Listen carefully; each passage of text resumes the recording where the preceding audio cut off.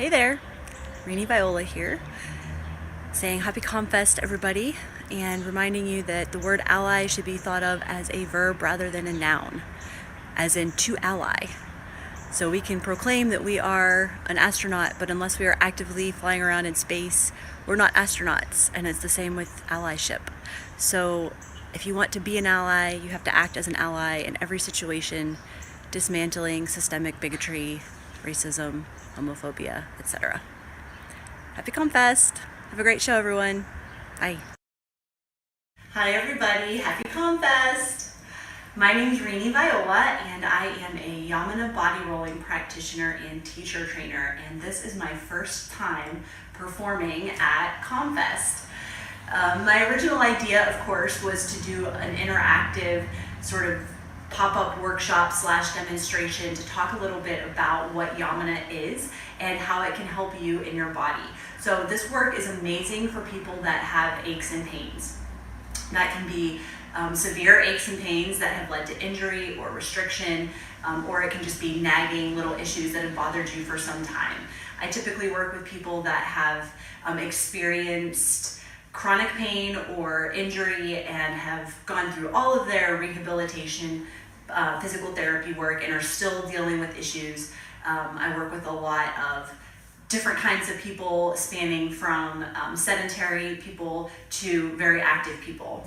So the Yamana work is really excellent for everybody. It's adaptable for everybody. And I just would really love for you to experience it.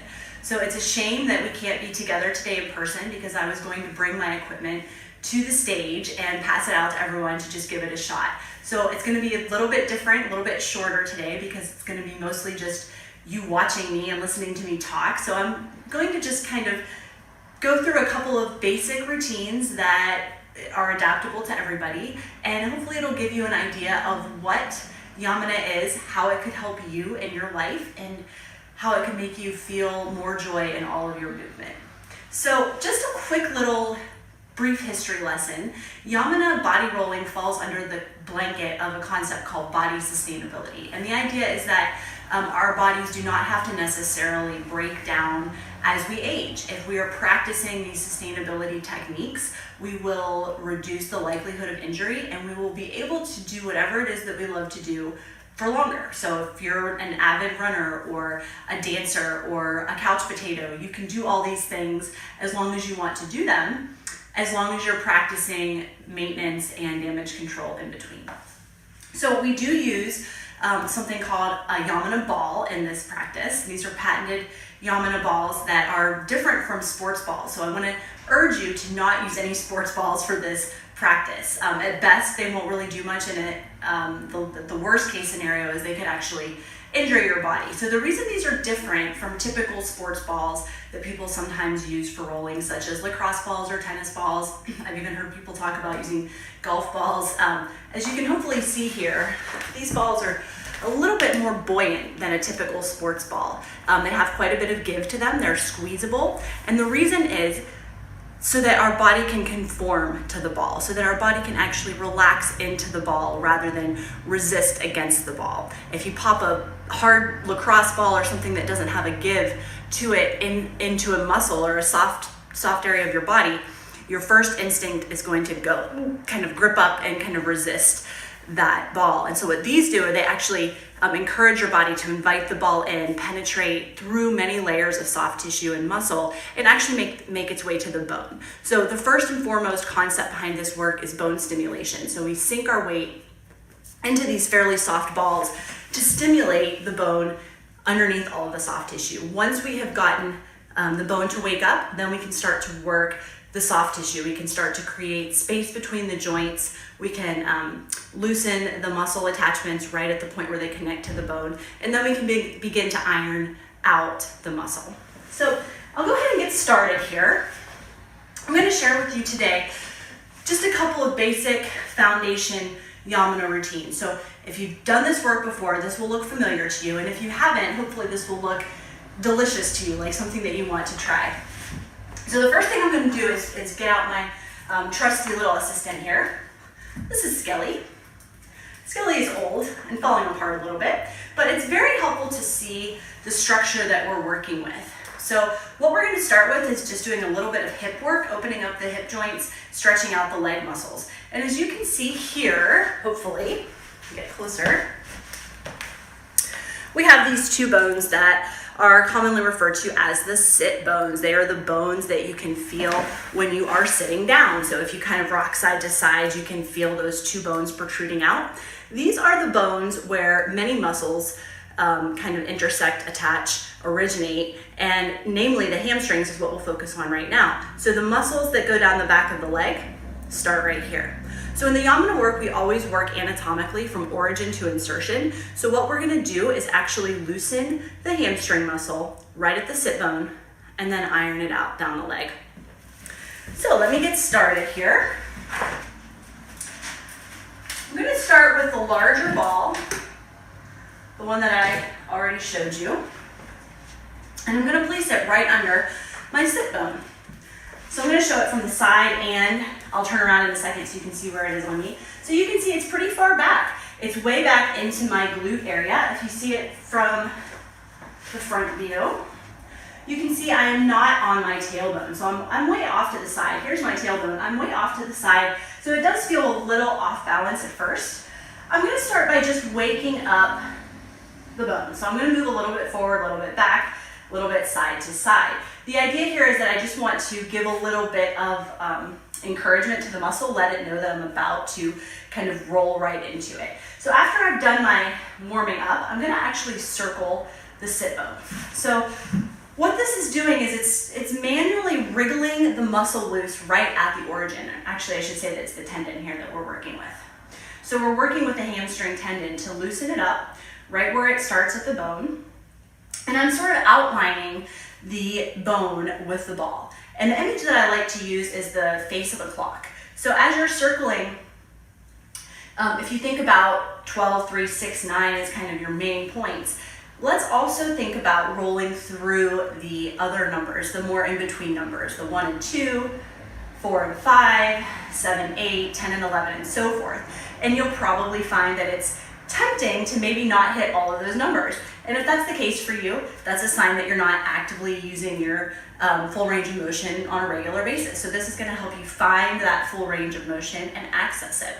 After you've done about 5 circles or so, you're gonna reverse and go the other way. And then we're ready to go into the hip joint. So the hip joint is a 360-degree operation here. We're gonna go into the back of the hip joint, the part behind the leg. So you can see here, right on that sit bone, I'm going to make sure that my leg is relaxed. I'm not gripping or tightening against the ball. I'm gonna take a breath in.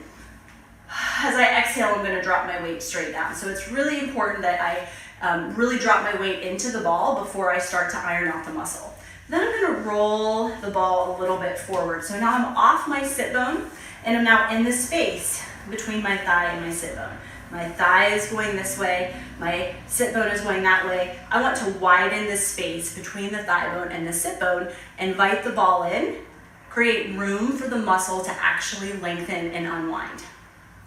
So here I am right in the home of the hamstring tendons. It's a little bit more intense here. I'm gonna use my hand on top to give myself a little assist. I'm gonna wrap my leg down around the ball. It gets more intense here. I can feel the connections all the way down to my knee, past my knee, even into my toes. So it just goes to show right off the bat how everything in our body is connected. What happens here affects what happens down here, and that's true throughout the whole body.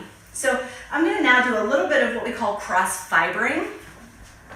And that's just an intersection of the muscle fibers. So in this case, the muscle fibers are running vertically from hip to knee, and I am going to intersect those fibers in order to sort of peel them apart a little bit. We tend to get adhesions where we have tension. So muscle tendon can get stuck to fascia, fascia can get stuck to bone, any combination thereof can get stuck together, and that restricts our range of motion and our ability to perform. So what we do here is intersect those muscle fibers and gently peel them apart, freeing the adhesions, making room for the hamstrings to actually do their job. Now, if we were going to do a whole class, if we were in person, I probably would take the time to iron it out all the way down the leg. And we would do some sort of zigzagging through the side of the leg, all the way to the front of the thigh. And we would do this all the way down the leg to the knee. Since we do not have time to do it all together today, I'm going to hop off the ball, stretch my legs out, and I'm not sure if you can see this. You probably can't see this on the camera, but the leg that I just worked is actually considerably longer. I'd say about like that. And the reason is not because my bone magically grew, of course. The reason is because I have now dropped my thigh bone out of my hip. So now there's not this sort of locked up feeling of my thigh bone being glued into my hip joint. Now I have space around the back of it. My thigh bone can just drop right out of the hip joint, and the muscle can lengthen to its full length. Now, in the real world, we would do both sides. We would never do just one side because you don't want to walk around all day with one leg longer than the other. For today, because I don't think it'll translate well to just do an entire class on video, for today, I will do just the one side, just to give you an idea of what we can do with this work. The next thing I would like to share with you is a roll up the spine. So there's work that we can do for every single part of the body, literally every part of the body. So that includes the feet, that includes the jaw, that includes the organs, that includes the rib cage, and everything else that you can possibly think of. So there are hundreds of routines. As a certified practitioner, I'm required to get recertified every 2 years to learn the new work that Yamuna has created, which makes me realize that I should probably give you a little history of who Yamuna is, and I'll do that at the end of this little session here. So the next one I want to show you, as I mentioned, is rolling up the spine. Let's get Skelly back out. So for this one, we're going to create space between the vertebrae. So we're going to start all the way down at the tailbone, roll the ball up the spine, all the way to the skull. As we go, the ball will sort of hook under each individual vertebra and lift it up from the last. Once again, creating space, allowing all the muscles that attach here, and there are many, allowing them all to spread out, to widen, to breathe, and once again, to function more optimally. So, for this one, I'm going to put Skelly up here so I have more space. Move these balls out of the way. There are other sizes of balls, as you can see here. The small ones are great for really small joints, like the shoulder joints or into the neck, things like that. And then there's a few slightly bigger ones too. But today I'm just sort of using my go-to favorites, which is this ball, and I might show a little bit with the black balls. So first I'm going to take the ball way down here. I'll turn around so you can see. I'm going to take the ball way down here at the base of the spine, the area that we call the sacrum. And I'm just going to allow myself to sink into the ball and relax. This feels pretty supportive here. So it's almost like I have a little chair back to lean into. And I'm just going to get used to this feeling of sinking my weight into the ball. So my hands can be various places. In a class setting, I would give you lots of different options to make it easier or more difficult depending on what it is you're craving. So for me right now today, I'm going to have my hands right here. I'm thinking of keeping my shoulders relaxed. I'm thinking of keeping my head in line with the rest of my spine. And I'm just going to take a few breaths. Every time I exhale, I want to feel a sense of really surrendering to the ball.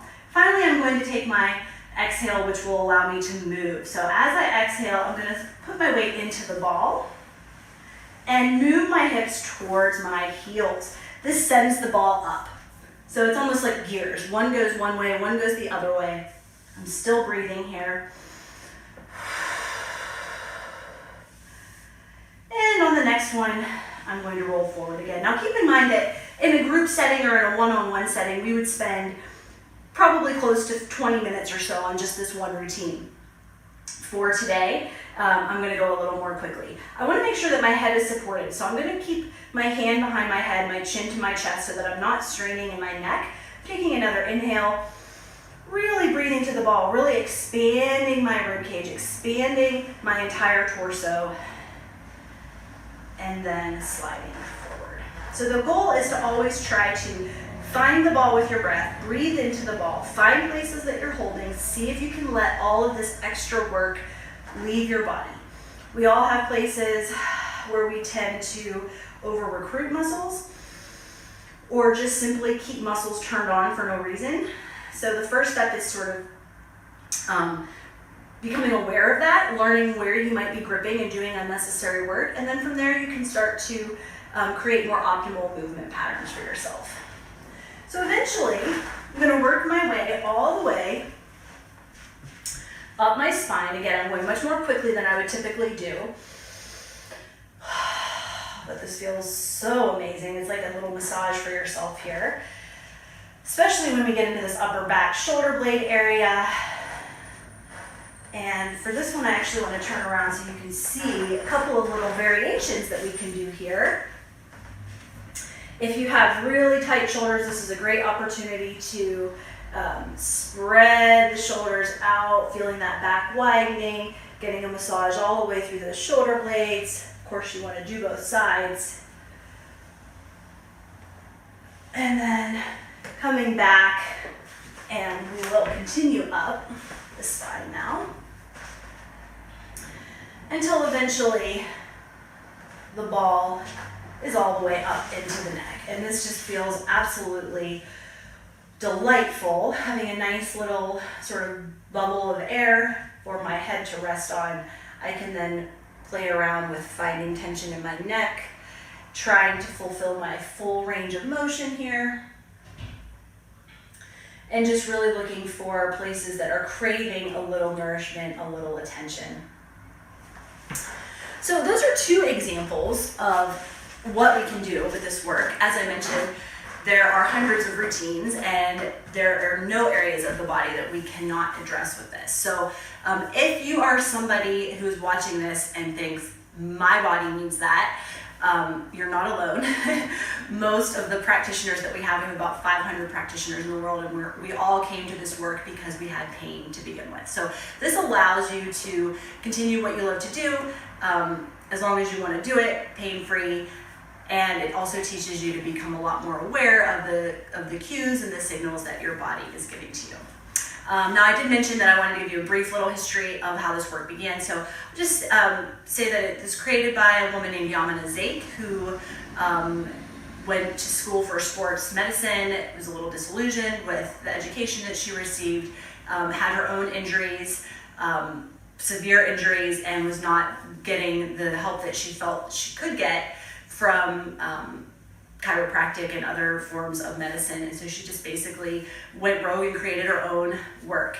It started out as a hands-on only work that the practitioner would use their hands on a person's body. And then about 10 years into her career with that, she decided she wanted to make it available for people to do it on their own. So she started, like we all have tried before, with sports balls, and foam rollers, quickly found that those were not and they were not allowing you to get into your anatomy in the way that she wanted. And she spent 10 more years patenting these balls. So it's an incredible self-help tool. It's very empowering. This work teaches you how to troubleshoot your own aches and pains. It teaches you how to be your own bodywork practitioner. It will change your life. It changed mine. So if you are interested in experiencing this for this summer, I am doing outdoor classes at various locations. So I will give my contact info at the end here, but I do want you to be encouraged to try out one of my outdoor classes. I also am continuing to work on Zoom and have no plans to stop working online right now. So I do group classes, I do private one-on-one sessions, and I do focus workshops that focus on a specific area of the body. So my first focus workshop after this airs will be, I believe, July 11th. And I think that one is going to be, I can't remember offhand, I think it's an abdominal workshop, but check my schedule. My website is reniviola.com. That's RENIEVIOLA.com. On Facebook, I'm Body Rolling with Rini Viola, and all other social medias, my handles are Rini Viola. I would love to share this work with you. I can't stop talking about it with people who will listen because it has truly changed my life.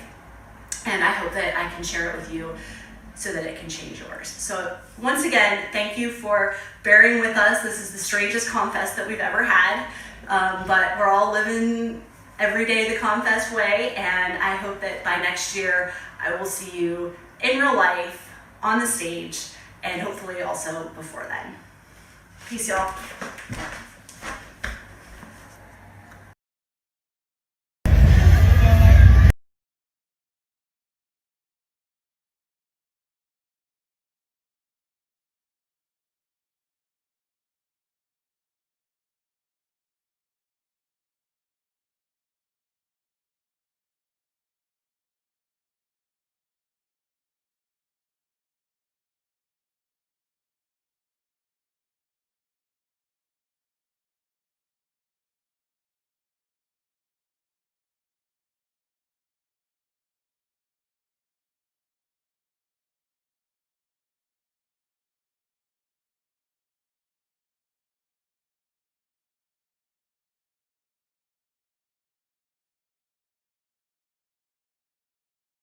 And happy virtual ComFest.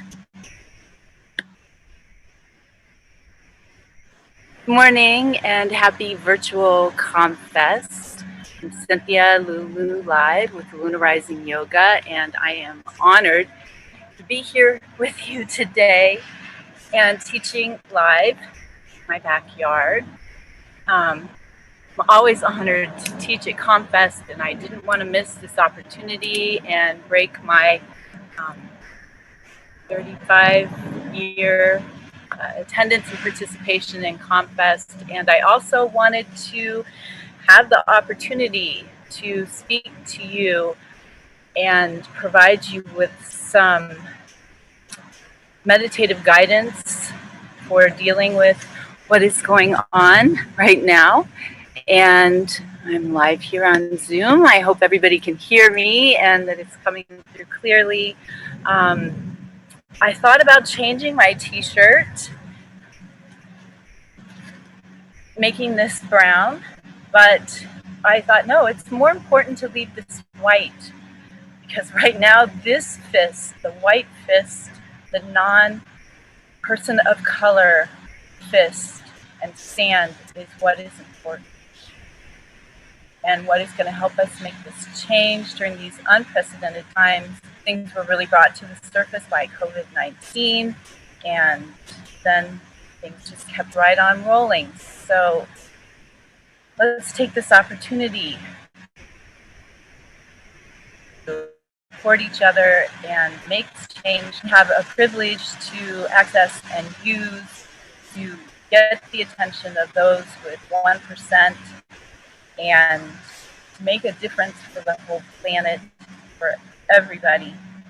So let's do it. Let's stand behind each other and support each other. For listening, I'm going to get down to yoga now. I'm going to incorporate a little bit of yoga nidra at the end, so we'll have a little bit of a longer relaxation. And yoga nidra is a good practice to help you really gear down, relax. It will help you sleep. It will lower your cortisol levels. It brings calmness into your life. And there's plenty of it out there on the internet. So have a taste here and find some for yourself. And so get to my mat. Thank you. All right. So taking a comfortable seated position on the mat. Sukhanasana, easy seated pose, whatever works for you. Sitting up tall, long spine. You can connect the index fingers and the thumbs, resting the hands on the knees, creating a hand mudra to allow you to focus and bring your attention and energy in. Let's inhale, long spine, lengthening up the crown to the sky, filling the lungs to capacity, tuning into your heart. And then exhaling, send that energy and attention down, carving out the belly, emptying the lungs. I hope you can hear me over that blue jay. Grounding down through your sits bones, finding your root lock, tightening deeply into the pelvic floor, finding that perineal muscle, the one that stop, and ground down through your sits bones. Take another deep breath with me, long spine. Let your shoulders rise. Let them open the chest as they roll back. Take your forward up into the ribs and then down into the pelvic floor, pushing it all out. Long spine and back. Empty your lungs. And another breath. Inhale, lengthening, expanding, and exhaling, releasing tension and stress. Long spine again. Engage that belly lock, the root lock. Use your core to strengthen the lower back, pelvic floor. Feel your sits bones ground. Let it all drain out into the earth. And one more breath here. Inhale, lengthening and expanding. Pause at the top. Tune into the breath. Let it be your body's guide. Exhale. Empty the lungs.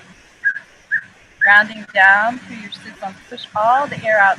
Hold at the bottom. Find that root lock. Notice the attention given to holding the breath. And take another breath on your own, tuning into the state of your being, where you are mentally, emotionally, physically, energetically, psychologically, physiologically, spiritually. Your entire being brought together when you unite the aspects through your yogic practice. Remember to listen to what is appropriate to your body for each posture in each breath. Always use this as a tool to take off the mat, to tune into yourself, to listen and be aware of how you are reacting to whatever you're going through, and use your breath to ground and be present. Inhaling, bring the chin up to the sky, stretch through the chin. We're stimulating the lymphatic system, stretching the lymph nodes down into the pectoral world. Empty your lungs, carve out the belly ground.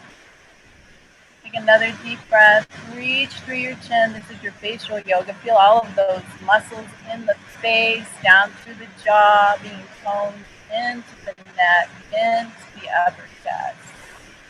Exhale, emptying the lungs. We're going to tuck the chin in, down towards the breastbone. Stimulating the thyroid, the lymph nodes in the neck, and stretching and lengthening the back of the neck. Empty your lungs. Another deep breath. Breathe into the back of the neck, the back of the head. Feel the shoulders rise, the ribs expand. And exhale, empty your lungs.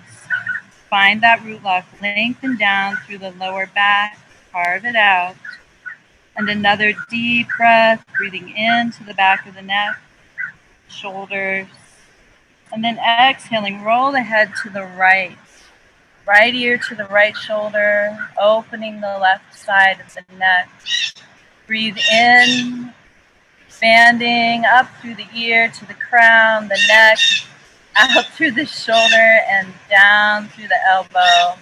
Empty your lungs, feel that tension drain out.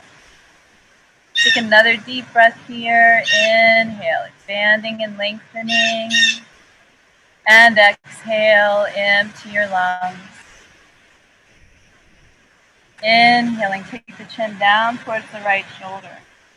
Exhaling, sweep it across the collarbone and tuck it into the breastbone. Empty your lungs. Take another deep inhale, chin tucked in. Exhaling, roll the head to the left, opening the right side. Inhale, lengthen and expand up through the ear, out through the crown. Exhaling, relax that right shoulder. Feel the elbow reaching down towards the earth. Carve it out, empty your lungs. And breathe in, expand. And exhale, release. Let that tension and stress drain off. Let your breath guide your body. Inhale. Exhaling, take the chin down to the left shoulder. Tucking it in, stretch that shoulder on the right away. Breathe in. And exhaling, reach down, sweep it across the collarbone and tuck it into the breastbone, emptying your lungs. Inhaling, bring the gaze up, bring the right arm up, left arm out, stretching, bring the bicep up by the ear, reach out through those left fingertips. As you exhale, bring the left hand down, stretch the right side, press that hip away. Maybe you take your shoulder back and gaze up. Find what feels appropriate for you. Respect the lower back. Inhaling, reach. Exhale. Maybe you curve that arm. Press the hip away to deepen the stretch. Carve out your belly. Empty your lungs. And again, inhaling, reach. And exhale. Push it all out. One more breath here. Inhale. And exhale. Ground empty. And inhale, fingertips come up. Exhale, weave the hands, press your palms, gaze up, and carve it out. Find your root ball. Another deep breath, reaching up. Exhale, press through the hands, empty your lungs, ground down through your sits bones. And reversing the hands, we're going to point the index fingers, bring your biceps behind your ears. Exhale, take those fingers back, open those armpits. Again, we're working to stimulate the lymphatic system, strengthen our immunity. Inhale, breathe in deep, feel the chest opening and expanding with the breath. Exhale, carve it out into your lungs. One more breath here, really reach, squeeze those shoulders together behind your head. Exhale, fingers reaching back. Ground. Inhaling, fingers release. Circle the hands as you bring them out and down. And hands come to prayer. Taking 3 deep breaths. Press the thumbs into heart center. Inhaling, long spine. Exhaling, ground. Push it all out. And again, breathe in. Feel that circuit of energy from the thumbs at heart center, the arms into the back, in the crown, and out and down, grounding into the earth. And one more breath here. Inhaling, expand. Fill the lungs to capacity. Take in a little more. And exhale. Ground, settle into the earth. Carve out that belly. Really sink into your root log. Push it all out. Inhaling, left arm comes up, right arm goes out. Left bicep by your ear. Really reach out through those fingers. And breathe. Inhale. Right hand comes down. Exhale. Take it to the right. Find your stretch. Reaching out through the fingertips. Exhaling. Empty the lungs. Let that left hip sink. Push it all out. Another deep breath. Maybe you want to curve that arm, look up to the sky, deepen that stretch. Be respectful of your lower back. And again, inhaling, reach. And exhale. One more breath. Inhaling, lengthen. And exhale. Push it all out. Let that hip sink. And inhaling, right fingertips come up. Circle the hands, bring the hands behind your back. You're going to weave your hands and drop your knuckles down to the mat. Deep breath, gaze up, inhale, exhale, take those knuckles back. Opening the chest and empty the lungs. Another deep breath, inhale and exhale. Feel those ribs open, feel the front of the body open and ground. And one more breath, opening, crown chakra, throat chakra, heart, solar plex, sacral. Into your lungs, find that root lock, root chakra, push it all out. Inhaling, we're going to sit up tall, and we're going to switch our grip. So bring that thumb that's on the outside underneath and reweave your fingers. Inhale, sitting up tall. Exhale, drop your chin. Bring the knuckles up and back. You can point the index fingers if you wish. Squeeze your shoulder blades together, tucking the chin into the breastbone again. Another deep breath. Inhale and exhale. Empty the lungs. Reach out through your fingertips. Take another deep breath here while I make an adjustment. Deep breaths. Inhale and exhale. Sorry about that. Too many devices involved. Inhale and exhale. Reach, ground, empty your lungs. Squeeze. Tuck the chin. Inhaling, sitting up tall. Bring your fingertips up. Long spine. Take a deep breath. Reach. We're going to twist to the left. Stimulating and stretching that right side. On the ascending colon. And exhale. Carve it out. Push all that air out, sinking into your block. Another breath. Inhale. And exhale. One more here. Inhale. And exhale. Inhaling, release. Bring your fingertips up. Long spine when we twist. Exhaling to the right. Right hand behind ankle. Take another deep breath. Sit up tall. Exhale. Carve it out into the lungs. On the ascending colon now. Inhale, lengthen. And exhale.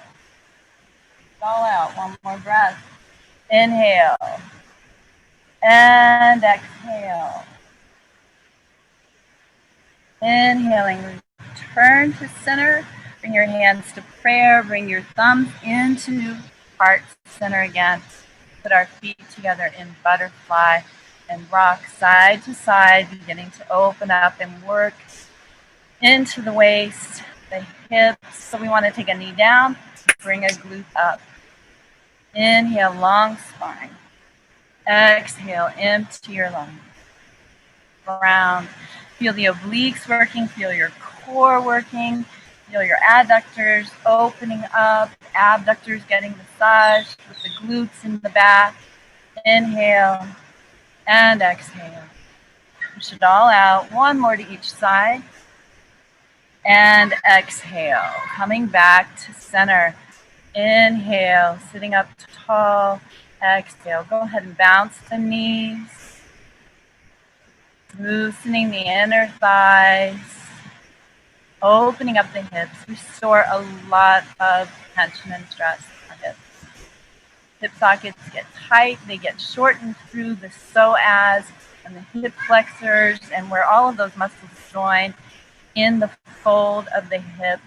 We sit a lot, or we don't walk upright, or we don't lay back and open the front of the body. Breathe into the hips. Feel that movement getting into the socket, deep into the pelvis. Exhale. And another breath. Inhale. And exhale. We're going to do another deep twist. We want to massage those organs, release some toxins, open the hips. So we're going to either extend this left leg out front and cross the right leg over, or keep this left foot crossed in and bring your right leg over. Find what suits you. Sit into this hip. You can tuck your foot under. Nice deep breath, sitting up tall. Lengthen, fingertips come up, reach. We're going to twist towards that top leg. Exhale. Take the shoulder back. Inhaling drishti to the right. As you exhale, take your drishti to the left. I'm going to add a little bit to the drishti here. Inhale, we're going to breathe, eyes wide. Breathe with your eyes. Open them wide. Faces relaxed. As you exhale and empty the lungs, here through the lashes. And empty the eyes. Another deep breath. Inhale, eyes wide. Relax that forehead. And exhale, peering through the lashes. Another breath. You're stimulating not only occipital lobe of the brain, but all the little muscles around the eye. Exhale, empty your lungs. Push it all out, ground. Inhaling, fingertips reach. We're going to twist to the right. Taking that left shoulder back. Take another deep breath. Inhale. Exhale, take your drishti, point of focus with your eyes to the right. Stretching into the neck. Use your core to stabilize. Another deep breath. Inhale. And exhale. Empty the lungs. Carve it out. And again, inhale. And exhale. Getting into another hip opener. Leg is still out in front. We're folded in. We're going to rock the baby with this right leg. We're going to pick up this foot, place it on the inside of the left elbow. Bring right elbow outside. Weave your fingers. See if you can have this foot flex and your shin horizontal. Nice deep breaths. Options here. Rock side to side. Taking the knee back. Gentle twisting. Or side to side. Simply sitting still and drawing the leg in. Listen to what's appropriate for your body. Listen to what feels good for this glute, this hip. Keep your spine long. Be respectful with your lower back. Take another deep breath, breathing into any resistance or tightness. And as you exhale, empty the lungs, ground down through that root lock, engaging into the root lock is going to release your lower back, strengthen the lower back, and release the hips.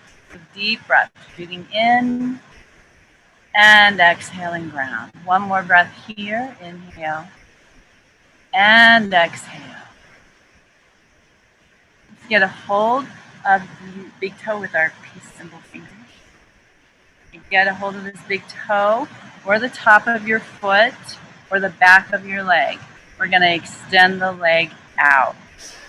Taking a deep breath. Sitting up tall. Maybe your leg is here. Work for what is appropriate for this side of your body. Inhaling. Press through that knee. Flex your foot. Arm out here to help you keep your balance or on the knee. Maybe your foot's out in front. Listen to what's appropriate. Sit up tall. Inhale. And exhale. Empty the lungs. And breathe in again. And exhale. We've been here several breaths. You want to intensify the stretch. Go ahead. Nice deep breaths. Inhale. And exhale. Just listen to the adductors on the back. In the front, abductors on the back, and find your root lock. Another breath. Inhale, exhale. One more. Breathe in. Exhale, release. We're going to bring this right foot in and either extend it out or having it folded in. We're going to move on to the other side. So settle into wherever you need to be. Left leg is crossed over. Again, that right foot can be out front. You can sit up on that bottom foot. Anchor into the left foot. Inhaling, reach, long spine. Exhaling, twist to the left, gazing over that shoulder. Empty your lungs. Take another deep breath to settle in. And as you exhale, bring your drishti to the right. Inhale, eyes can be wide, forehead is relaxed, face is relaxed. Exhale, peer through the lashes, face is relaxed. Another deep breath. Inhale, breathing in with the eyes. Exhale, empty your lungs, here through the lashes. And again, inhale, expand. And exhale, bring it out. Flushing toxins, massaging all of those organs. One more breath here. Inhale. And exhale. Empty your lungs. Inhaling, sit up tall, reach. We're going to continue twisting towards the right this time. Take that right hand back. Left arm on the inside of the knee. Inhale, sitting up tall. Exhaling, settle in, empty your lungs. Inhale, lengthen. Exhale, take your drishti to the left. And 3 breaths here using the eyes. Inhale, eyes wide. Exhale, empty your lungs. And the eyes. Breathe in, expand. Exhale. And again, inhale, eyes wide. And exhale. One more breath. Inhale, eyes wide. Exhale, here through the lashes. Push it all out. Ground through your root block. And releasing. Inhale, fingertips come up.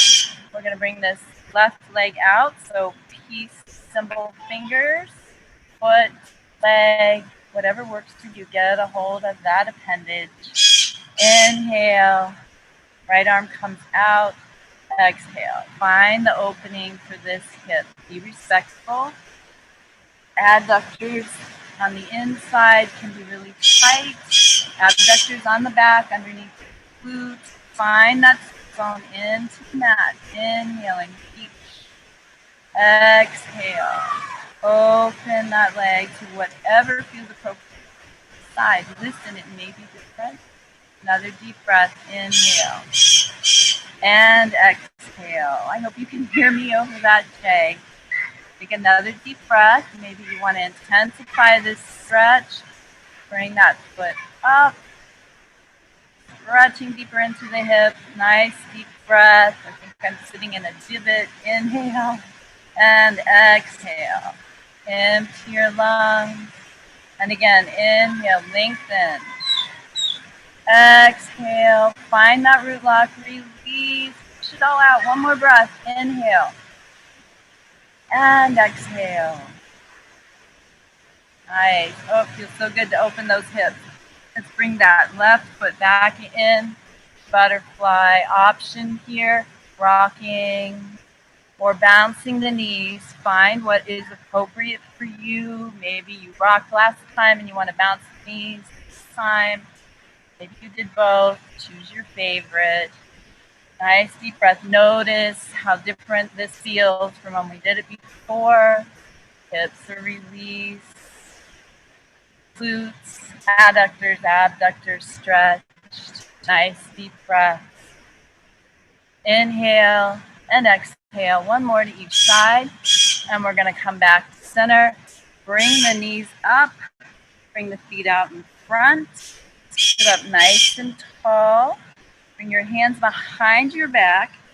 Options here. We're going to bend the knees a little bit or keep the legs out front.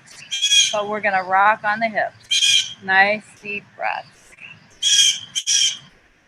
So we're taking this all the way down to the outside towards the knee. Maybe your knees are up here. Feet are in a little closer. Whatever works for you.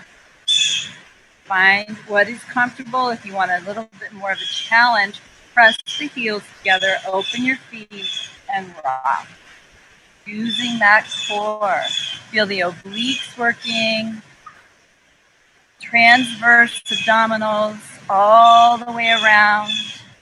Midline core down into that pelvic floor. Use your root lock. Engage your belly lock.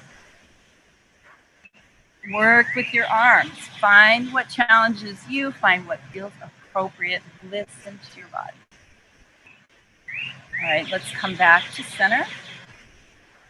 Inhale and exhale. Bounce your knees. Take a breath, bring the arms up. Maybe you want to circle the hands, bring the hands out and down. End of prayer, bouncing the knees, releasing those muscles, your hips. Inhale and exhale into your lungs. Push it all out. Inhaling, we're going to bring our feet in and come to all fours.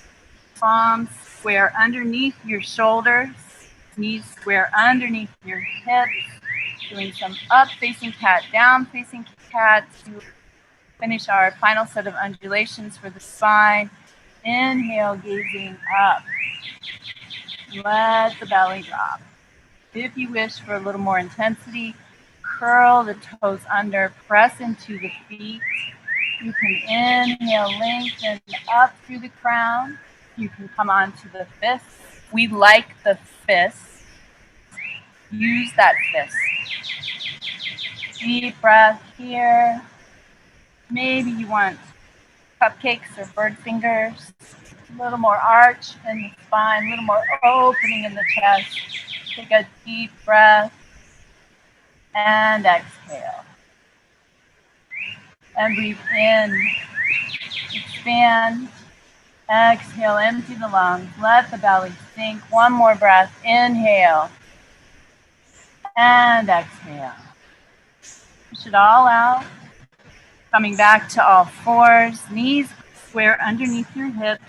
A little bit of down facing cat. Take a nice deep breath. Exhaling, tuck your chin, looking back through your legs. Tailbone goes down. Push your spine up with your core. Again, you can use your fists. Come up on those fingers. Whatever feels appropriate for you. Deep breath. Exhale. Tuck your chin. Pull that tailbone down. Carve out your belly. Keep your chin tucked back. I'm just speaking towards you. Inhale. Exhale. Tailbone down, spine to the sky. 2 more breaths. Inhale. Exhale. You can't see it, but my belly's carved out. I'm tucking the chin. Reaching with my tailbone. 1 more breath. Breathe in. Exhale. Push it all out. And releasing, come to a neutral spine. And we're going to take our hips from side to side. Breathing in and exhale. Maybe you look to the side and look to the other side. Releasing the neck. Inhale and exhale. And 1 more to each side. And come back to center. We're going to set up for down dog. So I want you to have your hands square underneath your shoulders, your knees squarely underneath your hips. Pick your feet up and come into down dog. Pressing the hips up, looking through your feet. Take a nice deep breath. Inhale, hands are spread wide. As you exhale, press your chest through. Grip the mat with your toes. Stay where you are. I'm going to check the time. Deep breaths. Inhale. And exhale. And breathe. Inhale. And exhale. Press through that chest. Open your armpits. Come up on your toes. Bend your knees. And we're going to walk our feet forward to the top of the mat. Inhale, flat back. Exhale, fold into your lungs. Doing an inversion here. Hang.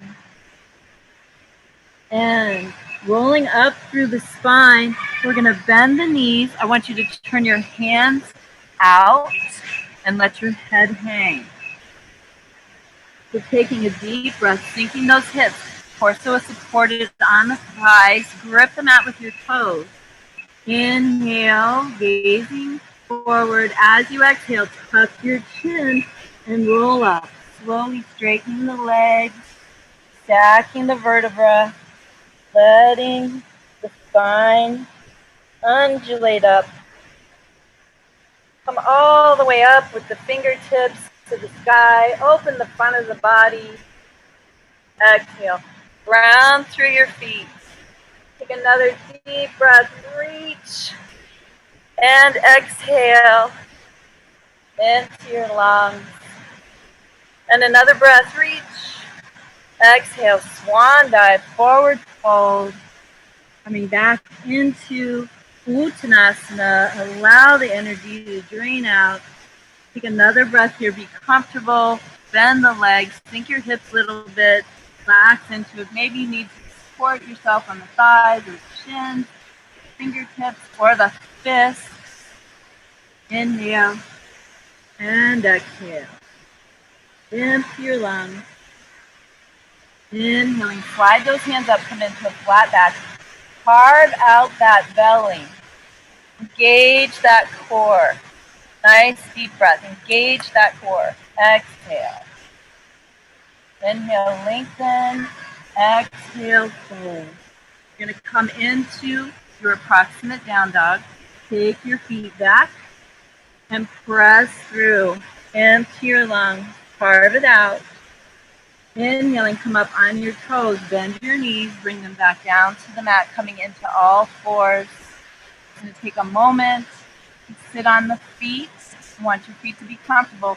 You can take your feet out wide, or you can take the hips back and just sit on the feet. Nice deep breath. Bring your hands out. Go ahead and circle the hands if you wish. Inhale and exhale. Maybe you circle the other direction, coming down, reaching out, bringing them forward into prayer. Inhale and exhale. Empty the lungs. And another deep breath. Inhale and exhale.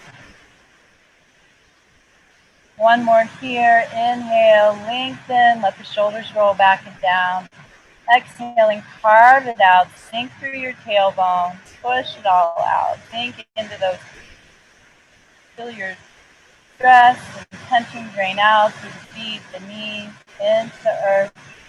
All of that energy that you don't need is being recycled and processed. It's better used by the earth. Inhaling, bring your hands back to the mat. We're going to pick our feet up and kick our feet. Kick those feet. Loosen up those ankles. Now, circling the feet. Out those kinks. And go the other direction with the circles. Beautiful. Now, instead of kicking up and down, you're going to kick side to side. Like a dog wagging its tail. Side to side. Get those ankles really loose. Let those feet flop around. We don't take good enough care of our feet. This is a really good thing to do daily. Nice deep breaths. At least circle your feet when you sit down somewhere, before you go to bed, when you get up in the morning. And crossing the ankles. We're going to walk our hands back or take the feet to the side, but we're passing the hips over, bringing them to the center of the mat and reclining down to the mat. Inhale, carve out your belly.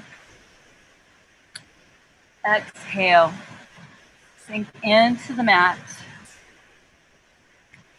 Support your head. I want you to bring your arms out long, palms open to the sky, thumbs turned out. Take a nice deep breath. Stretch those arms up above your head. Reach. And as you exhale, bring the knees in, curl up into your Apanasana. Take a deep breath here. Exhale. Squeeze it all out. Push it all out. Take another breath. Inhale. Exhale. Empty your lungs. And breathe in again. Inhale. Exhale. Tight, tight, tight. And then release. Extend the legs out. Let the feet fall open. Stretch through your arms. Palms open to the sky. Close your eyes. Take a deep breath. Inhaling through the nose. And then exhaling. Letting the lips slightly part. Let that breath flow out smoothly, long, and easy. Slowing the breath down. Breathe in. Feel that oxygen come in through the nose, up into the sinuses. Tune in to that spot right between the eyes and the forehead, your third eye. And then as you exhale, send the energy down. Feel it go down the spine into the base of your hips, your roots. Another deep breath, bring that energy up into the center of the forehead, through the nose, through the belly, expand, exhale. Bring that energy down, grounding out, feel the root rock into your lungs, moving into your Muladhara chakra, root. And another deep breath, breathing in through the nose and exhale through pursed lips. Just part those lips and let the breath out. Slowly feel the body slowing down. Feel your breath slowing down. Feel the tension and the stress draining out into the mat. And continue with the breath slowing down. Either through the parted lips or mouth closed. Let the breath settle. Let the body relax. Feel yourself sinking into the supportive cradle of Mother Earth. Take another breath. Feel the length of your legs, the length of your arms, the length of your torso, your head, your shoulders, settling in that release. I'm going to take a bit of focus with our attention. Just listen to my guidance and tune in to the different body parts. No more thinking, no more doing, simply being and feeling, guided by your breath.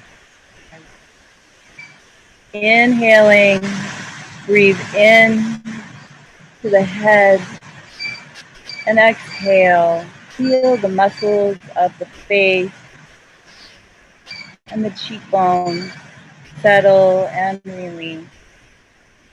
Breathe in and tune in to your tongue, your teeth, your jaw, and exhale.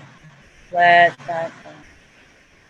Take another deep breath, feeling the back of your head, the scalp, the ears, and exhale. Let it go. Feel the head sink into the mat. Breathe into the right shoulder, into the elbow, to the wrist, to the right thumb, the index finger, the middle finger, the ring finger, and the pinky finger. And find the palm and the back of the hand, the forearm, the upper arm. Come to the breastbone. Breathe into your left shoulder. Find your elbow, your wrist, your thumb on the left, your index finger, your middle finger, your ring finger, the pinky. Find the palm, the back of the hand, the forearm, the upper arm. And come into the breastbone again. Take a deep breath, breathing in to the throat and the neck expand. Be aware of your right rib, your left rib, your midline, and your pelvis. Breathe into the right hip, down to the right knee. Find your right ankle, your right big toe, your second toe, your third toe, fourth toe, and fifth. Breathe into the top of the foot, the bottom of the foot, the heel, calf, the thigh.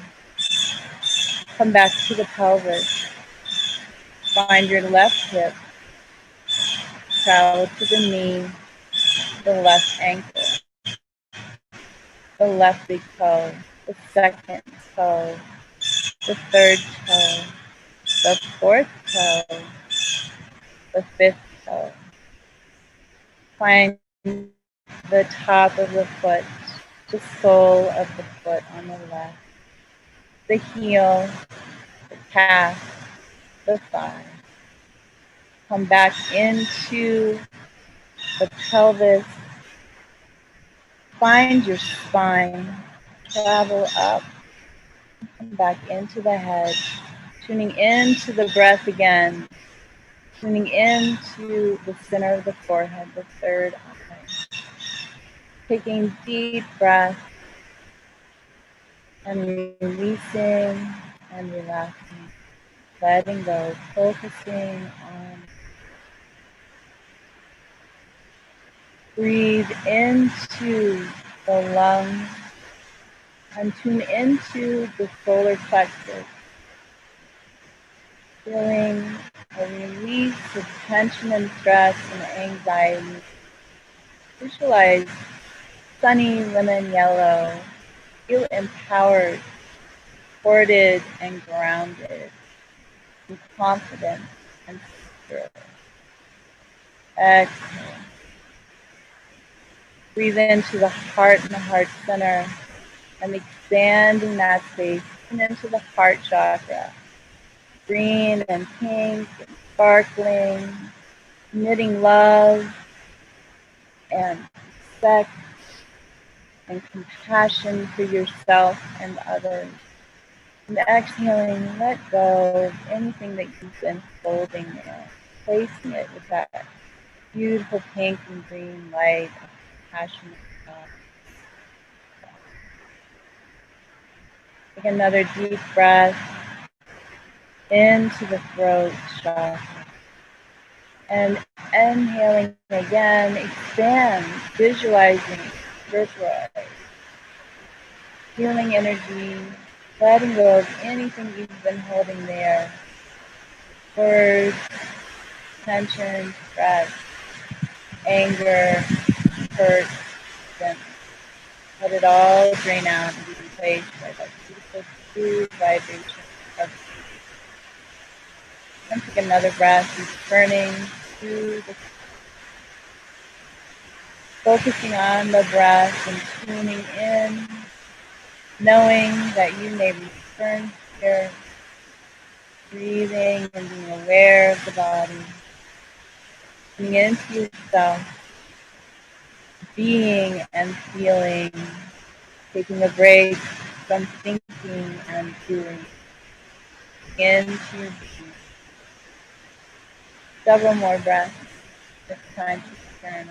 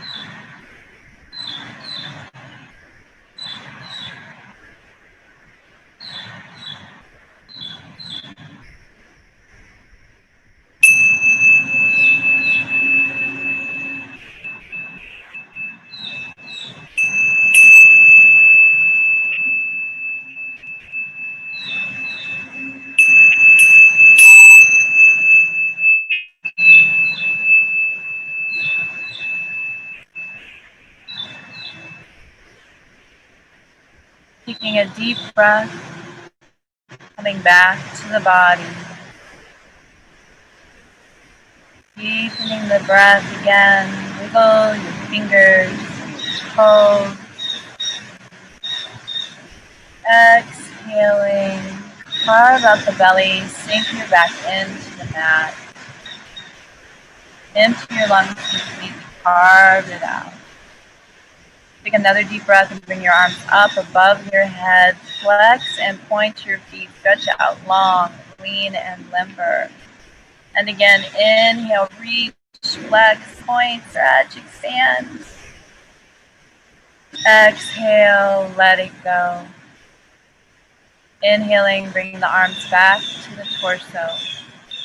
And as you exhale, bring your knees up, soles of the feet return to the mat. Take a breath and ground through the feet, the lower back. Empty your lungs. Next breath, bring the hands to prayer and roll over to your right side. Taking a couple breaths there, allow the body opportunity to regulate the heart rate, the blood pressure, and prepare the body for greater movement.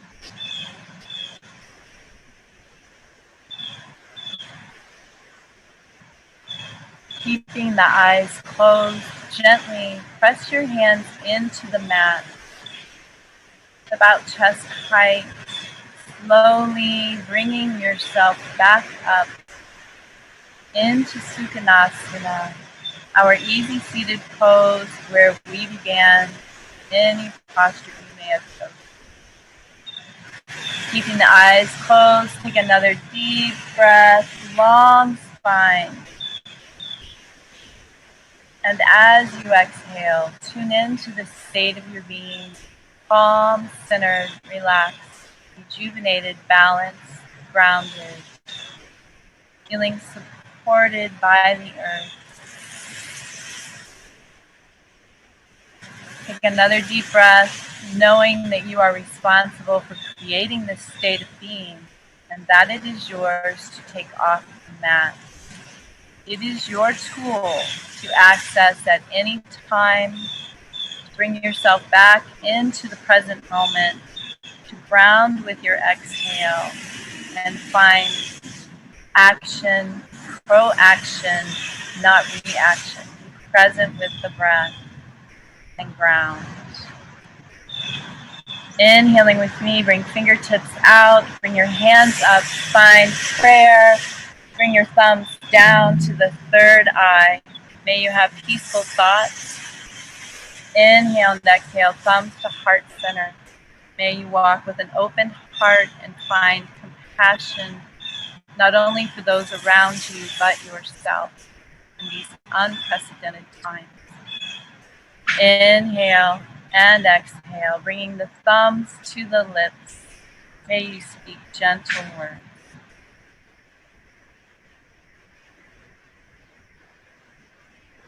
Thank you for practicing with me. The honor is mine. I'm blessed to share this experience with you on virtual ComFest. I recognize, honor, and respect the being in all of you. Namaste.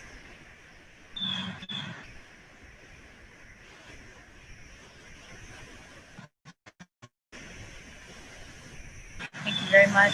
Have the rest of your virtual ComFest, and I look forward to seeing you next year in person. Thank you. Namaste.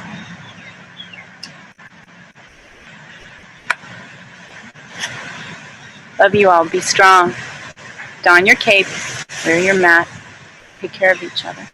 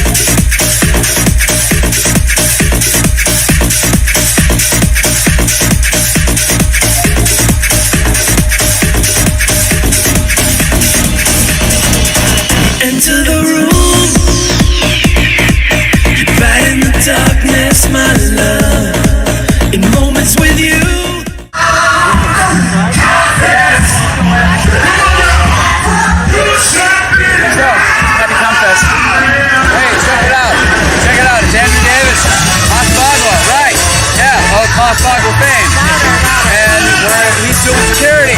Same thing we did last night. Yeah, how's the going? Well, it's a challenging event. You know, there's a lot of people, there's a lot of action, there's a lot of interpersonal dynamics in a crowd like this. And you guys gotta take it serious, or else you get your plate, you know? Mark Fisher's already been on my ass.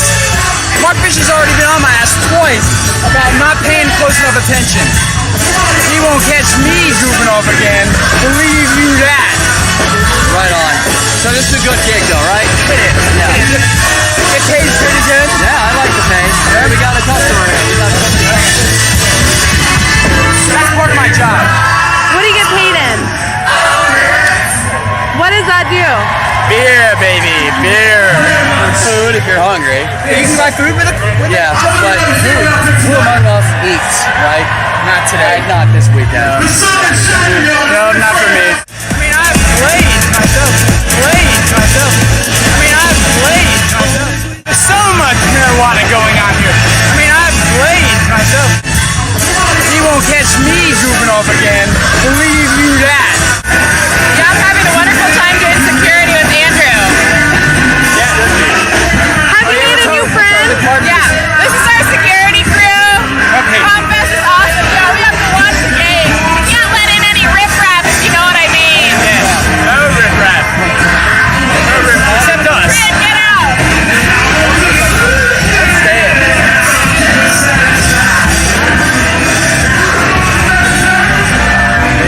So much marijuana going on here. I mean, I've played myself.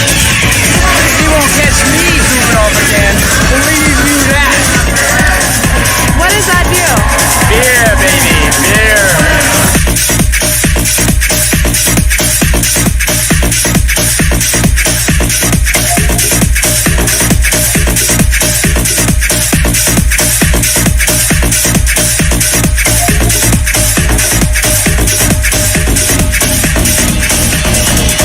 Enter the room, right in the darkness, my love. In moments with you, there is no ending or beginning in you. Move to the floor.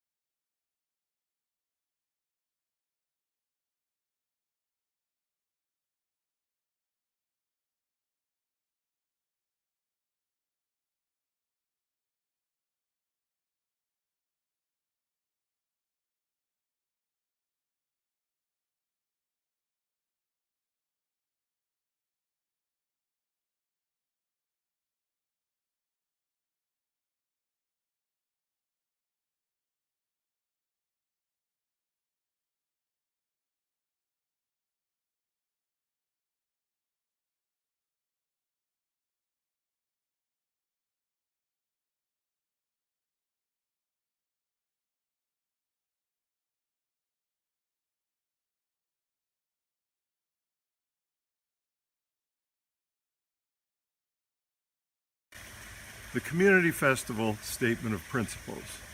The Community Festival is guided by its principles. The principles are statements of what the members believe is basically important. They are. We think that people ought to work for the collective good of all people rather than for personal gain. We support cooperation and collective activity rather than competition and individual profit. The basic necessities of life are a right and not a privilege.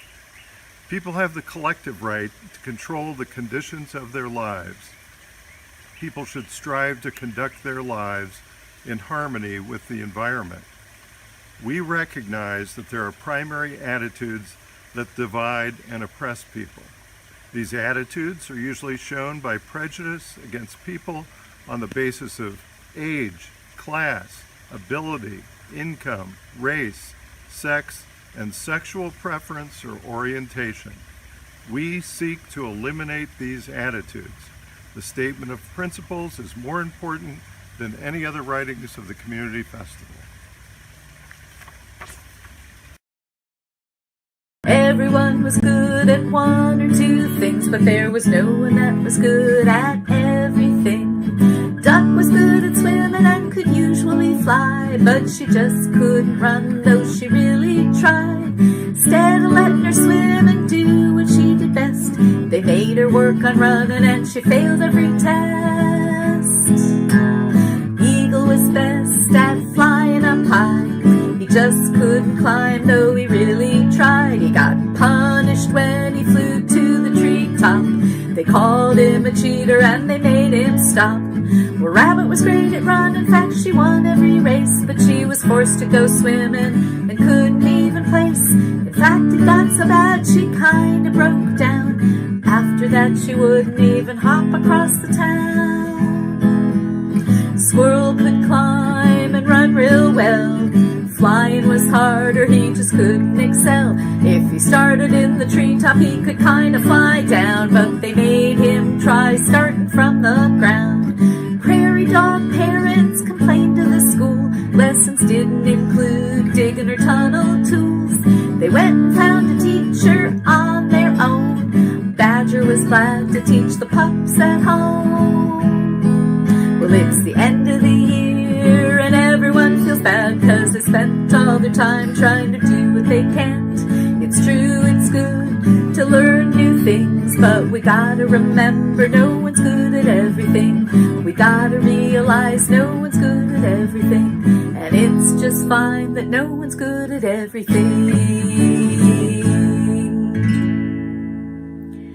So, not only do we not need to learn things in the same way, it is darn good that we are all good at different things, because if you needed to depend on me to build a car or a plane or a road or a building, we'd be in trouble. So I'm so glad there are the people that can do those things.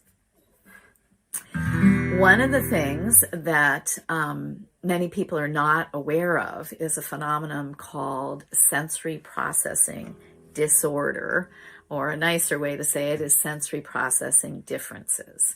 And it has to do with how we all handle the information that we get from the world, and we all process it through our senses, but everybody processes senses a little differently. And this is one of those invisible barriers to both learning and living for many people, because people who get overwhelmed easily find it hard to go out in the world and get things done in the way that those type A go-getters can always do. But it doesn't make them wrong. So this is a song called You Have No Idea. You have no idea what it's like to be me. And seeing as none of us really have any idea what it's like to be anyone else, we only live in our skin. We don't live in anybody else's skin. So try a little tolerance.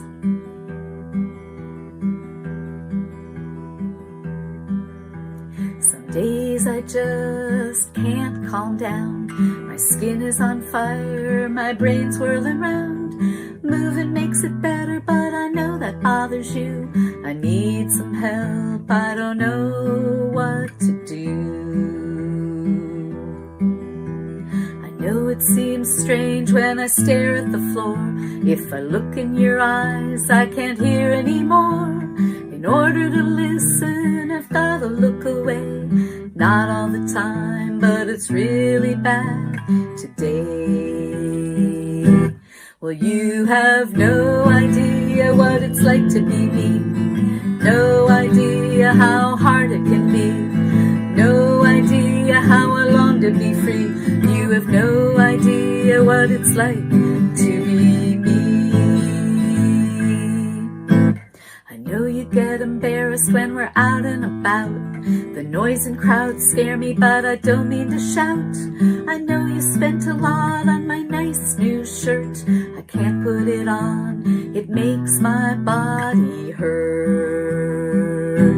Well, you have no idea what it's like to be me. No idea how hard it can be. No idea how I long to be free. You have no idea what it's like to be me. I know you worked real hard to make this good food. The The smell hurts my head. I don't mean to be rude. I don't mean to misbehave. I don't mean to get mad. I'm so sorry. I don't want you to be sad.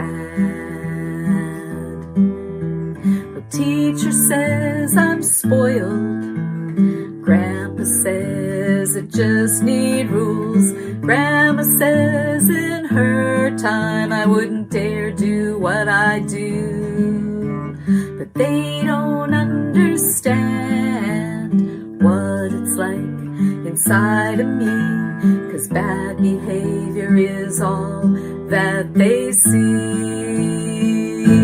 And they have no idea what it's like to be me. No idea how hard it can be. No idea how I long to be free. They have no idea what it's like to be me. And you have no idea what it's like to be me. No idea how hard it can be. No idea how I long to be free. You have no idea what it's like to be me. So if we were all to remember that none of us really know what it's like to be another person, perhaps we would be a little less annoyed and a little more patient. Maybe. I'm going to do one more song, then I'm going to tell you my very favorite Jewish folktale, and then we're going to end with a song about that same Jewish folktale. So this is a song called Round Pegs. You'll get what it's about.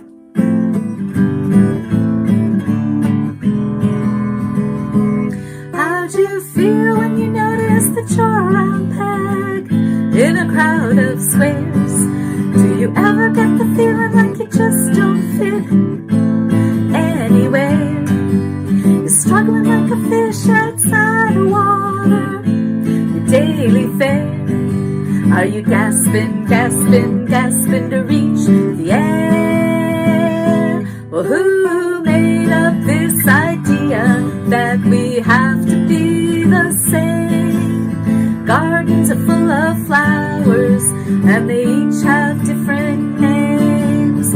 Forests are full of trees, and their difference makes them strong.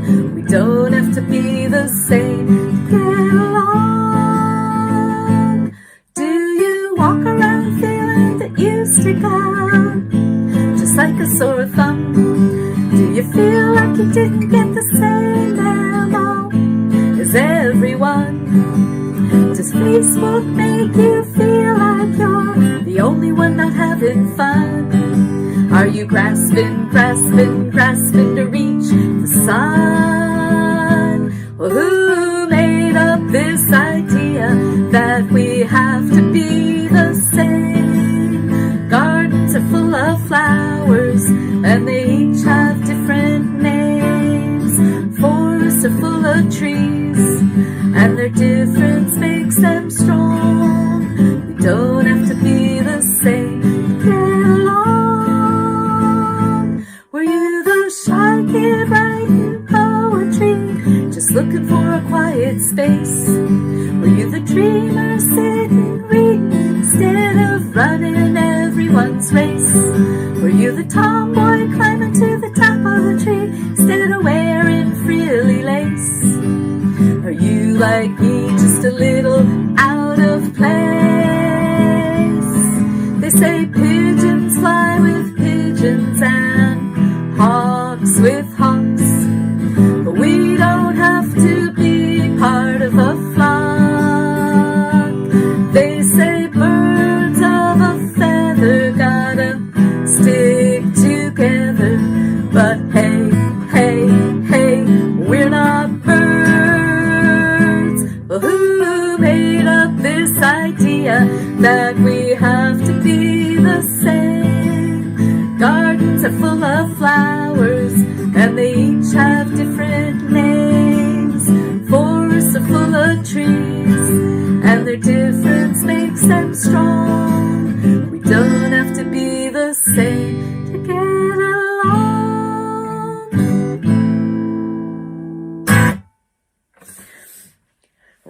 round pegs. It's definitely me. And as the years go by, I get rounder and rounder in all ways. So I want to tell you a story. This is a story called the Lamed Vavniks. Lamed Vav are two letters in the Hebrew and Yiddish language. And in Hebrew and Yiddish, letters are both letters and numbers. So they are the letter L and V, but they are the number 36. And in Jewish tradition, the number 18 and multiples of 18 are considered good luck because 18 is the number of the letters for the word life. So a multiple of 18 means multiples of life. May you have a long life. And this is a story that comes from long, long ago. Nobody's really clear about how old this story is. And the belief is that there are always 36 spirits that are keeping our world from going over the edge. So when we consider how challenging things are right now, I would think those 36 spirits are working overtime. Some people think of these 36 spirits as angels, but the thing is that they don't, they're not in a particular body for a long period of time, but rather it's like a spark of life that bounces around to different parts of the world and different people and inhabits different people at different times when there is a need. And there are 36 of these sparks or spirits or angels, however you want to figure it out. And like I said, they're keeping us from going over the deep end. So there's an old story from the 1400s, 1500s from France. And it starts out in a monastery, which of course is not Jewish. But in this monastery, there was a wonderful Monsignor who was very beloved by all the monks in the monastery and kept things running very harmoniously. But one day, suddenly, he died. And he died without telling the monks who he was leaving in charge. Well, during his life, about once a month, the Monsignor used to leave the monastery and walk down the mountain into the village and visit with the village rabbi. And they would spend an afternoon together. And then the Monsignor would come back. And he never really told the monks what it was he did down with the rabbi. And the monks always wondered, why is our Monsignor going to spend time with this person from a different religion? But after the Monsignor died, the monks started to argue and jockey for position and compete and lobby for their own cause, trying to become whoever would be the next head of the monastery. And they knew that they were in trouble. They knew that this was not going to go well. So they thought, well, the Monsignor used to go and hang out with this rabbi. Maybe the rabbi is a wise person who could help us figure out what to do. So the whole bunch of them trooped down the mountain from the monastery into the village and found their way to the rabbi's house and knocked on his door. And the rabbi opened the door and said, "Oh, I was expecting you." And they said, "What do you mean you were expecting us? How did you know we were coming?" And he said, "Well, I know that your Monsignor died, and I figured you might need some help." And they were a little confused as to why he would know that, but they sat down and they said, "Yeah, we're not sure what to do. He didn't leave us any information about who should be in charge once he passed away." And the rabbi brought them tea, and he brought them cookies, and he sat down, and he was quiet for a while. And he said, "I don't know who should be the head of the monastery. I don't know about that. But I do know that amongst you, one of you is a Lamed Vavnik. And I said, what's that? And he said, one of you has the spark of holiness. One of you has the spark of light. One of you has the spark of life. And they said, well, which one of us? And he said, well, I don't know that either. I just know one of you has it. So the monks looked at each other and they thought, well, it might be me. And if it's me, then I should be behaving very maturely. Or it might be you. So if it's you, I need to make sure that I'm treating you with the due respect that the spark of holiness should receive. And so the monks started treating each other differently because one of them was a Lamed Vavnik. And they never knew who. And the Jewish riddle goes, if you think you are a Lamed Vavnik, you aren't. But if you're sure you're not, you might be. So this is a song about the Lamed Vavniks. It's a great song to harmonize on. So feel free to harmonize as you're listening. Well, they just never know. We just never know who the angels are. We just never know. We just never know who the angels are. There's a story told in whispers about a little clan. All through time there've been the wise ones found throughout the land. A group of angels spread around in secret near and far. Not just one, not two or three, 36 there are.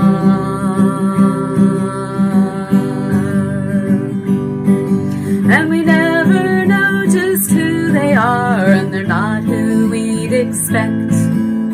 Not the leaders, not the loud ones, the famous or elect. Sometimes they're a little odd, the ones with eyes we don't meet. The sweet woman, no one's got time for the old man down the street.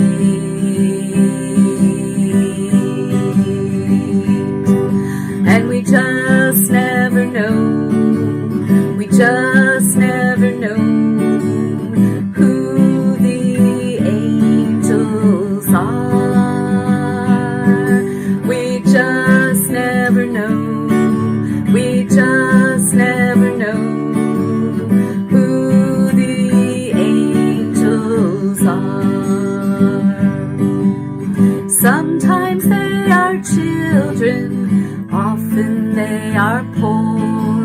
They work in humble silence, no spotlights, no rewards.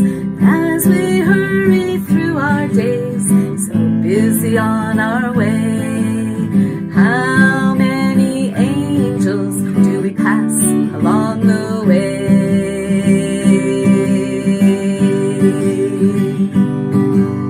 And if you're wondering why that number, it's all a little math trick.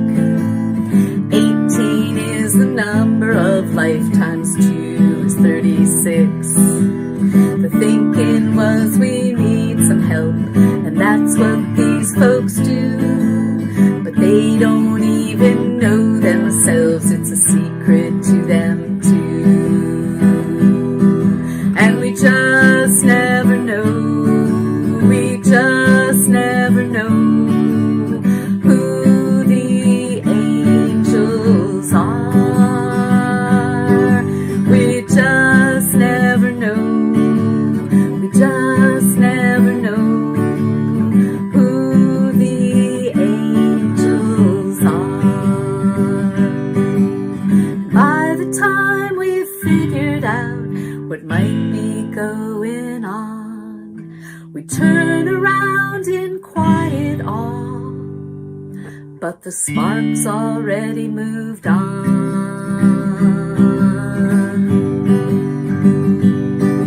'Cause we just never know, we just never know who the angels are.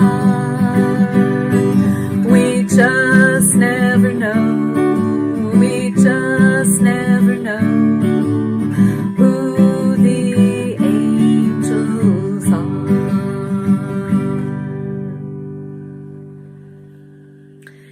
So may we all treat each other as though that spark of holiness has been in us, may be in us right now, might be in us tomorrow. But first, do no harm. My name is Joni Calum, and I hope that next year at ComFest, we get to do this in person. But it's been great spending this time with you anyway. Bye, ComFest friends.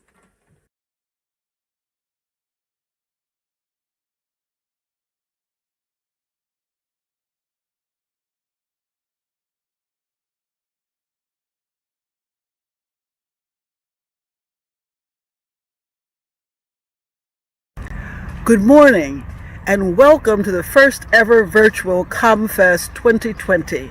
I'm Julia Lynn Walker. I'm manager of the Brownsville Growers Market and a member of the ComFest Grants Committee. It's Friday morning and I am sure that many of you are just as excited as I am about all the wonderful offerings that are available this weekend through ComFest. Do let us know what you enjoyed. Let us know what we could do differently. And perhaps there's some things we can keep doing throughout the year. I also encourage you during July and August to stop by the Brownsville Growers Market located on the Near East Side of Columbus. Some of you may remember me from some of the workshops I did, passing out seeds and talking about what you can grow. Well, certainly during this pandemic, having a garden has been a very beneficial activity for many people. And I want you to understand that it's still not too late to put a few cool season fall crops into the ground. So enjoy yourself. Think about us during the year. Let us know what you liked and continue to support ComFest however you can. Enjoy the weekend, our first ever virtual ComFest 2020.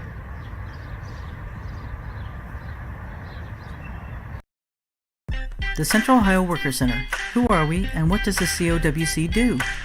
The Central Ohio Worker Center was created to fill a crucial gap in our community. The mission of the COWC's diverse volunteer staff is to advocate for and organize with immigrants and workers in Central Ohio. In recent decades, fair wages and workplace protections have come under fire.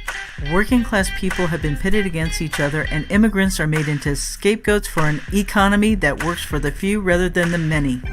We seek to build a culture of solidarity in Columbus where all immigrants are valued for their contributions and all workers are respected for their labor. Many workers today have nowhere to turn when they experience wage theft or workplace discrimination. Part of our mission is to support and organize low-wage and immigrant workers for economic and social justice. The Central Ohio Worker Center helps low-wage workers to organize collectively to obtain justice in the workplace and in the community. Through collective action, working people can obtain better wages and benefits, safer workplaces and communities, plus dignity and respect. By coming together, workers gain the knowledge that their common interests are greater than their differences. If you or someone you know has experienced wage theft, unsafe working conditions, or workplace discrimination for any reason, please email us at centralohioworkercenter@gmail.com or visit our website at centralohioworkercenter.org.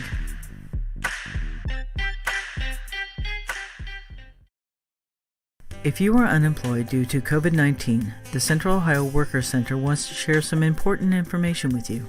The federal government has beefed up unemployment compensation through the Coronavirus Aid, Relief, and Economic Security Act. Emergency pandemic unemployment compensation adds an additional $600 to the amount of unemployment compensation that you would normally receive each week. Those pandemic-related $600 checks will begin to issue during the third full week of April. There is also a second option for unemployment compensation that is new, and it is available through Pandemic Unemployment Assistance. It offers benefits to those who didn't qualify for unemployment benefits in the past. So how do you know what to file for? File for regular pandemic unemployment compensation if you have an employer and you have been laid off, or your hours have been reduced through no fault of your own, or you cannot work because a medical or public official has directed you to quarantine or self-isolate because of COVID-19 exposure, symptoms, or a positive diagnosis, or you are caring for someone who is suspected of having or who has tested positive for COVID-19.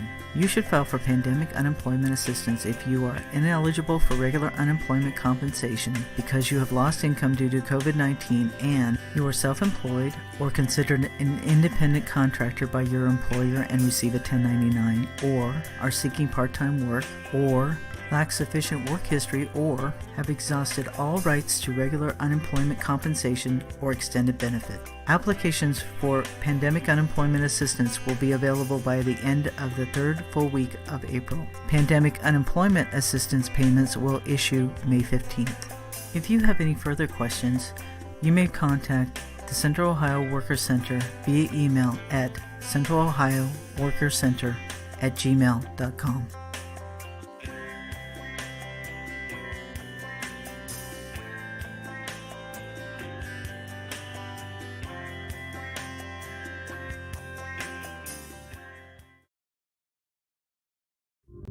ETSS is a nonprofit organization that helps immigrants and refugees from all countries establish roots and gain self-sufficiency in Central Ohio. It's hard to come to a new country, especially when you're a kid and life has been hard. They need help succeeding.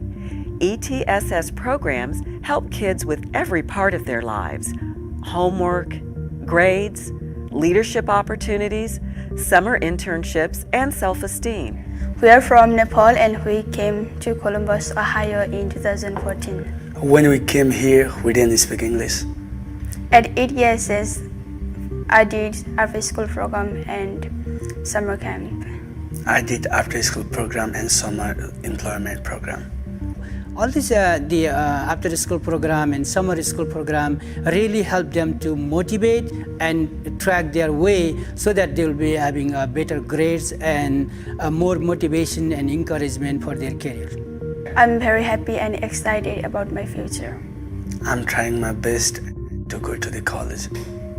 With the help of ETSS, these students are hopeful and happy. They're on a journey to success here in the U.S.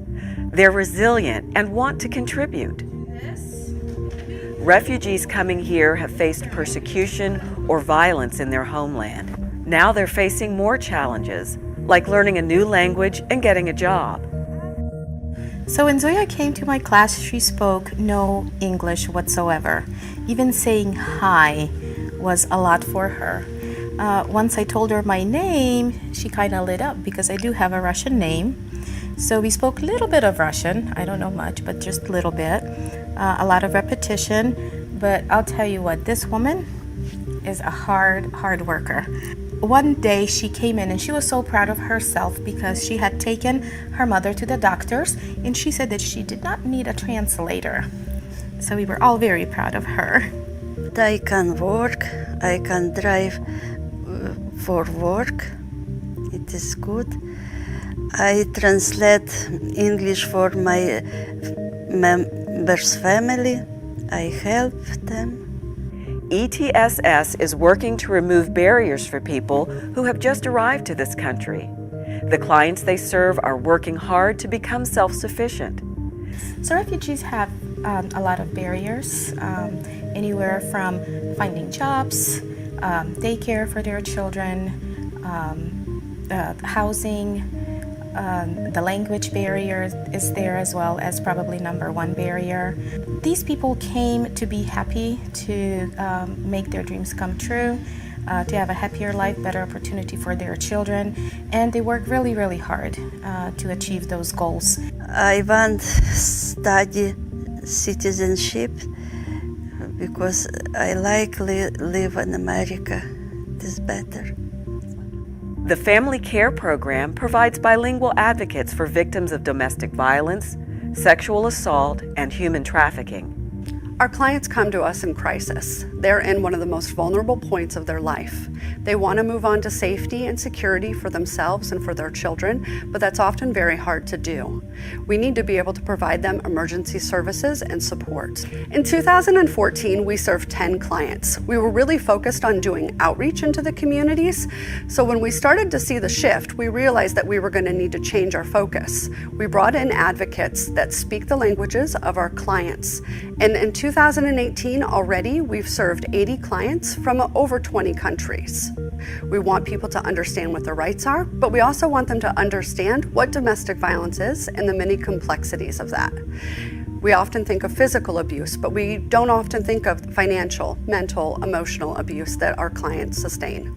We want to financially empower them, so we'll work with them on replacing documents, their immigration documents, which may have been destroyed as part of their abuse. And without those documents, our clients won't be able to go to work. They won't be able to go to school, and for many of them, they've never even been able to take an ESL class. We want to work with them to make sure that those needs are met so that they can stand on their own 2 feet. It makes me very happy to help someone who has been in domestic violence or human trafficking or sexual assault and see them progress in their life. All ETSS programs and services encourage community integration, sustained employment, education, health, and strong families. At ETSS, we envision a world where immigrants and refugees are welcomed and receive the support they need.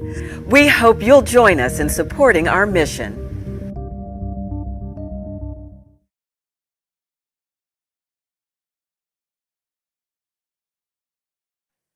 ETSS Family Care serves immigrant and refugee survivors of domestic violence, human trafficking, and sexual assault. We are at the Soul Shop. This is a space that we created in 2018 after seeing the need for survivors to get basic household items, hygiene items, and clothing for themselves and their children. When our clients get out of a really abusive relationship and they don't know where to go or where to get their next meal or where to get clothing or like where to sleep, when you bring them that first time to our Soul Shop, they're just so happy. We just tell them, just take wherever you need. Providing that, it just gives them a lot of hope. It makes them really happy, and that's why we're here.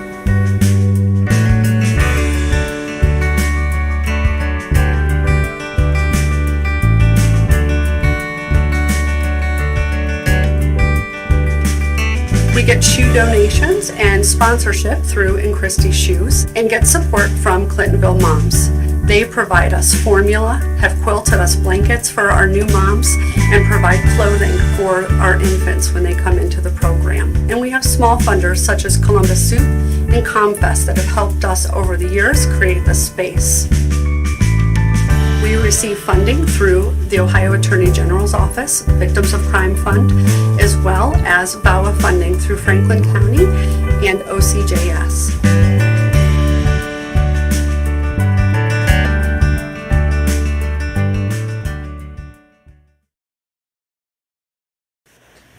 Hello.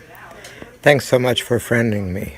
If you're receiving this video, it's because you friended me or we met.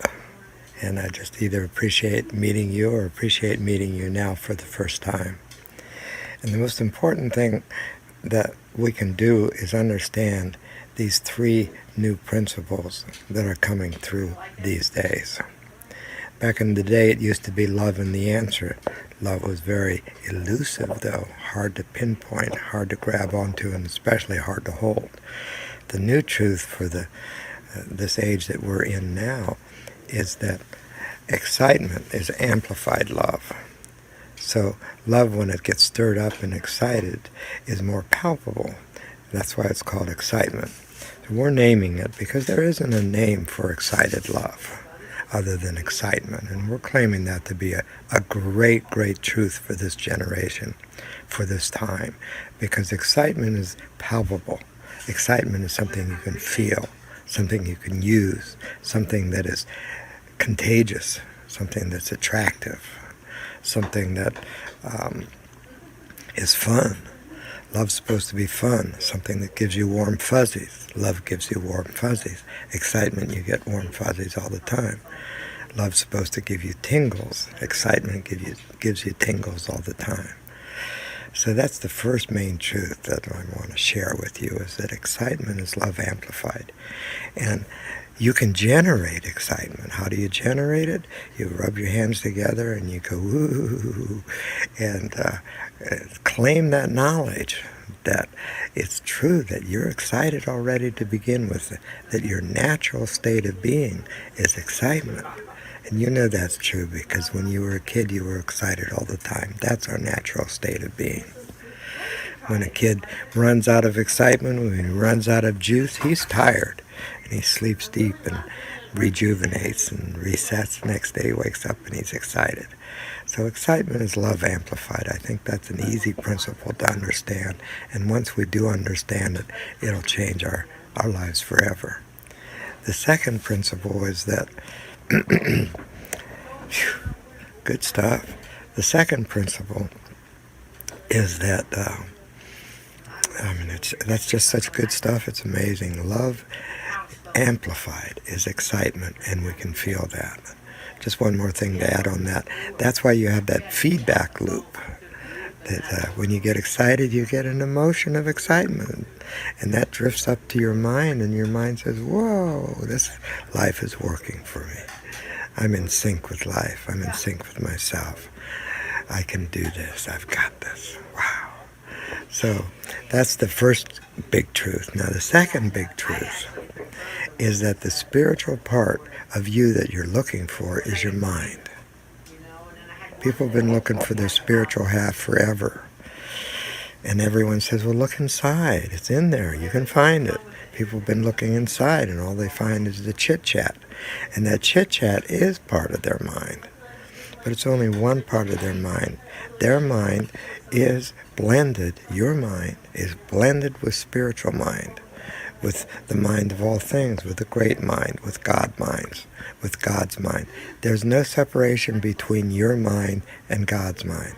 There's no separation between spirit, between your soul, spirit, and the spirit of all things, the mind of all things. Spirit, mind,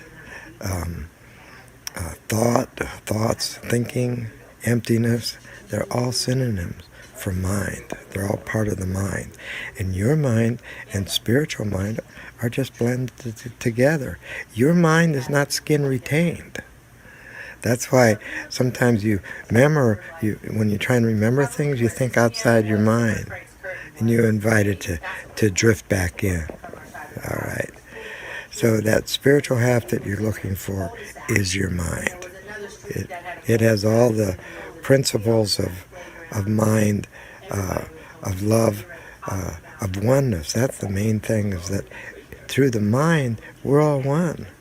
Because we blend in the spiritual mind, we blend into the same mind that everyone else is blended into. Like if you were looking at a wheel, and we're out on the tire part of it, out on the outside of it, all creation, all life. Yet the spokes go into the hub. We're connected by spirit into the hub of all things and into each other of all things. That's why back in the 60s they said we're all one. This truth enables us to apply that. We're all one because we are blended in spirit through our mind, through the windows of our soul, into that oneness. There's nothing else we could be. So that's why they call the eyes the window of the soul, because when you look in the eyes, you see spirit. You see the spiritual part of people. You see that spiritual mind. And when you connect with them, you can feel that love going out as you connect. So what's the third truth then? Wow. The first truth, excitement is love amplified. The second truth is that your mind and universal mind are the same mind. When you go to sleep at night, you connect fully with it. When you immerse yourself into the emptiness part of it. When you wake up, you come back into the thought part of it. The third truth is that it's the law of mind, and that is that whatever you focus on expands. Whatever you focus on expands. Whether you focus on happiness, whether you focus on excitement, whether you focus on chilling, whether you focus on your dreams or whatever. And that's why it's so important to focus on something good, because whatever good you focus on is going to expand. In the same way, whatever negative you focus on will expand too. So that's how you know it's true. We all know that whatever we negatively focus on, it just gets worse and worse and worse.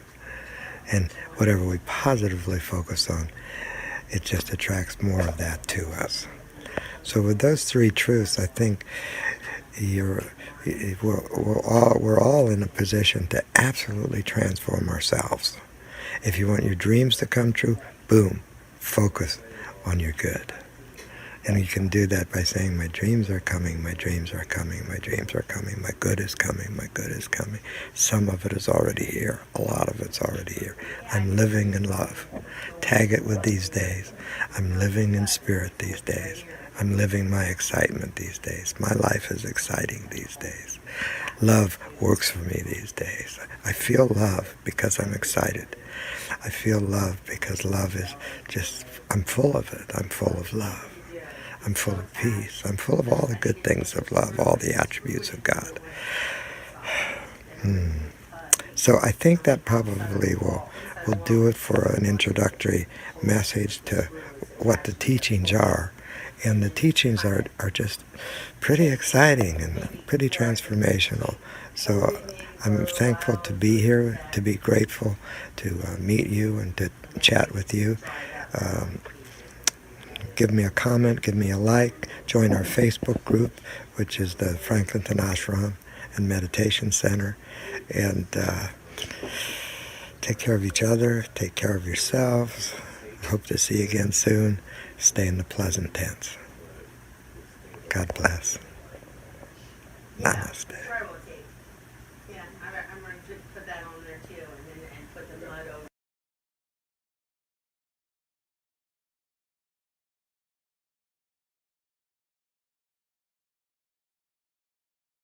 En el parque. ¡Qué estúpida soy!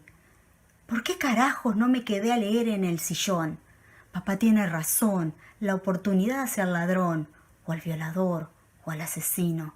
Y yo la di a este tipo. No recuerdo su cara, necesito recordar su cara para describírselo a la policía, si salgo de esta. Gracias por escucharme, saludos a todos.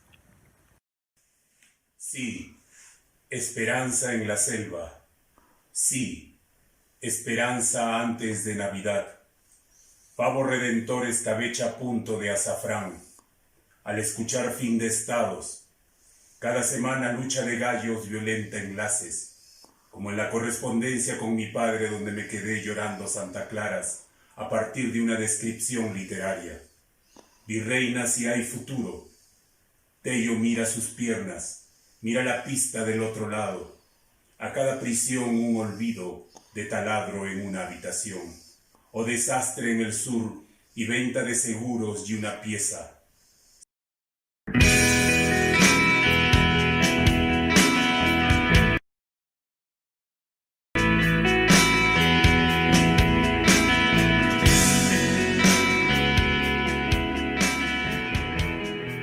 Hola, mi nombre es Lorena C. Brown y voy a leerles una porción de mi cuento Huyendo del libro Cuentos de Soledad y algunas muertes que pronto publicaré.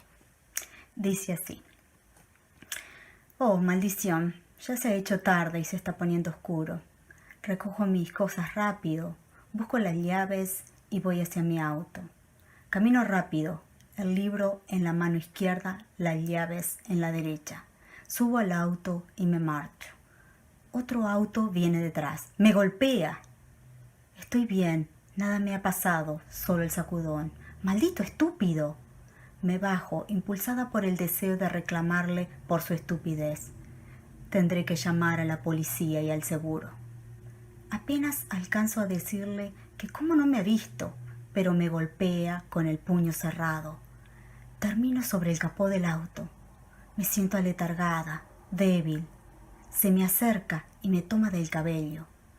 Aún tengo las llaves del auto y recuerdo el llavero de gas pimienta. No sé a santo de qué saqué las llaves cuando me bajé. Fue un acto reflejo, pero porque jamás pensé que me atacaría. Pareció solo un tonto accidente. Lo rocío con gas pimienta, pero casi que no le llega. Es la primera vez que lo uso. Debí haber practicado cómo usarlo, pero una jamás practica para estas cosas. Lo empujo, pero apenas puedo moverlo. Está algo afectado, pero no tanto como yo desearía. No tengo nada con que golpearlo. Entonces corro, tan rápido como puedo. No sigo el camino, entro en el bosque, que en su creciente oscuridad puede darme algo de protección. Lo veo seguirme. Siento el corazón golpeando contra mi pecho. Es un bombo que retumba en mis oídos e inunda mi cabeza, y no puedo pensar con claridad. El aire frío choca contra mi cara, casi afiebrada. No sé a dónde voy, no conozco demasiado este lugar. Y sigo corriendo. Me cuesta respirar. Tengo que seguir, no puedo detenerme, siquiera aminorar el paso. Él está muy cerca, lo puedo sentir. Necesito que alguien aparezca y me ayude. Por favor, alguien tiene que andar por el parque, corriendo, caminando, paseando con el perro. Por favor, Dios, Diosito querido, no me dejes ahora. Así como me diste las fuerzas necesarias para empujarlo, dámelas ahora para seguir corriendo, para encontrar ayuda, para salir de esta.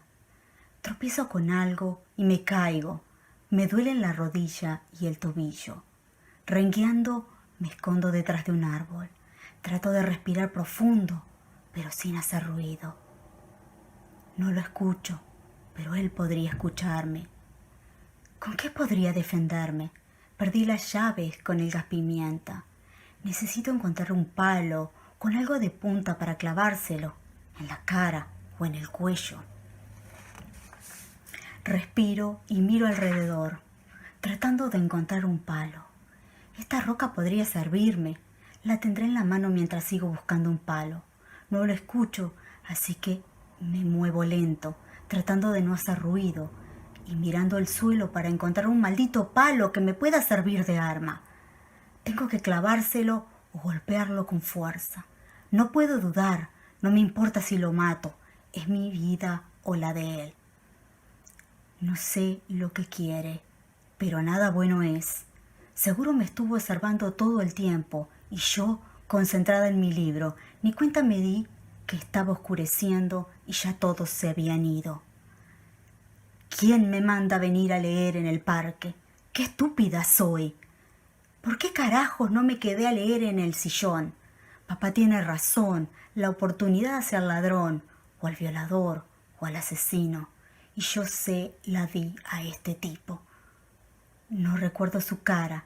Necesito recordar su cara para describírselo a la policía, si salgo de esta. Gracias por escucharme. Saludos a todos. Sí, esperanza en la selva. Sí, esperanza antes de Navidad. Pavo redentor escabecha a punto de azafrán. Al escuchar fin de estados. Cada semana lucha de gallos violenta enlaces. Como en la correspondencia con mi padre donde me quedé llorando Santa Claras a partir de una descripción literaria. Virreina si hay futuro. Tello mira sus piernas, mira la pista del otro lado. A cada prisión un olvido de taladro en una habitación. O desastre en el sur y venta de seguros y una pieza. Seducción de guayno afuera y adentro fabulación. De quien aprovecha semilla, pasa rápido el ómnibus interprovincial. Escarba lenguaje una comunidad hasta allá los ríos, cuyas aguas no sé responder. Me llevaban reliquia a otro cuerpo, algo de suceso, no solo de la ladera, desapareció ese día. y las aguas tuyas y mías. ¿A dónde se llevaron a Gómez? Dime, ¿qué fue lo que pasó con la primera avioneta? Si todo estaba planeado, si todo era coca y aterrizaje. Hola, soy Marisol Vera Guerra, escritora mexicana. Si la muerte se enamora de mí. Pensaba en esa foto de perfil donde sonrío levemente como ciertos condenados a la horca. Por pura fricción de los corazones, no es que me sintiera mal. El amor hace que una se vea radiante incluso en los 30 y con ganas de caminar sobre los puentes, como si la calle no existiera, como si el tiempo fuese un licor barato en el ombligo, un remedio para adorar serpientes, un golpe de mazo cras, alarido que nos hace girar en sobresalto. Dime si te acuerdas, yo estaba exasperada en mi camisa de 11 dimensiones, aguardando el timbre para salir corriendo de mí misma y no volver, si no era con la risa desdentada de los locos. Tú hablabas sin parar de todas esas cosas que se dicen en un día perfecto, cuando nadie ha arrojado espejos contra las paredes, ni fotografiado sombras que beben la cicuta. ¡Qué ambición más noble! Desatar el alma de su rígida atadura, abordar ese autobús hacia un lugar desconocido del que no hay retorno. Tú eres el lugar, puedo decirte, ¿qué más da si olvidamos quién de nosotros es la presa? Hoy la muerte me persiguió por las escaleras, estirando su mano de salitre. No es en realidad como la pintan, ni huesuda ni triste sin cabello, no.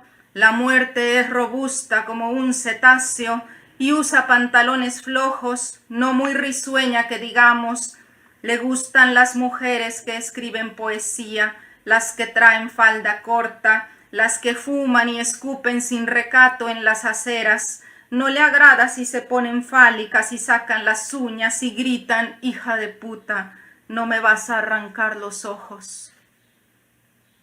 La muerte dice que yo quiero asesinarla, pero le digo, muerte, eso no tiene sentido. Tú llevas millones de años existiendo, nadie te aventaja, cruel o benévola al final siempre ganas. Y ella vierte lágrimas pequeñas por sus cuencas podridas, me abraza. Muerte, le digo, un poco maternal. Algún día pagaré 2 monedas y me mostrarás tu reino como un avaro accionista que lo ha conquistado todo. Necesitamos una foto nueva, cariño, con pose de animales viejos y gordos, las uñas extirpadas, panza satisfecha, sobre una barda con botellas rotas, lamiendo confituras, flash, flash, el destello de las cámaras. Cuando nos aborden periodistas, les diré el secreto para deshidratar recuerdos. Se puede sangrar mucho y seguir viva, sangrar por todas partes, por la oreja, el fémur, en medio de las piernas, las plantas de los pies, sangrar, sangrar. Eso es normal, dirán los jueces, cuando vayas con el hígado en la mano, la cabeza de tu hermana en un frasco, tus hijos adheridos al cuerpo. Sangre, sangre, señorita, es lo que usted quería. O señora, ¿cómo debo llamarla? No se ofenda, usted se dejó matar. Las chicas buenas no se enojan aunque sangren.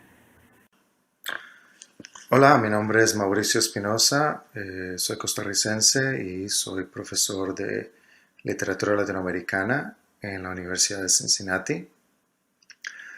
Hoy voy a leerles unos cuantos poemas cortos y aprecio mucho su atención.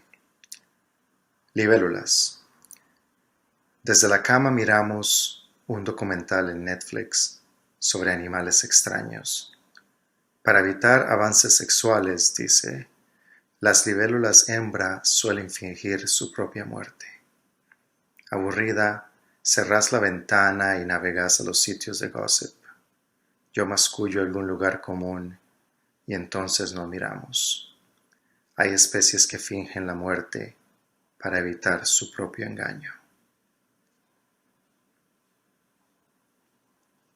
Este siguiente se titula Aunque se las lleve el viento. Hay belleza en este edificio decrépito, como la hay en todas las cosas que se caen a pedazos, muy a pesar de su entereza inerme.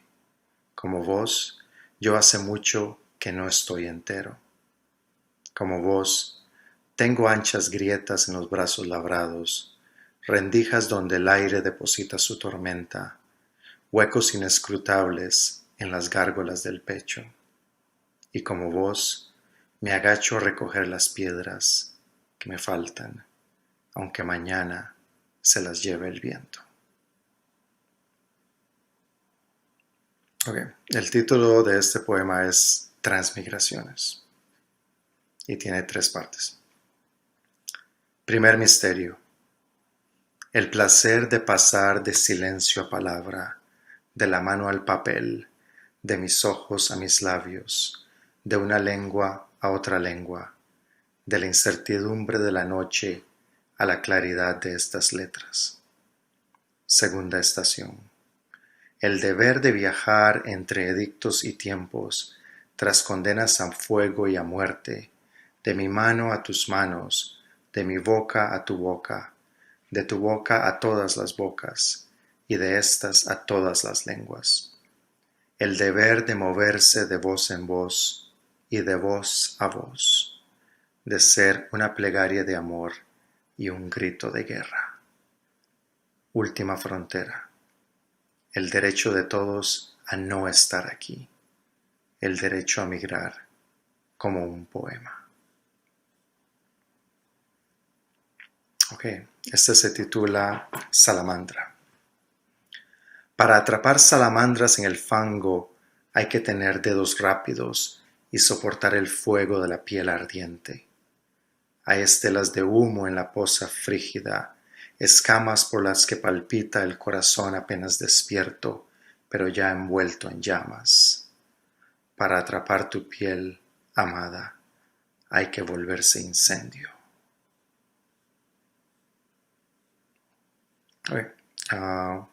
Terminaré con un par de poemas más. Este es un poema de Ohio, ¿no? Y se titula Athens, Ohio. Cuando la banda de sexagenarios comenzó a tocar en Casa Nueva Cantina and Grill, los chicos gay de la barra que se rozaban los dedos, ansiosos, fueron sustituidos por 2 señoras de lentes gruesos y cortes de pelo tan similares que uno juraría eran gemelas. Me gusta imaginar que después del show y las margaritas también se irán juntas a algún lugar donde nadie sepa que se rozan todo, deseosas. Y este último, muy corto, se titula Lluvia. Llueve aquí, pero no llueve. Lluvia débil y frágil. No es la lluvia tibia, constante, vital, sin cuidado de los trópicos. La precipitación despreocupada de la infancia y los primeros besos. La lluvia que yo extraño solo existe en mis recuerdos. No está hecha de agua, está hecha de tiempo. Muchas gracias.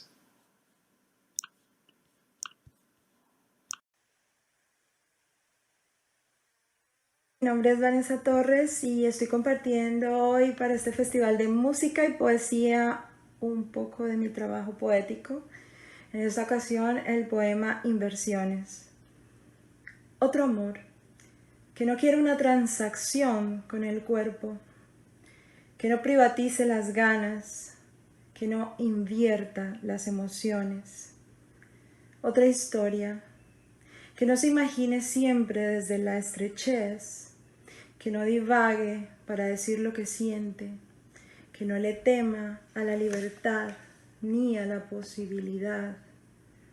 Otro mundo, que no nos asuste al levantarnos, que nos permita seguir siendo soñadores, que nos abrace en la pobreza y en la riqueza, y que nos muestre un camino donde solidaridad no sea algo que se nos agote.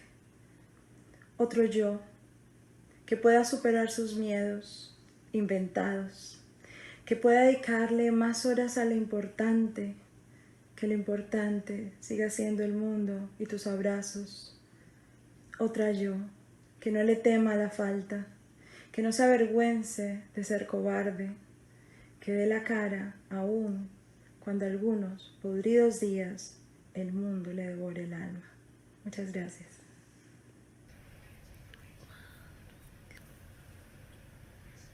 Me acuerdo del rocoto del ceviche chorrillano, el de la playa con pescado fresco. Me acuerdo de los voltios en mi boca al masticar y el agua de mis salivales mezclándose con el limón limeño. Me acuerdo saltando de un edificio a otro cuando niño y bajando desde la azotea hasta el primer piso para poder volver al edificio en donde vivía. Llevaba shorts y zapatillas blancas, sudaba y olía a vértigo. Girón Chota 971, apartamento 402, Lima, Lima, Lima.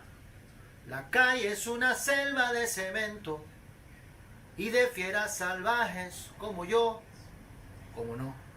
Me acuerdo en camino agitado y transpirado desde el Jirón Hilo hasta la Plaza 2 de Mayo con una carretilla ambulante, luego de haber comprado abarrotes al por menor y hacer algo de dinero.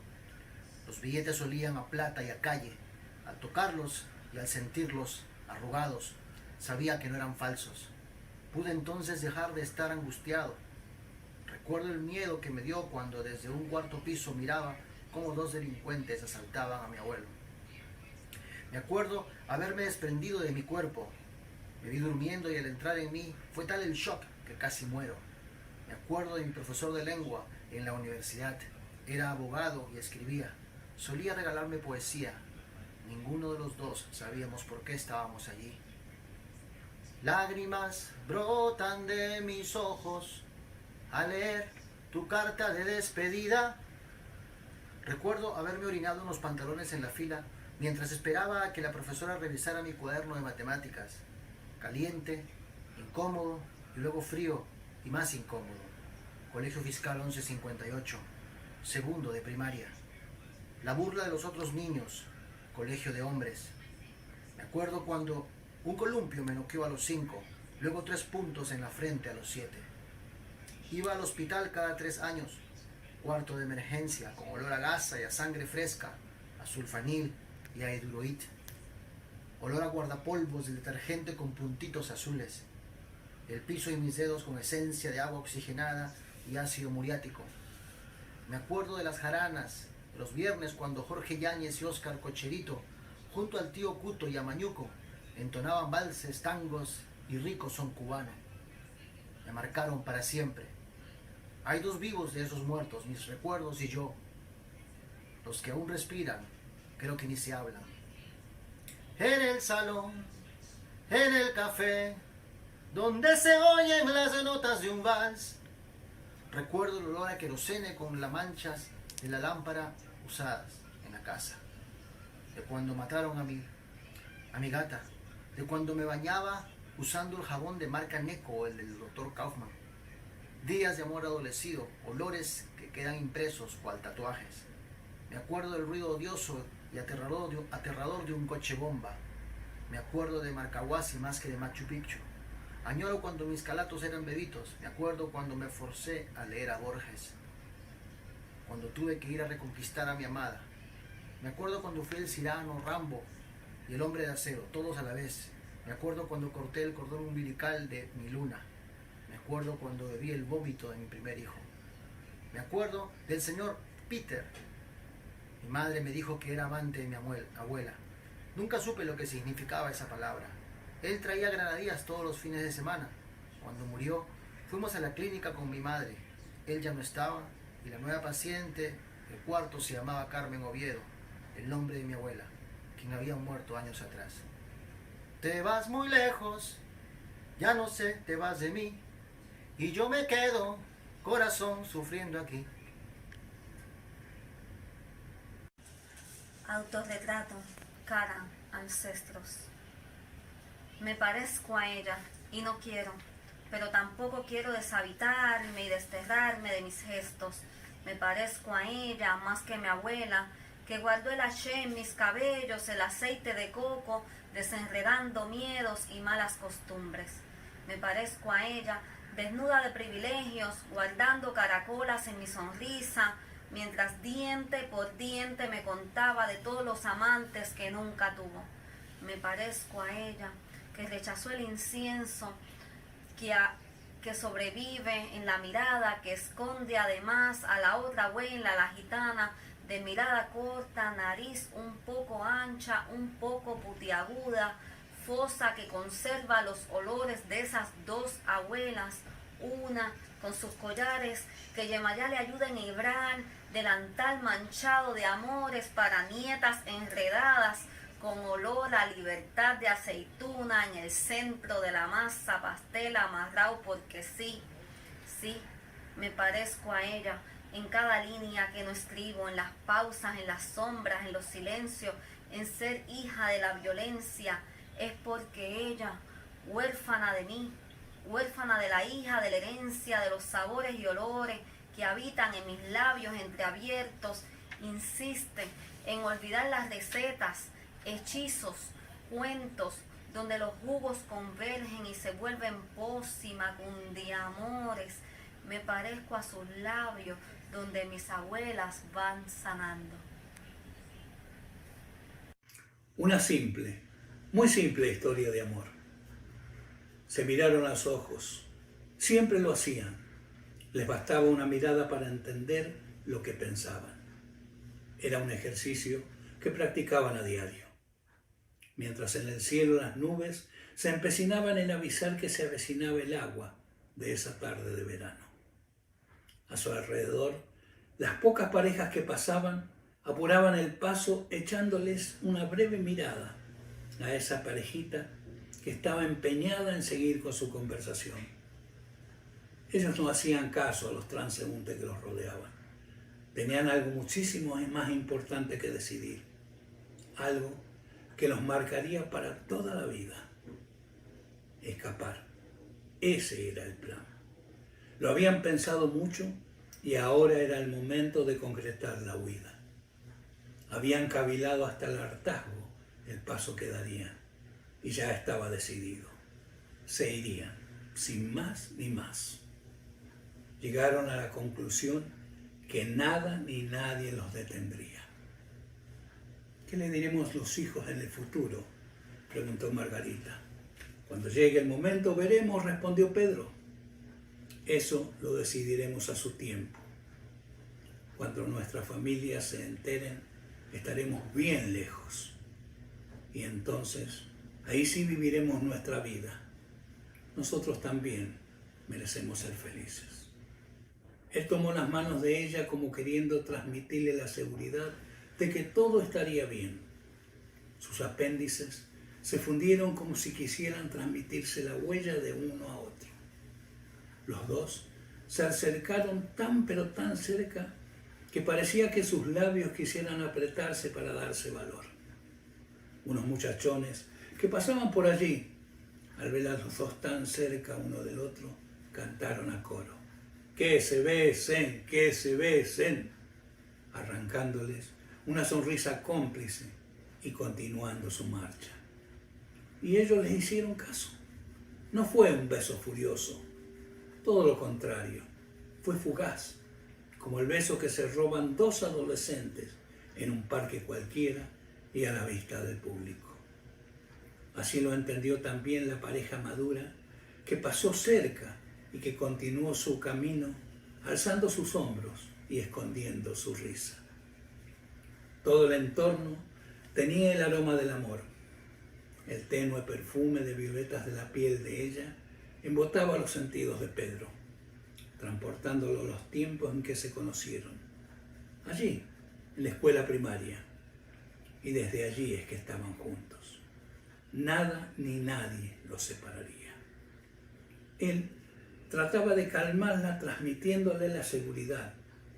Le hablaba muy de cerca, al oído, para decirle que no tuviera miedo, que él siempre estaría a su lado, toda su vida.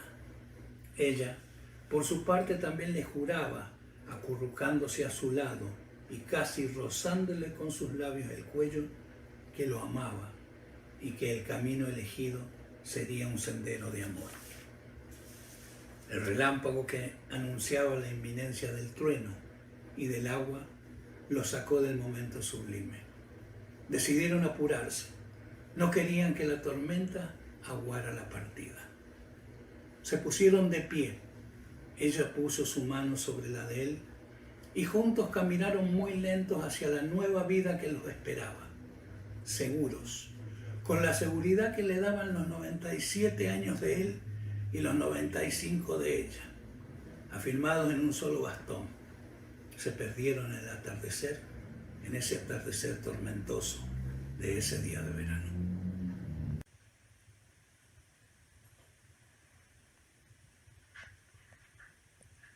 Tu voz. La implacable distancia con su hipócrita sonrisa se empeña, se sacia, no tiene agobio ni prisa. Nos aleja, nos separa, pero me queda el consuelo del sonido de tus palabras y el olor de tu recuerdo. En una clara esfera de cristal quisiera aprisionar tu voz, para a solas poderla escuchar cuando me haga falta tu amor.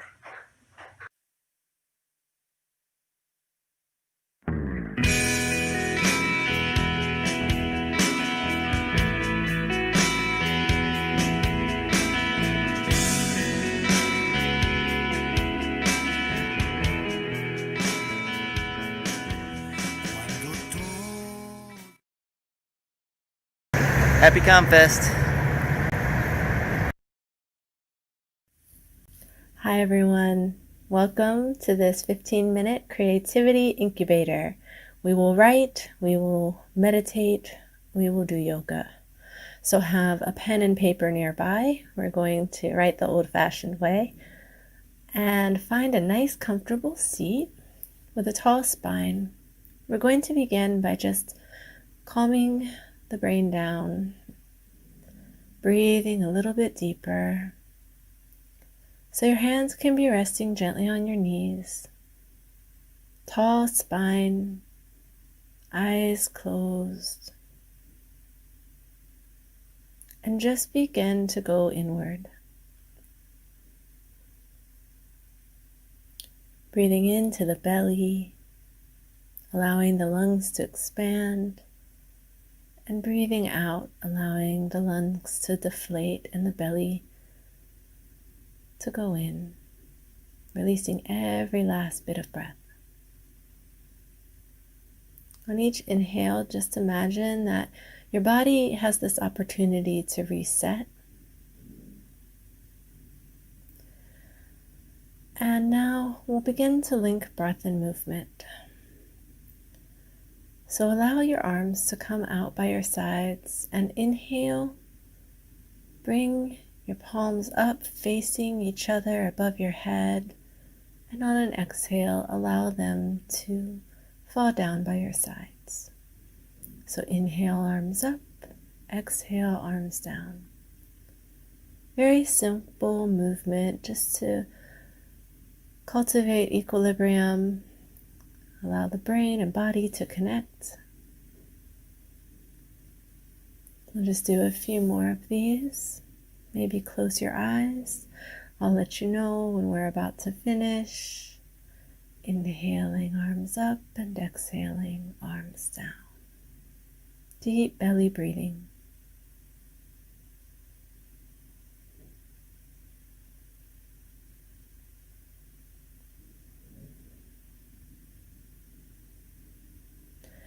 When you're ready, gently open your eyes. And we're going to do a writing exercise next. So I'm going to time us. We're just going to write for a few minutes.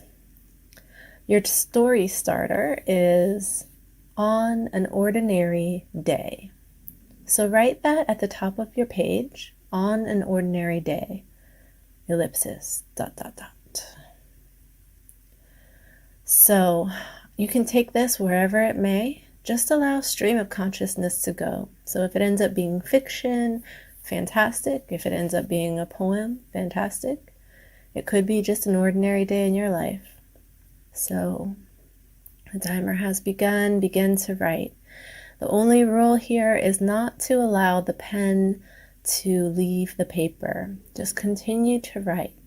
If you get stuck, try the story starter yet again on an ordinary day and just keep writing it until something else comes. So continue to write here, focusing on just trying to allow as many words to come out as possible. In a way, this is an active meditation. We'll just be here for a few moments.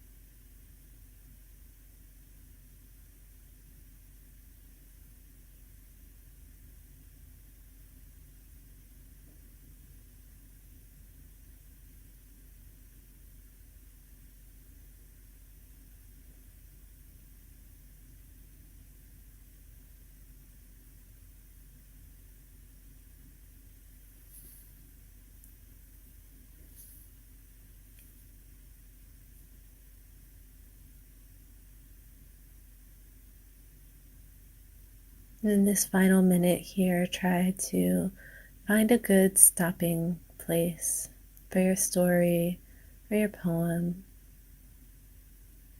your short memoir.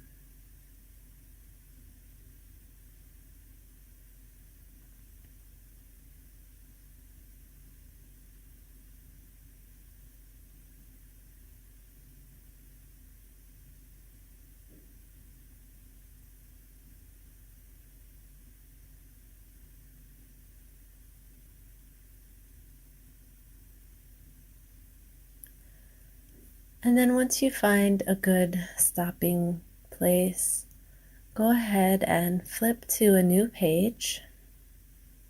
We're going to have a different writing prompt later, so we want to have a fresh slate.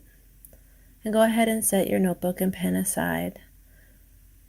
We're going to do some pranayama, so a nice breathing technique called Nadi Shodhana.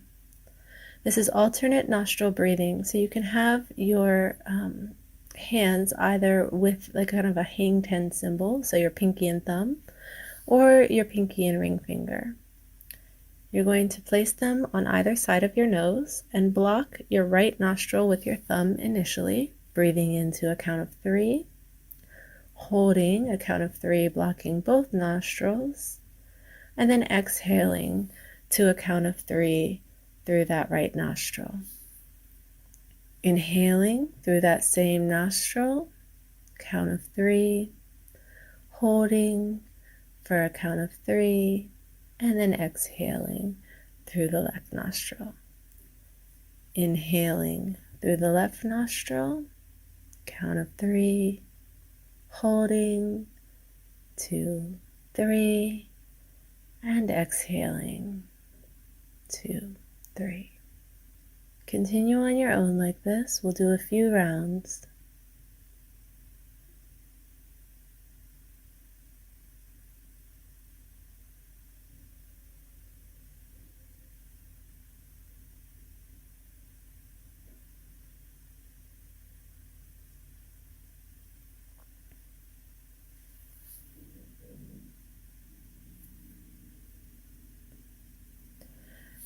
So go ahead and take one more round, finishing as you exhale through the left nostril.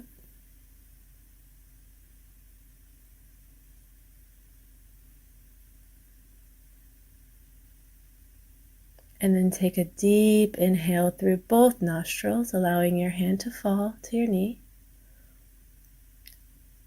And release. We're going to move our bodies just a bit. So go ahead and step back to your yoga mat. If you don't have a yoga mat, that's fine. We're just going to do a few sun salutes. So initially, lift your arms to the ceiling and just find a nice forward fold. Halfway lift, and then settle into the forward fold here. So Uttanasana. Just allow the blood to reach your head a bit. Just relax here. And inhale your arms up, and we'll do 3 sun salutes. So inhale your arms up, exhale, swan dive down. Inhale, halfway lift, flat back. Exhale, palms on the mat or floor, and step back to a plank position. You can be on your knees here if it feels better, and then lower down, up dog or cobra, and exhale back to downward facing dog. So feel free to bend your knees here as much as you need. Maybe stretch your body out, work out any kinks. Breathe deep and slowly make your way up to the top of your mat. Hang out in forward fold for a breath, and then inhale, halfway lift. Exhale down, inhale, and find prayer position at your heart.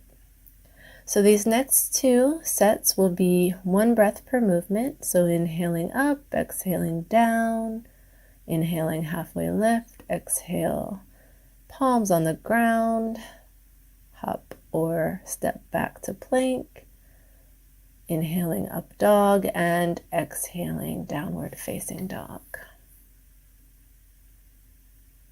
Inhale, halfway lift, exhale, release, inhale, arms down, around and up, and hands at heart. Final one on your own, 1 breath per movement. The trick here is just to try to maintain a straight spine. Try to maintain integrity in each movement.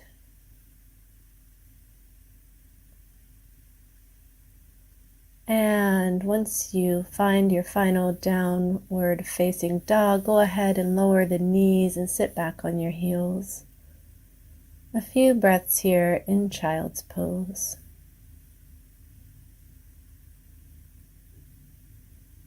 And curl up and find your way back to a seated position. Do another writing exercise. So I'll go ahead and time this out. Make sure you have your blank slate here, your new fresh page paper, and at the top write on an extraordinary day. So on an extraordinary day is your starter, and we're going to set the timer here and just allow the words to flow. If you get stuck, again, just repeat the starter on an extraordinary day. And we'll write here for a few minutes, just trying to get as many words on paper as possible. No cares over commas or grammar or anything like that. Just allowing the words to flow. If they feel clunky, if they feel like they're not flowing, that's okay. Just keep writing words. Keep writing that starter.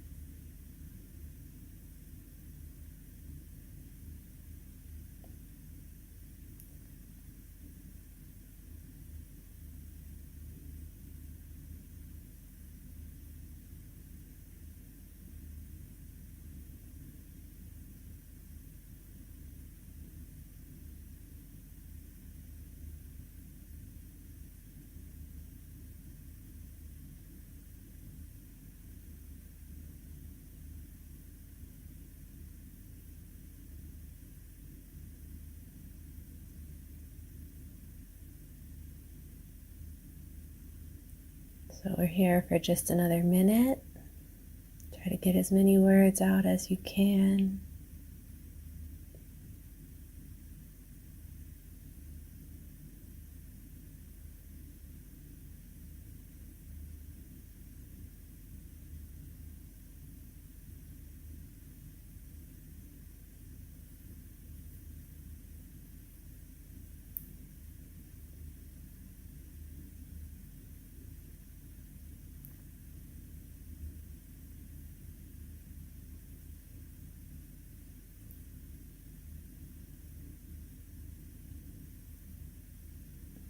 And begin to wrap up your thoughts. So last final sentences here.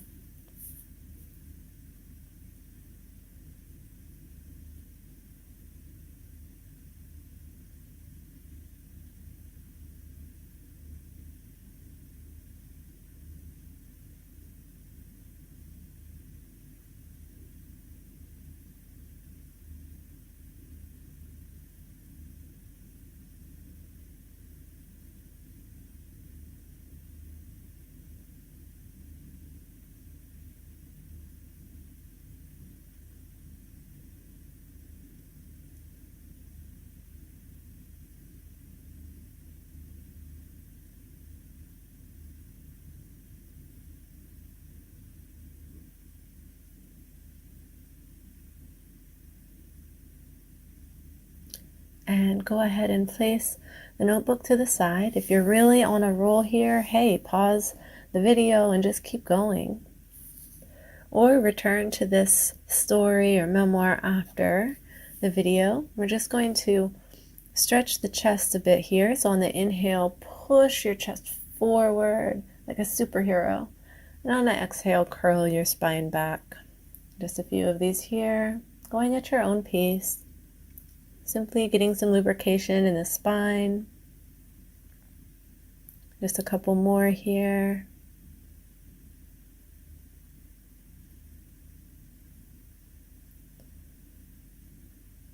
Wonderful. So go ahead and lift your arms to the ceiling and then find a prayer position in front of your chest. The light in me salutes and honors the light in you. Namaste.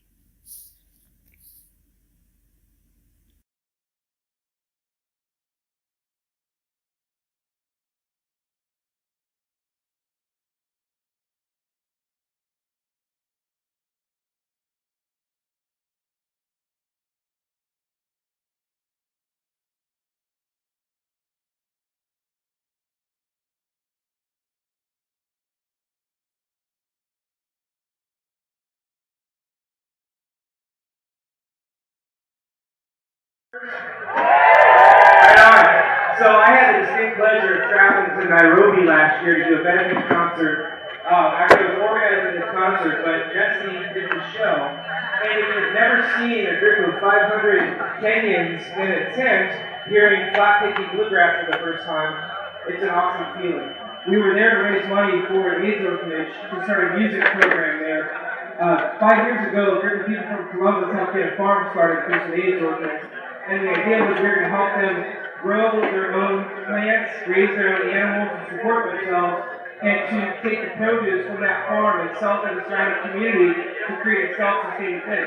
It's a huge success. It's been up and running for the last 6 years. But last year we decided to plant the seeds of music. Jesse Henry was instrumental in doing that, and we traveled to Nairobi last year to do a benefit concert.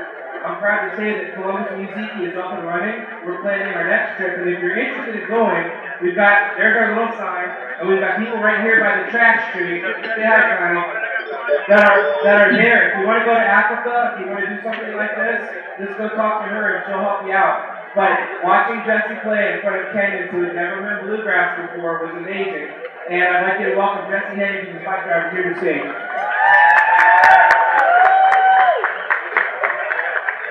Happy ComFest, ComFest! Alright, we have a community festival going on right now. It's one of the best weekends in Columbus, and you all know that's why you come here every weekend, every year. But community right now in the festival is based on the experience of sharing of local music. That's why we come here. So about 2 years ago, I was introduced to the Rafiki Farm AIDS Orphanage in Nairobi, Kenya. And I did a benefit concert for them. And right as soon as the benefit concert was over, they asked me to participate in their music program that hasn't even been started. So as soon as they asked me to do that, I was all in. I mean, all the money was on the table, all the cards were on the table, and I was ready to participate and give my entire heart and soul to the Rafiki program. What we're doing in Nairobi right now is building a building right now with 3 rooms, and we're going to have 2 private rooms with private instruction going on. If you had private lessons in the past, you definitely benefited from having 30 minutes with one person showing you what to do. Like how to become competent on your instrument, or your voice. So we're doing that right now. We have a guitar teacher who's hired, guitar teacher. We have a choir teacher and a keyboard instructor so far. We're planting the seeds of music in Nairobi, Kenya right now, and those two seeds, the guitar and the keyboards and the choir, were something that we thought were very important to give the kids right there just a good foundation. So our hopes is to blow up this school here or over there in Kenya and make it the best music school in the whole entire country. Now what Kenyans do not have, that we do have, is an easy access to education, especially music education. Here in the States, we're very fortunate to grow up in an elementary school where you do have a general music class, where you do learn how to sing do, re, mi, fa, sol, la, ti, do, and learn great songs by the great Woody Guthrie, right? Woo! Everybody knows that. And we learn wonderful traditional songs. Well, in the country of Nairobi, if you're even lucky enough to go to school, you're not even given a music education. The music education that you're given in Kenya is more on a traditional basis. It's passed down, through the generations of traditional folk songs. So what we're trying to do is give these kids, ways to sing their songs and play music with their traditional songs.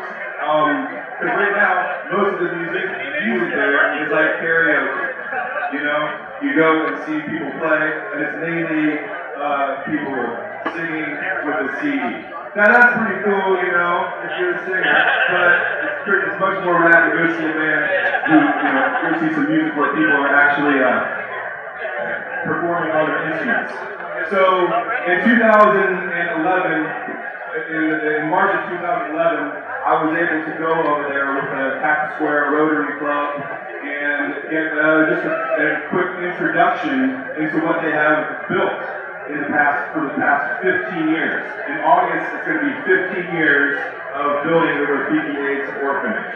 And within those 15 years, they were able to buy 8 acres of land. And on those 8 acres of land was nothing but bush.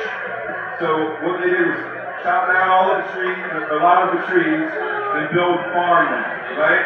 And what's really important in today's whole entire global scheme of things is being sustainable, right? So what we've done there is building a farm and digging 300 feet in the ground to get a freshwater well in order for the farm to not wilt and die. And all the produce is used to feed the kids, and the livestock is actually on there. And then whatever's left over, we end up selling, right? So that's sustainability right there with the farm. And so we have the farm, we have a medical center in Kenya, and the same thing with education is like medical care. You have to travel far distances in order to get to a hospital, in order to get treated for anything from a cold to like malaria. Everybody in East Africa gets malaria at some point, and if you do not get it treated you could very possibly end up dying, and we do not want that to happen. So we built the Barb and Terry Davis Medical Center. Now we also have a school for education. Right now we're just educating the kids at the Rafiki Orphanage, as well as inviting the kids from outside of the community, or outside of the orphanage, to come and pay for their education on the campus of Rafiki. And education is not free in Kenya. Everybody has to pay a bit for it. And it's like $100 a month, which doesn't seem like too much for us folks living in Columbus, but out there in East Africa, that's a really it's quite a bit of money. And everybody who does go to school takes their education very, very seriously. And presently, with the construction of the music school, we're also adding a 5th through 8th grade on campus. So that way our kids will not have to go out of campus to learn or to become educated. They're going to be able to be educated right on premises. And I just wanted to announce that the Rafiki Orphanage School is rated the #1 school in all of Nairobi, which I think is pretty rad. Alright, now let's talk about music. I love music. I love music. This is what joins us together, people. It is the song of the soul. It is the song of the spirit that brings us together. And I don't not know any other art form out there that you can feel like you can with music. It makes you dance. It makes you think. It makes you fall in love. It makes you question yourself at times. It brings beauty, and it really lets you contemplate life and feel free, right? We have this sort of expressive part of ourselves, and what we're expressing is our freedom. And I am really loving the music, and this is the gift that I want to give the kids at Rafiki Orphanage, the gift of music. Yes, music is the gift. Everybody has it within them. And I just am so excited that to have support from the Columbus community so far, like giving Rafiki thousands of dollars, as well as when I went over this past March, I got to bring over 500 pounds of instruments that were donated from Central Ohioans. That's pretty rad. That is pretty rad, ComFest. And you know what? When we got the shipment from the Kenyatta International Airport from Nairobi and took it out to the farm, the kids had no idea that there were going to be instruments. They saw 3 big ass boxes there, and I gave each one of them, the go-ahead to go rip it open. And you should have seen these kids' faces when they saw guitars, an entire drum set, hand drums, bass, trombones, flutes, clarinets, saxophones, amps. Come on. That's like Christmas in March, right? Immediately what we did was open everything. We just put it into the big room that we were at, and everybody just started playing. It wasn't in tune, it wasn't in time, but it was in like space time for kids, you know what I'm saying? And that's what they were right on, man. They didn't care about, about what they sounded like. They were just caring about, holy crap, I'm holding the guitar. I never thought that I'd be able to hold a guitar my whole entire life, and everybody was just beating from ear to ear, which I just love. So I was really struck by how these kids responded with the gift of musical instruments from Central Ohio, and that's what really made me want to, really put a lot of my energy and a lot of my life into seeing the progress that's going to happen over there. Because with the gift of music, the kids over there are going to be learning a great skill, a great form of self-expression. They're going to be learning how to work with community, learning how to build their community through traditional songs, as well as what I really hope to see and hear are the children of Rafiki writing their own songs about their life experience. Because every child at Rafiki is an orphan. Both of their parents have passed away through the AIDS epidemic. So they have been given a second chance at the Rafiki farm. They're able to go to school. They have the bare necessities taken from. I mean, if it wasn't for the Rafiki school, these kids would be out on the streets. They'd probably be, they probably wouldn't even be living right now. But the kids are so blessed to be part of Rafiki. And that they know about that they very much understand what the blessings they've received. So, I wonder if my time's coming up. I don't know. But what I do, y'all see this banner over here? This Rafiki Children's Center, the faces of the future.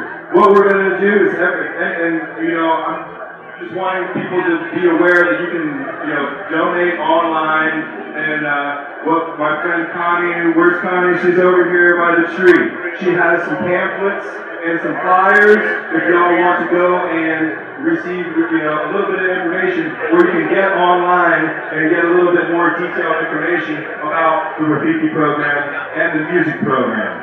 So we'll be sitting over here for a little while, and then back by the peace tent, we're going to have a booth set up. And also, I'm going to be giving the same speech when Spike Drivers play at 2:30. I'm going to be giving the same speech and pumping everybody up when the Louis play over 5 o'clock on the jazz stage. Alright? And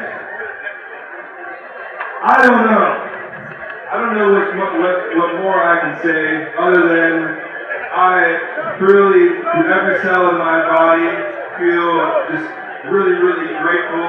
And I feel that I've actually had a calling from, the higher powers to become part of the Rafiki program and start music. It's something I'm going to dedicate a lot of my life to. When you find something like that, it really changes who you are and your outlook on life and the world. And it was a very life-changing experience. And I was glad that my first trip I was able to share that with Terry Trapster over there. I was really glad that I was able to share that with Eric Nassau and Courtney Riley and Kurt Horn and Connie and a bunch of people from the Rafiki from Columbus went over there. So if you are a musician and have any sort of interest on going to Kenya to teach music, well, I'm the dean of the music school. So all you have to do is talk to me. I've had no other titles in my life but this dean. I'm gonna next time I go over there, and when we get all of the robes for graduation, I'm gonna get myself a robe. Regalia. And tie-dye that robe, and put a big Ohio patch there in the back of it. All right, everybody. Well, happy ComFest. Thank you all for listening, and thank you all for your positive vibes, and continue to teach love and music, and continue to support Rafiki, as well as support everybody that's around you. Happy ComFest. We're going to get ready for some hookah.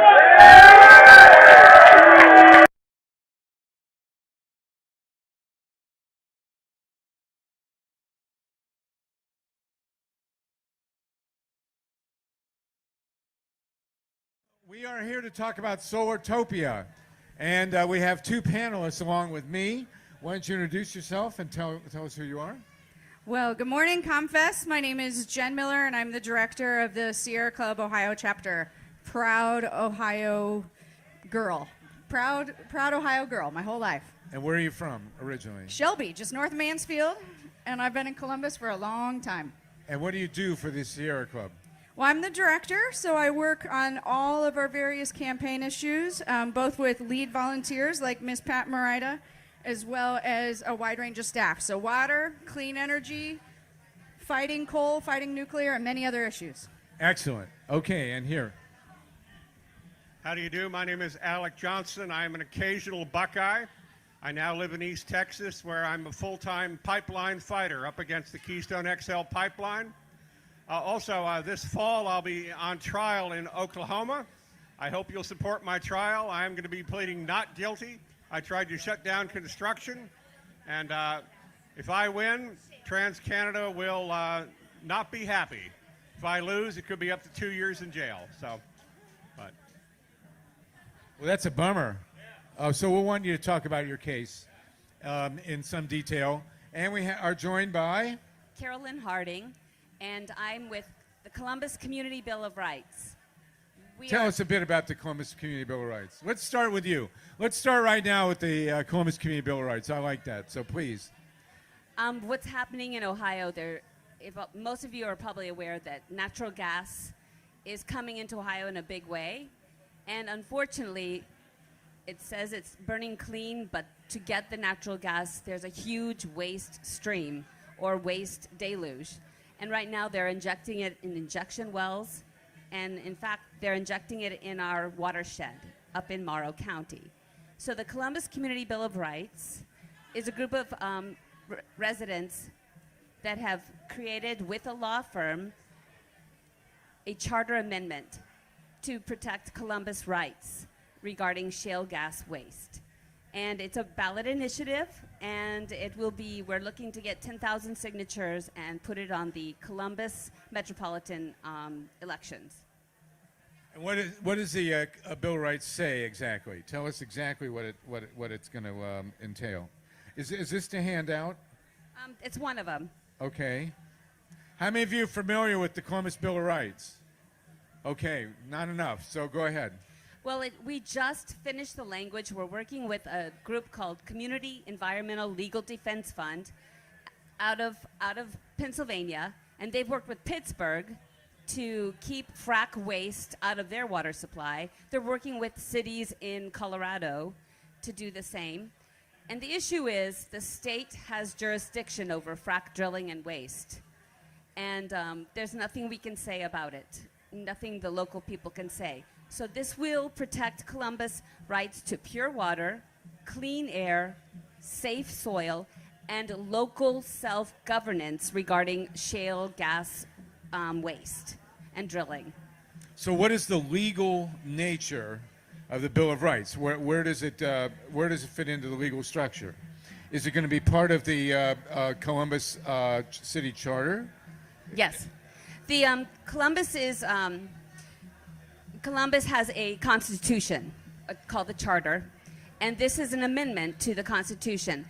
Many cities have embraced ordinances. That's where the city council passes an ordinance to change their policy towards an offending corporation. But oftentimes the industry, the oil and gas industry, will approach those city council members and they'll change their tune and they'll change their vote. And it will go back pro shale gas waste and everything else. If we go to the people with a charter amendment, the people have to vote on it. And then the people also know what's going on. And then if we have to change it, if we want to change it, we can, but it has to go to the people again. So you're going to put this on the ballot in the fall of 2014? We just kicked it off on Friday at first day of ComFest. And we have almost 400 signatures, and we need roughly 15,000. So we are aiming for next May. But if we miraculously get 15,000 signatures, we will put it on earlier. Okay, so you put this on the ballot with 15,000 signatures, and the city as a whole gets to vote on it, and then if it passes, it's part of the Constitution of the City of Columbus. Yes. And it can't be overridden unless there's another referendum to change it. Is that correct? Yes. And will this prevent fracking in Central Ohio? Yes, it will prevent drilling, and it will prevent all aspects of fossil fuel extraction regarding unconventional natural gas extraction. So yes, it'll prevent the injection wells, it'll prevent solid waste dumping, which we have a permit right on Alum Creek.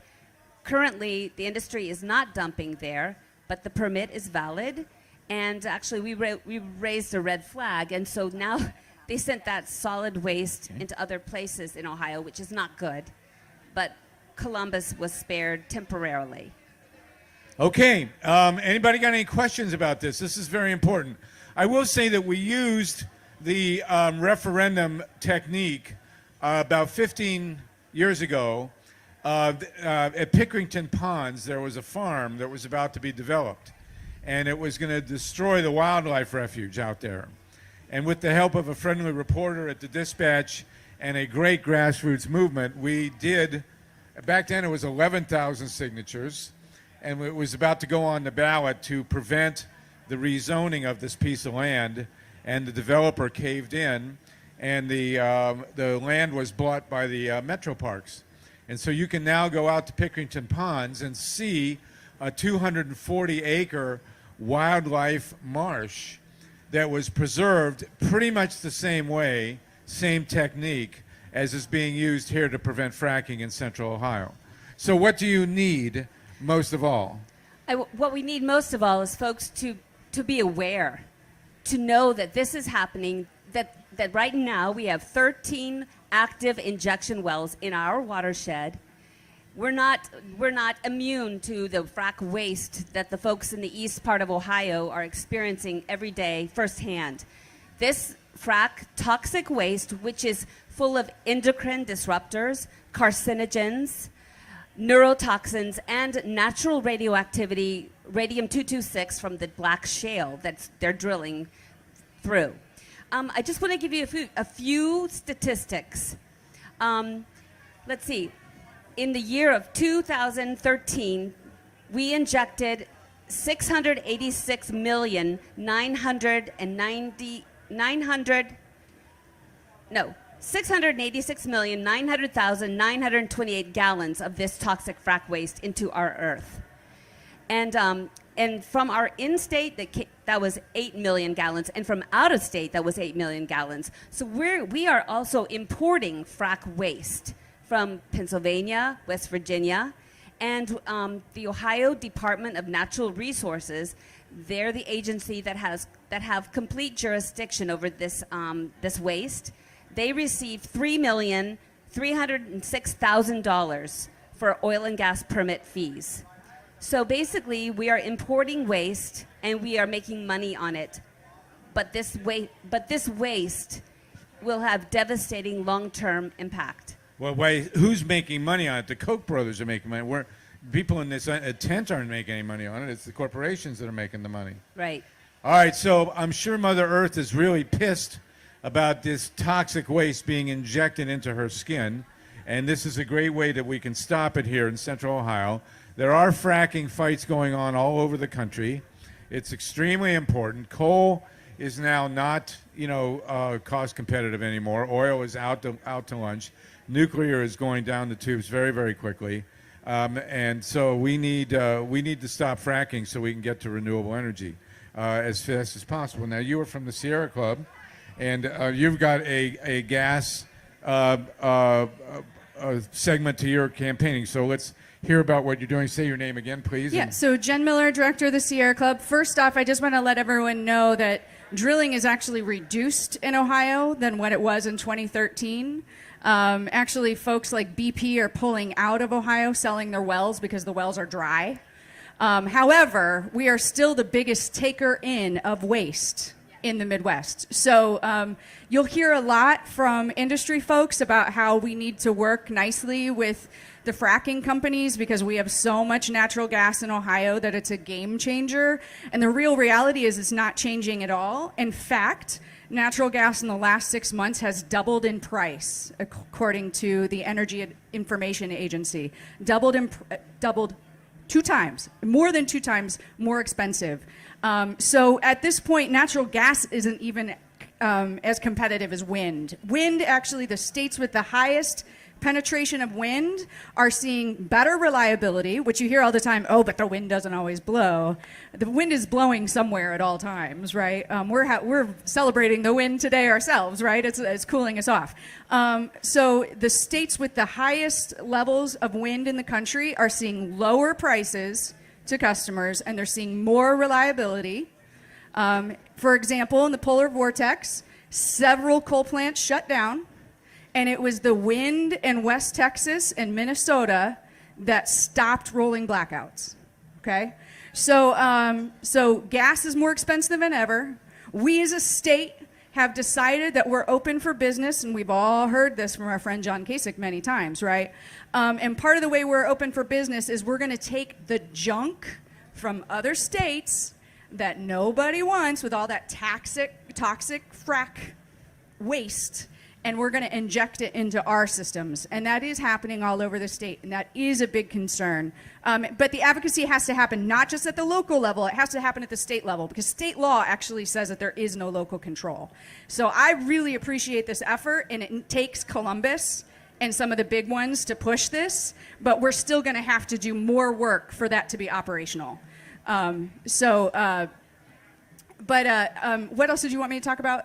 Solar is also coming down in price. So the only thing that's really changed in the last 5 years is nuclear is as expensive as ever. There's never been a more expensive form of energy known to humankind.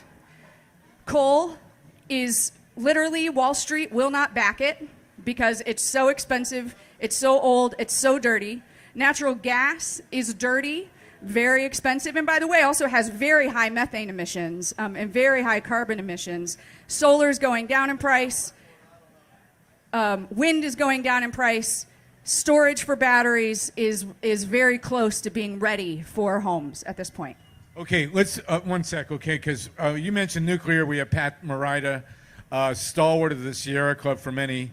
Well, she's way too young, but, you know, come up, Pat, for a minute and tell us about this leaflet you have and what the Sierra Club is doing about nukes. You know, we have 2 nukes in Ohio, at Perry, the Perry plant east of Cleveland, the first reactor in the United States to be damaged by an earthquake, actually, amazingly enough, and the Davis-Besse reactor, which is insanely dangerous and expensive out near Toledo. The Sierra Club has been campaigning for many, many years, and you have something you want to talk about real quick, Pat, please. The waste dump in Canada, among other things. Yeah, I wanted to mention, am I on?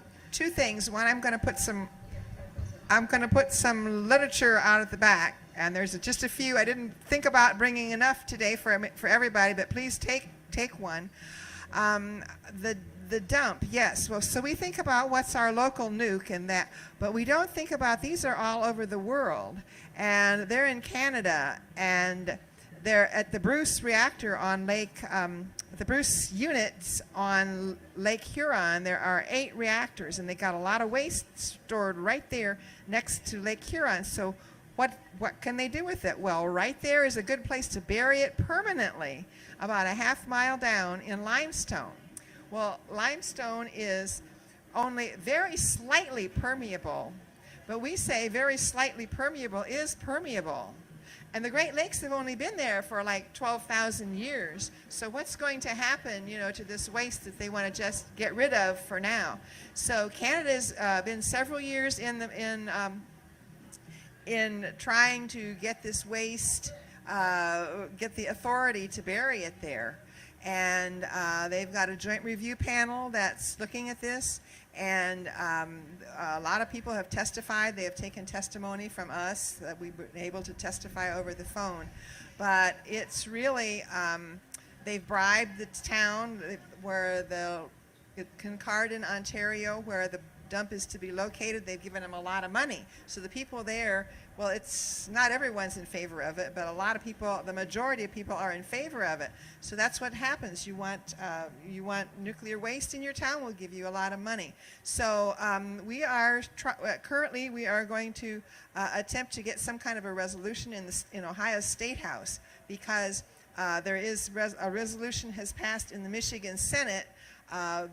People are finding out about it, and they're incensed because that's coming our way. It's coming right down from Lake Huron into Lake Erie, and of course Lake Erie is our shallowest lake, and the most fish in our lake too. So, and 15 million people get their drinking water from the Great Lakes. So well, when you see that issue, we'd love to have people bring that up to your state legislators. Okay, so Pat Morita has stuff about nukes back there. And let's talk about some big picture stuff now. It was important to get the local and chime in. Did you have something you wanted to say?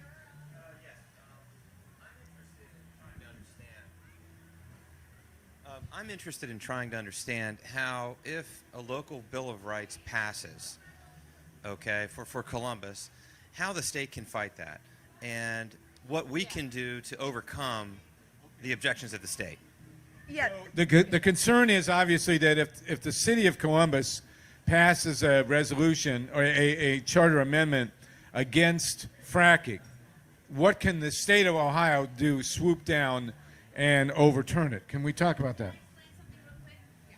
It's not against fracking. It's a Bill of Rights that we, the people of Columbus, deserve and have a right for local control, pure water, clean air, and safe soil. So it's a rights-based initiative, not a ban on fracking. So when they come against us, either the corporations or the state, they're going against the people's inalienable rights for clean water, clean air, and safe soil, and local governance. Right, and here's the real point is politicians are going to want to win Ohio, right? So even if this, and want to win Columbus. So even if the state tries to supersede that Bill of Rights, and they have the jurisdiction to supersede that Bill of Rights, it would be very dumb for them to do so. Does that make sense? So we still have to work these two angles. We fought the law, hard fought the law change that took away local control. And I'll just tell you that throughout the state, Mansfield's actually a really hotbed for fighting the local control issue. But there's places throughout the northeastern corner, especially too. So this is a very good tactic, and a tactic that I think in the long term could have some really helpful implications. I just want everyone to know that we have to do this, but we can't be done, right? We have to keep going back to the State House and fighting this. Because also, they're drilling in our state parks. They're drilling in our state forests. You know, so there's less than 1% of Ohio is made of forests. And they're drilling there. So we do have to, right, we all have to fight on all fronts, yes. It is shocking how, and it's a good question if the state can overrule the city, just like the feds overruled the states on medical marijuana and things like that. And we do have a government in the State House that's owned and operated by the corporations and the Republican Party. I mean, this is an astonishing situation due to gerrymandering. This state went solidly for Obama in 2014 and solidly for 12 and solidly for Sherrod Brown, a liberal Democrat in the Senate, U.S. Senate. But so statewide, the state is overwhelmingly Democratic, and yet the State House, the House and the Senate are basically 2/3 Republican. And the congressional delegation is what, 12-4 Republican versus Democrat. We are totally gerrymandered in this state. So it's really a concern. And we're lucky in this state that we do have the referendum and that we can vote on these things directly. And I'm sure that when push comes to shove, that there will be millions of dollars spent in Central Ohio to defeat the Bill of Rights. We can anticipate that. And all sorts of lies will be told about it. You'll be told you'll freeze in the dark and all that other crap. So let's move ahead. I want to talk about big issue, and you'll talk about big issue. Very quickly, the concept of Solartopia, and I did write a book about it, and there is a Pete Seeger music video. Go online and Google Pete Seeger, the great folk singer, Solartopia, and you'll hear a wonderful 4.5-minute YouTube of a song that Pete Seeger wrote with David Burns, and amazing enough me, it actually won a Grammy. And this is the book Solartopia. Solartopia is a vision of a green-powered Earth. It basically says that it's a mythological airplane ride in the year 2030, looking down on the Western world. We don't get to China or India, that has been solarized. And, you know, it was kind of a pipe dream way back in the 1970s when we first started the No Nukes movement to think that the whole world could run on renewable energy. But as Jen has pointed out, there have been tremendous advances in renewables. We now have an entire state in Germany, Schleswig-Holstein, where those big black and white cows come from, that has been running 100% on renewables. This is, you know, Germany is not exactly hippie heaven. Well, there are a lot of hippies in Germany now, but it's not exactly a frivolous country. It's the fourth largest economy in the world, the biggest economy in Europe, and they have made the decision to transition 100% to renewable energy. No more nuclear, first of all. No more coal, oil, or nukes, or gas, or what I call King Kong, coal, oil, nukes, and gas. And they are, the large corporations, and this could not have happened in Germany without the cooperation and consent of the large corporations, Siemens and all these other big dudes. And the woman, the Prime Minister of Germany, Angela Merkel, is not exactly a flower child. She's a chemical engineer and is known as being center-right. Now, a lot of this happened because of Fukushima, or some of it happened because of Fukushima, let's put it that way. And those of you who are interested in the really bad news, you might want to Google, it's at the Free Press website, an article I wrote called Fukushima's Children Are Dying.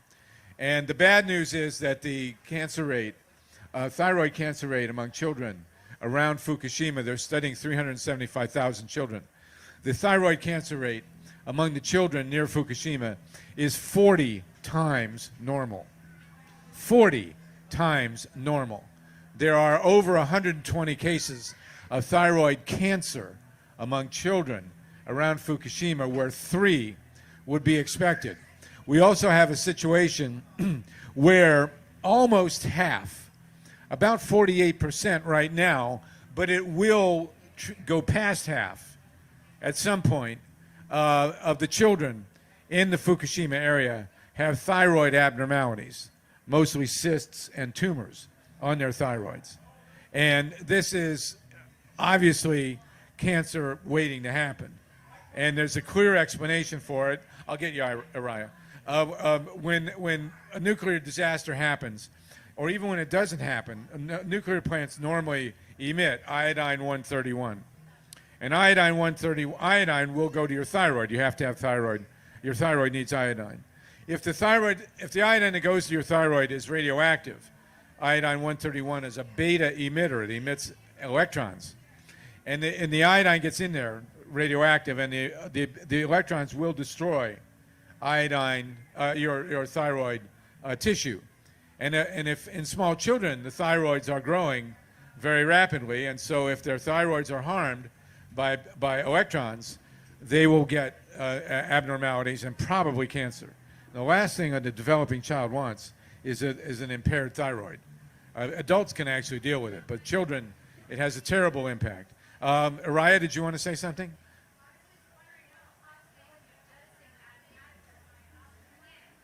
What's that?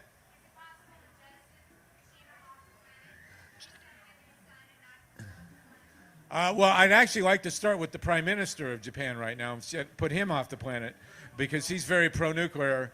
But it's an impossible situation to deal with. Fukushima is huge. I was in Japan in the mid-1970s. We marched against Fukushima. People said, what the hell are you doing building a nuclear plant in an earthquake tsunami zone? And this was not unanticipated. And the industry and the government said, oh, it won't happen, and we are sufficiently protected. But, you know, as we find out, it is absolutely not the case. At Fukushima, they're still dumping 300 tons of radioactive water into the Pacific Ocean every day. And these jerks, you know, they go around on these TV shows, these pompous windbags, and they say, well, it's not enough radiation to harm anybody. The Pacific Ocean is huge. First of all, it's bullshit. They have tested, and I will get to you, by the way. They have tested 15 tuna were caught off, tested off the coast of California, and all 15 showed radioactive contamination from Fukushima. And then they'll say, well, of course it's not. You can eat the whole tuna and it won't harm you. Well, what is this radiation doing to the algae and to the phytoplankton and to the starfish and to the reefs and to all the microorganisms in the ocean that we depend on? There are people with reports now that the ocean is dying. There's a guy who sailed 3,000 miles in the part of the ocean. He said he didn't see anything at all alive. And so, you know, this is the death of life on Earth as we know it. And so all the nuclear plants need to shut. Right, And- because they're all at more risk because of the serious storms that are coming about because of climate change. Yes, and also, if you, what's that? Right, They're at the end. Yes, they're old. Like me. They're at the end of their design life. I'm 68. Some of the reactors are almost as old as I am, for God's sakes. And fracking. Fracking causes earthquakes, and these idiots are fracking near nuclear plants. Actually, it's the For Christ's injection. sake. It's the injection that causes. Yes, and I have read now that Oklahoma, which is being fracked to hell, has more earthquakes now than California. We're creating earthquakes, and they are fracking near Davis-Besse. God forbid there should be an earthquake at Davis-Besse. That thing will crumble like paper mache. That thing is really old, decrepit, horrible problems. Yes, young lady. Where did I read what? It's on the internet. And go to nukefree.org, nukefree.org. Thank you very much. I edit nukefree.org. So fracking is beating the hell out of our planet. The premise of Solartopia, which was visioned as a pipe dream many years ago. In fact, in 1975, when we first in Western Massachusetts started finding nuclear power, there was a Toward Tomorrow fair at University of Massachusetts. And people talked about this, and we had this vision of a green-powered Earth, and everybody said, oh, it's decades away. Well, what has happened is our movement, our environmental movement, our green power movement, our movement against nuclear power, has actually birthed the biggest industry in the history of the world, which is photovoltaic cells. Photovoltaic cells will be, dollar-wise and employment-wise, the biggest movement in history, biggest industry in history. Photovoltaic cells have plummeted in cost. These are the flat panels that convert sunlight to electricity. They have plummeted in cost, and they have soared in efficiency. My nephew now I have two nephews in Washington, D.C. One of them is a professor of solar energy at George Washington University. They have just put in a huge solar array at George Washington and American universities in D.C. that will provide, in some cases, 100% of the electricity being used in many parts of these campuses. This could not have been done even 10 years ago. My other nephew is selling window glass that has photovoltaic embedded in it. And so you can build a new building, and you won't be able to distinguish the window glass from any other window glass, but it produces the electricity used in the building. Now, all this stuff is happening all across the board. And the reality is, as Jen said, photovoltaic cells are the cheapest, and not only the cheapest, but the cleanest, safest, most efficient and most job-producing, but they are the cheapest form of new electrical generation out there. 80% of the new energy capacity being built in the United States and in much of Europe is renewable, mostly solar and wind, but you've also got, now we're on the brink of legalizing marijuana, you've got hemp coming. Hemp is a great source of renewable energy. The seeds produce oil, and the cellulosic stems and leaves can be fermented into ethanol. You have geothermal, ocean thermal. You have windmills that are now underwater that are turned by currents. You have tidal energy, wave energy. Wave energy is my favorite. They have these big things that look like sausages, and they just sit out there and they go up and down, and they squish water. And so all this stuff is happening now. And what we have in power in this country is a fossil nuclear, coal, oil, nukes, and gas, King Kong fossil nuclear industry that can't let go, that spends hundreds of millions of dollars on these interchanges and widening these highways, kills trains, kills mass transit, does everything in its power to protect the horse and buggy automobile industry. We have in a situation now, I love it, all these free market guys, the right-wing Republicans, the Koch brothers, who say they're against taxes except when it comes to solar. All these market guys are trying to kill the electric car. Again, why did Detroit die? Detroit died because the morons who ran General Motors, Chrysler, and Ford would not build energy-efficient cars. They had two shots at it. In the 70s, right, in the middle of the oil embargo, they had the opportunity to downsize these cars and to make them efficient, and they wouldn't do it, and so who came in? Honda and Toyota, right? Then in the 90s, they had the chance again to build hybrids, and they wouldn't do it. Who built hybrids? Again, Toyota and Honda. Now, these guys don't want to build the Tesla. The Tesla goes from 0 to 60 in 4 seconds. You know, they're complaining that we don't want to have Tesla dealerships because they won't service the cars. Here's the problem. Here's the secret. Electric cars don't need service, for God's sakes. The brakes can go wrong. You know, the CD player might break. But electric cars are so much more efficient than gas and oil cars. You don't change the oil in electric cars. You don't have to, you know, piddle with all these other things that they have to do at the service stations. And so, you know, we're on the brink. We're actually over the brink already on the greatest technological revolution in human history. It's part and parcel of the internet. The internet, of course, changed everything in the 1990s and onward. Can you imagine what we would be without the internet? If you had described the internet to college students, which I was one in the 1960s, it would have qualified as science fiction. You know, the idea that you could send messages instantly all over the world, all this stuff, the internet has completely transformed the human consciousness. But what's coming now, and it's part and parcel of the internet, is the renewable revolution. It's all digital. It's all, based on wafers and silicon, and it is happening so fast. What we have is the Koch brothers standing in the way because they're invested in King Kong and coal and nuclear. But when we get them out of the way, we will have mass transit. We will have renewables. Everything will be, if we can get there, if we can prevent the frackers from destroying the planet, if we can prevent more nuclear meltdowns, God forbid, we should have another TMI, Chernobyl, Fukushima.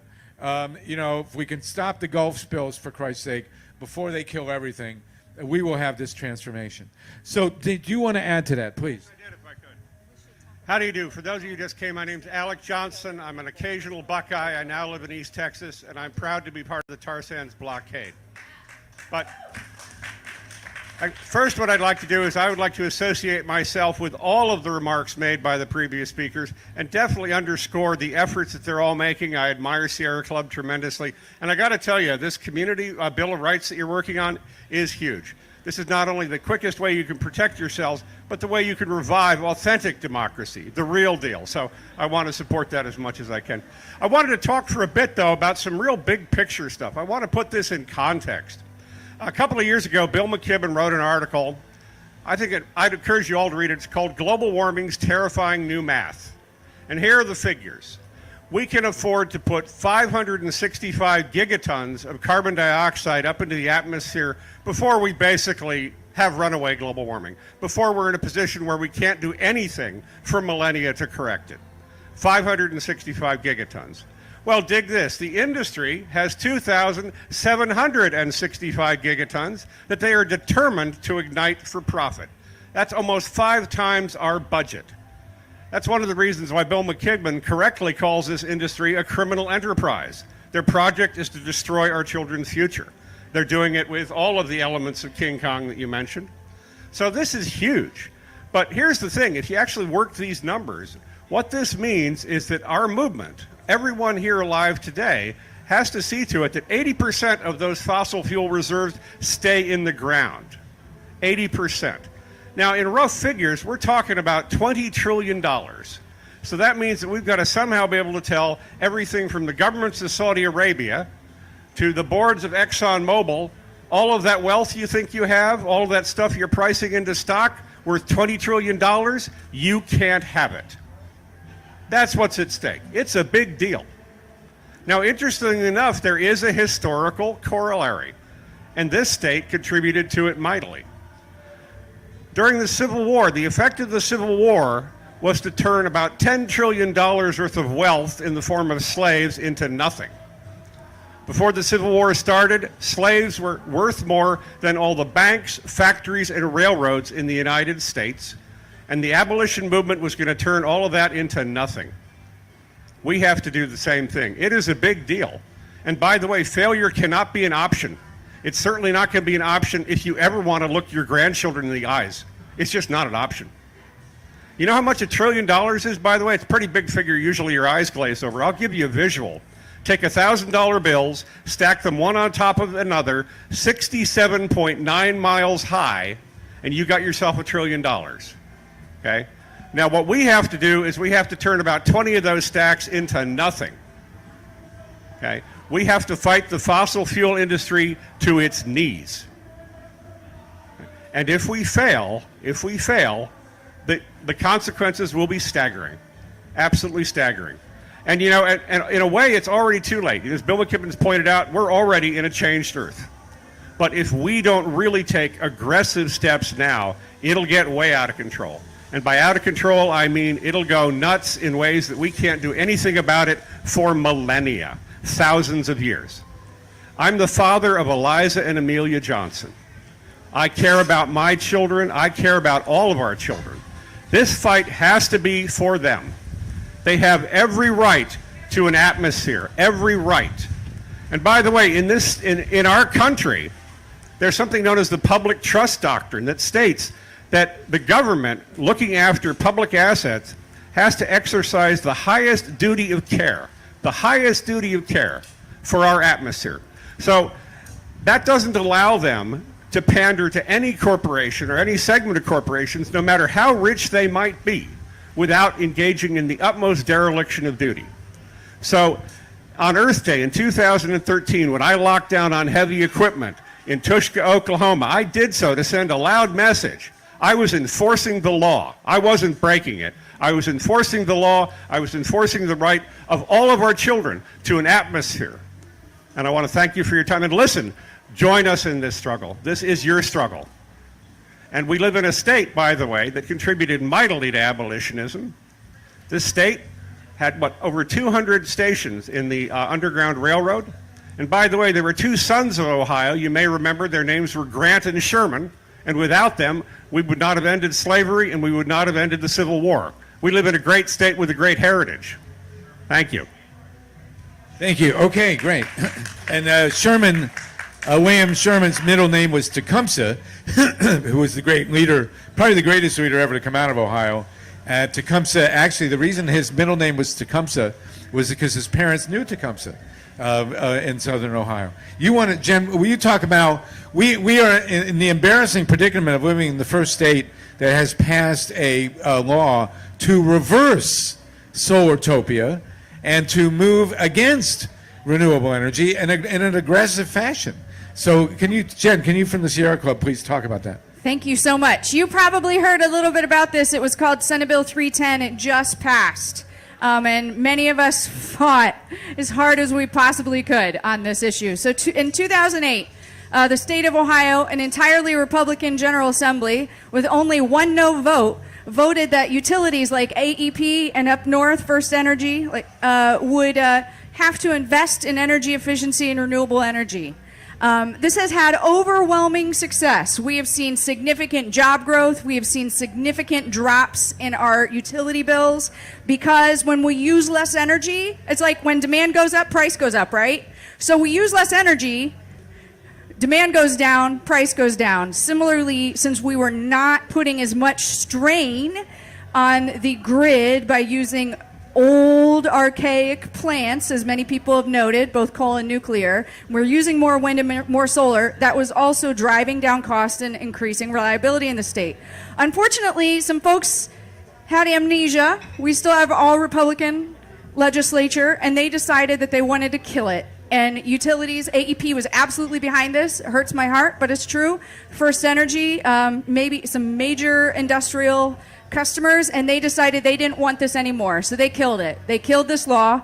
Utilities are no longer required to do efficiency and renewables. They said it was innocuous. They called it a freeze. We're just stopping for 2 years to study this thing. Here's the real truth, is what they baked into the law is all kinds of crazy language so that if it does come back in 2 years, we're not sure it will, even if it does, it won't look anything the same. So now when the federal government changes lighting standards, which utilities have nothing to do with that, right? We just go get a new light bulb, that'll count towards a standard. Anything that anyone does that's efficiency and renewables, even the utilities did nothing with it, it'll count. And not only will it count, they'll be able to get shareholder incentives for it. Even if they don't have any skin in the game, they're going to get to benefit from it. So I want to say a couple things, though. This is really frustrating, and I feel really mad about this. I've actually worked on fighting these laws across the country. I was actually the National Sierra Club's expert on efficiency and renewables for 3 years, fighting this kinds of legislation. Ohio is the first to do it. But there are other ways that we are winning. First off, the nation that cut the most carbon pollution in 2012 was the United States. And you know why? Because we started taking coal plants out. And that in some places is not popular to say that, but that was my organization that decided that was how we had to do this. You know, because we had all these old plants that were polluting the water, that were breaking the law, were making communities sick, and so we started taking them to court. So we're winning there. We have a case right now before the Public Utilities Commission where AEP is trying to keep on 2 nuclear plants that were built in the 1950s, early 1950s, to supply Piketon, old uranium plant, right, down in southeast Ohio. 2 plants trying to get basically a bailout. These are going to shut down because they're so expensive to run now. And what they want is they want us customers, anyone, even if you shop on the open market, because AEP delivers the electrons into your house, they want us customers to pay to keep these online. It's called a power purchase agreement. Now, the Public Utilities Commission said that AEP could not do a long-term power purchase agreement with a large solar company, but now AEP is coming and saying, hey, can you keep these plants online? And it is estimated just over 3 years, that'll cost AEP customers $117 million. And then in 3 years from here, they're going to do it again. And 3 years from there, they're going to do it again. Every utility in the state is trying to play this game. And here's the good news is actually, as we said, wind is the cheapest energy. Actually, wind is the cheapest. Solar is cheap. Energy efficiency is cheaper than anything, right? Because what's cheaper than not having to make it? So you have the chance to go before the Public Utilities Commission, and I hope you'll come see my tent, Sierra Club, or you'll visit me afterwards. You have the chance to show up as a customer, or I has done it, right, and say, I don't want to pay for this. Don't make me pay for this. Take that $117 million and put it towards energy efficiency, where every dollar spent saves 3. I'm not even lying. Those are the numbers we have from AEP. AEP, their efficiency programs that they just killed before the legislature, cost 1 cent per kilowatt hour. How much are your bills? What do you think you're paying per kilowatt hour as an AEP customer? Probably 10 times that. Efficiency has cost 1 cent per kilowatt hour, and it saves money too in the long run. So what I'm saying to you is, we lost that battle. We have not lost the war. We need you to come join us and raise your voice on this issue. And I think that every leader of Ohio needs to hear from all of us that we care about the environment, and we understand, actually, that doing what's right for the economy is the same as doing what's right for the environment. So please come see the Sierra Club. Thank you. Absolutely. Go ahead, please. I want to do a shout out for the Sierra Club, because when we first realized that they were going to dump radioactive waste along the Alum Creek, it was the Sierra Club that came and helped us and supported us and spoke about the issue and continued. In my mind, it takes all of us. It takes the tar sands folks that are out there fighting the tar sand blockade. It takes the people that are fighting nuclear. It takes Sierra Club, the big greens, and it takes the local charter amendments, and it takes the Living Simply folks. I mean, it's going to take all of us. Yes, and Araya. It takes the vegans too. All right, well, let's talk about that. I want to talk about veganism for a minute. I just want to thank everyone, and it's important to support all of us. Thanks. All right, I think we have to remember also that, many years ago I came up with the slogan "No nukes." It's very successful, and I think we ought to have a new slogan that says "No cow farts." And people have to understand. And I'm just waiting for the Bill McKibben's and all the people who are talking about global warming to talk about the role of industrial meat production, because industrial meat production is a very significant player in global warming. Now, I can advocate veganism. I'm not going to argue against people who think they need to eat meat. I've tried to stop eating fish for many years. It's very difficult for me. I don't know why, but even though I know it's radioactive now, I still wind up eating it. But I am otherwise a vegan. And the global warming contributions of the industrial meat industry, cows, chickens, pigs, and what other? Sheep, I guess not really much. Goats, not really much. But the most significant is beef. And if you want to eat beef, it should be naturally grazed. Who here has ever been on a feedlot? Who has ever seen a feedlot? Okay, a feedlot is indescribable. It's a small piece of land. If you can imagine this Goodale Park with 100,000 cows on it, standing knee-deep in shit, many of them anchored up, and milk, of course, also milk production. It's factory done, and it is a huge part of global warming. In addition to that, it consumes 90% of the grain that's grown in this country. Corn. When you drive through Ohio, you see two things in the fields, basically. You see corn and soy, right? That is not for popcorn and tofu. That stuff goes to fatten cows. The number one agricultural product in America is cholesterol, because literally 90% of the grain goes to fatten beef cows. And this is a part of Solartopia. There is no way that we can sustain this kind of industrial production of meat and survive on this planet. It's a huge global warming factor. So we do need to take that into account. I'm not saying you got to stop eating meat. It'd be better for your health if you did. It would be better in general for the planet if you did. But industrial meat, chicken, eggs, milk, and beef are horrific in terms of their impact on the environment. Very quickly, Araya, go ahead. Well, I don't know what I can really add to that, except that I would disagree that any animals being exploited is possible, because it will always end up, the reason we have industrialized livestock production, because I'm not going to even qualify it as meat, it's all livestock. Any animals that we're exploiting for this process, there's no way we can do this to support the 7 billion and counting that continue to climb in our population on the planet. We just have to recognize that we are leveling rainforests. I mean, we've lost 80% of the Amazon due to livestock production, predominantly so we can feed soy and get a cheaper burger to our chickens and our McDonald's, as far as a chicken sandwich or whatever. Chicken is the most consumed animal on the planet right now, at least in the United States. I should qualify that. And in different cultures, it's goats. So, I mean, the Muslims. But it's a huge problem environmentally. Okay, but look, yes, go ahead. Real quick, and it's hard because we all have to try to work on so many fronts for environmental issues. So I just want to say, all right, I'm actually someone, I have health issues. I really can't go every week without meat. Some sort of livestock, I can't. But I have choices. I can buy local, which means it's not getting shipped all over the country. I can buy grass-fed, which means a big difference. I can go meatless many days, and there's a lot of households that just go meatless Mondays, right? Just meatless Mondays. So it's great for our friends, and she's totally a champion for veganism, and we should applaud her. And if you can do that, I think you should.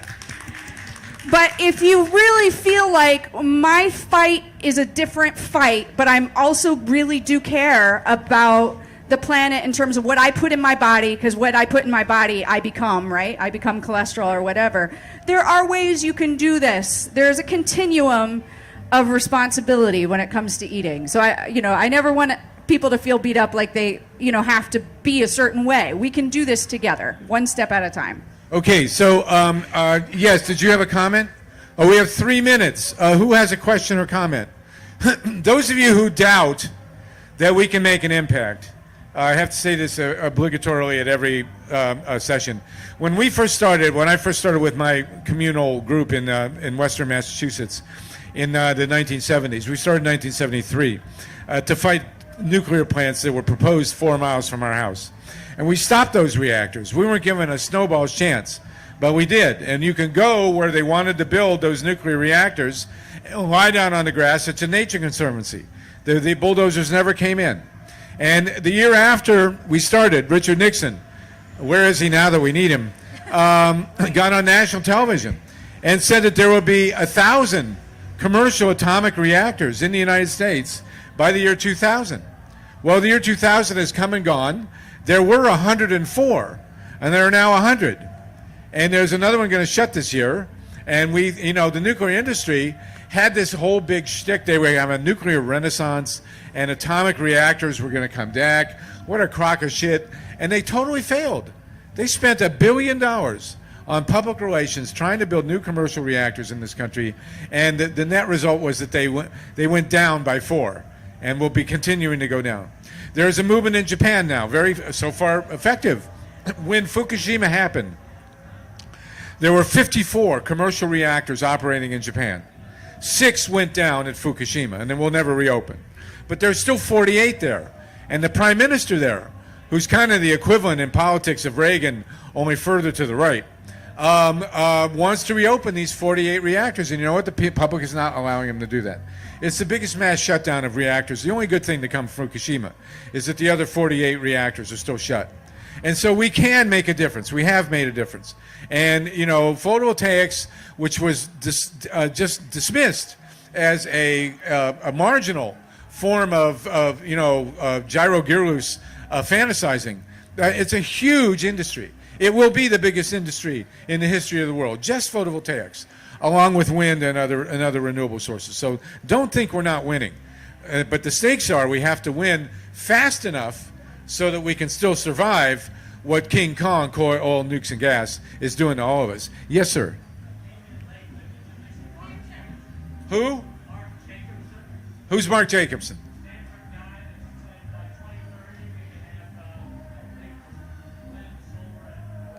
Well, the presumption of this book, Solartopia by the Age, is that we will be totally renewable by 2030. And I think that we have no choice. That's why I picked 2030. If we don't get there by 2030, the planet will not be livable for human beings. The cockroaches and many other animals will be fine. But we won't be here. Our life supports, it's the best of times, the worst of times. Our life supports this. I've read Mark Jacobson's stuff. He's not alone. There's plenty of people out there now saying that we can make this transition, and we have no choice. But not only are we going to have to do it in energy, but we're all going to have to get behind Araya here and do, it's not necessarily totally vegan, damn close. Yeah. Okay? Thank you all very, very much. This was a great group. Come on up, say hi. We have vegan meat. We have vegan eggs. We have vegan milk. We have vegan ice cream. We have vegan everything. You do not live a life of deprivation as a vegan, and it really is the single most important thing you can do because it reaches everything in society, and it is one of the leading. I mean, it saves the most energy of any other behavior. A meat eater on foot. Thank you. Does less than a vegan in a Hummer for the environment. So think about that. The diet is that important, and it's not just a diet, it's an ethic. A vegan in a Hummer. Is that guy's named Arnold? Okay, go ahead. Okay. I'm reminded that, in a past dark time in our country when we were fighting for our nation's survival, Benjamin Franklin pointed out, he said, we had best all hang together or we'll surely hang separately. Thank you very much. And since you mentioned Benjamin Franklin, I want to say 2 things about Benjamin Franklin. He's my favorite American. Number 1, Benjamin Franklin invented the lightning rod, and he could have made God knows how much money on it. And he said, you know what?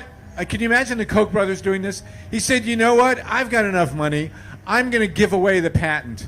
Elon Musk. For the lightning rod. And now Elon Musk, who one of the major pioneers of the electric car, the Tesla, has given away his patents. And secondly, Benjamin Franklin invented what is probably the most energy-saving invention in all of history, which is the Franklin stove. Because before the Franklin stove, everybody had a fireplace, and they were incredibly inefficiently just burning wood in the fireplace. 90% of the heat went up the chimney. It was incredibly dirty. Franklin invented a stove where you had a contained fire and way more efficient. So why don't you I just want to wrap up. Thanks, Harvey. If you are a Columbus resident, you can sign this petition.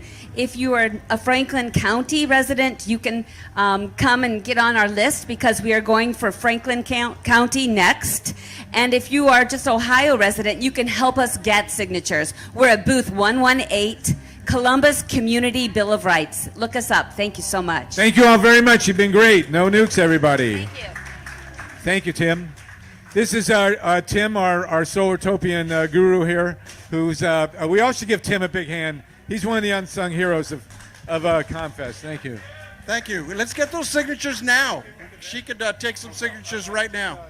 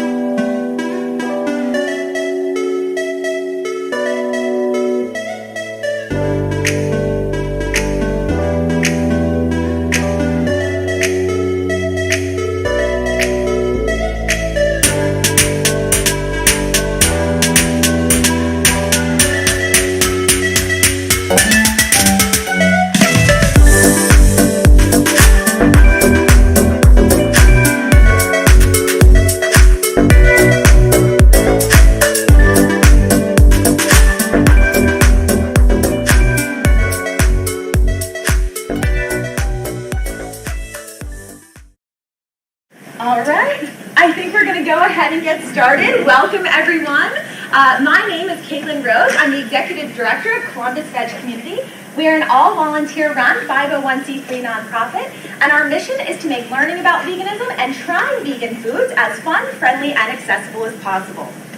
Now, today's event is designed to build upon the event that we hosted on January 19th, at which Dr. Seth Josephson presented Interconnected Oppression, Linking Veganism with Other Struggles for Justice. Now the lecture, or the recording of that lecture, as well as the slides for that presentation, are available to view on our YouTube. Following today's event, we have many more opportunities for learning, including an event in August. We are very excited to announce that the one and only Christopher Sebastian will be coming to Columbus to give a presentation on Saturday, August 22nd.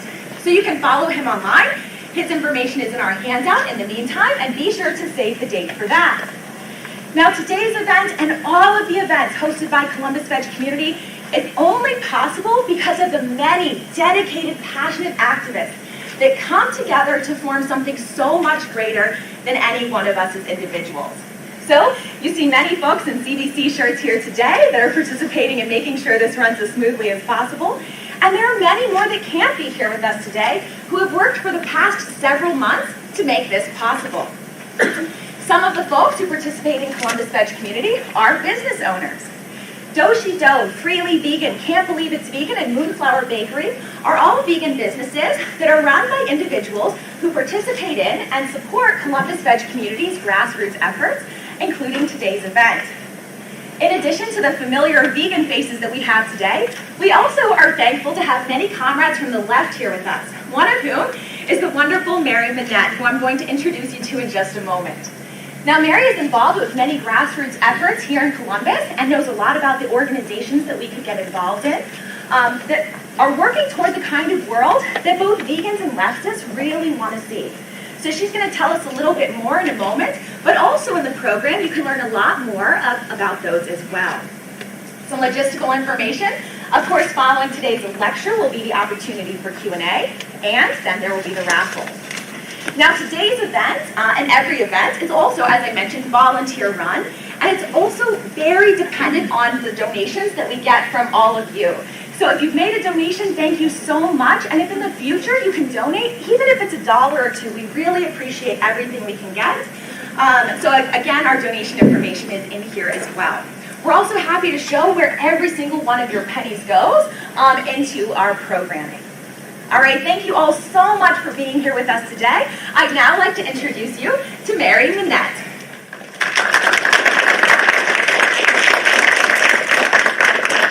Good morning, I guess it's still morning.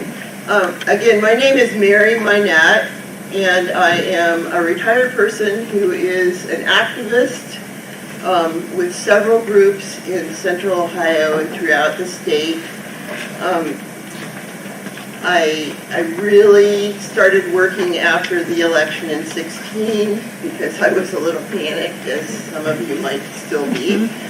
And I hooked up with Indivisible, which was modeled on the Tea Party, but to help lobby our congressional representatives from the left. So we started working to let everyone know that we're active and we're here. For full information on Indivisible, there's some stuff in your program, but there are 3 basic Indivisibles in the Central Ohio area, and they're broken up by congressional districts. So there's 3, which is Central Columbus, there's 12, which is Clintonville and North and East, and then there's 15, which goes from Athens down to Wilmington in the southern part of Franklin County, Pickaway, Madison. Most of the Indivisible organizations are on Facebook, so if you're not on Facebook, well, I would encourage you just to look. And, you know, all of us don't like Facebook that much, but it is a good way to hook up with people who are active in the left. I'm also a member of Working America, which is funded by the AFL-CIO, so we work for union rights and for worker rights. I spent most of my life as a total introvert. This is really not me to be up here giving a talk. So I was, you know, pretty much in my home, doing my thing, reading my books, watching my TV. But the election really got me going, and I forced myself to get out there. And I have met hundreds and hundreds of wonderful people who, a lot of people are also introverts. But when you gather together, just like we are today, you really meet so many cool people, and you find you have so much in common. We all need to work really hard together to change the world, and I believe deep in my heart we can do that. We can get things done. My background's in healthcare, so that's my big interest, but the environment, animal rights, all these things, we can do this if we work together. I left some voter registration forms on the front table. If you are not registered, if you have moved, if you want to check your registration, I can help you. But please, please, please vote. Every vote counts. I don't know if we've all heard these stories of elections that have been decided by one vote or a coin toss, but it happens all the time. We've got to vote. Your vote very much counts. The reason we're in this mess right now is that so many people didn't vote in 2016. So I would encourage you to step outside of your comfort zone a little bit, come to a rally, We have rallies all the time. We've had anti-war. We had one against Portman the other day. We really enjoy being with other people who feel the same way, and we can work together and change the world. So you can do that, but if you still feel like you can't get out there, you can do letters to the editor, you can do postcards, you can do letters to infrequent voters. There are all kinds of things that we can do from the comfort of our own home. So that's basically my background. I'm like scared to death half the time, so I get out there and make myself rally and talk to people and do activities. So it's now my pleasure to introduce Evan Thomas, who's the Education Director for the Columbus Veg community. And he's a philosophy PhD candidate at the Ohio State University. Yeah. Evan's research focuses on the mental and moral status of non-human animals. So he has broad interests in ethics and political philosophy. In fact, he grew up in a left-leaning household. His parents met caucusing for Jesse Jackson. So Evan went vegan in 2013 after reading Animal Liberation by Peter Singer. When Evan isn't working or volunteering, he enjoys playing the piano for his wife and his feline companions. I know he's excited to share his presentation today with us. So without further ado, here's Evan Thomas.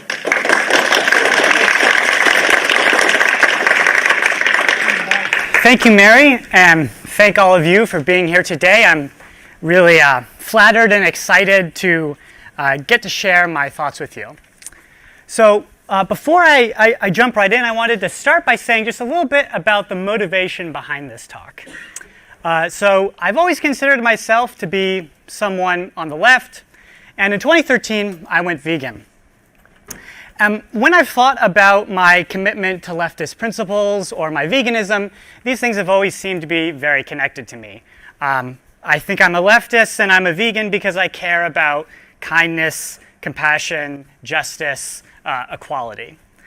But one of the things that I found when I went vegan and I was moving around in these left-wing spaces is that there is a section of the left that is very critical of veganism and that even tries to present veganism as inconsistent with, or at least not part of, the left project.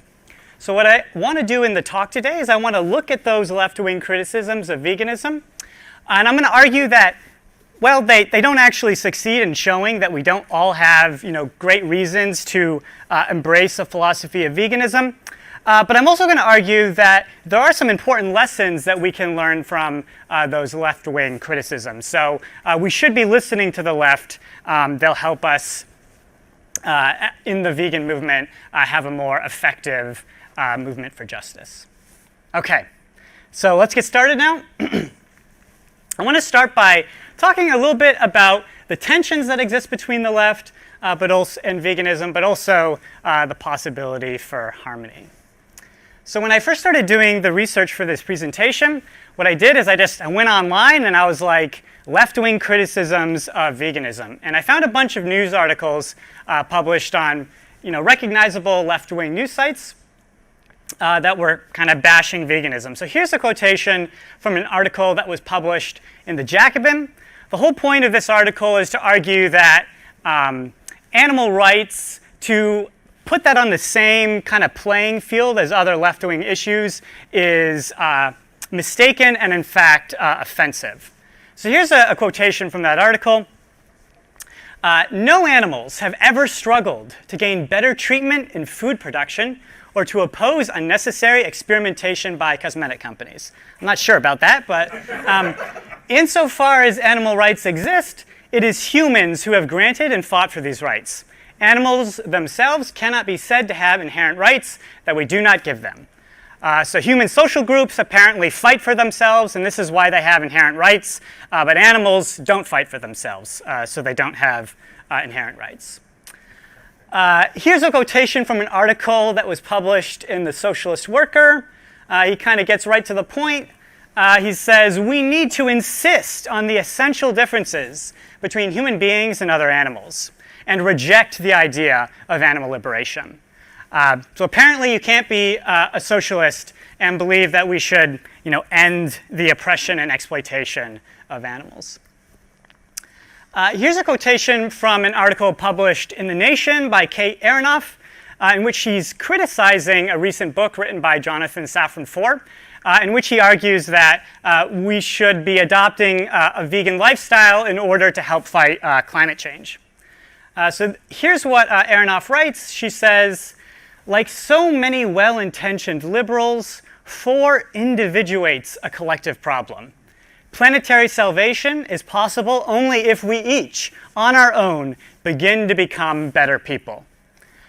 So the image here of veganism is this image of a kind of hopelessly naive, moralizing project.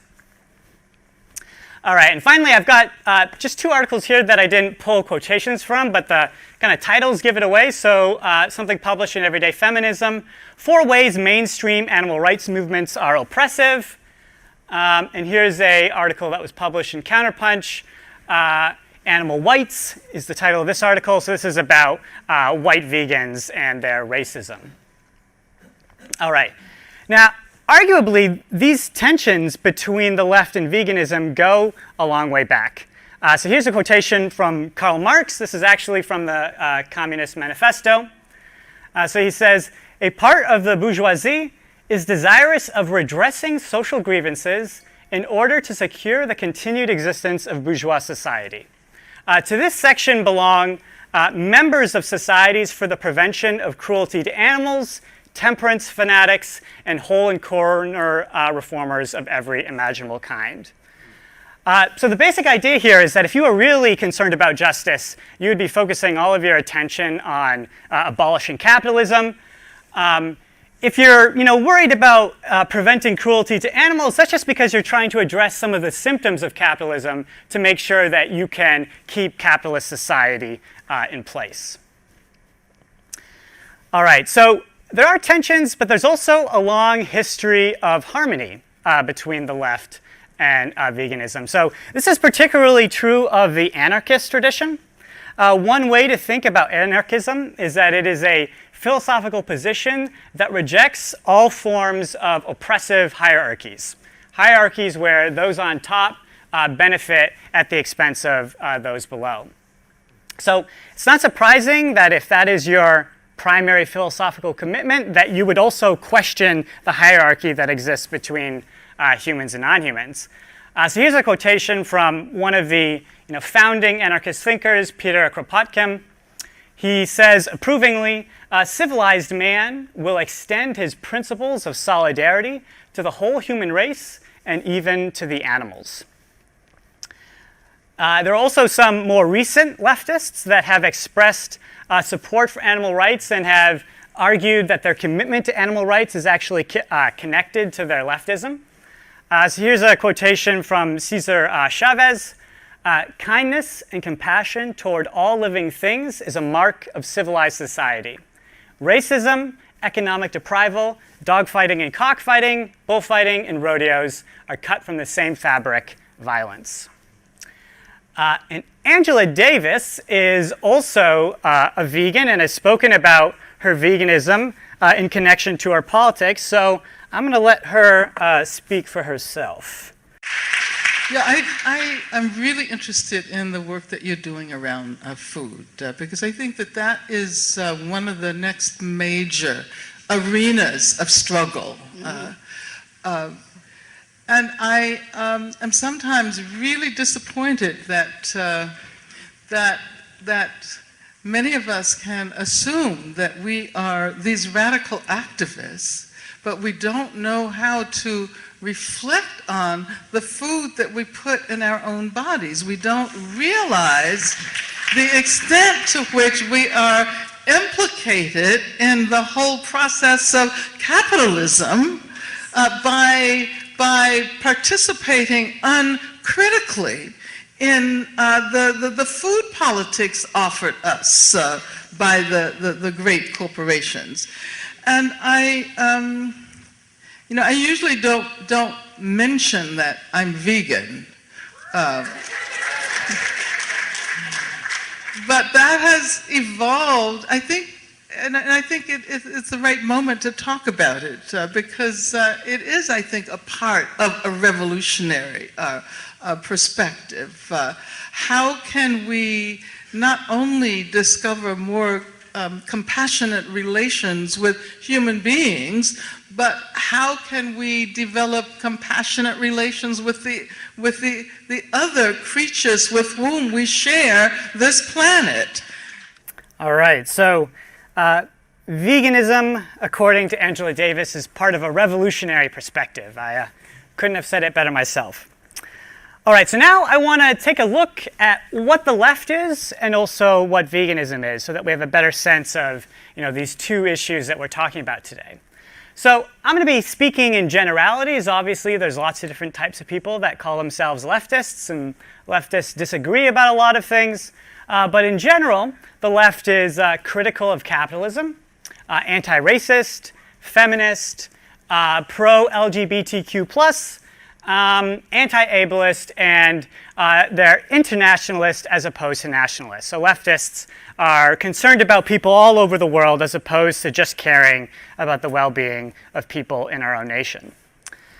So a question that we might ask at this point is, what is it that connects all these commitments of the left?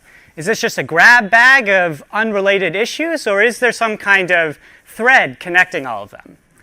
And I think a very tempting answer that's, I think, plausible is to say the left is committed to a kind of egalitarianism.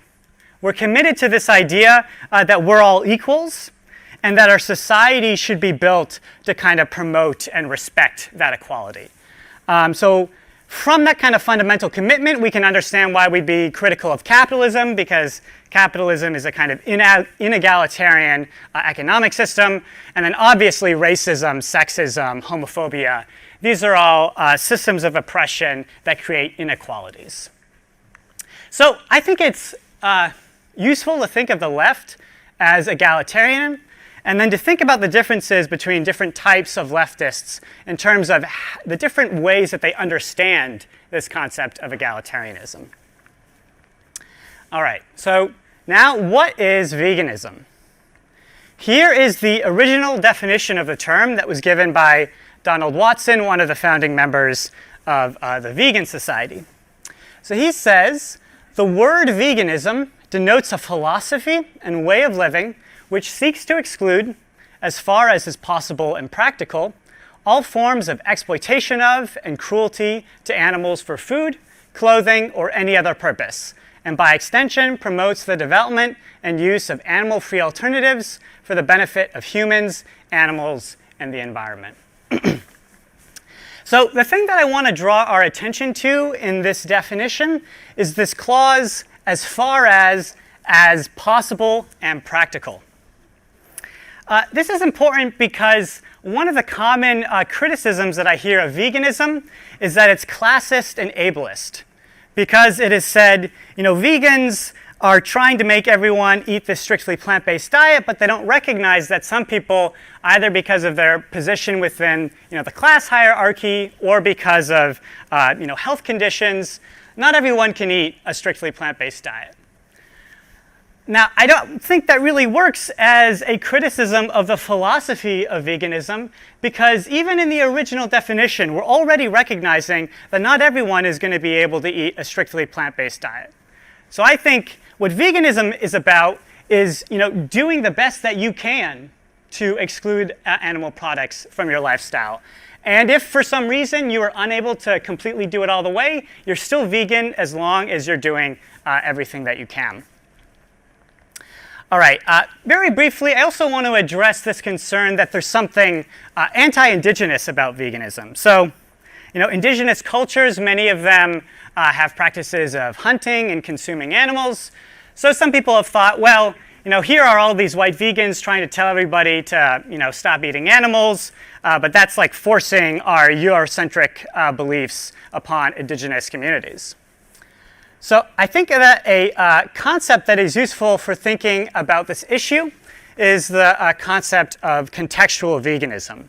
And these are some philosophers that have written about contextual veganism, Laurie Gruen and Greta Gard. So the basic idea behind contextual veganism is this observation that really none of our moral rules or principles are entirely universal, or at least arguably so. Rather, our moral rules and principles apply in many contexts, but not all of them. So for example, consider the moral rule that you shouldn't lie. That seems like a pretty plausible moral rule, but now imagine the context in which you have invited an undocumented person to live in your home. ICE shows up at your doorstep and they say, do you know of the whereabouts of any undocumented people? In that situation, I would say, actually, you're morally required to lie, right? It's not even like just that it would be wrong to lie. You're actually morally required to lie. So moral rules depend on context. And I think in the same way, we can be vegan. We can believe that, many of us in this room, for example, are living in a context where we have very strong reasons to adopt a vegan lifestyle without thinking that everyone on this planet, regardless of their context, should be living a vegan lifestyle. All right, so now I want to talk about egalitarianism and animal liberation. So what I'm going to do is I'm going to take that fundamental commitment of the left, and I'm going to argue that that commitment actually supports the project of animal liberation, ending the exploitation and oppression of animals for especially things like food. All right. So the way I'm going to proceed is by taking an argument that is taken from Peter Singer's book, Animal Liberation. One thing that I want to mention up front here is that Peter Singer catches a lot of heat. And I think some of that heat is justified. Especially disability activists have, I think, shown that Singer has said and written some things that are objectionably ableist. But I don't want to throw out the baby with the bathwater. I think that Singer has a lot of important ideas that are worth taking seriously. And the argument from equality, which I'm going to present to you right now, is one of those ideas. So here's my basic game plan. I'm going to start by analyzing this idea of human equality that is so important for the left. Then I'm going to reflect on, what are the foundations for this human equality? What is it that makes us all a community of equals? And then I'm going to argue that the best foundations for human equality are actually going to imply that all animals are equal. So the oppression and exploitation of animals matters just as much as the oppression and exploitation of humans. All right, so let's get started. Here is a statement of human egalitarianism. This is the idea that all humans, regardless of race, sex, gender, sexuality, disability, creed, class, or community, are equal. And our question right now is, what does equal mean here? When we say that we're all equal, despite all of these differences between us, what do we mean? Now, the first thing to observe about what equal means in this statement is that equal does not mean the same. In fact, the whole point of this idea that we're all equals is that we're equal despite the great many differences between us. So I think we'd be better off thinking about equality as a kind of moral ideal. When we say that we're all equal, we're not saying we're all the same. We're saying that, rather, we should treat each other as equals. Now, one other clarification. I don't think that treating each other as equals means treating each other the same. And this is a point that has been made very well by disability activists. So I have here an image of a disability activist who is also a vegan. You can see that she's in a wheelchair. The caption here says the revolution is wheelchair accessible.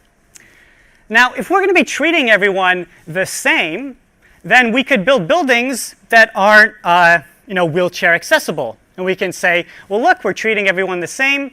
If you want to walk in, that's great. If you're in a wheelchair, well, we're not discriminating against you because we're just treating everyone the same.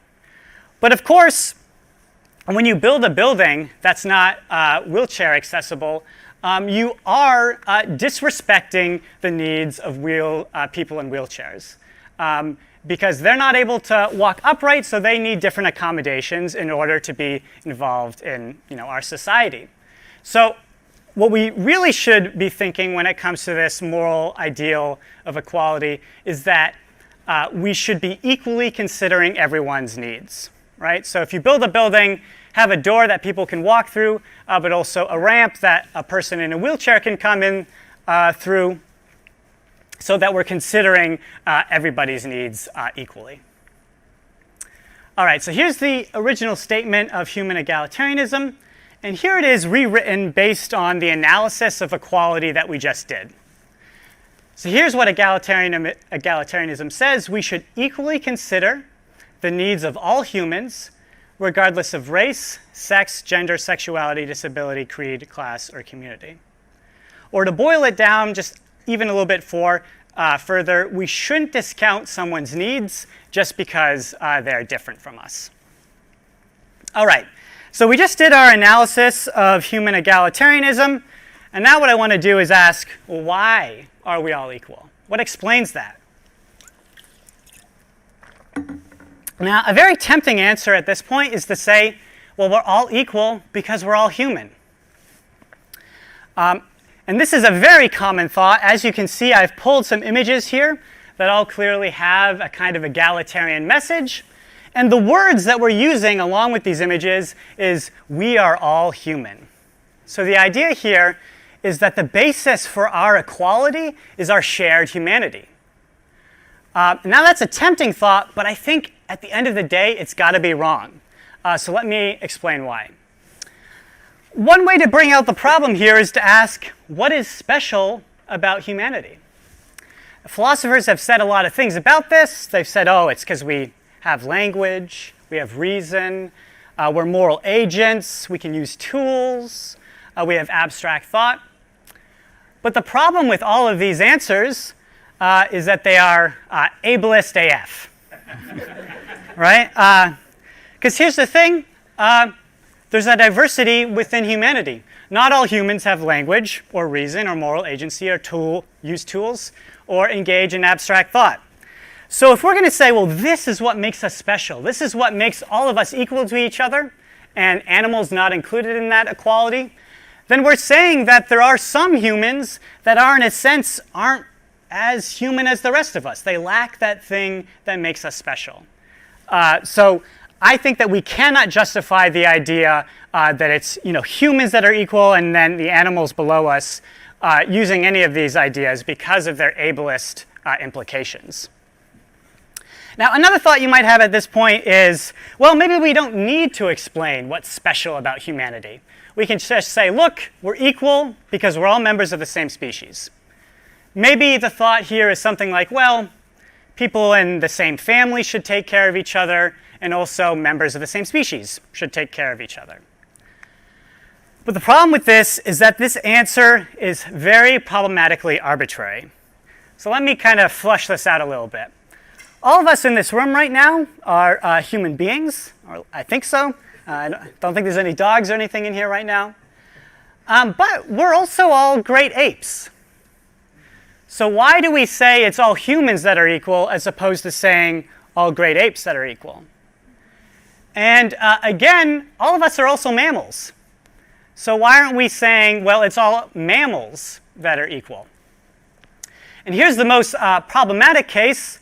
I'm a white man, and there are some white men in this room. So as long as we are just allowed to arbitrarily declare the community of equals, it seems like the white men can say, well, we are the community of equals, and other folks are not included in that, right? We want to reject this kind of arbitrary drawing of the line of the community of equals.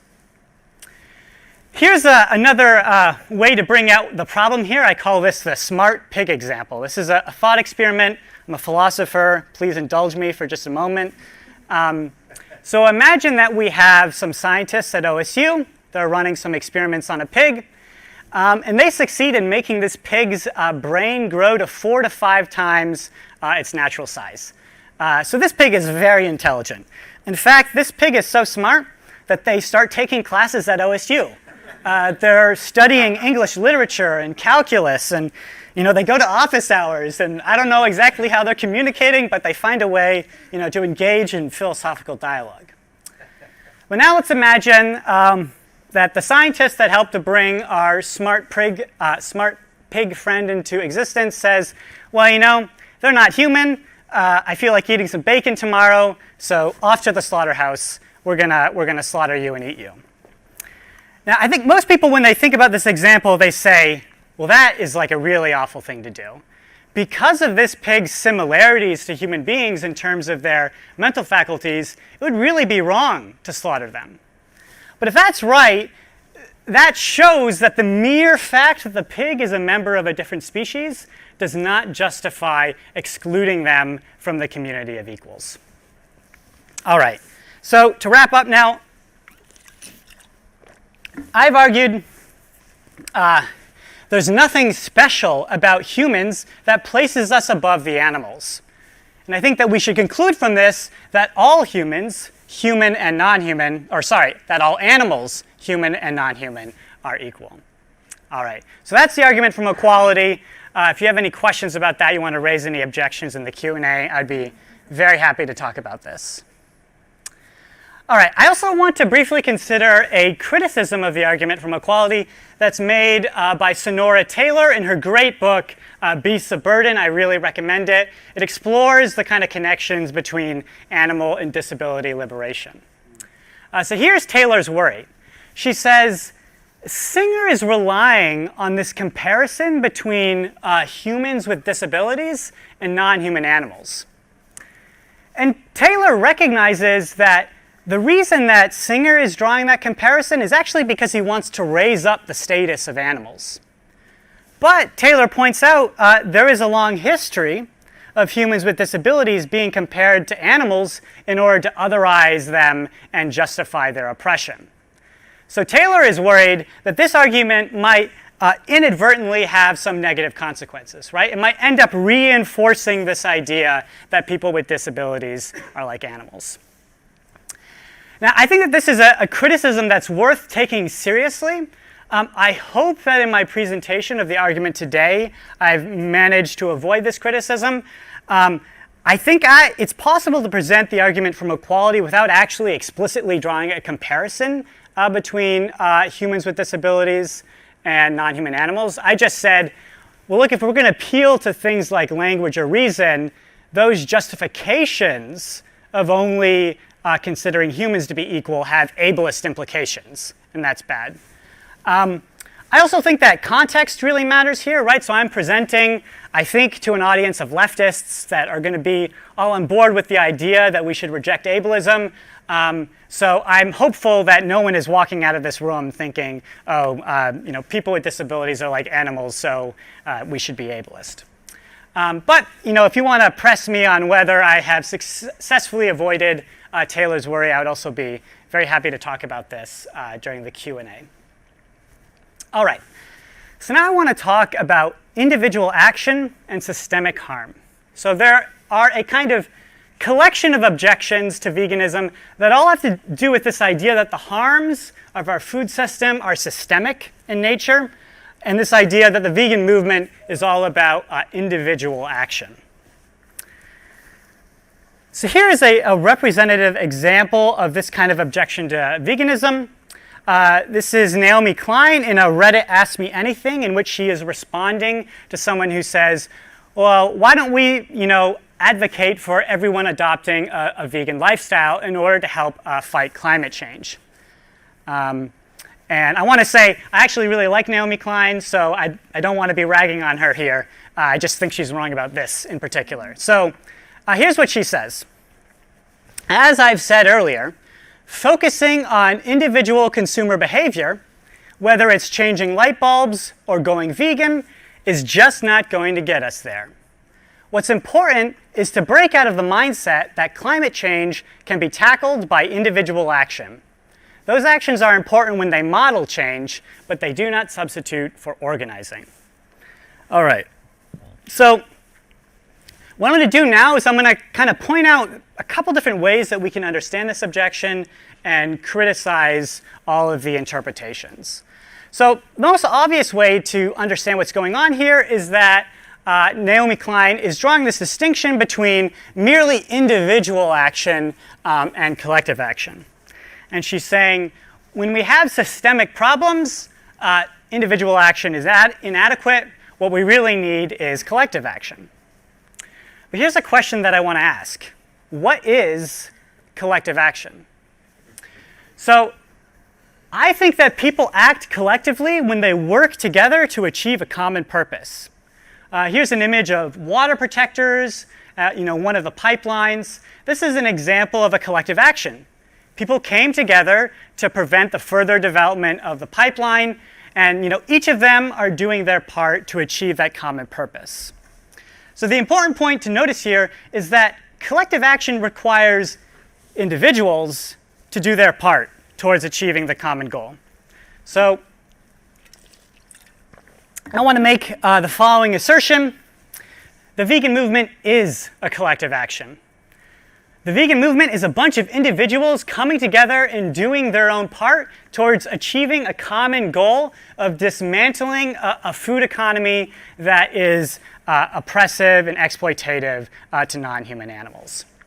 So I think it's just incoherent for people on the left to be saying, well, we're engaged in collective action, but the vegan movement isn't. Because I don't understand how we can define this concept in such a way that the vegan movement is not going to be a collective action.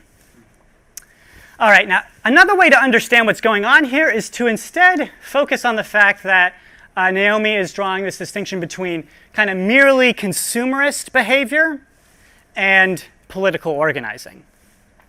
So maybe the problem is that, vegans, we're not trying to disrupt capitalism. Rather, we're just encouraging people to engage in different patterns of consumption. But this kind of effort to change the world is inferior to political organizing. But when I hear this version of the objection to veganism, I feel inclined to ask leftists, well, what do you want us to do? Do you want us to seize control of the government and ban meat? That doesn't seem like a practical path forward for us, right? We're a very small portion of the population right now. What we really need to be doing is expanding the number of vegans, and then maybe at some point we can start engaging in some efforts to win state power and enact a pro-vegan agenda. I mean, even then, I think it would be criticizable for us to I don't know, if there's 50% of the country is vegan, then we take control of the government and we say everyone else has to be vegan now. I think that would be kind of bad. So yeah, I don't get this idea that our approach is problematic because we're not engaged in political organizing. All right, so here's one final thought that I think lies behind the worry. The worry is that your average vegan is unlikely to make a difference by themselves. And I think that's true, right? It's a big world. We're just a single individual. It is true that it's unlikely that by ourselves we're going to make a difference. And you might wonder, well, what's even the point of being vegan in that case? And that's a great, interesting philosophical question. I have a whole bunch I could say about that. But instead of answering that question, I'm actually going to just point out the following. This thing that's problematic about going vegan is also true of your average individual voter or literally anyone else trying to dismantle systems of oppression. It's really unlikely that an individual voter is going to swing an election. I mean, it does sometimes happen, as Mary mentioned, right? So I would definitely do vote, right? But it's really unlikely, especially if we're talking about something like a national presidential election, that your one vote is going to be the difference maker. And this is also true of people that are engaged in political activism. So imagine a march. Imagine a march with 1,000 people, and then one person stays home. We got a march with 999 people. Which march is what's the difference between these marches in terms of how effective that they're going to be? I think the answer is, well, they're going to be roughly the same in terms of their impact. There isn't really a difference between a march with 1,000 people and a march with 999 people. So if we're going to be reasoning consistently here, we either have to be pro trying to make the world a better place across the board, whether we're talking about adopting a vegan lifestyle, voting, or engaging in other forms of political organizing, or if we're being consistent, we could be universally apathetic, right? I don't want you to do that. I want you to believe you can make the world a better place. But what we can't do is, say one thing in the case of veganism and another in the case of other forms of, trying to make the world a better place. So Naomi, I love her. She's saying vote for Bernie. I like that message. But guess what? I don't think that my vote is going to result in Bernie being the president, right? It's incredibly unlikely that I would be the difference maker. So what's true of voting is true of adopting a vegan lifestyle. All right. So now I want to talk a little bit about how veganism fits into issues of food justice. And as I see it, there are three key issues in food justice. There's the issue of food worker exploitation. There's the issue of unjust distribution of food products. And then there's the issue of environmental injustice. So we're going to look at all three of these issues in turn. Now, the first thing that I want to mention is that vegans should be recognizing that really all of the workers in our food economy are among the most vulnerable and exploited people in the economy. So this is true of people that are growing plant-based foods. So really, I do not think that vegans should be describing our diets as cruelty-free. It doesn't involve cruelty to animals, which I think is great. But chances are, given our current capitalist economic system, even the plant-based foods that we are consuming will have caused some cruelty in their production. So we should just be honest about that. However, I also think that it's important to recognize that workers in animal agriculture, and especially in slaughterhouses, have things really bad. In fact, Oxfam currently has a campaign where they're trying to shine a light on the conditions of poultry workers here in the United States. So I've got a short video clip to describe the conditions of these poultry workers. So let's take a look at this.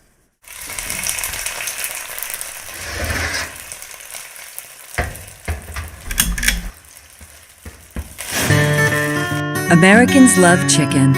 Each of us eats about 89 pounds a year. We care about how these birds are raised, but how much do you know about the people who get your chicken from here to here to here? What you might not know is that the largest poultry companies, Tyson, Pilgrim's, Perdue, and Sanderson Farms, make billions each year by exploiting vulnerable workers. What Tyson does, other companies follow, even if it's to sacrifice workers' safety and health. To increase the speed of production, companies push workers beyond their limits. Workers repeat the same motions more than 20,000 times a day, which has led to an epidemic of chronic and debilitating injuries. Poultry workers are treated like a commodity. People pee on themselves because the supervisors, they will not let them use the bathroom. It is anti-human. I needed to see a doctor, but they refused me. And I asked, can I go down to see my own orthopedics, my own doctor? And they said, if you do that, we're going to fire you. Who are these companies? They're among America's favorite brands. 4 companies control nearly 60% of U.S. chicken production. A worker processes 30 or more chickens each minute, 1 every 2 seconds, nearly 2,000 chickens an hour, over 14,000 chickens in a workday. At Perdue, we pride ourselves on the freshness of our chicken. Every time I laugh at the commercial because they say, we are taking care of our chicken, but they are not taking care of their worker.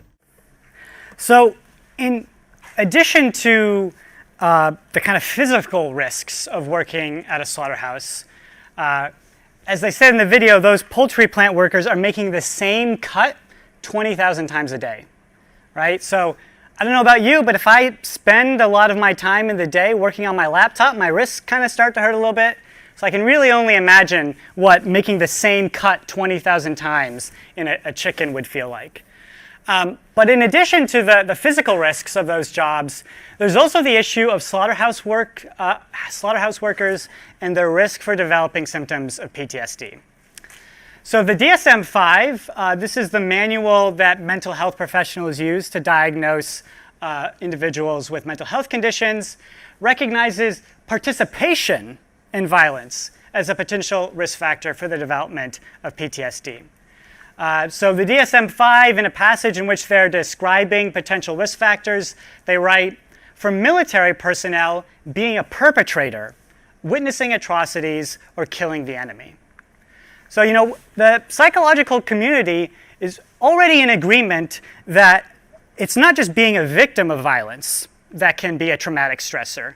It's also being a perpetrator of violence or even just a witness to violence that can cause symptoms of traumatic stress. And in fact, some psychologists and sociologists have argued that we really should have a separate word for this type of traumatic stress. So they call it perpetration-induced traumatic stress, or PITS. Now, if people can be traumatized by committing acts of violence against other humans, it really stands to reason that the same could happen when you are committing acts of violence against animals, especially when you're a slaughterhouse worker and killing hundreds or thousands of animals a day.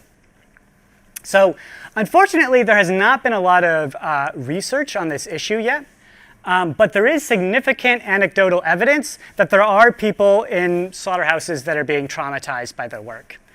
So I have here an image of Virgil Butler. He has an incredible story. I would encourage you to go check him out online.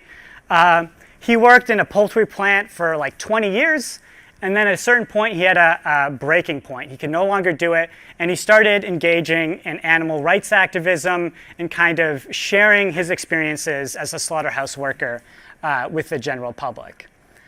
So here's a quotation from Virgil Butler describing his experience. He says, "The sheer amount of killing and blood can really get to you after a while, especially if you can't just shut down all emotion and turn into a robot zombie of death. You feel like part of a big death machine. You're pretty much treated that way as well. Sometimes weird thoughts will enter your head. It's just you and the dying chickens. The surreal feelings grow into such a horror of the barbaric nature of your behavior. You are murdering helpless birds by the thousands, 75,000 to 90,000 a night. You are a killer." Here's one more quotation, this one from another slaughterhouse worker, Ed Van Winkle. He writes, "The worst thing, worse than the physical danger, is the emotional toll. Pigs down on the kill floor have come up and nuzzled me like a puppy. 2 minutes later, I had to kill them, beat them to death with a pipe." So here's the point I want to end on when it comes to worker exploitation. Yes, all workers in the food economy are exploited, and we should be working to end that exploitation. But there is a particular kind of harm that we are visiting upon slaughterhouse workers that is just completely unnecessary. Imagine an ideal world. Ask yourself, in that ideal world, are we going to be paying anyone to be killing animals all day long so that we can eat those animals? I think the answer to that question is no. All right, now I want to talk about another issue in food justice you've probably heard of. This is the issue of so-called food deserts. Now, personally, I think that term is a bit of a misnomer because it seems to imply that the fact that some communities don't have access to healthy foods is a kind of accident of geography as opposed to being caused by our social policies. But just sticking with the kind of terminology that is out there, the point that I want to make is that the issue of food deserts is something that the left and the vegan movement can obviously collaborate on, right? The left is interested in making sure that communities have access to healthy food, and the primary way in which we can, improve communities' access to healthy food is by giving them fresh fruits and vegetables. So this is a place where the left and veganism clearly point in the same direction. There's also the issue of hunger. So right now, we are producing more than enough food to feed everyone on the planet, And yet, according to the World Food Program, which is part of the United Nations, 821 million people, that's more than 1 in 9, are not getting enough to eat. And it turns out that this issue of food justice is actually connected to some issues with animal agriculture. So these two issues are connected because raising livestock to feed people is an incredibly inefficient and wasteful way to feed them. Because in order to raise an animal, you need to feed them a bunch of food. And the primary way in which we feed them food is by growing crops that could be fed to humans. And if you look at those crops that we're feeding to the animals, you could feed way more people with those crops than you can feed with the meat, dairy, and eggs that we get from the animals.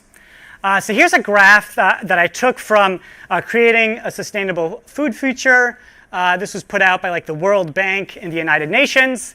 So this shows us the percentage of calories and grams of protein that we get from animals compared to how many calories and grams of protein we fed them. So look at beef. We get back 1% of the calories in the form of beef that we feed to a cow. So this means that when you eat a beef burger, it is as if you are throwing away 99 plant-based burgers with the same number of calories. And with beef, we're only getting back 4% of the protein. So we're living in a world in which we're using our food resources, funneling them through some animals in order to feed a rich elite, while a great number of people are hungry. All right, now I want to just briefly touch on the issue of environmental injustice. So 99% of the animal products that are consumed are coming from factory farms, also known as CAFOs, concentrated animal feeding operations. And these factory farms have enormous numbers of animals on them, thousands, millions. And because we have all of these animals packed into one space, you also end up with an enormous amount of waste. And this is an environmental injustice issue because that waste ends up in the water, in the air of the communities that these farms are located in. And predictably, these farms are located in communities that are vulnerable and that don't have the resources to fight back, right? These are not being located in affluent white neighborhoods. There's about 10 times the number of CAFOs in North Carolina in low-income and black and brown communities compared to the contrast class. Finally, there's also the issue of animal agriculture and its relationship to climate change. So according to conservative studies put out by the Food and Agriculture Organization of the United Nations, livestock production is responsible for about 14.5% of greenhouse gas emissions. So this is more than all of the emissions that are produced by the transportation sector, cars, buses, trucks, etc. So really, any realistic plan to confront the climate crisis is going to have to contain a transition towards plant-based diets as a component. And climate change is also obviously a kind of global justice issue because the climate crisis is primarily created by the activities of the rich nations, but the nations that are going to be suffering the most because of climate change are the poor nations. All right, if you're interested in learning more about how veganism fits into these issues about food justice, there are some great organizations out there. Food Empowerment Project, A Well-Fed World, and then there's this classic book, Diet for a Small Planet. If you're interested in that, I would get the 20th anniversary edition. All of this will be up online if you're interested in checking this stuff out. All right, so I just spent a whole bunch of time saying the left-wing critics get us wrong, but now it's time to finally give them their due. All right, so first of all, left-wing critics are right to point out that veganism is not enough. And that's for many reasons, but here's one of them. The apparent environmental and food justice benefits of vegan diets may not materialize if we don't address the underlying problems of capitalism. So let me explain what I mean with the example of rainforest deforestation. So some of you may know that animal agriculture is overwhelmingly the cause of rainforest deforestation. It's estimated between like 80 to 90% of rainforest deforestation is caused by the need to either have land to grow cattle on or to grow crops to feed to cattle. So you might think, well, look, if we go vegan tomorrow, 90% of rainforest deforestation will end. But here's the problem. If livestock companies stop buying rainforest land, that means that the demand for a commodity is going down. And when the demand for a commodity in a market goes down, so does the price for the commodity. So this means that if we all went vegan tomorrow, the price for rainforest land would fall greatly. And there are other industries that like buying cheap land and producing their products on it. So it's possible that other industries would just end up buying the newly cheap land in order to produce things like rubber and so forth. So the full environmental and food justice benefits are not going to be found, unless we both have a transition towards vegan diets and address the underlying problems of capitalism. This point is also especially true of hunger, right? The reason people don't get fed is because they don't have money. You can't make money feeding people that don't have any money. So if we go vegan tomorrow, we'll have a lot more resources to feed the world with, but unless we make some changes to the systems that we're using to distribute those resources, there are still going to be hungry people. All right, so left-wing critics are also right to point out that focusing on personal purity instead of the bigger systemic picture is a mistake. So there are lots of examples that we could talk about here. One you might have heard of recently, this kind of attention-grabbing headline, a vegan man is suing Burger King because its Impossible Whopper is cooked on the same broiler as meat, right? So if we're thinking big picture, systemic, what the vegan movement wants is to increase the accessibility of plant-based foods. But if we're creating a situation where any company that is currently selling animal-based foods has to kind of worry to themselves, well, if we start selling some plant-based foods, are the vegans going to come for us, right? That is actually harming the goal of the vegan movement. So this is just one example of a case where a focus on personal purity is really kind of inconsistent with thinking in a kind of systemic way. All right. Left-wing critics are also right to point out that vegans should recognize that not everyone can eat a strictly plant-based diet. So I kind of pointed out earlier that it's false that the philosophy of veganism is ableist or classist, but that criticism can still hold true of vegan activists that go around saying everyone can eat a strictly plant-based diet. That's just not true. There are people with eating disorders, there are people with different health conditions. If you have enough food allergies, it really can be very difficult to eat a plant-based diet. So I don't think that the vegan movement should be going around saying everyone needs to eat completely, strictly plant-based. What we should say is, look, embrace this philosophy of veganism, and as a vegan, be doing everything that you can to exclude animal products from your life.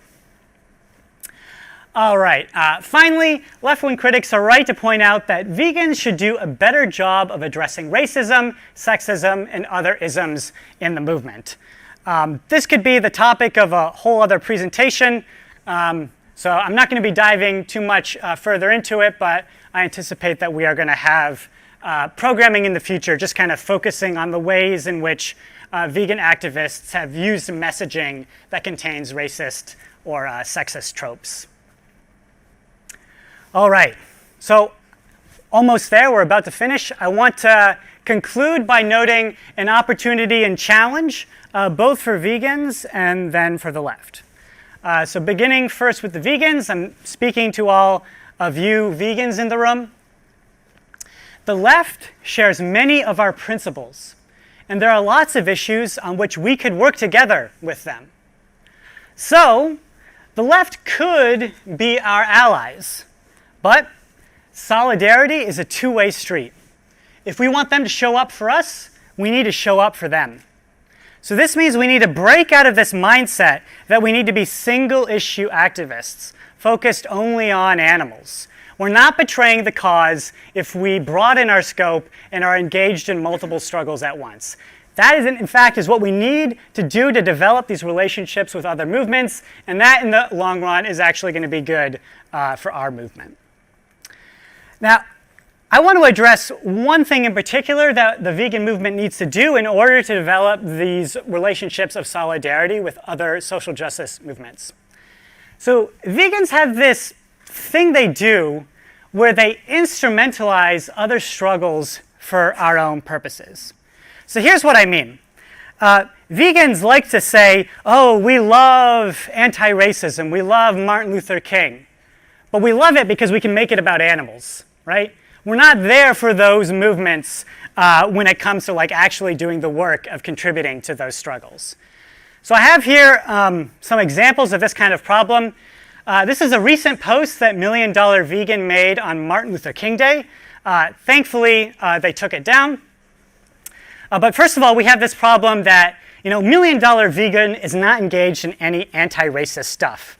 So here we are on Martin Luther King Day. It's supposed to be about him and his legacy. MLK didn't really have animals on his radar. Why is $1 Million Vegan trying to make this about the animals?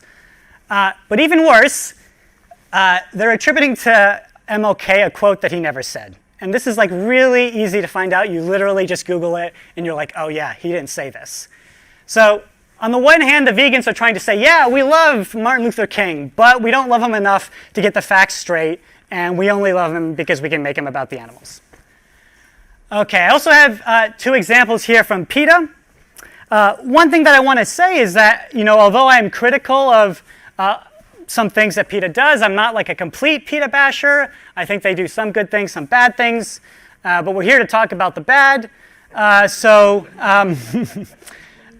Here's a billboard they had. Face it, you can't claim to be a feminist and still eat eggs, right?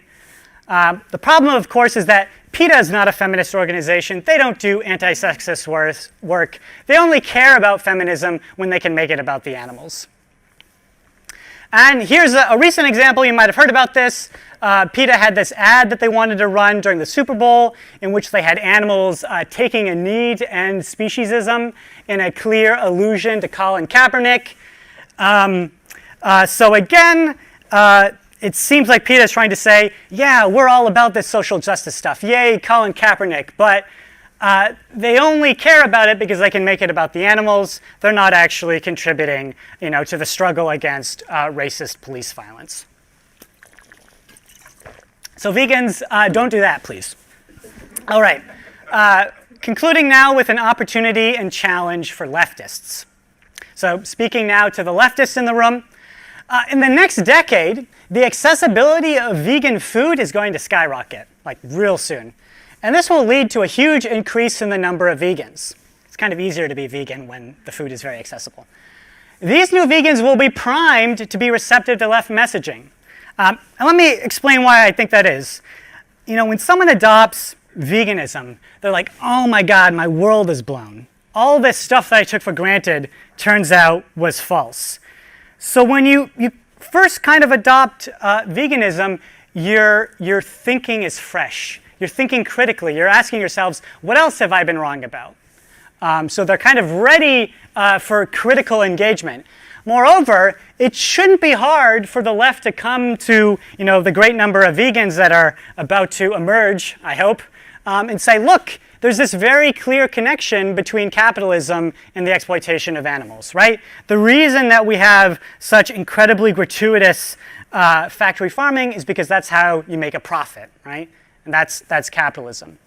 So these vegans are going to be ready to hear messaging from the left, but those vegans are going to be less likely to be radicalized by the left if the left dismisses their cause, or even worse, tries to act like their project is inconsistent with leftist principles. So look, the left, there's a new movement that's about to really pick up speed, get off the ground. We can be allies, but you just got to stop acting like our projects are inconsistent with each other. All right. I made it all the way through. Thank you, all of you guys. I'd like to conclude by saying the left and veganism, we're stronger together. All right, thanks.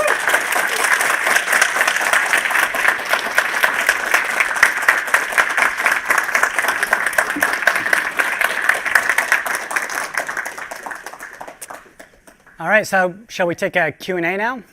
For how long? How much time? What? Oh, I didn't start the timer. Okay, let's do maybe 10 minutes. 10 minutes? Okay. Yeah, I saw EA's hand raised. Oh, he has hand raised. Okay, Keith? Yeah, so you mentioned ableism. I wonder how you would define ableism, because there's going to be discrimination based on disability or ability, most likely for a long time. For instance, we're not going to most likely have a dwarf play in the Super Bowl, or we're not going to hire someone with dementia to teach at the Ohio State University. So how would you define it? So the question is about how we define ableism. I think it's an interesting philosophical question. I think we could distinguish between at least two different types of ableism. So on an individual level, it seems it's ableist if you say, well, because someone has some disability, their needs matter less than other people. And then there's a kind of more systemic analysis of ableism, where we say, well, look at our society, right? Our society is set up such that some people can flourish and some people can't, right? This is true, for example, when it comes to racism, sexism, but also to the issue of disability, right? So I think that on a societal level, we should be doing everything that we can to make sure that the great diversity of humanity all has an opportunity to flourish. So yeah, I mean, that world is in the future, but we're working to get there. All right, thank you. Yeah, EA? Okay, so you brought up the example of McDonald's offering, or you brought the example of, food injustice and food insecurity, and then you have the Burger King Impossible Whopper, and the example with the gentleman saying that he was concerned about his own personal purity, and then he sues Burger King. So we already know that these fast food companies, they're very interested in capitalism and perpetuating that system, but at the same time, they're capitalizing on the vegan movement to include our products, but at the same time, they're marginalizing the communities they exist in. So as vegans, I'm of the perspective that if we have more privilege, we should not be supporting them if we have other food alternatives. But other vegans are also saying that if we don't support them, they will not continue the vegan food options, and that people experiencing food insecurity might not have any other vegan food options. Yeah, so that is a great, interesting question.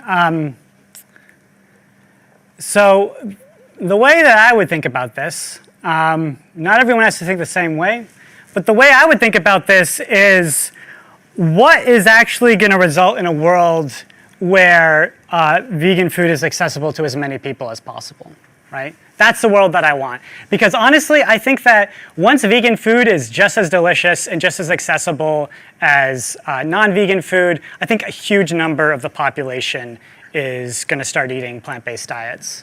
So that's my goal. And then the question is, what will actually bring about that goal?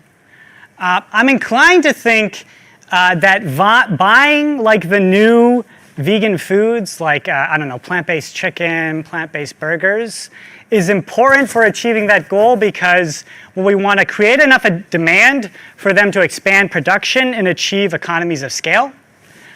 So I am inclined to think that we do have good reasons to be purchasing those foods.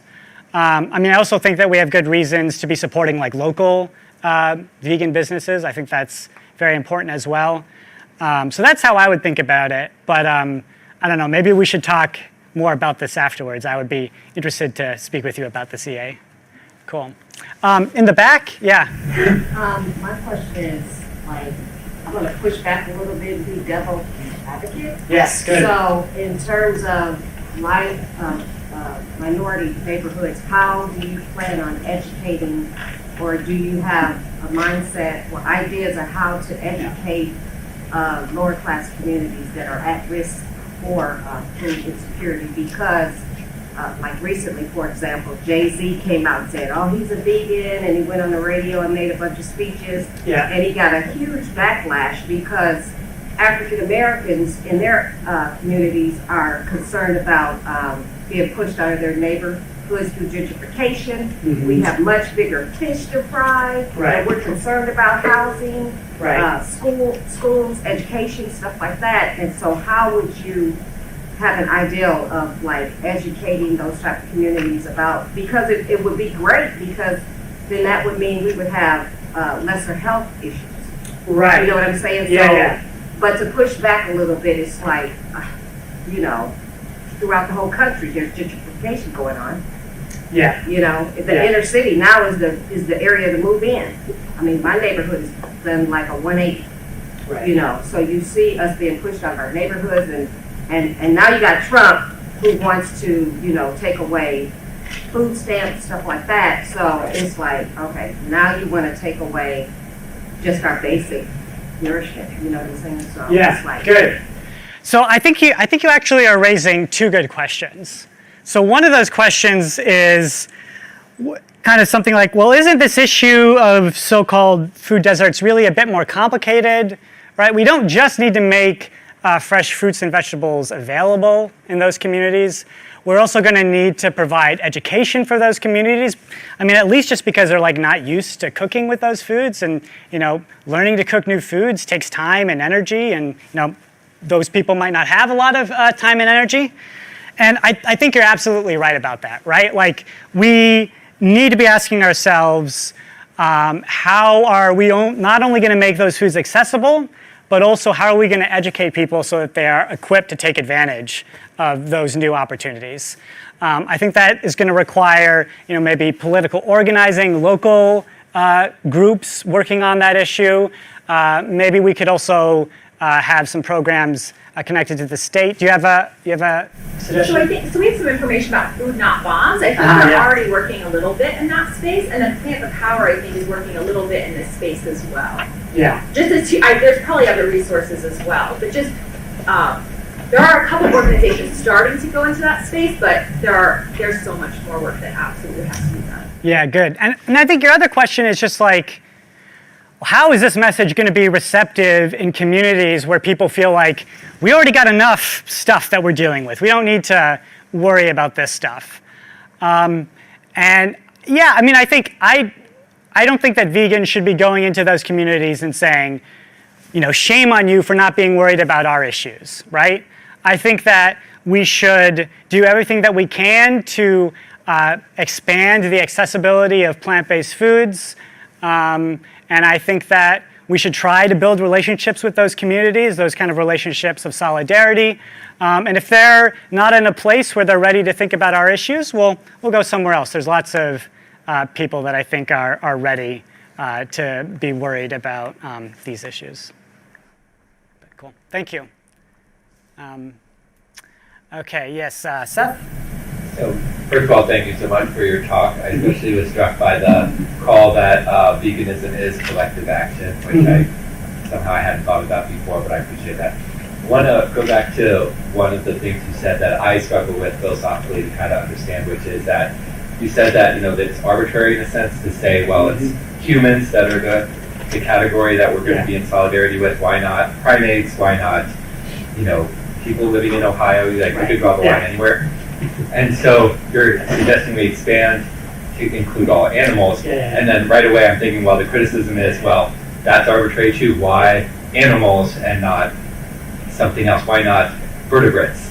Right. You know, and excluding some animals, or why not including other species beyond animals? So, like I said, I'm not sure how I would answer that question, but I'm thinking of that criticism, so I thought I'd throw it out to you. Great, thank you. Yeah, so I thought a lot about this. So I think drawing the line between beings that have consciousness and can experience pain and pleasure strikes me as less arbitrary than drawing the line elsewhere, right? So if there are some beings that they don't have anything going on inside of them, right? They don't feel pain, they don't feel pleasure. It seems like we can't really harm them, I would think, in that case. Now, there is this kind of further question. Are there plants, for example, that have consciousness, right? Seems like maybe kind of funky, but also, like, who knows? Consciousness is strange. We don't really understand consciousness. So I actually think like if plants have consciousness, we should be worried about them too. But, you know, sometimes people kind of bring this up as an objection to veganism. like, why don't you care about the plants? And I don't think that works because, I mean, yes, we're going to have to eat something. And are we really harming plants when we give them a place to grow and then we eventually harvest them and consume them, right? Like, I think, what does a plant want? It wants a field that it can grow in. That's something that we can provide to them. Now, when it comes to animals, if we want to be feeding people the number of animal products that we're consuming, we're basically going to have to take animals and put them in incredibly confined cages and I think like basically torture them over their entire lives. So I think feeding ourselves with animals requires us to essentially torture them, and I don't think that if we're feeding each other with plants, even if they're conscious, that we're actually torturing them. And we're feeding the plants. And we're feeding the plants. Yeah, we're giving them some soil to grow in and enjoy life. Yeah. One more question, and then we'll break, and then do Q&A. All right, cool. Yes. So, and frankly, this is less question than comment, but thinking about your statement, you know, the conversation about individualism and organizing, and particularly since you brought Kropotkin in and anarchism. So, you know, for many people, organizing looks like there being an organization and joining in solidarity and groups. But, you know, organizing is also about 3 or 4 people coming together and doing whatever small thing it is that they need done. Right. And in regard to, you know, I think particularly with the issue of gentrification, I think a lot about, you know, like MOVE or the Black Panther movement, where a lot of that was more just about, you know, setting up community dinners, setting up, you know, within neighborhood healthcare clinics, things like that, and not even like, okay, we need to, you know, build a soup kitchen. Just we need to invite some neighbors together and share a meal. And in just doing those little things, you are organizing and you are building a community that starts to know one another and trust one another. And, you know, I mean, then if you want to get fully radical, you can, you know, start kicking the landlords out of your block and you know, prevent the police from coming into your neighborhood and all of that. But obviously you have to start somewhere. And, you know, I mean, sharing a meal with neighbors, and, you know, as someone who earlier in life was very much a carnivore, I can tell you, it is a significant change to go from eating meat to eating tofu and things like that. I mean, it really, it's not something that as vegans should be minimized when you're talking to people who haven't made that change yet, because you know, it's a big leap. So think about it in terms of just starting very small and you know, just inviting neighbors in, things like that. Yeah, I mean, I completely agree, right? So there's organizing to change the big system that we live in, and then there's also organizing to kind of create our own networks to support and care for each other. And even if we don't yet have the organization to change the whole big system, we can at least build those smaller networks to help each other out. So yeah, that sounds great to me. All right, thank you. I guess I'm done doing the Q&A. Is Frank, what are you doing now? I just want to say I am in awe of your mental acuity. Oh, thank you, Frank. Thank you, Frank.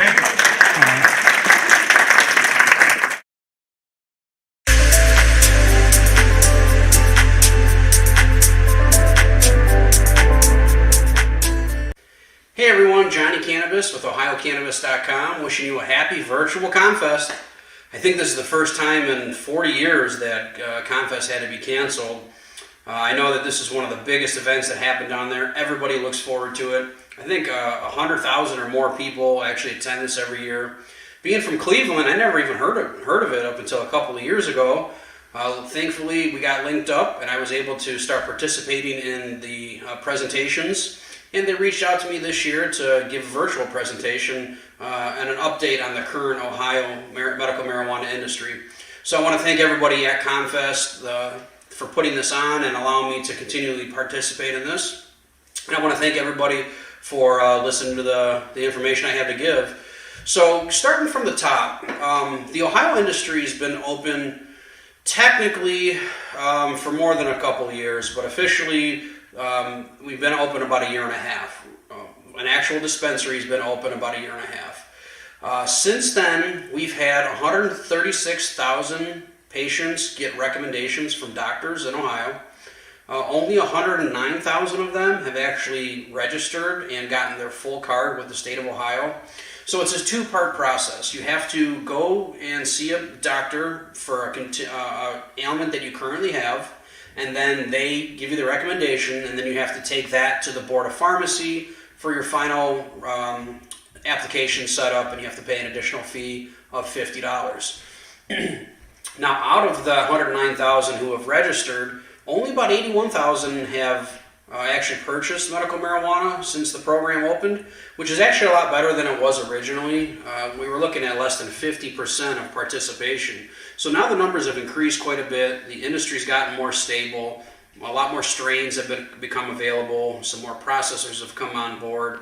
So the industry's really finally starting to, I don't want to say quite mature yet, because we still got a long ways to go, but it's really starting to get solidified at least. Now we have 8,000 veterans, and that's amazing because the veterans are always one of the groups that have wanted to get access to medical marijuana, and it's always such a controversial thing with them because it's still federally illegal. Some veterans just don't care, you know, they don't mind losing their veteran benefits or getting flagged or whatever because they want this medicine. It's work for them, it's work for a lot of their friends and fellow soldiers, and they just know that, you know, they want to get rid of all the prescription medicine and get on cannabis and just live a better, healthier life. So it's great to hear that 8,000 veterans are participating in this program. There's also 8,000 indigent patients that are available. So if you meet a certain financial threshold of income, you would qualify for this indigent labeling, if you will, and then you get discounts at different dispensaries, you get discounts on your yearly card registration. So there's a lot that comes into play to take care of our lower income patients here in Ohio, and it's really nice to see the program being built and designed to at least offer some type of discounts to the lower income patients in Ohio. About 600 patients currently are actually terminal. This number, unfortunately, continues to fluctuate over time because these patients are terminal. And the good news is they're at least able to get some real relief, and whether it's pain relief, stress relief, anxiety, in their end time, they're able to get the best medicine they can to make their body feel good, their mind, their spirit, everything. So it's great to hear that you know, the terminal patients are getting access to this medication as well. There's about 12,000 caregivers throughout Ohio, so that's huge. You know, there's a lot of older patients in this program, and not everybody can make it to the dispensary. Not everybody has a dispensary close by. So a lot of caregivers out there, you know, they don't get paid for it. They're just doing it out of the kindness of their heart to help other Ohio patients. So that's awesome to hear. There's so many people that have signed up for that program. Now we're currently at still 21, it's about to be 22 qualifying conditions. I'll put a link below to all the conditions. Most everybody's familiar with them at this point, but they have just approved another condition called cachexia. I think I'm saying it right. I apologize if I'm not. Cachexia, and that's a wasting syndrome. Unfortunately, they decided to not pass anxiety and autism for whatever reason, which I think is a terrible shame. It's great that the cachexia patients are going to get some relief, but it's probably, and I'm just guessing in this, a smaller portion of the population that qualify under that condition than, say, the 1.4 million Ohioans that would qualify under anxiety. So we really need them to, we really need you guys to keep pushing on the politicians, on the Board of Pharmacy, and make sure that we get these other conditions added, because anxiety and autism are two of the biggest ones that should have been added on from the beginning. So many people are affected with anxiety. It's technically already available under PTSD. However, not everybody gets qualified under PTSD, and anxiety is a broader term that most people, a lot of people have issues with, and we want to get these people the proper relief too. So don't give up. Keep trying. This program is going to continue to develop over the next few years, and eventually we're going to be at a good point where, you know, everybody's going to be covered at some point, one way or another. Now, currently there's 50 dispensaries open, so there was a total of 60 licenses issued, and 50 of them have been opened already. So that's great to hear. It's that retail element that's going to give everyone access to the medicine that they're looking for. They're spread out decently throughout the state of Ohio. I know not everyone has them around the corner from them, but 50 dispensaries is a pretty good starting point for this program to, you know, hopefully ramp up more licensing in the future. But at least for right now, you know, there's a good amount of dispensaries open. Total, there's 34 cultivation facilities that have licenses. However, only 10 Tier 1 and 10 Tier 2 licenses are actually cultivated right now. So there's still about 14 or so that don't have any plants in the ground. We need to get these other licenses on board and open so that we can continue to have innovation and competition in the marketplace to drive quality up and drive price down. It's the best way to get cheaper product in Ohio, is having more cultivators on board so that we have access to a plethora of more medicine, whether it's higher quality or just different strains. More cultivators is going to equal a cheaper price for you. There's 17 out of the 40 processors currently operating at the moment. So processing includes actual extraction of the cannabinoids, and then also making edibles. So that's kind of like a two-purpose license. Not all extractors are producing edibles, and not all edibles are going to be extraction companies. So it kind of varies depending on the company. But we have a lot of great edibles and concentrates out there right now, from tinctures to waxes and edible gummies. I know are really good ones. The Wana brand is a great product from Buckeye Relief. And, you know, more processors come on board, we'll get access to even better products. The list will expand of the type of infused products we'll get. I'd imagine we'll see some drinks at some point, perhaps. I can't say for sure, but it'll be nice to see some type of beverages get infused with cannabis and CBD here in Ohio. There's still currently 2 labs right now that are processing or that are testing for the whole state of Ohio. So it'd be nice to see some additional labs come on board. However, you know, with only about 60% of the licenses currently open right now, we might not need any additional labs. I know North Coast Labs is processing about 80% of the tests right now, so they do have a big portion of it. But even they aren't running at full capacity right now because there's just not enough cultivators and processors on board for them to test additional products. So like I said, with 60% of the industry being open right now, you know, there's still going to be a lot of opportunity for everyone to get in the near future. Cleveland School of Cannabis, you know, they're still doing their thing and helping out everyone in Ohio. They just had a graduating class last week, so I want to give a big shout out and thanks to everyone at the Cleveland School of Cannabis for staying on path and studying hard and trying to help build the infrastructure that we need here in Ohio to have a successful program long term. Cleveland School of Cannabis has been pivotal in actually getting enough people qualified, trained, and in these different facilities throughout Ohio to actually process this medication for everybody. So they've really been working hard, getting the right education and the right curriculum for everybody out there. They've been super supportive of the industry and just trying to do everything they can to help support this industry in Ohio the best that they can. Hemp is obviously finally legal here in Ohio, and I think they just recently planted the first crop of hemp within the last 2 weeks. So that's exciting to hear. Ohio had over 200 applications for farmers. They were anticipating getting more. However, I think most of those farmers did get approved. Hemp's going to be kind of a tricky industry because last year we were seeing a large overage of raw material, of actual hemp itself, and there wasn't enough processors to actually do something with that hemp to kind of save it so that you can process it in products throughout the year. So a lot of it went to waste, and a lot of it's still trying to be processed from last year. But it is going to be a little bit of an uphill battle. But Ohio's in the game, and that's what's important. You know, we got medical marijuana 4 years ago now, and we finally just got hemp, and we're still trying to push for adult use. There was a bill that was going to be put on the ballot this year. They had language out there. They started to get signatures. Unfortunately, that language had some inaccuracies with it and was rejected by the Attorney General of Ohio. And they didn't have time to reintroduce new language and go out and get new signatures to support that new language because of COVID. So unfortunately, that kind of got shot dead in the water, and we might not see an adult use bill till 2021, maybe 2022. So we still have some ways to go. We still have a lot of the industry right now to set up and build. However, there's still going to be a lot more opportunity for everyone down the line.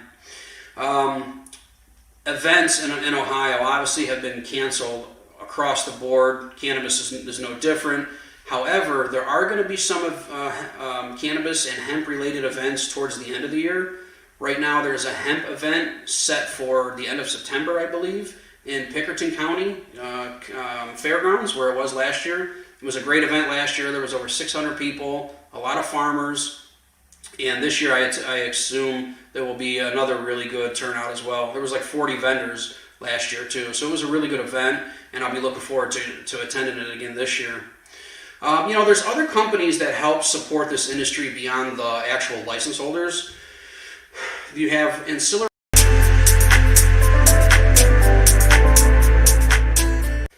Hey everyone, Johnny Cannabis with OhioCannabis.com, wishing you a happy virtual ComFest. I think this is the first time in 40 years that ComFest had to be canceled.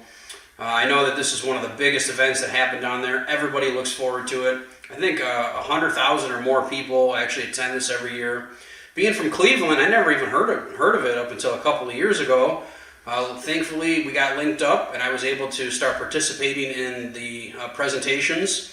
And they reached out to me this year to give a virtual presentation and an update on the current Ohio medical marijuana industry. So I want to thank everybody at ComFest for putting this on and allowing me to continually participate in this. And I want to thank everybody for listening to the information I have to give. So starting from the top, the Ohio industry has been open technically for more than a couple of years, but officially we've been open about a year and a half. An actual dispensary has been open about a year and a half. Since then, we've had 136,000 patients get recommendations from doctors in Ohio. Only 109,000 of them have actually registered and gotten their full card with the state of Ohio. So it's a two-part process. You have to go and see a doctor for a ailment that you currently have, and then they give you the recommendation, and then you have to take that to the Board of Pharmacy for your final application set up, and you have to pay an additional fee of $50. Now, out of the 109,000 who have registered, only about 81,000 have actually purchased medical marijuana since the program opened, which is actually a lot better than it was originally. We were looking at less than 50% of participation. So now the numbers have increased quite a bit. The industry's gotten more stable. A lot more strains have become available. Some more processors have come on board. So the industry's really finally starting to, I don't want to say quite mature yet, because we still got a long ways to go, but it's really starting to get solidified at least. Now we have 8,000 veterans, and that's amazing because the veterans are always one of the groups that have wanted to get access to medical marijuana, and it's always such a controversial thing with them because it's still federally illegal.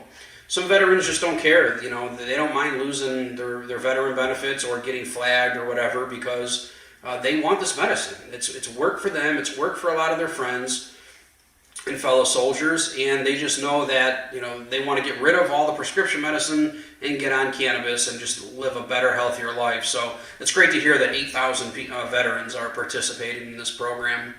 There's also 8,000 indigent patients that are available. So if you meet a certain financial threshold of income, you would qualify for this indigent labeling, if you will, and then you get discounts at different dispensaries. You get discounts on your yearly card registration. So there's a lot that comes into play to take care of our lower income patients here in Ohio, and it's really nice to see the program being built and designed to at least offer some type of discounts to the lower income patients in Ohio.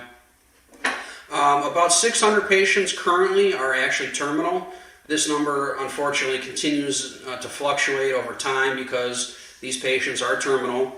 And the good news is they're at least able to get some real relief, and whether it's pain relief, stress relief, anxiety, in their end time, they're able to get the best medicine they can to make their body feel good, their mind, their spirit, everything. So it's great to hear that the terminal patients are getting access to this medication as well. There's about 12,000 caregivers throughout Ohio, so that's huge. There's a lot of older patients in this program, and not everybody can make it to the dispensary. Not everybody has a dispensary close by. So a lot of caregivers out there, they don't get paid for it. They're just doing it out of the kindness of their heart to help other Ohio patients. So that's awesome to hear. There's so many people that have signed up for that program.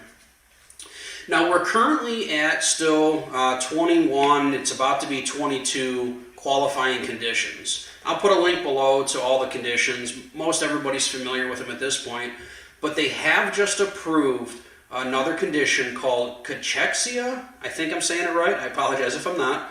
Cachexia, and that's a wasting syndrome. Unfortunately, they decided to not pass anxiety and autism for whatever reason, which I think is a terrible shame. It's great that the cachexia patients are going to get some relief, but it's probably, and I'm just guessing in this, a smaller portion of the population that qualify under that condition than, say, the 1.4 million Ohioans that would qualify under anxiety. So we really need them to, we really need you guys to keep pushing on the politicians, on the Board of Pharmacy, and make sure that we get these other conditions added, because anxiety and autism are two of the biggest ones that should have been added on from the beginning. So many people are affected with anxiety. It's technically already available under PTSD. However, not everybody gets qualified under PTSD, and anxiety is a broader term that most people, a lot of people have issues with, and we want to get these people the proper relief too. So don't give up. Keep trying. This program is going to continue to develop over the next few years, and eventually we're going to be at a good point where everybody's going to be covered at some point, one way or another. Now currently there's 50 dispensaries open, so there was a total of 60 licenses issued, and 50 of them have been opened already, so that's great to hear. It's that retail element that's going to give everyone access to the medicine that they're looking for. They're spread out decently throughout the state of Ohio. I know not everyone has them around the corner from them, but 50 dispensaries is a pretty good starting point for this program to hopefully ramp up more licensing in the future. But at least for right now, there's a good amount of dispensaries open. Total, there's 34 cultivation facilities that have licenses. However, only 10 Tier 1 and 10 Tier 2 licenses are actually cultivated right now. So there's still about 14 or so that don't have any plants in the ground. We need to get these other licenses on board and open so that we can continue to have innovation and competition in the marketplace to drive quality up and drive price down. It's the best way to get cheaper product in Ohio, is having more cultivators on board so that we have access to a plethora of more medicine, whether it's higher quality or just different strains. More cultivators is going to equal a cheaper price for you. There's 17 out of the 40 processors currently operating at the moment. So processing includes actual extraction of the cannabinoids, and then also making edibles. So that's kind of like a two-purpose license. Not all extractors are producing edibles, and not all edibles are going to be extraction companies. So it kind of varies depending on the company. But we have a lot of great edibles and concentrates out there right now, from tinctures to waxes and edible gummies. I know are really good ones. The Wana brand is a great product from Buckeye Relief. And more processors come on board, we'll get access to even better products. The list will expand of the type of infused products we'll get. I'd imagine we'll see some drinks at some point, perhaps. I can't say for sure, but it'll be nice to see some type of beverages get infused with cannabis and CBD here in Ohio. There's still currently 2 labs right now that are processing or that are testing for the whole state of Ohio. So it'd be nice to see some additional labs come on board. However, with only about 60% of the licenses currently open right now, we might not need any additional labs. I know North Coast Labs is processing about 80% of the tests right now, so they do have a big portion of it. But even they aren't running at full capacity right now because there's just not enough cultivators and processors on board for them to test additional products. So like I said, with 60% of the industry being open right now, there's still going to be a lot of opportunity for everyone to get in the near future. Cleveland School of Cannabis, they're still doing their thing and helping out everyone in Ohio. They just had a graduating class last week, so I want to give a big shout out and thanks to everyone at the Cleveland School of Cannabis for staying on path and studying hard and trying to help build the infrastructure that we need here in Ohio to have a successful program long term. Cleveland School of Cannabis has been pivotal in actually getting enough people qualified, trained, and in these different facilities throughout Ohio to actually process this medication for everybody. So they've really been working hard, getting the right education and the right curriculum for everybody out there. They've been super supportive of the industry and just trying to do everything they can to help support this industry in Ohio the best that they can. Hemp is obviously finally legal here in Ohio, and I think they just recently planted the first crop of hemp within the last 2 weeks. So that's exciting to hear. Ohio had over 200 applications for farmers. They were anticipating getting more. However, I think most of those farmers did get approved. Hemp's going to be kind of a tricky industry because last year we were seeing a large overage of raw material, of actual hemp itself, and there wasn't enough processors to actually do something with that hemp to kind of save it so that you can process it in products throughout the year. So a lot of it went to waste, and a lot of it's still trying to be processed from last year. But it is going to be a little bit of an uphill battle. But Ohio's in the game, and that's what's important. We got medical marijuana 4 years ago now, and we finally just got hemp, and we're still trying to push for adult use. There was a bill that was going to be put on the ballot this year. They had language out there. They started to get signatures. Unfortunately, that language had some inaccuracies with it and was rejected by the Attorney General of Ohio. And they didn't have time to reintroduce new language and go out and get new signatures to support that new language because of COVID. So unfortunately, that kind of got shot dead in the water, and we might not see an adult use bill till 2021, maybe 2022. So we still have some ways to go. We still have a lot of the industry right now to set up and build. However, there's still going to be a lot more opportunity for everyone down the line. Events in Ohio obviously have been canceled across the board. Cannabis is no different. However, there are going to be some of cannabis and hemp-related events towards the end of the year. Right now, there's a hemp event set for the end of September, I believe, in Pickerton County Fairgrounds, where it was last year. It was a great event last year. There was over 600 people, a lot of farmers, and this year I assume there will be another really good turnout as well. There was like 40 vendors last year too, so it was a really good event, and I'll be looking forward to attending it again this year. There's other companies that help support this industry beyond the actual license holders. You have ancillary companies like Hyper. Hyper is a cashless payment app that allows you to check out at dispensaries without having to pay for any high ATM fees or worry about carrying cash in general. I've never used cash at a dispensary since I signed up with them. It's super easy. You just hit the app when you check in one time, and the dispensary does the rest of it whenever you're checking out. So companies like that are helping support the industry are just giving us patients more infrastructure and more opportunity to just embrace this industry more and more as it develops. Some other really interesting ancillary companies that are from Ohio. So Hyper's not from Ohio, but they do support it. But other companies that are from Ohio are Genius Pipes. They're actually on the east side of Cleveland. And since the last 2 years have been going, they've seen a lot of increase and have hired additional salespeople and marketing and all kinds of staff in order to help build their business. So there's so much opportunity beyond the actual license holders. And you might work for one company and it might not be the right fit for you. You might not be the right fit for them. But just get out there. Whether you have to intern or you get paid $10 an hour, just get some experience under your belt. This is a long-term game. Nobody's going to get rich overnight. Everyone's going to need to build their career and get experience through a lot of work and time and dedication. And just getting in the mix somehow is the best way to do it. Some other companies in Ohio, though, that have started to do really well since the industry took off is Funksack. They've been around a long time. Edibles. Edibles is an edible company that's showing you how to make your own infused foods at home. So that's pretty cool.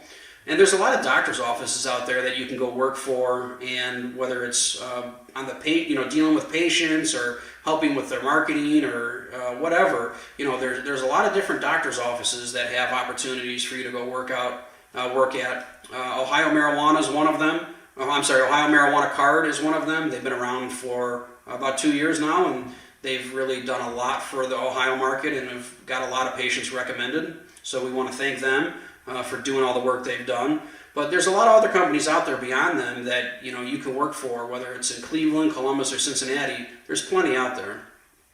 And just whether you're into taxes or compliance or sales, graphic design, there's so many opportunities for people to still get in this industry. It's going to take some time. My suggestion is once these events start happening, go to events. Whether you have to pay for them or you get to go to them for free, just go to events, have your resume ready, and just meet people and introduce yourself. Shake hands, give them your resume. They'll remember you because not many people are doing that. And if you're serious about getting in this industry, you got to start at the ground level, and that's one of the best ways to do it. That pretty much wraps this up. We want to thank everybody again that have allowed us to continue to participate in ComFest. Like I said, we really miss it. For the last 2 years, it's been hot. I've been dripping sweat down there, but it has been fun, and I really look forward to it. I'm so appreciative of continually be asked to interact with the ComFesters, and I just love being a part of it now. I come down every year. I've been starting to stay a night or two so I can hit more days at ComFest, and I know that they're going to plan a big one next year, and they're really looking forward to it. If you want more information, please feel free to reach out to us at any time. We do the best we can to give you the most up-to-date and highest quality information possible. We're always out there in the mix, always trying to get people the best information we can. Feel free to reach out to us at info@ohiocannabis.com. We're on all social media platforms. Check us out. We'll put all the social media platforms below. We want to thank all of our sponsors that have continually helped support what we do. Hyper is a sponsor. They allow us to sell CBD Living on our website, who's also another sponsor. So you can purchase high-quality CBD products through our website, along with some Genius Pipes. We have some special ohiocannabis.com branded Genius Pipes available on our website. Those are super cool. So we want to thank all the sponsors that have helped support everything we do so that we can keep going out there for you guys and getting the best information possible. Once again, thanks to ComFest for having us on. Thanks to everybody for listening to this. And happy ComFest 2020. See you guys next year. Bye. Sweet dreams are made of this.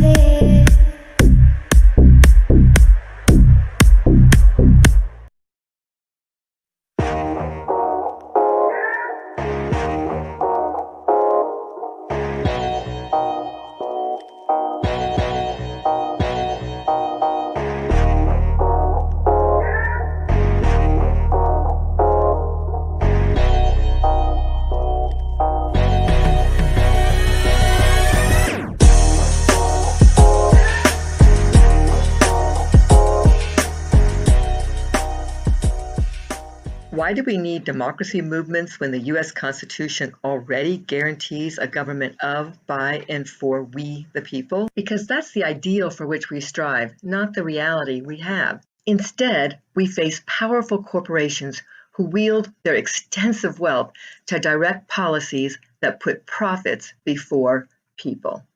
We need democracy movements because we need democracy, and we need Move to Amend because it is the only grassroots people's movement dedicated to eradicating the roots of corporate power that is so aggressively undermining the will of the people. How did corporations gain so much power?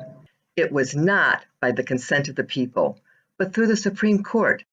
For more than a century, this unelected body has recognized these artificial entities as people.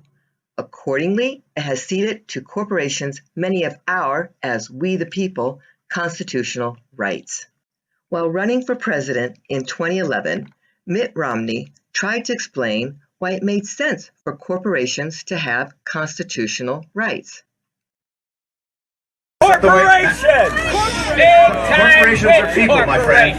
No, they're not. Taxes, of course they are. Everything corporations earn ultimately goes to people. So, where do you think it goes? It goes in their pocket! It goes in their pocket! The crowd rejected this bogus notion, and so have more than 500,000 real people from across the country who have signed in support of Move to Amend's We the People Amendment.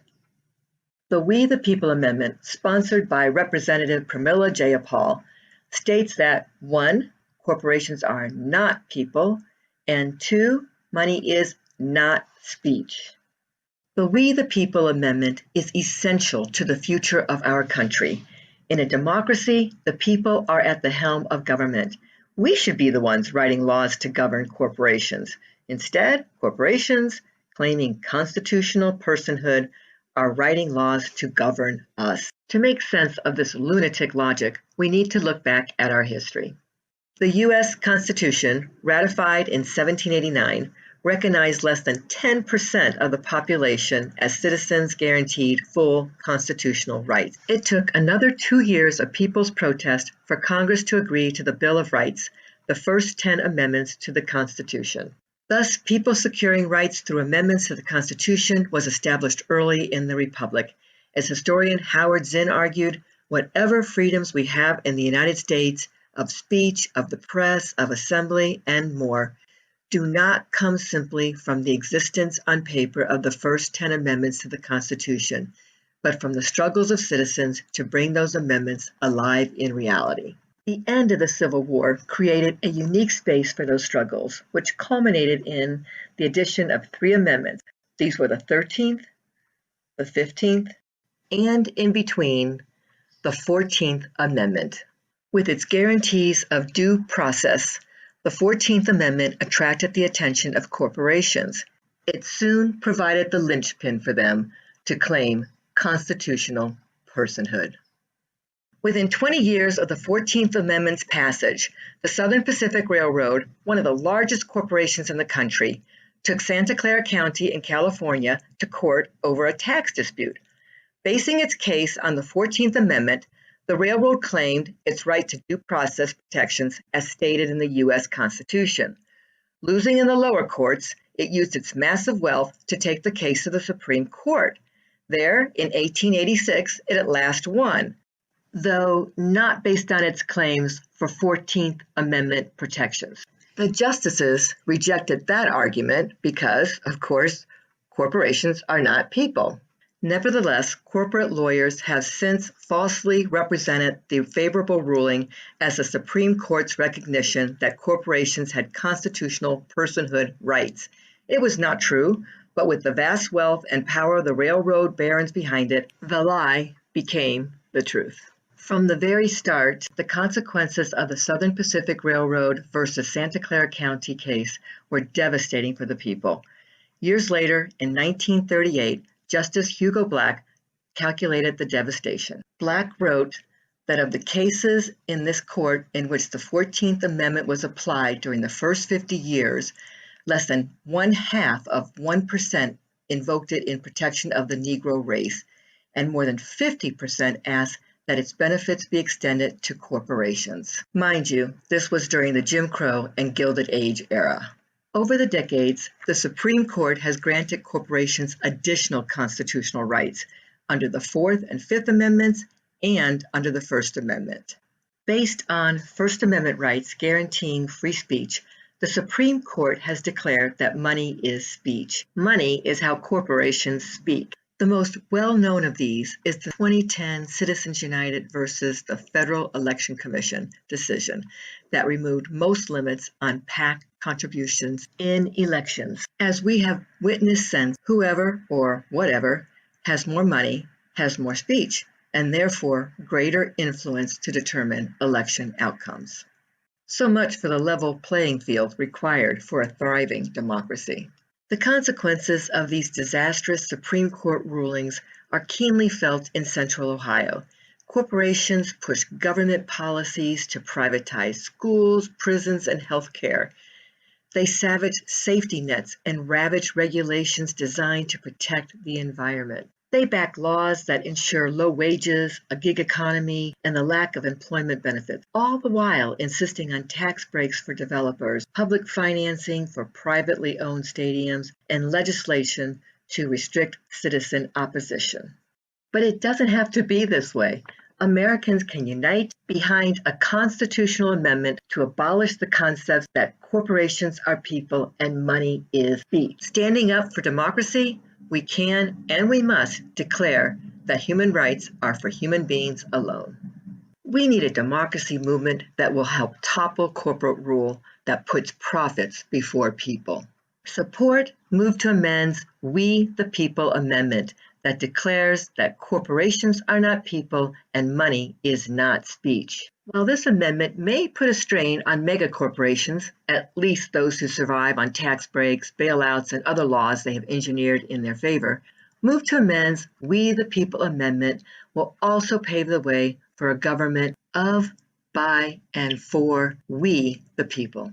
The long struggle shared by many in Central Ohio to make democracy a reality in this country is the reason that Representative Pramila Jayapal introduced the We the People Amendment in Congress, and why more than 70 of her colleagues have signed on as co-sponsors. In conclusion, Move to Amend Central Ohio presents Representative Jayapal's endorsement of the We the People Amendment. Hi, I'm Congresswoman Pramila Jayapal, and I'm proud to represent Washington's 7th Congressional District and also to serve as the co-chair of the Congressional Progressive Caucus. I'm also proud to announce that I will be leading the House Joint Resolution 48, the Move to Amend resolution in the 116th Congress. This bipartisan resolution will amend our Constitution to say that only people and not corporations can have constitutional rights. Our Constitution says we the people, not we the corporations. When corporations have constitutional rights, our own rights become meaningless. The Supreme Court has ruled that money equals free speech. People who have money can speak, and people who don't can't. It's hard to beat back against these moneyed interests to make our voices heard, and it's unjust that we should even have to. We didn't stand for that sort of plutocracy in 1776, and we won't stand for it now. I believe our democratic values are worth more than any amount of money a corporation can pay, and the American people believe that too. 88% of Americans want to reduce the influence that large campaign donors wield over lawmakers, and this is an idea that reaches across both sides of the aisle. 3/4 of all Americans, including 66% of Republicans, back a constitutional amendment to end money as a form of free speech. When I ran in 2016 for Congress, I took Move to Amend's pledge because I believe corporations exist to serve the public welfare, not for the public to serve them. That same year, Move to Amend won a ballot initiative in my home state of Washington. Now they've passed resolutions in over 700 communities across the United States. It's time for Congress to catch up. We are supposed to be the people's house. We're proud of being the people's house, but we need to start acting like it. Big corporate money has been working against the interests of Americans for far too long. We have to restore the voice of the people in our democracy. And that starts with passing the Move to Amend resolution. Thank you for all of your support to help make that happen.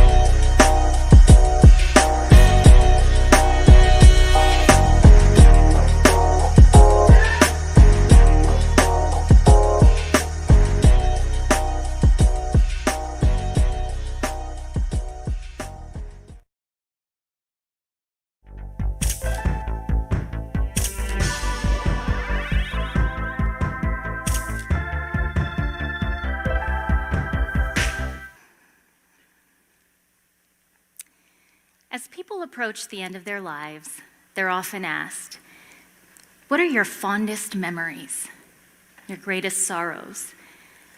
Looking back, what would you say really matters in life? Few of these people mention work or school, money or achievements, but in the face of death, the overwhelming majority say relationships with loved ones are what matter most. Of course, with family and with friends, but especially significant others. This is what inspired me to become a relationship and sexuality educator. Across the world, no matter who you are or where you're from, the one thing we all have in common is a deep-rooted desire to love and to be loved. In fact, study after study shows that the quality of our intimate relationships has a profound impact, not only on our psychological health, but on our physical health as well. So, if we can all agree that love is what really matters, and we have the research to back it up, I'm curious. How many of you received any sort of formal education, training, or mentorship in romantic relationships and sex? Now, I'm not talking about the heart-to-hearts you had with your grandmother or the 2-week sex ed unit you had in health class. I'm talking specific, meaningful, ongoing education. Many of you can probably name the 16th president. Perhaps you recall that pi equals approximately 3.14. And perhaps you can even describe the stages of photosynthesis.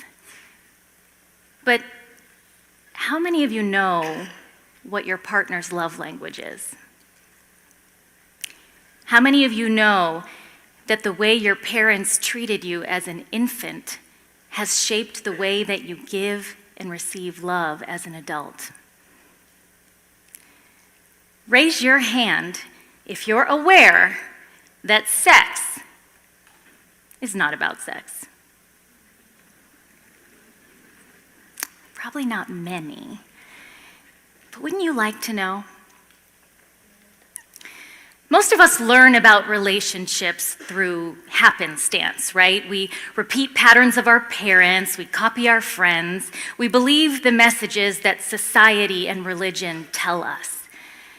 And when it comes to learning about sex, we're even more clueless and conflicted. The birds and the bees talk that you may or may not have gotten as a child likely didn't answer the burning questions that keep you up at night. Luckily, there's Google.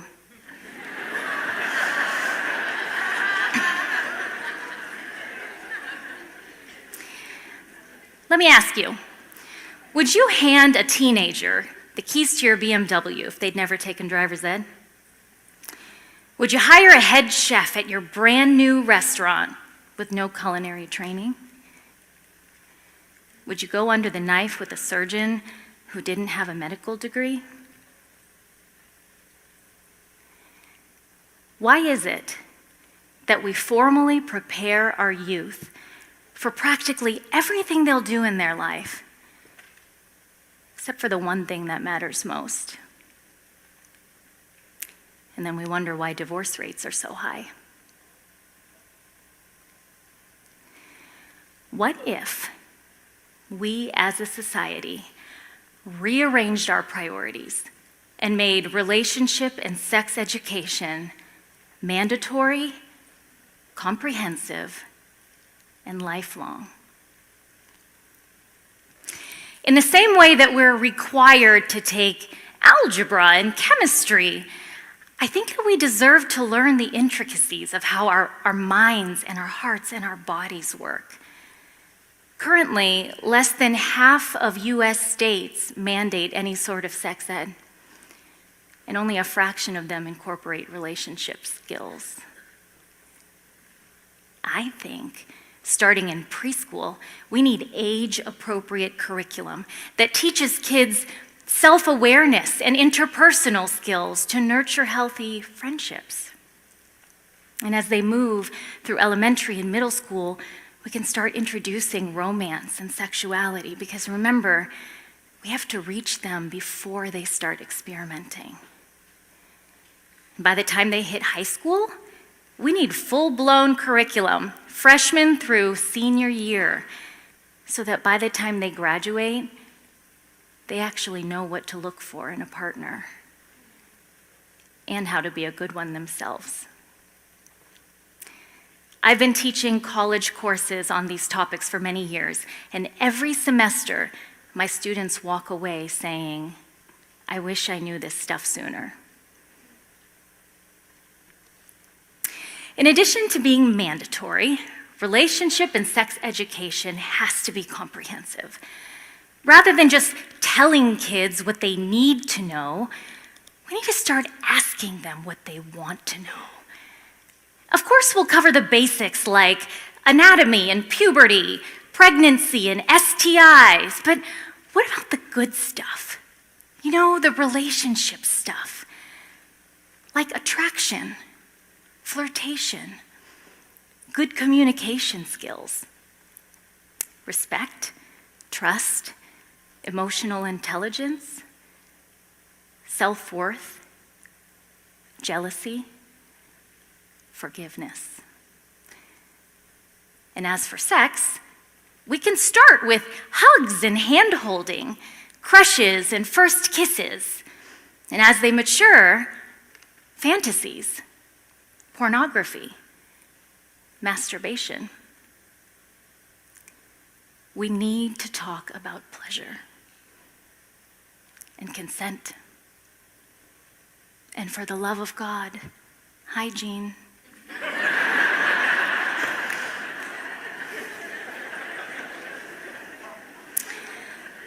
In addition to being mandatory and comprehensive, relationship and sex education needs to be lifelong. Our relationships continue to evolve throughout life. And sometimes some of the most challenging circumstances don't come until after marriage, after babies, after jobs and illness and affairs. We need a safe place that we can go as adults to learn more, ask questions, bounce ideas off one another. I envision a variety of fun, informative workshops, retreats, brunch clubs, happy hours, all about love and sex, and led by relationship experts. They'd be affordable and accessible and offered throughout the country so couples could go as often as they like. But without the stigma of therapy, without the religious undertones of faith-based services, and without the political agendas of government programs. I really think young adults could benefit from learning about things like the power of gratitude, or how to fight fair, or what to do when you're attracted to someone besides your spouse. For middle adults, we could talk about co-parenting dynamics, work-life balance, or adjusting to empty nesting.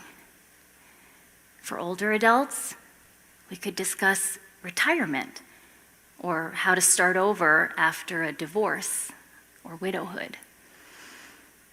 And in late adulthood, maybe we could revisit those conversations about STIs. I mean, we've all heard about the fun they're having in those nursing homes.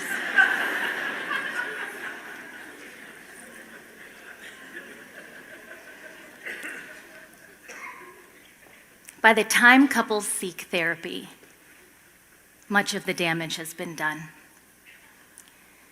Let's not wait until things go wrong.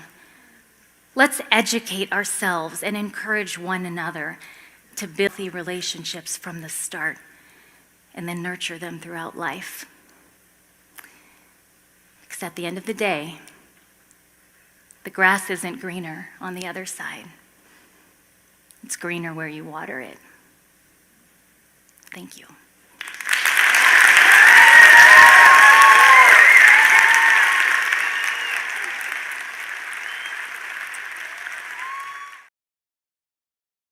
So my name is Stephanie Craddock-Sherwood, and I'm the Executive Director of Women Have Options here in Columbus. We are Ohio's abortion fund. We directly pay for folks' abortions and birth control so that they have access, because otherwise they wouldn't, right? Because it's expensive. It's not covered by insurance. So I'm here with some amazing storytellers to talk about their abortion stories, because we need to talk about it, that have been affected by abortion begin to break the silence. We would end the shame, right? So my name is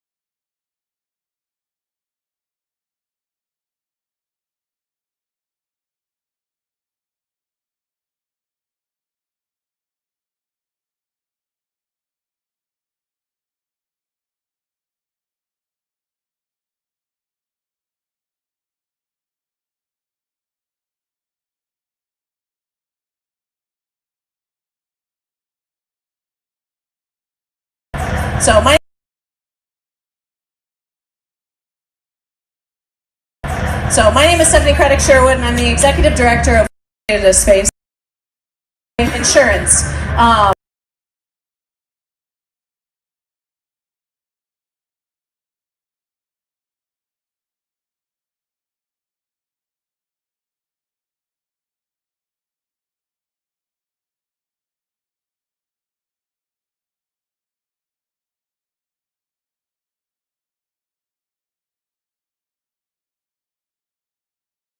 So my name is Stephanie Craddock-Sherwood, and I'm the Executive Director of Women Have Options here in Columbus. We are Ohio's abortion fund. We directly pay for folks' abortions and birth control so that they have access, because otherwise they wouldn't, right? Because it's expensive. It's not covered by insurance. So I'm here with some amazing storytellers to talk about their abortion stories, because we need to talk about it. If just a fraction of us that have been affected by abortion begin to break the silence, we would end the shame, right? And secrecy that surrounds abortion in this country. We would help women who have had abortions not feel so alone. We would help the public see abortion for as normal and necessary a part of our reproductive lives and health as it is. So it's not hard. I mean, everybody has opinions about abortion, right? Public debate and heated rhetoric have pushed us to think of abortion as a black and white political issue, one that divides us. That same rhetoric would have us believe that we know the type of people who have abortions, the type, and what abortion experience is like. We imagine irresponsible young people or victims of sexual violence. Words that are commonly used to characterize the abortion experience are tragic, heartbreaking, or difficult. While these may be true of some abortions, they aren't representative of a normal abortion experience. These characterizations frame abortion and the people who have them as people unlike ourselves, and the experience as extraordinary or rare. The truth is that abortion is a common experience that women and trans folks of all walks of life undergo every single day for a wide variety of reasons. So, in general, the experience of abortions is vast, and we don't talk about that.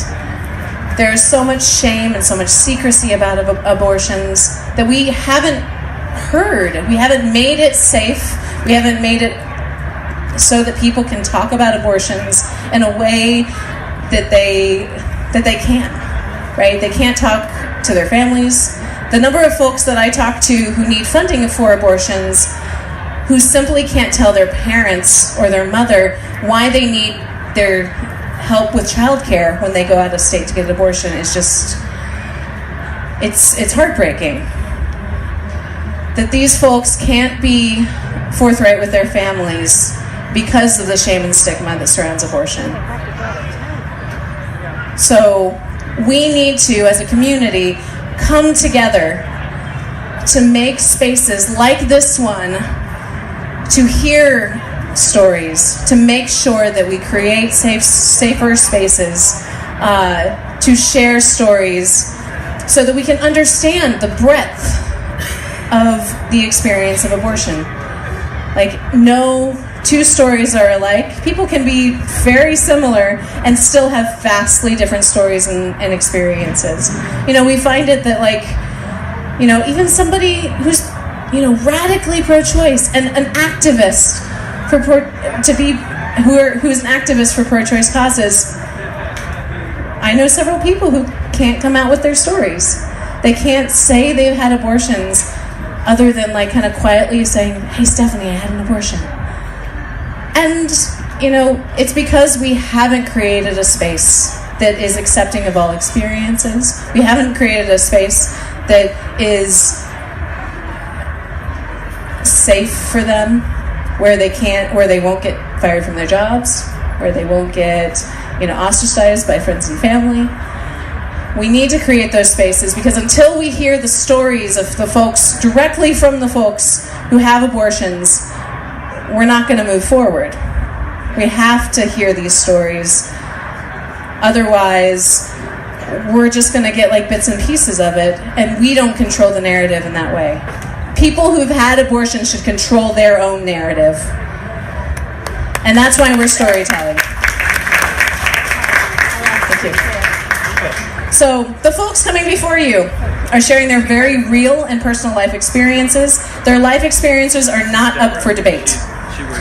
We are trying to tell people, we're not trying to tell people what to think. We are trying to encourage compassion, tolerance, and appreciation of the complex realities of our lives. We want audiences to understand the diversity of perspectives and experiences that individuals can have when faced with abortion. We expect this audience to act with respect towards our storytellers, and disruptions or harassments will not be tolerated. I will talk to you. Thank you. Today, we will hear from Jordan, Melissa, Bobby, Michelle, and Samantha about experiences of abortion. So I'm going to hand off my mic to Melissa.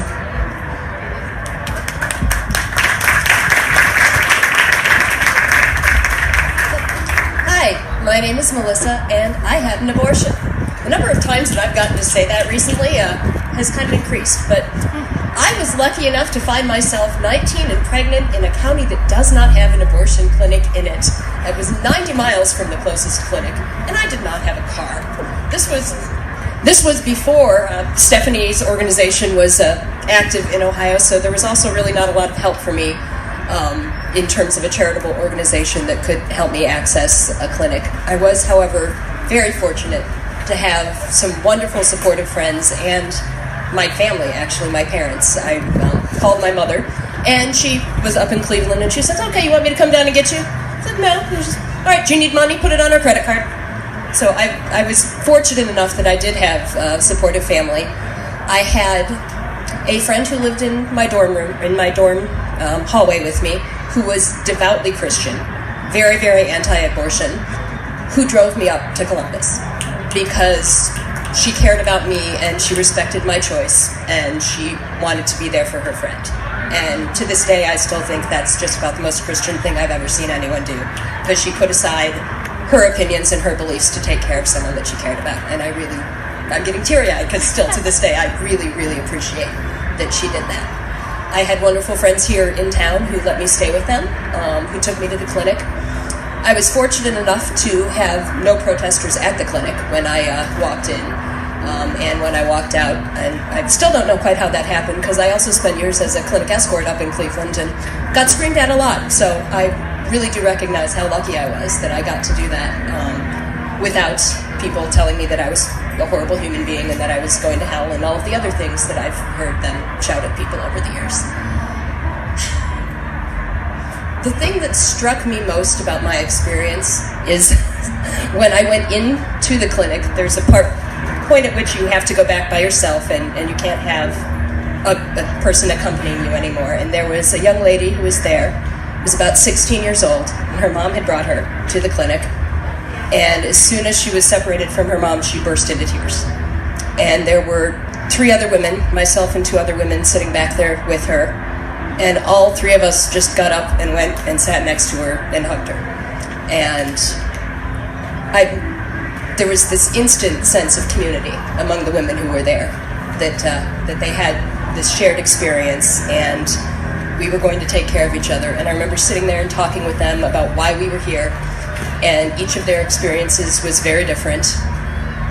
One was about my age, but was terrified to tell her parents that she was there, and her boyfriend's mother had brought her. And she just kept saying she didn't know what she would do without her boyfriend's mother, because otherwise she wouldn't have been able to be there. So I think that generally speaking, people should not be afraid to introduce themselves the way that I did. I hear a lot of people say that they are not pro-abortion. Oh, no one's pro-abortion. I am pro-abortion. Yes. Abortion is necessary. Abortion is health care. I have a friend whose life was literally saved because she was able to get an abortion. She would have bled out from an ectopic pregnancy had she not been able to terminate it. And I just thank you for taking a few minutes to listen to me. Thank you so much, Melissa. Now we're going to hear from Jordan.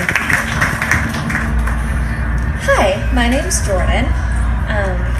I also had an abortion. I don't know if you knew that. So when I was 18, I had been in a relationship for a little over 2 years, and we weren't using protection because when you're 18, you think you're invincible. And I found out I was pregnant around 7 weeks, and I had no idea what to do, but I knew that choosing to end the pregnancy was 100% the right choice for me.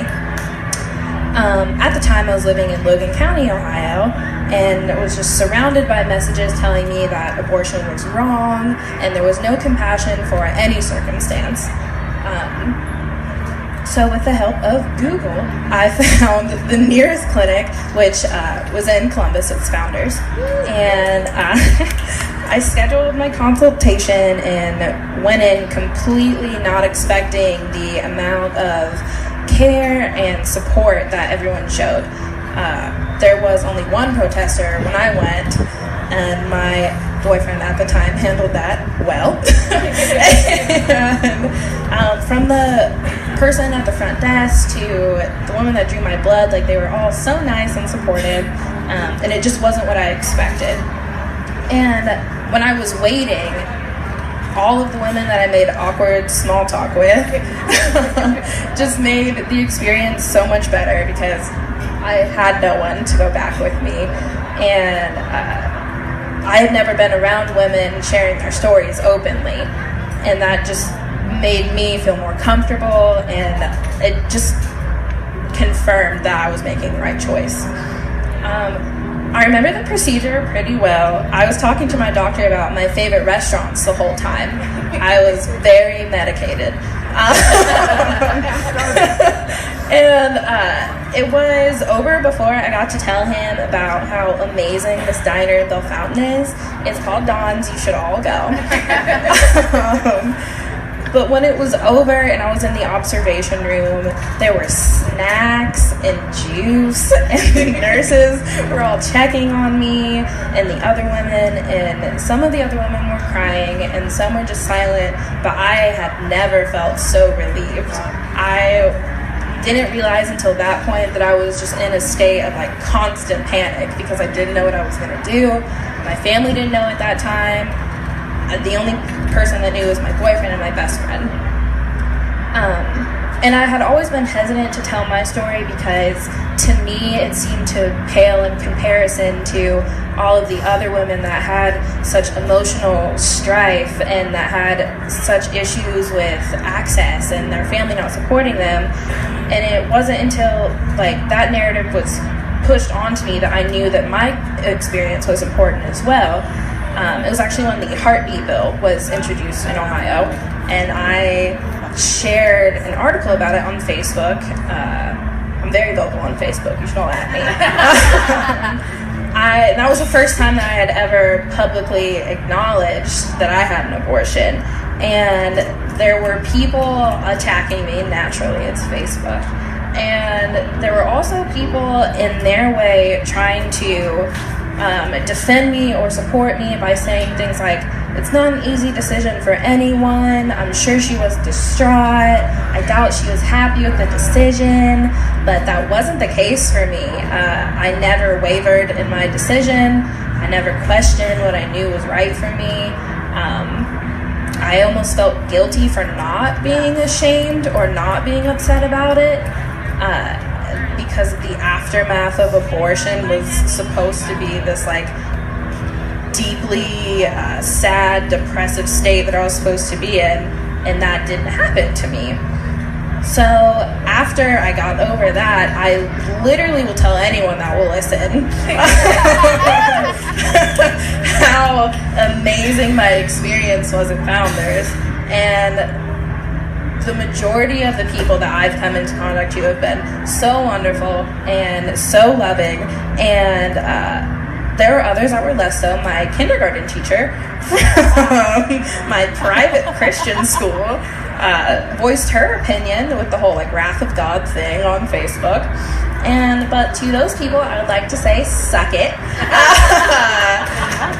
I got an abortion, and I would do it again, and I'm not sorry about it. Thank you. Thank you, Jordan. Next we have Michelle.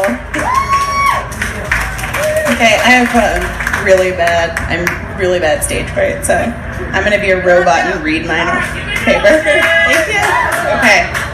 I don't have a touching story. It's not very interesting, actually. You won't be moved when it's over. Nobody will be compelled to hug me. Fingers crossed. And maybe I realized that's part of the reason that I didn't share my story until recently.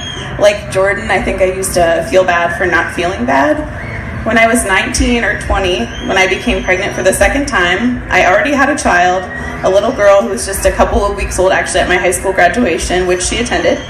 I went to high school where girls didn't have babies. I'm not saying they didn't get pregnant, I'm saying they didn't have babies. Everybody graduated and everybody went to college and nobody had babies but me.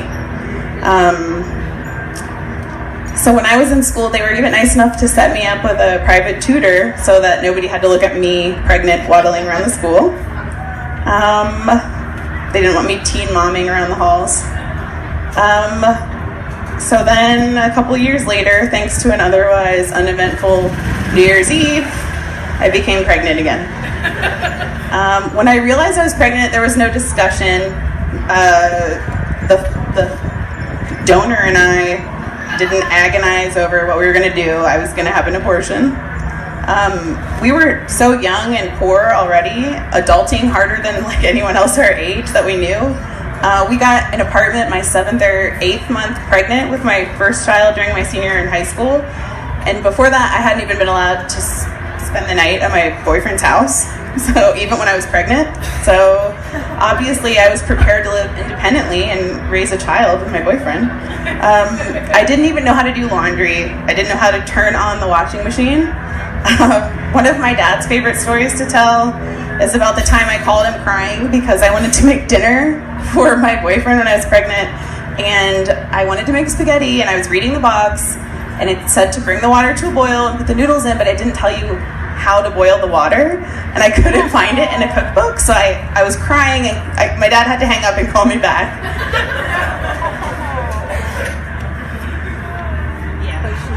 And it was 2000, so I couldn't just like Google it. Like, I legitimately was freaking out not knowing how to boil water in my shitty first apartment. So we had a lot on our plates, everything but spaghetti. So we went from the egocentric teenagers, you can tell I'm reading when I say stuff like that, with little responsibility, to adults who were working to support ourselves and going to school and raising a child and learning how to do everything while maintaining our relationship with each other. Were we ready for another child? No. So we went to Planned Parenthood again. They had been the place I went after getting a positive result from a home pregnancy test my senior year. And they walked me through the steps I needed as far as getting insurance, telling my parents, prenatal vitamins, everything. They actually really empowered me to take ownership of my reproductive health, which I am grateful for. I was in a free fall when I learned that I was pregnant at 17 years old until I went to Planned Parenthood. And I'm not even, like, this isn't like a Planned Parenthood PSA. It's about abortion providers. Like, they're effing amazing. Like, they empowered me to take control over my life and my health. I don't remember before that feeling like I could do anything, and they were the ones who made me feel like I was capable. So I'm grateful for that. The only other doctor I could have gone to would have been my pediatrician, and who I was actually still seeing after my daughter was born, and she was like, "You have to find a new doctor. Like, I am seeing your child now. You need a grown-up doctor." So she eventually kicked me out to make me get my own doctor. Anyway, so I had an abortion. It wasn't a big deal. I didn't listen to Ben Folds 5 or anything. I wasn't in a place in my life where I could have had another child, and I didn't want one at that time. I just didn't want one. So it didn't scar me. It didn't ruin me. I don't think about it any more often than I think about when I got my wisdom teeth taken out, which I also don't remember that well. My daughter's father and I, we did a good job. My daughter, my oldest, she just graduated with a 4.3, and she's college bound this fall. So I think that we made the right choice. So my second child was born 40 weeks after November 4th, 2008. Thanks, Obama, literally.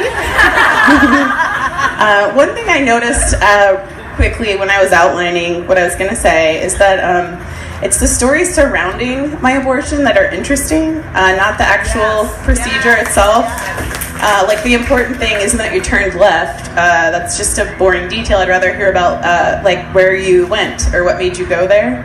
And my abortion was just that, a minor event that didn't shape or define me in any way, but did allow what could have been a major detour, a complete destination change, just become a simple speed bump. It's strange how few people knew that I had an abortion until fairly recently. My sister's in the audience. She found out when Columbus Underground wrote an article interviewing Clarissa and I, and we were talking about it on the phone, and I was like, "Oh wait," I was like, "Did you know I had an abortion?" She was like, "No." I was like, "Yeah, I did." That was like 2 years ago.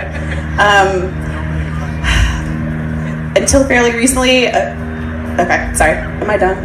Am I good? Okay, I'll wrap it up, sorry. You're great. Okay. I'm not ashamed, and I don't feel guilty about it. I guess originally I did ish, and that's how I kind of omitted it from my narrative. As a young mother, I already felt disconnected from other moms. Like, I wasn't really one of them, which was partly self-imposed. And my abortion was somehow proof that I wasn't maternal enough. Like, I'd somehow lose my already questionable parenting cred if people knew about it. So I did what any sane person would do. I did a rewrite, and I omitted it from the story of who I am, which is weird. My OBGYN doesn't even know that I've had an abortion. And she delivered all of my children. She knows I chew sugar-free gum because it took her 2 appointments to convince me that and copious amounts of paperwork that the minor amount of aspartame in sugar-free gum would not hurt my pregnancy. But she does not know that I had an abortion. I never checked that box on the patient sheet, not once. So my number of pregnancies and live births are the same in all my medical paperwork I've ever filled out, which is weird. I just deleted it from my narrative. I don't know, yeah. So, hold on 1 second, sorry. I'm almost done. I didn't even realize just how compartmentalized I become until one day when I was submitting testimony for Planned Parenthood. One of the times that we had to go to court, one of the million times at the State House. And I was telling my story about how they helped me with my first pregnancy, and like a little voice was like, "You also had an abortion." And I was like, "Oh yeah." So I sent that testimony in, and I decided to let it be part of my story. The Dead Sea Scrolls of my reproductive history have been unearthed and added to the rest of my story. It felt good. I started to mention that I'd had an abortion when it came up in conversation amongst my choicey friends. And now I'm telling you strangers about it. So I'm becoming whole, and it feels good. I love abortion, I really do. I love that there's a procedure available that makes motherhood and parenthood a choice, not a consequence, that literally saves lives, that can prevent undue suffering, that gives me and all other uterus owners the autonomy to be more than just a womb. And my abortion is no longer a deleted scene, fuck that. It is part of my story. It's part of so many of our stories. I had an abortion and I don't regret it. Thank you, Michelle. So abortion affects the folks who have it, but it also affects the workers in it because of the stigma. And we have Bobby that is going to tell her story. Hi, I'm Bobby. I work at one of the abortion clinics in Central Ohio. I've been working there for a little under a year. I don't have my own abortion story, but I was the abortion girl in high school. So if you were pregnant and you didn't want to be, I was the person that you came to because I took you to all your appointments. And our abortion clinic was right across the street from our high school. So it was pretty we did it during lunchtime. And the guards would just let us leave and then come back whenever we wanted. But I got involved in abortion care because my mother told me about her own story, having an abortion before she had me. She said that she had an abortion when she needed one, and she had a daughter when she wanted one. And that was a really empowering thing for me to hear when I was 13. And so I got sort of political, and then everyone started to come to me when they were pregnant and didn't want to be. So working at an abortion clinic is hard. It's really fun. It's really interesting. Dr. Romanos is sitting over there, and she taught me almost everything I know now about abortions. And she'll be on the panel in a little bit. People think that the hardest part of working in an abortion clinic is the protesters outside. And honestly, I just drive around the back and I never have to interact with them. So they never really get to me. The part that is difficult is the ideas and the misconceptions and the perceptions that patients bring with them when they come into the clinic. And part of that is what they go through as they walk into the clinic, the shaming that happens to them as they walk in, and part of it is just what they see on the internet and what they have heard their family members talk about. And a lot of my job is combating these ideas, or helping people work through them, or helping people feel less alone and less shameful about what it is that they're about to do, or what it is they're considering or have done. And so it's mostly the circumstances around the abortion that, like Michelle said, that make the abortion seem like a heavy thing. I think that abortions can be as ordinary or as extraordinary as people want them to be, as the patient wants it to be. And I didn't prepare anything because I overslept and I'm really bad. So now I'm fumbling for words, but I just think that there's the circumstances in people's like individual lives that make the abortion like seem like a big thing for them, and that's valid and that's important. But there's also a lot that the state does that makes abortion seem really traumatizing and difficult, and makes it feel like murder. And that has to do with the language that they use in this paperwork that they make patients sign, and how they make patients come back like 24 hours after their consultation because they just won't let you have it the same day because they don't trust women to be able to make decisions without thinking of it. For some reason, we really, really need to think about this. And it has to do with the requirements that they like designating abortions into like an ambulatory surgical site where we have to be fully staffed with all this like extra machinery that we probably don't need, because abortions can be done in a small office with one doctor often. They're quick and they're simple and they're safe. They're so safe.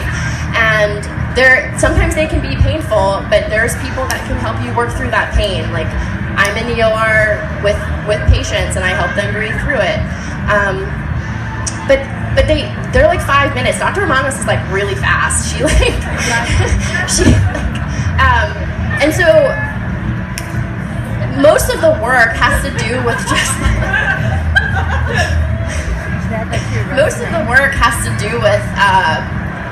just helping people through like the emotional and psychological turmoil that they're put through. Not necessarily that they are putting themselves through, but just that like the Ohio government like wants them to go through, and that the people outside want them to go through.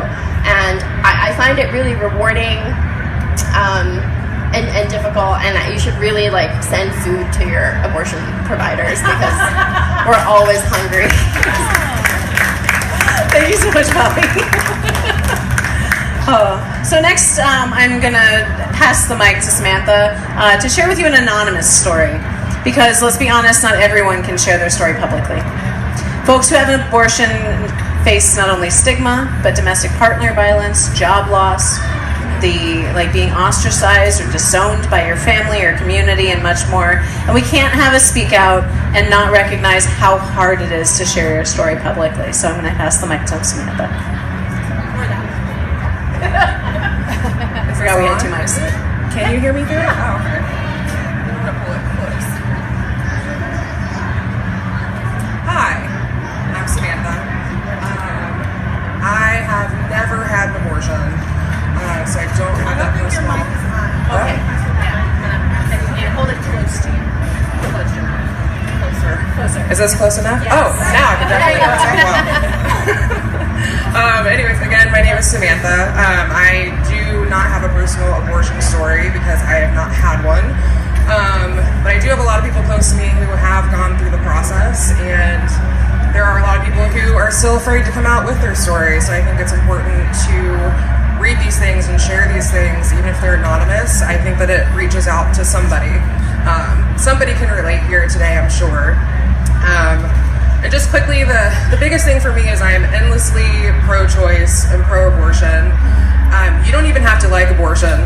You don't have to like the process, but you don't get to take away a woman's choice to have one. So, with that, I will go into a couple of short stories.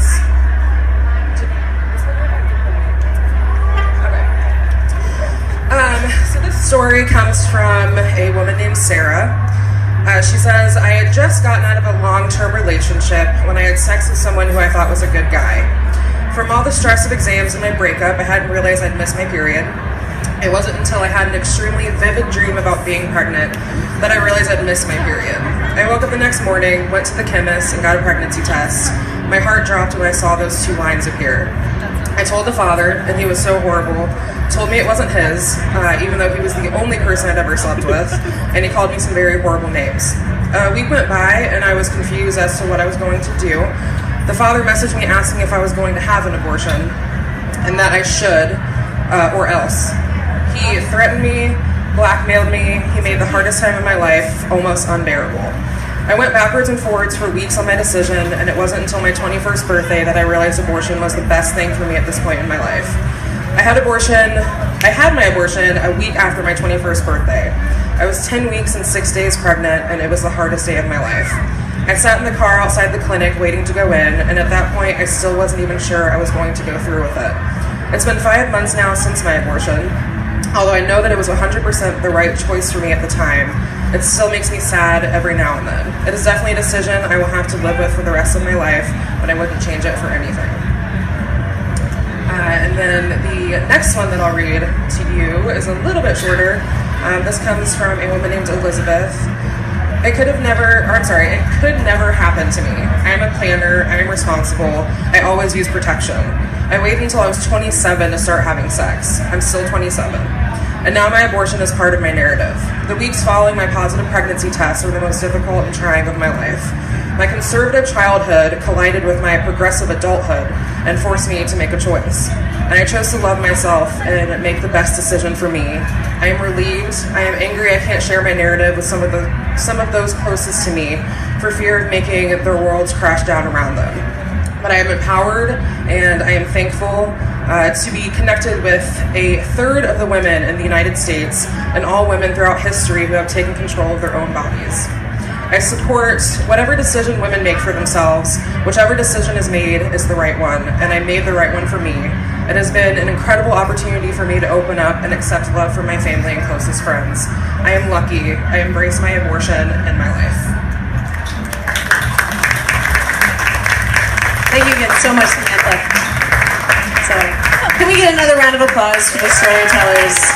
The incredible vulnerability shown, incredible bravery shown for everybody who shares their abortion story. And if you want to share your abortion story, either publicly or privately, there is a Ohio organization called Preterm, which is an abortion clinic up in Cleveland. Yeah, that they have an amazing program called My Abortion, My Life. And you can share your abortion story there. And they have abortion speakouts regularly up in Cleveland, and we're going to try to bring some down to Columbus. So one more round of applause for a wonderful, and you guys. Thank you. These are like my favorite people, y'all. So, it is my great privilege to introduce Liz Winstead to the ComFest stage. Liz Winstead has built her amazingly hilarious career responding to the world, including as co-creator and head writer of, and you may have heard of it, The Daily Show. I don't think I've ever personally been so emotionally attached to a TV show like The Daily Show. Seriously, though. It's gotten me through so much emotionally. But she's now taken her brilliance one step further, combining it with her passion for reproductive justice to form her latest passion project, Lady Parts Justice League. Woo!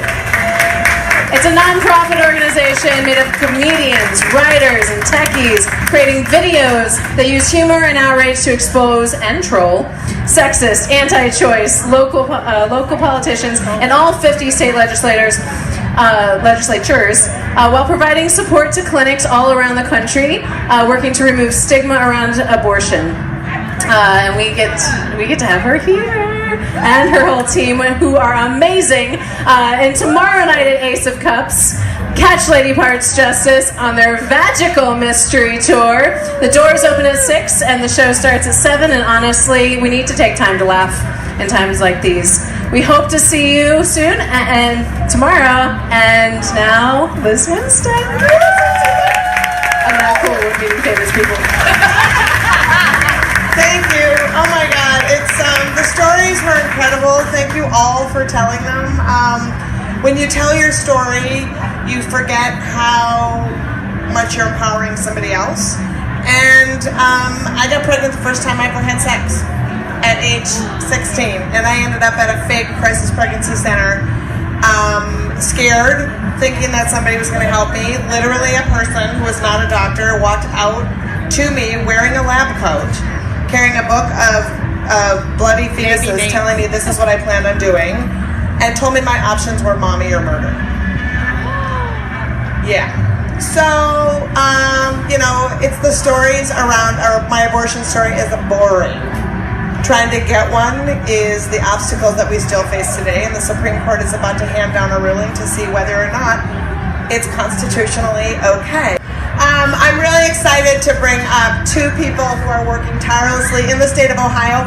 to talk to you about what's at stake for Ohio, tell you a little bit about what it's like being a provider, what it's like being an activist, and help you get some tangible information of how you can actually reach out and help. So without further ado, I'm going to stop blabbing.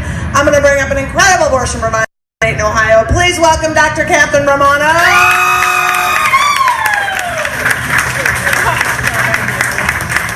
And Stephanie Sherwood, come on up.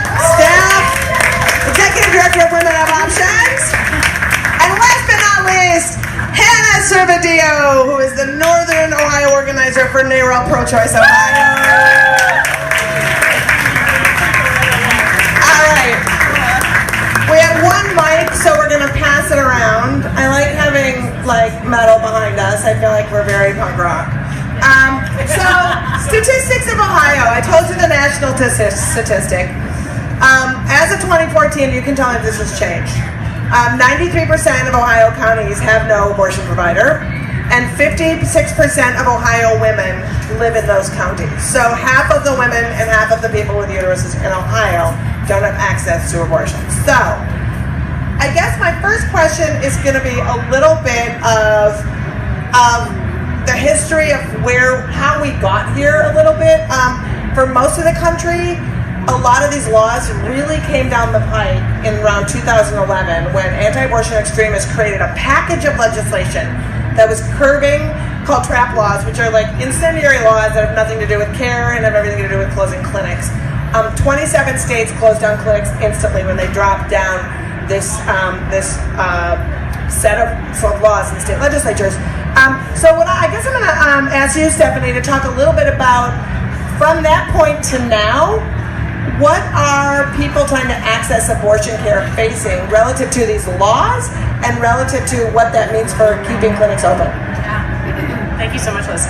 So in general, over half of our clinics have closed since Kasich took office.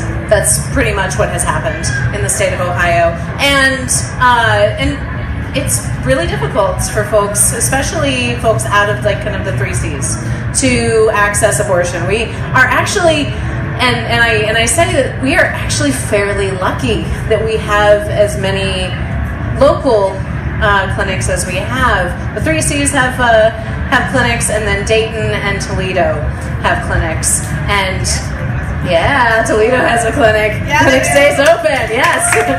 And it's a constant battle for each and every single one of these clinics to stay open because of the barrage of trap laws, the targeted restrictions against abortion providers that happen, and it's all in the little bitty details too. Every single one of these abortion providers have combated so many different little bitty in the paperwork things that keep them constantly busy, constantly having to make upgrades that are completely medically unnecessary, spending money, adding staff certifications that aren't necessary, and it's all to specifically try to make them close. One of the biggest issues is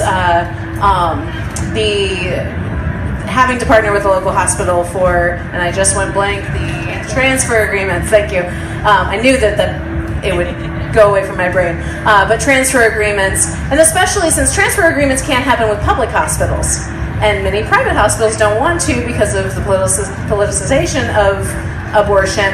And then what's left? Religious hospitals. And the religious hospitals, many are owned by the Catholic Church, and they don't want to work with or have a transfer agreement with a local abortion provider. The transfer agreement means absolutely nothing. The transfer agreement is just hey, it makes it so that hey, if you have an emergency, you can send it to our hospital, but you want to send an emergency to the closest hospital. Hospitals have to accept the patients that are sent to them. It means absolutely nothing, these transfer agreements, and it's just the politics of abortion, and specifically the anti-abortion extremists trying to make it so abortion isn't accessible. And this came very close to just a couple of months ago to shutting down our clinic in Toledo, and where those folks would have to leave the state to get abortion access. So in general, people are having to go further. And they're also having to come into our state. Bless those folks that have to travel. We have clinics saying that that people are coming all the way from Nashville to Cincinnati. And twice because they have because we have our 24-hour waiting period. So people are coming from Kentucky, people are coming from West Virginia. Like Kentucky only has one clinic, West Virginia only has one clinic. Indiana has such strict, abortion laws that so many people come into Ohio. So, and we're still struggling to make sure our clinics are open. And I can continue talking. I'm trying not to talk all over.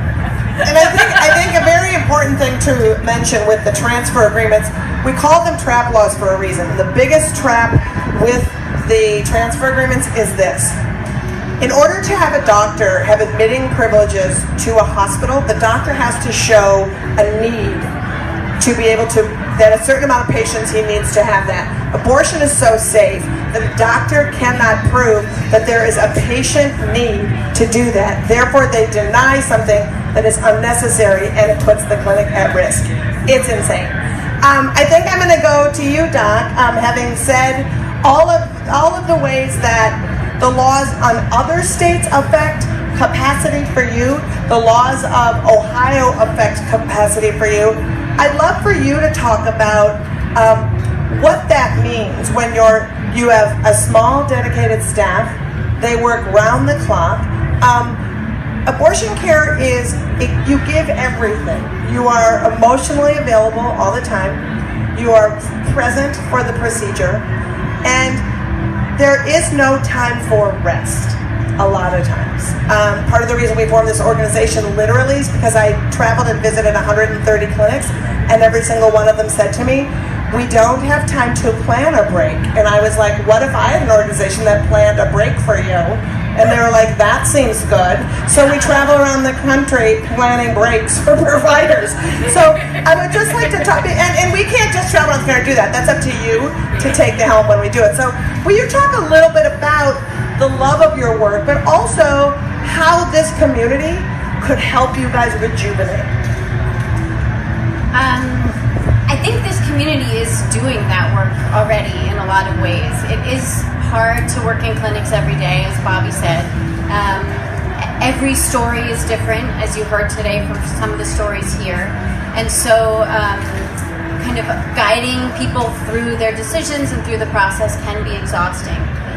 But the biggest barrier that people face is shame, right? And they get shame from TV, from music, from politicians, from state government, from federal government, but they also feel shame in silence. And even though most people who come to have an abortion know someone who's had an abortion, they feel alone because people are silent about it, and their shame is so thick that they can't share those stories. So this happening here today, people sharing their stories, helps to lift that shame off of the women who come for treatment. And so I think this community is already doing a lot of that work, and I really appreciate that. I'm going to ask you one follow-up, and then I'm going to turn it over to Narelle so we can actually talk about tangible ways that we can help in the community. But I think it's important. We hear so many people defining what abortion is, and we never get to hear from physicians that provide abortion. Like when people talk about even the fact that we say surgical procedure. There is no surgery in abortion. There is not a knife, there is not a cut, there is not a nothing. So if you could just maybe describe a little bit about what abortion is as opposed to what we've heard it is for folks who have never heard a story from a doctor, I think it would be really helpful. Like what a procedure looks like? Just like how long it takes, what happens, like I feel like they're really, really fast. Yeah. They're really fast. Yeah, you're so fast. So I can do this kind of very quickly and easily because every day I see dozens of patients, and the state of Ohio requires that I tell you the following things. I have to talk about the nature and purpose of the procedure. And the nature is that this is a 5-minute office-based procedure. The purpose is to end the pregnancy. The procedure starts like a regular, Bobby's heard this spiel 80 times. The procedure starts like a regular pap smear pelvic exam. The doctor will look at your cervix, stretch it open a little bit, and then use a tiny tube and gentle suction to remove the pregnancy from the uterus. It's crampy, but as soon as the procedure's over, the cramps get better really quickly. And there are risks, but compared to pregnancy, this is 28 times safer, right? This is a very safe procedure. I think half of the food being served at ComFest is worse for you. Honestly, I think your heart's going to stop if you have fried food. Also, you could have had 4 abortion procedures in the time this talkback has been happening. So it's kind of, just to give you a gauge of what's happening in our world, I think it's... You can do 5, yeah. Because you're the Florence Joyner Kershaw of abortion, apparently. You go, but no nails, thanks. That was an old-ass reference. Okay, 5 minutes, great. So I think that we have 5 minutes left, and so I think that it's just important for me to basically turn it over to Nayrol to talk about what tangible things that you can do to help the clinics in Ohio. Hi everyone. So I'm actually a guest in Columbus. I am the Northern Ohio organizer for Nayrol, which means I'm based out of Cleveland. I work from Toledo to Youngstown and everything in the northern part of the state. I've only been on the Nayrol team for a couple of months, but we've been doing a lot of work out there. Kelly Freeman is who a lot of you actually know, is the organizer for the Columbus area and Dayton and Cincinnati and other areas below. So our jobs basically, we do a lot of different, we do a lot of different things, but it mostly surrounds the mobilization and the education and the recruitment of community members, supporters, volunteers, interns throughout our areas. So we put on a lot of things. We put on home banks, we do canvassing, we go out and we talk to the community, but we also want to do what you want. You know, if you want a training, if you want to sit down and do an abortion storytelling conversation, we are so open. Like, call us, say you want to do this thing, and we'll come out and we'll help provide the woman power. Yeah. One thing I would say is super, super important, that if you're not registered to vote, please register to vote. Ohio has a huge election coming up in Ohio. Ohio has a huge election coming up in November, especially as it comes to reproductive rights. If we do not switch seats, if we do not switch the governor's house, we are going to have huge issues. So showing up, going out and talking to people. A lot of this has to do with, I want to speak to what some of the abortion storytellers were saying earlier, is that camaraderie, that feeling that you are talking to somebody who understands kind of what you're feeling and why this is such important work. I have a bumper sticker on the back of my car. It's a Nayrol bumper sticker. I'm sure Kelly can get you one. It says, "Pro-choice, follow me to the polls." And I have people that stop me in the car. They will roll down your window. Hell yeah! Like, just yelling at me on the street, and it's fantastic. But not everybody feels that way because not everybody understands. So having those conversations with people, telling them what's at stake in November. If you go onto our website, I'll plug our website, www.prochoiceohio.org. You can sign up to be a volunteer with Nayrol. The really cool thing about social justice work is that you don't need to be somebody that has to knock on doors and talk to people. If data entry is your thing, we need data entry. You know what I mean? If phone banking is your thing, we need phone bankers. If you want to organize our shelves in our office so that we know how much swag we have and how much we need to offer, come sit and do that with us. We have a space for you. So please sign up to volunteer, and I'm really excited to have you guys get involved. And I just want to wrap it up by saying, well, there's an in tandem thing you need to be doing, because the elections are all that matters. But every single day, abortion providers go to work, and they need the support of the community. They need your face to say, "I love you, I'm glad that you're here." I'm going to plug our website. It's Lady Parts Justice League.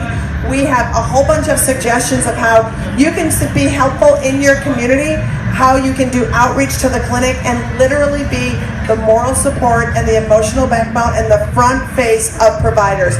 Remember this. Too often, providers are providing the care, correcting the facts on the science, and then having to lobby and do things themselves. We can take some of that off their plates, and it's up to us to do that, right? Because remember, there are no good abortions, there are no bad abortions, there's just the abortion that you need. So let's just live that life. We have flyers. Our comedy show, I was not that funny, but our comedy show is fucking hilarious tomorrow night at Ace of Cups. It's cheap, cheap, cheap. It's like $15. Come down. We have a riot. We have such great comics. Best-selling Joyelle Johnson, Nina Martinez, who is here, and we'll be there. So thank you so much for staying and listening and actually caring. There's so much to care about. The fact that you're here means everything. Thank you.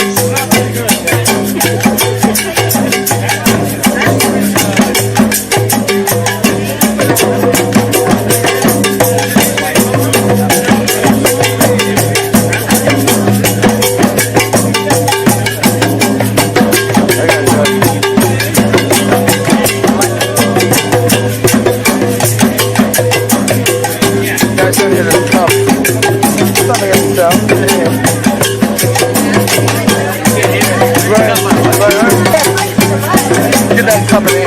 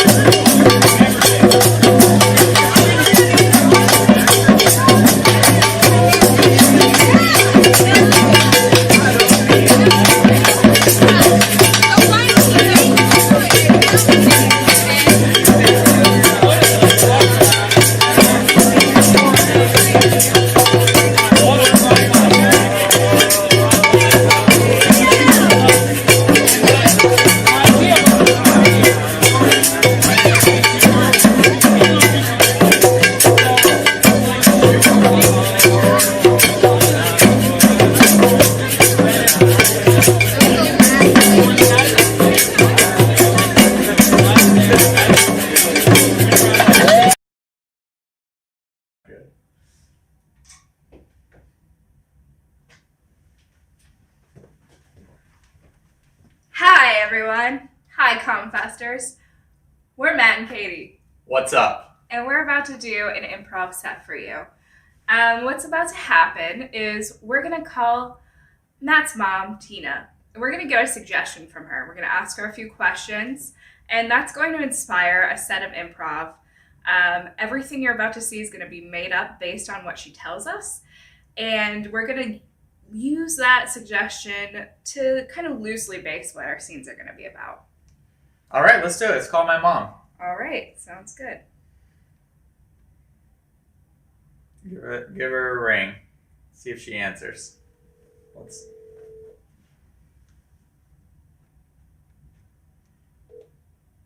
Hello.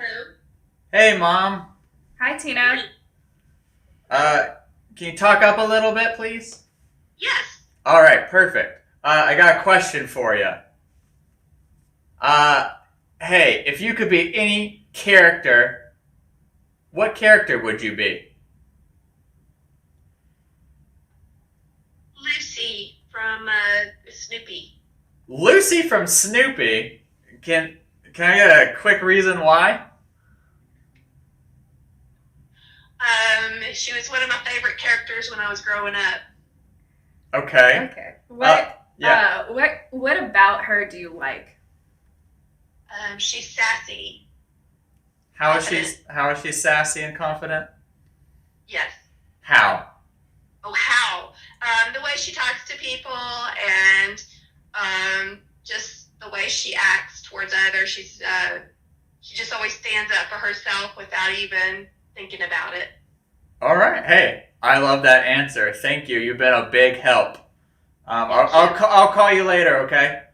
Okay. All right. Bye. Thank you. Bye. Thanks. Okay. Cool. So we got our suggestion. Now, Lucy from Snoopy. Lucy from Snoopy. Now you're about to see a series of scenes that may make sense, may not. They may be funny. They may be a whole range of emotions. We don't know what's about to happen. Yeah. Thank you. Hope you enjoy.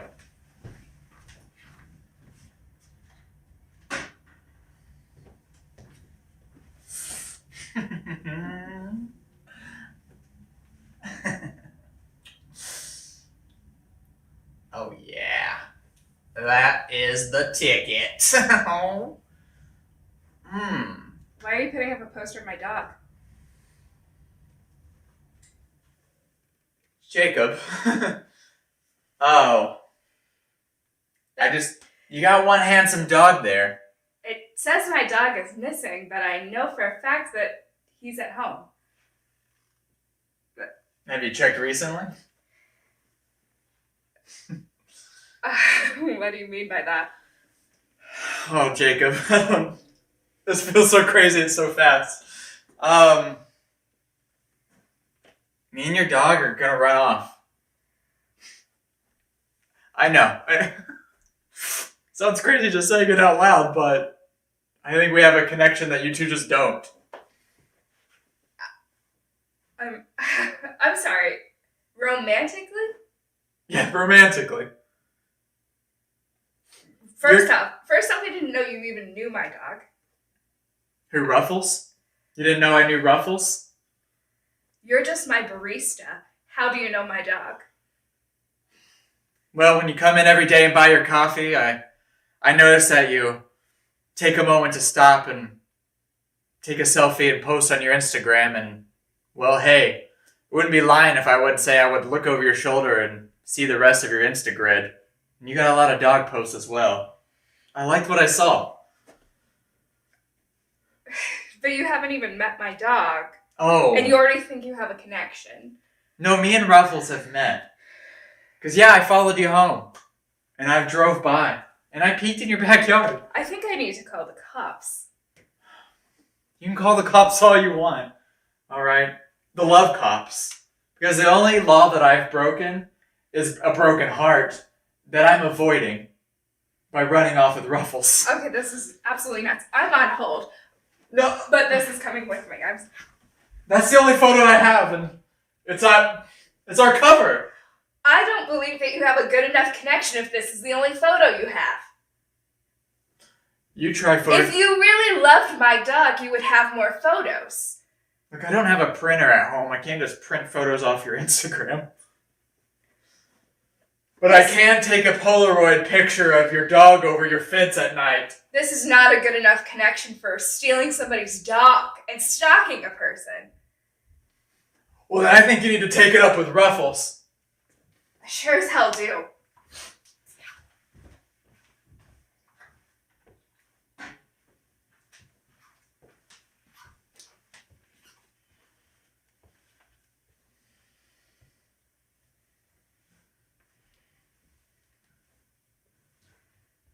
Picture your grandma, sport. She was a beauty. It's kind of a weird thing to say about Grandma. Nah, she was really something. That woman. Yeah, I guess so. You want this picture of her? Oh, I mean, I guess. I thought that's something that'd probably get passed down to me when I'm a little older. Well, you never know when I'm gonna die.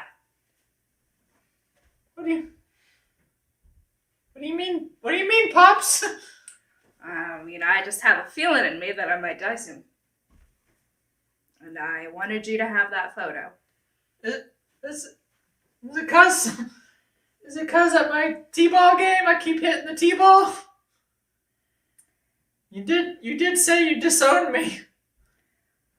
Dying inside just for disappointing son? It's not because you're disappointing. Not just because you're disappointing. Oh. I don't even know what to do with the photo of Grandma. I barely even met her. She just gave me one look and said, well, that's a disappointment, and she went on to the other side. You are quite a disappointment. Oh.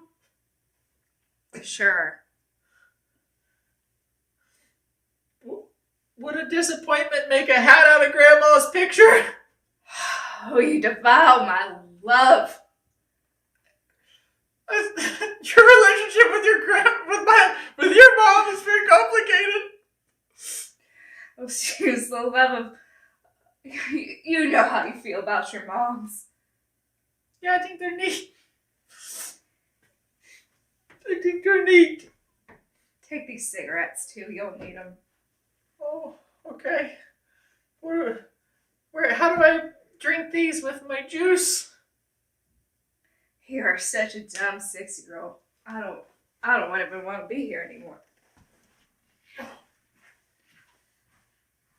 Another parent gone.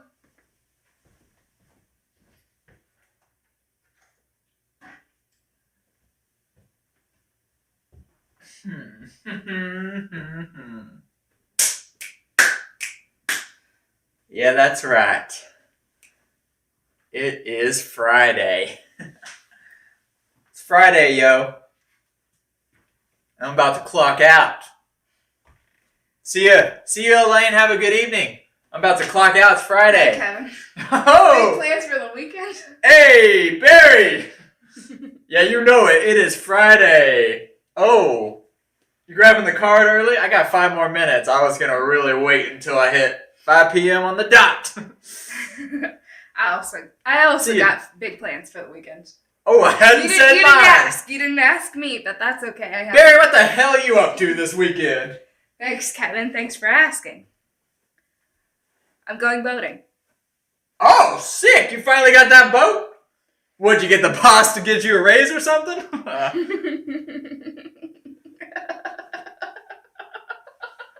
a fun guy. Barry, you scare me. You're a funny guy. Thanks, Barry. You give me a spine-tingling fear that I do deal with in the last 5 minutes of my shift every week. The answer is I did get a little extra money. I did. Yeah. Oh, Tom gave you a raise? Yeah, he did. Thought he was giving everybody raises. Oh, yeah. Yeah, I did too, dude. Oh, man. You must have, man, your metrics must be off the roof if you get a raise around here. Not pretty average. Oh, that's awesome. That's awesome. That's so good. That's so good. Oh, man. Yeah, that's cool. Well, with my eventual raise, I'm sure I'm about to find out about next week. Maybe I'll get a boat too, and I'll see you out there. Barry, you freak me out. Barry, you scare me. That would be nice to see you out there. Oh, yeah, it would? That's awesome. That's awesome. Well, I guess I never been out boating, so I wouldn't even know like where you launch your boat or anything. I don't even know where you find that information out, honestly, so.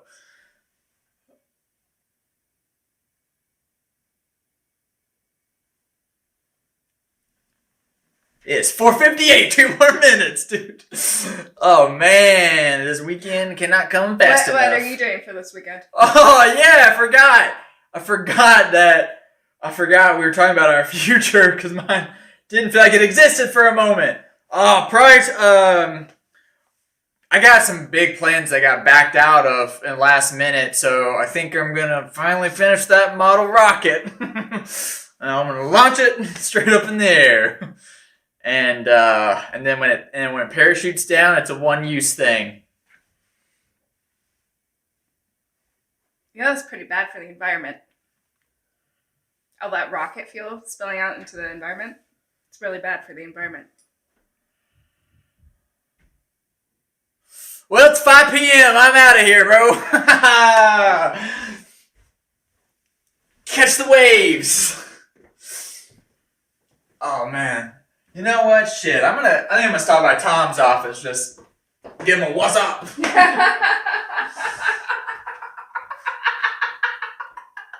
You're a funny guy.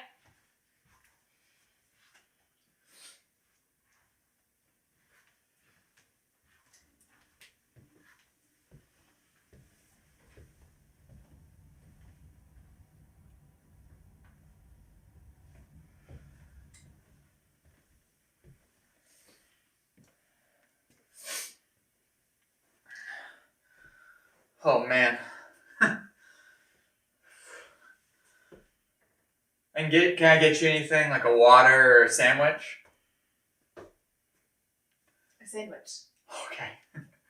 Can I just say, it is an honor to be serving you, the, well, soon-to-be hula hooping champion world record holder. Well, sandwich, right? Oh, shit.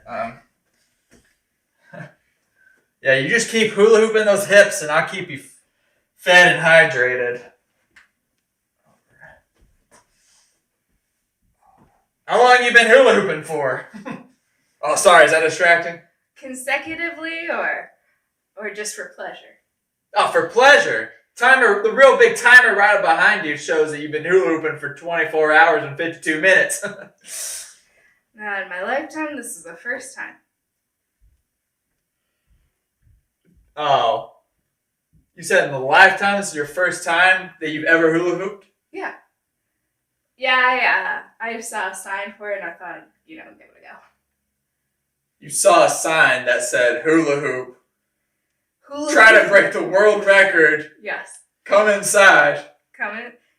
I came inside. I said, sure thing. Sure thing, I'll give it a go.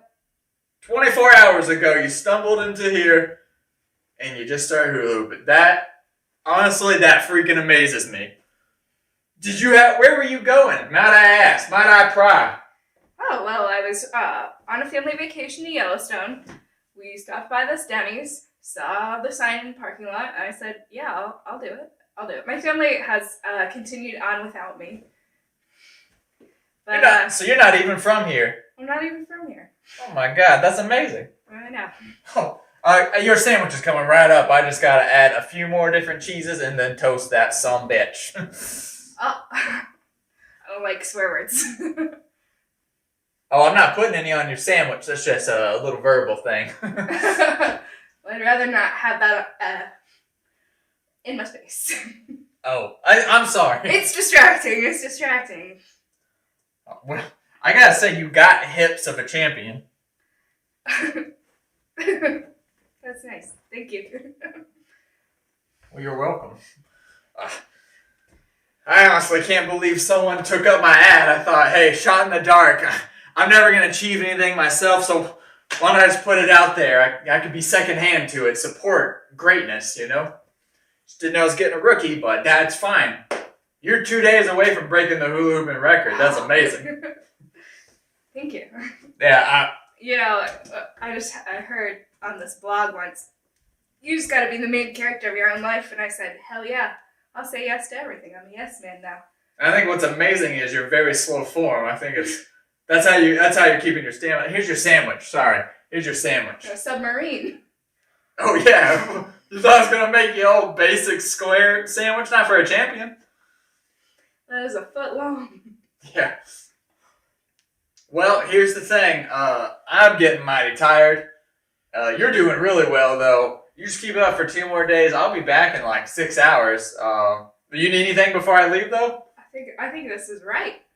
This is good. So you got your sandwich and your hula hooping. Sandwich and my hula hoop. All right. Will you break that freaking record? You go home and do what you do. Yeah, I got a wife and kids. Yeah, I got to go back to them. So what I do is take care of a family. Hey, you know what? Oh. You just... Oh no. Oh my god. Oh no. Did my question distract you? Oh, I am for sure getting divorced now.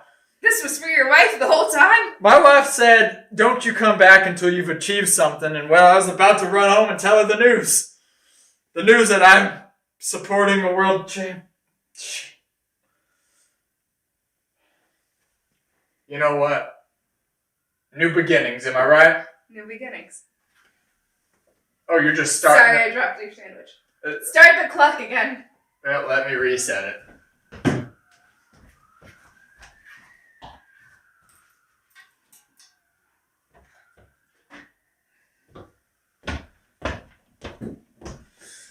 Oh, shoot. Oh, no.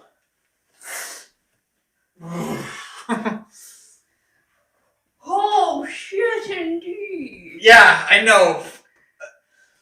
I really fudged up this time. Oh my god.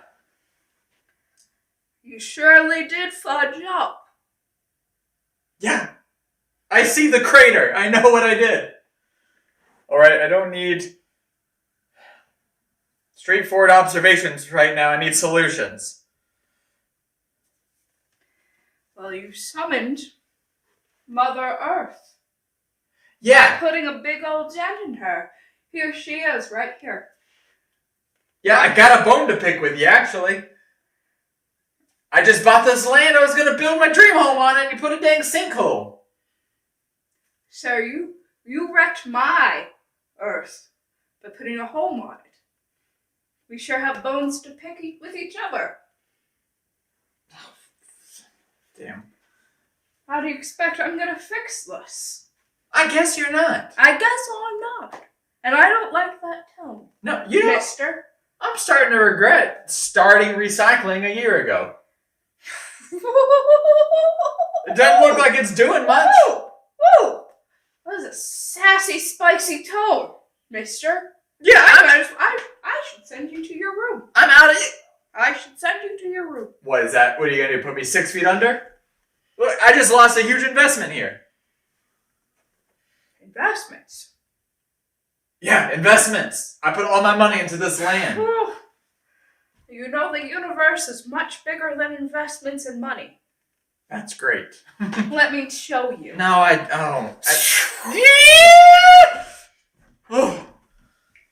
You're on Pluto. That's awesome. It's pretty cold here. Do you see money? Do you see investments? I don't. I also didn't know the planets intermingled. I also don't see any sinkholes here, so what's the point? Did that teach you a lesson? No, you brought me to Pluto and you just showed it to me? All right, let me try another planet. I don't want to. I do not We're want in Saturn. Amazing. Do you see money here? No money. No money anywhere. I politely and sternly do not want to do this another 7 times. Listen, these are the only planets I'm friends with, okay? Oh, so you're not like a super hit planet then? You don't need to tell anybody that. Saturn doesn't need to know my business. Okay, that's fine. It's fine. It's fine. I know, I'm coming off aggressive here. You're giving me a lot of lip. Quite frankly. You give me a lot of sinkhole. And I don't appreciate it.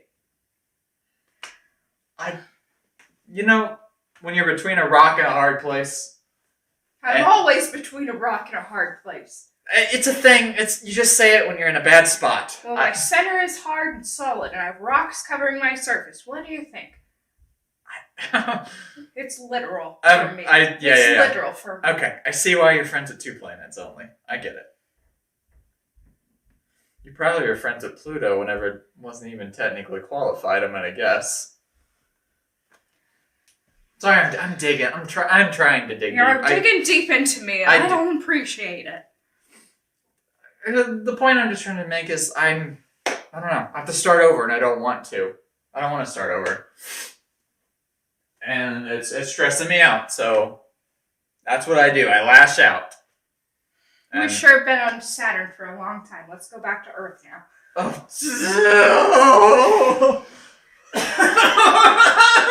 Okay, you can finish up here. Tell me the rest of what you're telling me. Back at your sinkhole?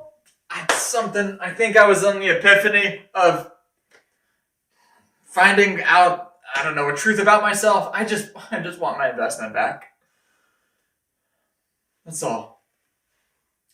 All of your investments are right here inside of me. Mother Earth. I'll provide you with everything you need. Okay, what would that be? No, I can't do this anymore. I can't go. All right, if you just peer into the sinkhole with me. You know what? I think I'm going to chalk this one up to a loss. Thank you. Do it yourself, scum.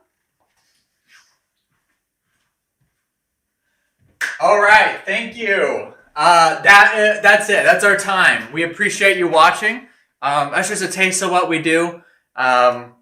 If you are interested in seeing more, you can go to our YouTube, Matt and Katie. We have some live performances there posted along with some other videos. If you are interested in seeing more, we perform and we're trained at the Nest Theater. You can go to their YouTube as well. They have a YouTube with some videos of performances and some things around their theater. So we appreciate your time again, ComFest. Thank you. Have a good night. Bye, ComFest.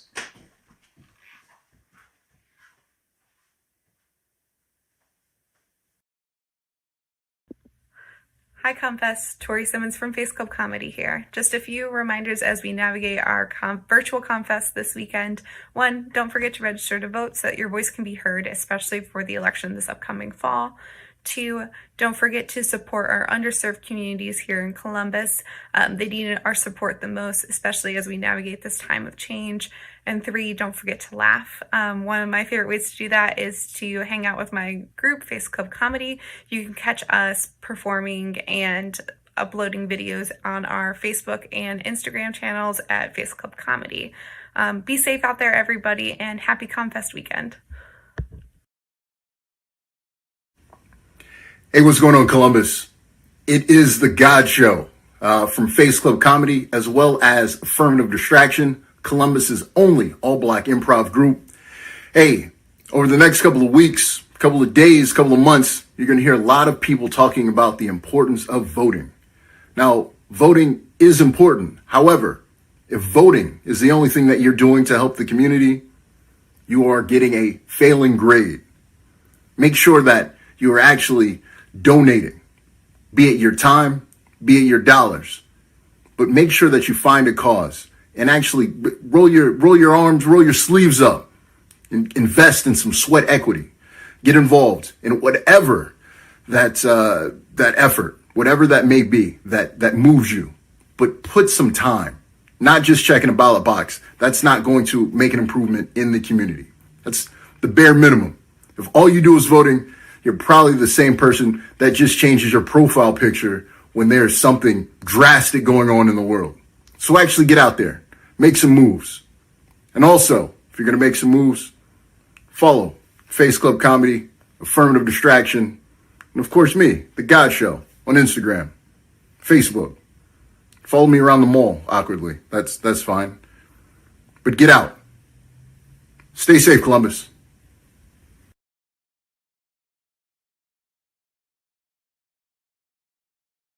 Hey ComFest, Tori Simmons from Face Club Comedy here. So the next video you're about to see is one of my favorite games that we play at Face Club, and that is Grandmaster.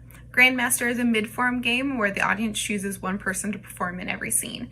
The other performers then get individual prompts to start individual scenes with the Grandmaster. So I think in this one we get prompts like red, retirement, home, and trash man, and we just have a lot of fun playing around with that. Where you can get tricky for the Grandmaster is that he or she is not allowed to leave the stage. So the different performers can tag in and out, and the Grandmaster is expected to remember where that person's scene last left off. It's a lot of fun. We had a really fun time filming this at Wild Goose Creative, which is one of our favorite venues to perform at, and we hope you guys like it. Let us know what you guys think of Grandmaster. If there's anything that you guys laughed at, we would love to hear that. And happy ComFest. I need you to pick one of these, this diverse group of white people behind me. One of these individuals. 1 through 5. 5? Let's see what you got. 5. Number 5 is our Grandmaster. So I will allow Candace, you get your suggestion. What's a big occasion? Retirement party. Retirement party, all right. What's something that would fit in the trunk of your car? A bonnet. What did you want to be when you grew up? I want to be a trash man. Trash man. What's your biggest fear? Fear itself. Fear itself. Your parents walk in on you, the lights are low, and you're on the internet. What color shoes are you wearing? Red. Red shoes? This off with Nick. Okay. No, that's not how you do it. You gotta pick up, you lift the legs. You can blow your back out doing this job for 30 years and you can do it like that. Dad, my first day of Don't you artwork, goddammit. I want to even know you're my kid until you prove that you're good at this yet, so. I mean, I know that we're family, but I feel like this violates some child labor laws. No, I checked. We're good. We're good. When I grow up, I don't want to be like you. Alright, so with that attitude, it's very likely you're not going to grow up. Listen, pick up the trash and put it in the trash truck! Okay! You're trash. You're trash! I'll left you for a reason! Yeah, I know. I thought maybe you come out to the job with me, we bond a little bit. I hate you more now. It's weird. God. You're an awful father. Yeah, and also all these houses have not been picked up yet. We're running way behind.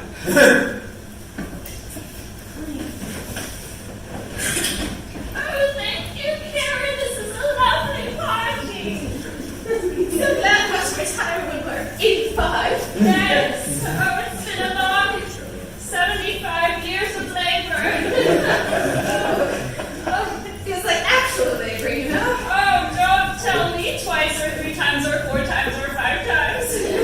That's exactly how many kids I have. Ouch. So you know I'm allergic to almonds, right? Is that the almond cake? No! Never! I would never serve you something that you're allergic to. Oh, I knew it! 75 years you are trying to kill me. Yeah, well, this date's been going really well, but now I have to kill you. Oh, my worst fear is now imagine a serial killer on Tinder. Yeah, sorry. We can do this the easy way. Just make it easy for me, I'm gonna please. pick the hard way. I'm definitely gonna pick the hard way. I really liked you. You had a good conversation.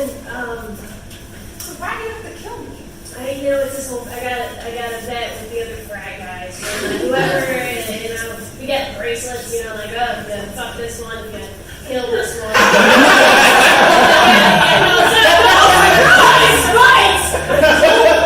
I don't appreciate that. Okay, you don't understand. Got a lot of street cred building, right? Guys gonna fucking hate me. Are you kidding me right now? I'm not supposed to tell her. Listen, I think we can work something out here. I won't tell you. Yeah, you won't tell me until we dead. Don't you understand? I'm telling you. I've already told you the plan. Hey, Brad, always told me not to tell them before you just do it. Just do it. It sounds like Brad's running your life a little bit. I know he is. All right, look. Been working at Sherwin Williams for a long time. And look, I gotta come clean, all right? I'm colorblind, all right? All these fucking colors here, they're all. You're my lead color specialist. I know. And I've been cheating, all right? I've been cheating. I got a seeing eye dog, all right? We have a no pet policy. I'm allergic. Yeah, you are. Look, all right, look. I didn't want to do this, but I'm gonna have to bug. No. Listen. If you fire me, I'm gonna go home. My wife, she'll be seeing red, all right? We don't You're need not seeing red. I'm seeing red. Boy, oh boy, Mrs. Kennedy, I can't believe you've done it again. Another children's book, The Magic Bullet. What are you trying to say? This is like a trope in a lot of these books you've been writing. This other book you wrote was straight to the head. It was kind of interesting for children. Yeah, I mean, kind of a graphic ending. They need to know when they're young. I want to take my pain that I've experienced in my life and translate it into relatable topics for children. That's lovely, but why is this one written for the Russian children? It seems very specific. I love you, but I feel like there's something you're hiding from me. This one is called The Grassy Knoll. It's lovely, but what is that? These are just pictures of other hills that are kind of grassy. Everyone likes a good grassy knoll.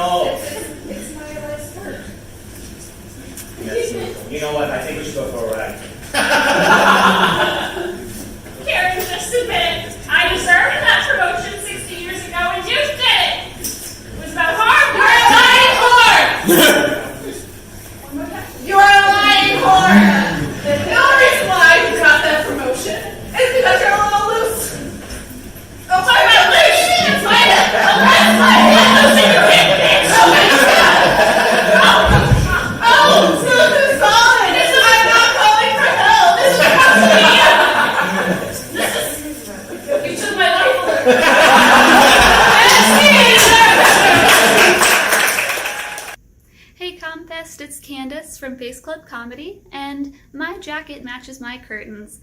So for this next game, it's called Greatest Hits, and it is similar to what you might have seen on Whose Line Is It Anyway. We have two people introducing a brand new soundtrack all about our given suggestion, which this game, it's therapists. So we will be singing songs about therapy and therapists while we have our MCs kind of introducing the songs as they come.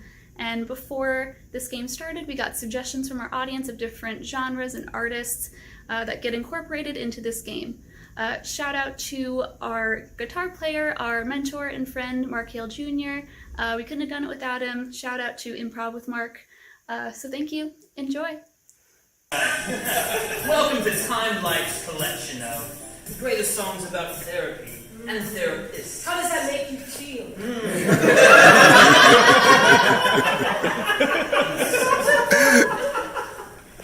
We've got quite a collection of songs for you.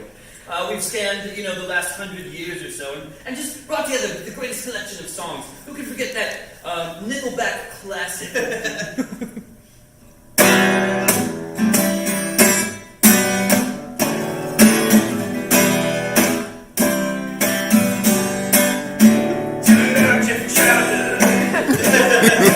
Tell me how you feel. Look at my photograph. This baby seal. What does it look like to you? Look at that giraffe. I see a spider. I see a baby calf. They just see so many things in that song. Those ink blots. Always inspirational. Yes. My favorite song was the one of the. I'm a more pop girl myself, Yes, I knew that about Yes, you did. I always talk about it. My favorite part would be the Katy Perry inspired song. Yes. Very pop. So popular. Charts.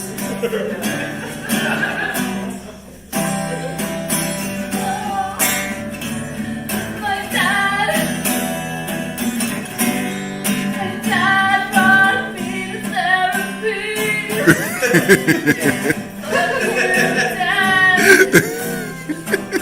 I didn't want to be here, but he said I needed some love.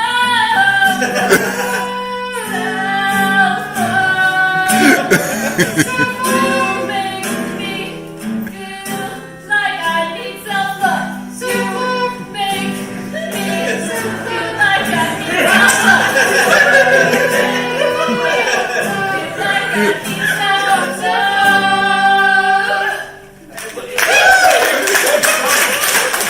It'll be okay. I know it's so emotional. The dad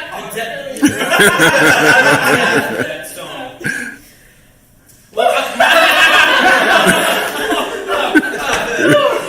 my personal favorite is the Eminem classic. Every song he wrote, about therapy and such. It gets to be aggressive. All of his issues, yeah. Just higher than that. You guys say more.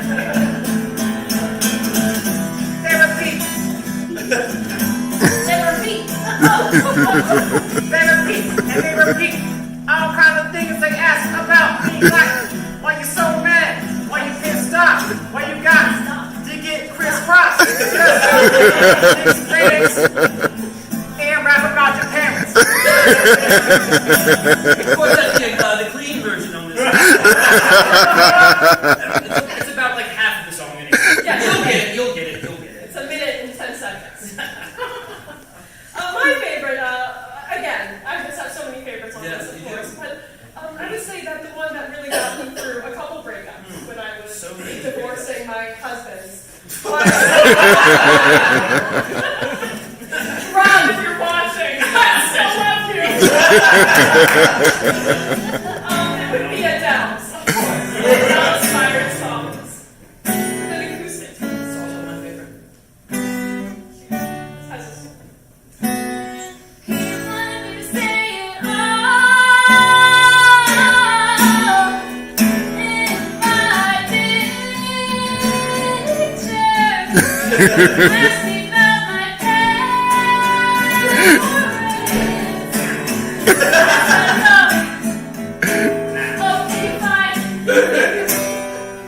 You had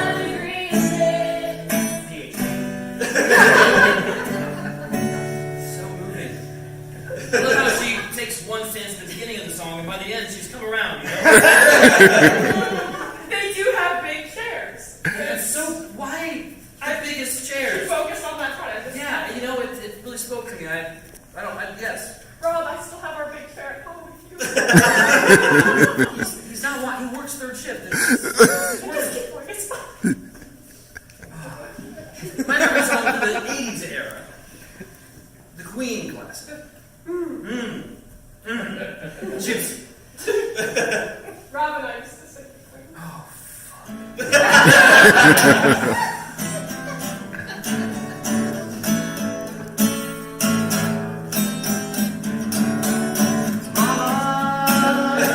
Fucked my childhood. A lot of memories, things I still in canopies. Mama, I'll carry this to my millions in life after that. Never get over. How could he never get over? Seeing my mom naked when I was 5. Never want to see my mom naked. If it hadn't been for the moment where he saw his mother naked, we might still have Freddie Mercury.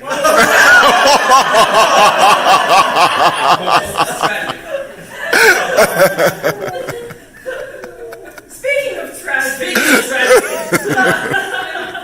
We're talking about therapy, so I'm keep kidding.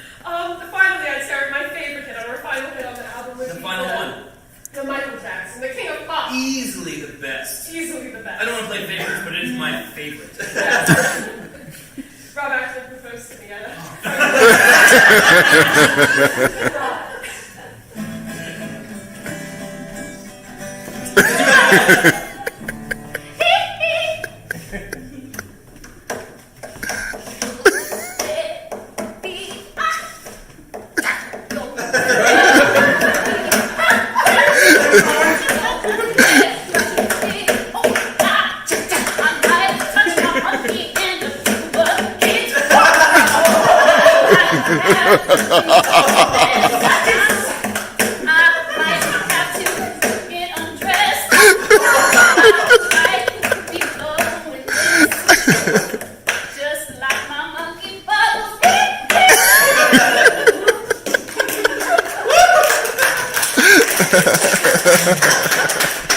How can you top that? For only 3 easy payments of $14.95, this collection could be yours. Do not miss it! Rob, I can still be yours! Rob! Hey ComFest, this is Nick with Face Club. The next video you're going to watch is a game called Themed Restaurant. You might have seen it on Whose Line Is It Anyway? It's pretty self-explanatory. We take a suggestion from the audience and we do a scene set in a restaurant with that theme. Hope everybody's doing well. Thanks for watching. It's really hot. Look how hot it is. Even they know how hot it is. Yeah, look, I know it's been 15 years since we spoke, and I would rather not be doing this. Oh, okay. Sorry, parents. What about them? I think it's time we have a tough talk about what to do. All right, thank you for being today's guests at our restaurant. All right, menus. We have good feelings and good vibes on this show and at this restaurant today. Let me know when you're ready to order. Yeah, it's yeah. You know, let's order. Hey, everybody! Here's your first thing, bread. I love bread. I eat it every day.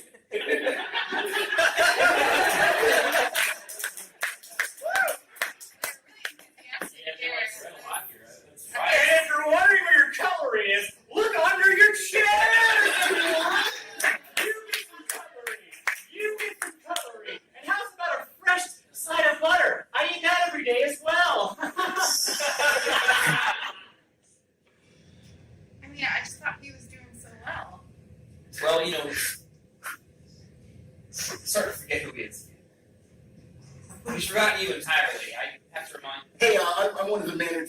these offshoot programs. You guys need anything? How's your order going? Going all right? Yeah, it's a little bit much, but it's fine. Yeah, don't worry. We'll be back to check you 4 more times. I wasn't worried about that. I mean, I'm like his favorite child. I don't know how he could forget me. Just dementia.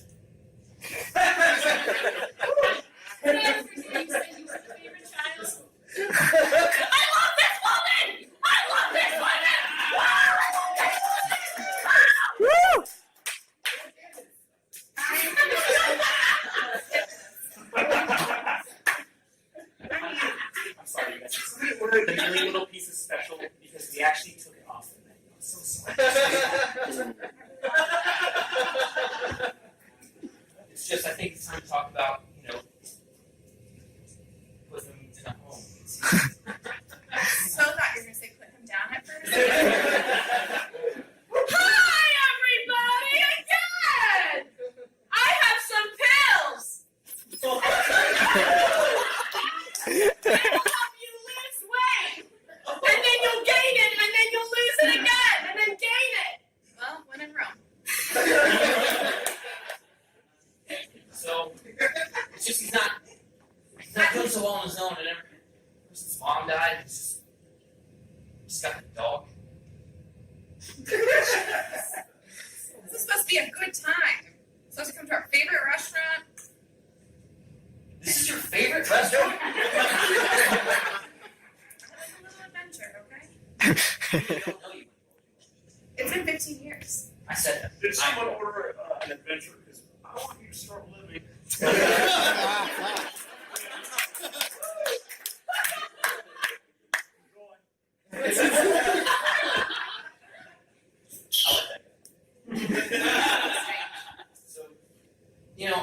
it's a big decision to make. I didn't make it without you, so I thought I would include you in this one, but not Christmases or anything. You're still not. Why can't I come to Christmas? We brought you your really big check! Woo! Who gets the check? You get the check! You get the check! You get the check! You get the check! Hey, it's 2019, the woman can get the check! That's right, lady!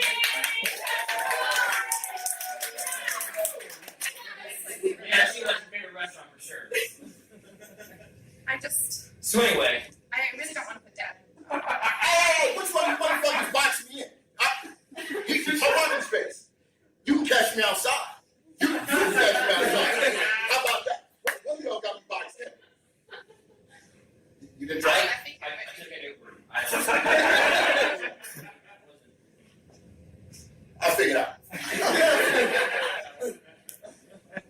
Maybe we could just put it down. That might be easier.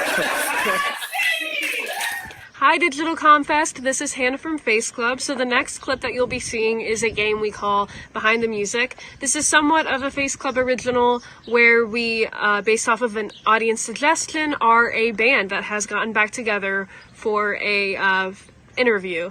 And so normally these will involve some kinds of answering questions from our fans in the audience, and then also some music and of course some drama like all band reunions go. So I hope everyone enjoys, and thanks for letting us be a part of this. Here, please. Yeah, my name is Cletus Dungaree. I was the primary songwriter of this year's group.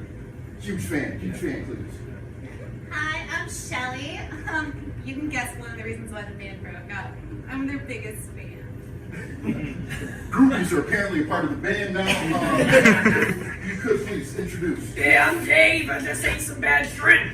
Didn't really know it was Dave. The joke never gets old. I know. Well, I do it every time it gets me in character. Yes, please. Yeah, I'm Jen Stefani. I'm the lesser known Stefani, but I'm more of a bitch. Yeah. And I'm John Denham. I've only ever committed to half of the bit. Really appreciate you guys taking the time, coming, giving the fans what they want. So, for everyone that's not familiar, how did Bad Shrimp get together? How did you guys come to be? Well, obviously it was because I wanted a band to go against my sister. It didn't Work. We all actually met in the bathroom. See, I was having some shitty diarrhea. It was just like a river coming out of my rectum. And, I heard the sound snorting coming from the other stall. Don't speak.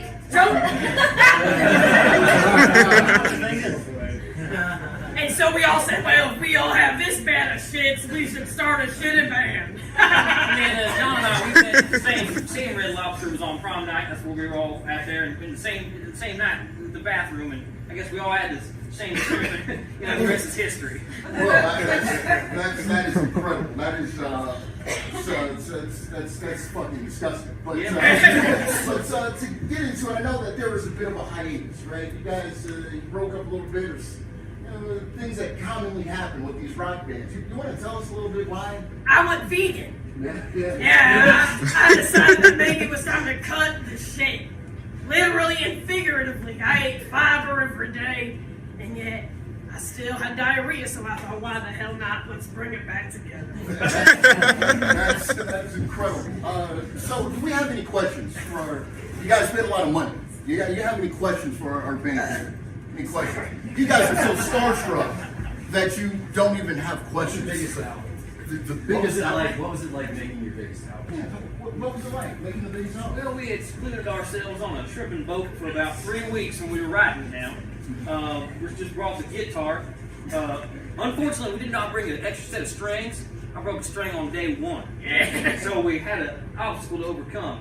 That's why we named that album Five Strings, if you were wondering. I love a good backstory. Does anyone else have a quick question? Why did you never headline your own tour? Yeah, that's an excellent question. 15 years, there was never a tour that you guys headlined. Why is that? Well, the bathrooms at rest stops are just horrible. What? I'm gonna poop in this? The acoustics are shit. The acoustics have always been shit. The acoustics are always shit, I tell you, we're not gonna get that crisp sound we get of the poop hitting the bowl in a rest stop bathroom. There you go. You got your question answered. So I'm a civilized person. The album Five Strings, which is we'll take another question.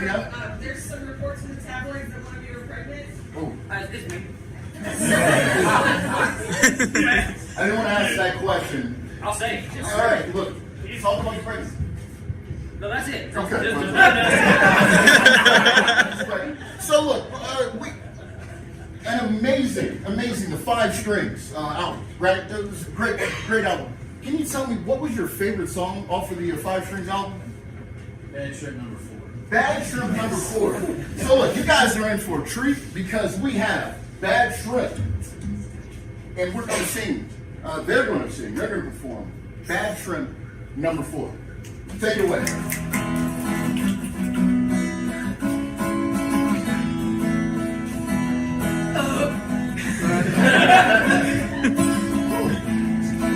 When it comes to seafood, I am him. But on day 4, I had bad shrimp. I'm just a girl. That's the wrong song. I'm sorry.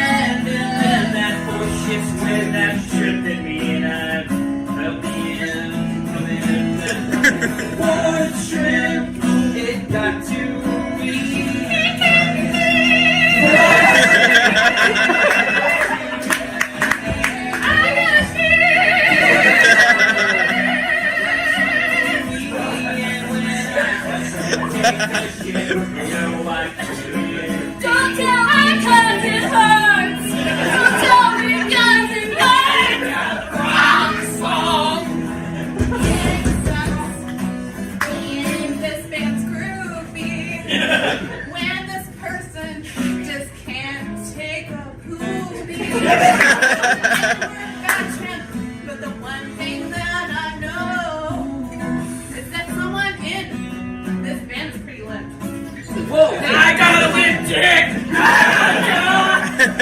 Real limp dick.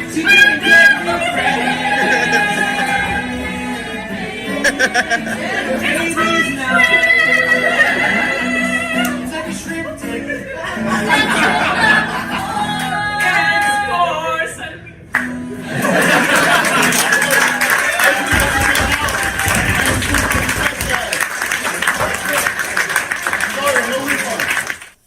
Hey ComFest, this is the God Show from Face Club Comedy.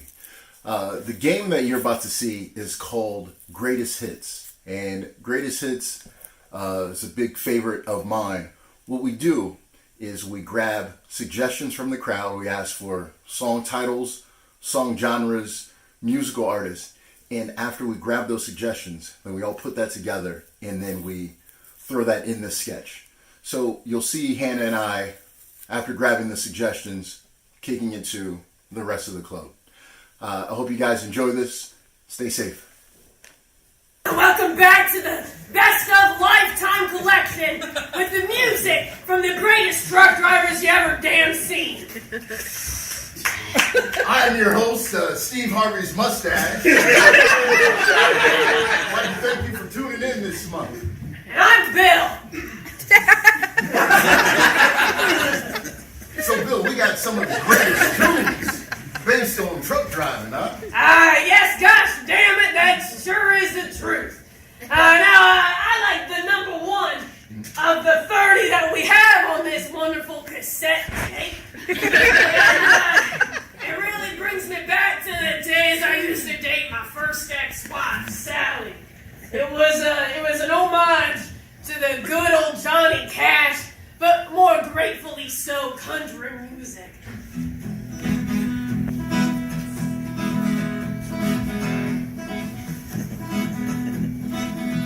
I'm driving down the country in my 18-wheeler. Picture of my ex-wife and I reach out and I feel her, but I just realized that I'll be blacking out. And I wake up real quick. I'm plugging in the dish. Yeah!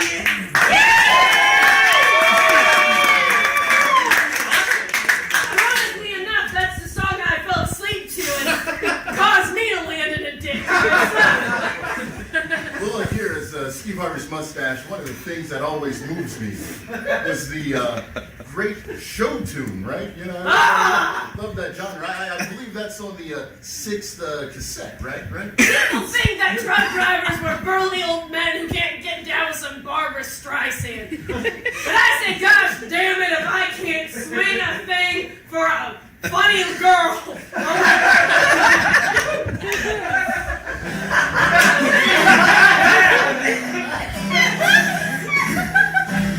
Oh, hey, Zach. Oh, hey there, Candace. Oh, hey, Jennifer. Hey. Thank you for going on this journey with me. I really appreciate That's it. true. I love that. I love going out there and see the landscapes just go by, all the terrain changing, huh? Absolutely. Well, my favorite thing about driving a truck. Do you want to know what it is? I sure do, Candace. Can't wait to hear it. On the road, it always vibrates. Vibrates. Under my chair, the 18 wheels. I don't even need my fingers to masturbate. All the traffic vibrates.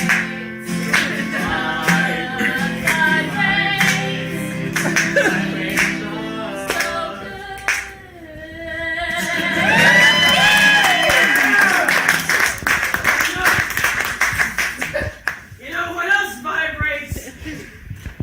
It's why my wife left me. Damn shame. Sally, if you're listening, I miss you. Anyway, I don't mean to get sidetracked.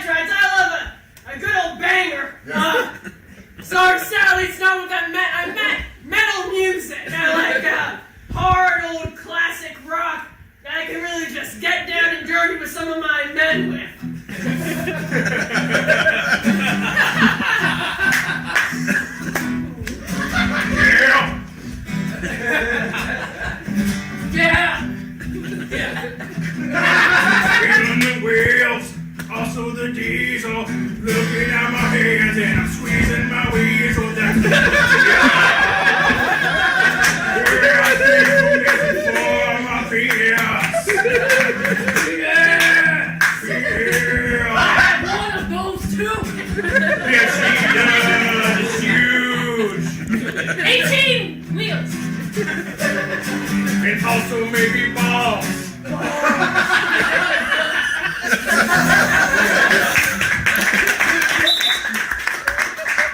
I think we got enough time to take a call from the audience. Oh, I hope it's Sally.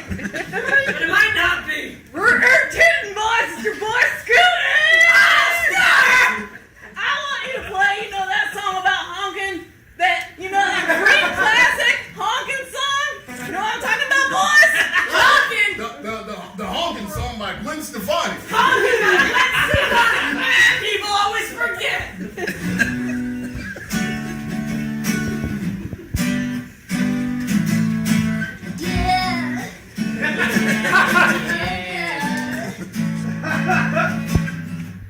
When I go into my truck, I see the truck. There's the truck. There's the truck and there's the clock. You know what time it is? What time is it?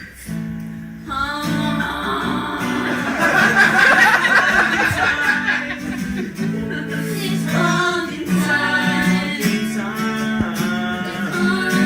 time. Don't speak, this is my song. I'm just a girl in a truck.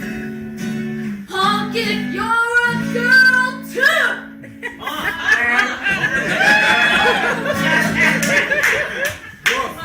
We love the honking and NSYNC. Hey, thanks for watching.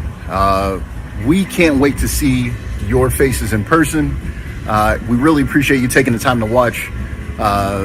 In the meantime, be sure to check us out at Face Club Comedy, either on Instagram, also on Facebook. Check out Face Club Comedy. And you can even check us out at YouTube by searching Face Club Comedy. For Tori, for Hannah, for Candace, for Nick, and of course myself, The God Show, we're out. Stay safe, Columbus. Well, speaking of political change, it's an honor. I'm very excited to welcome my first guest up to stage. Ladies and gentlemen, please put a warm welcome together for Morgan Harper.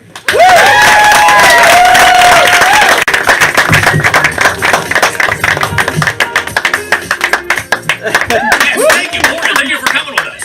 Thanks for having me. Oh my gosh, we are so excited. We know that there's just a ton of awesome buzz around your campaign in this city. I mean, there were so many great news articles about who you are, what you represent, and what you can bring to our district.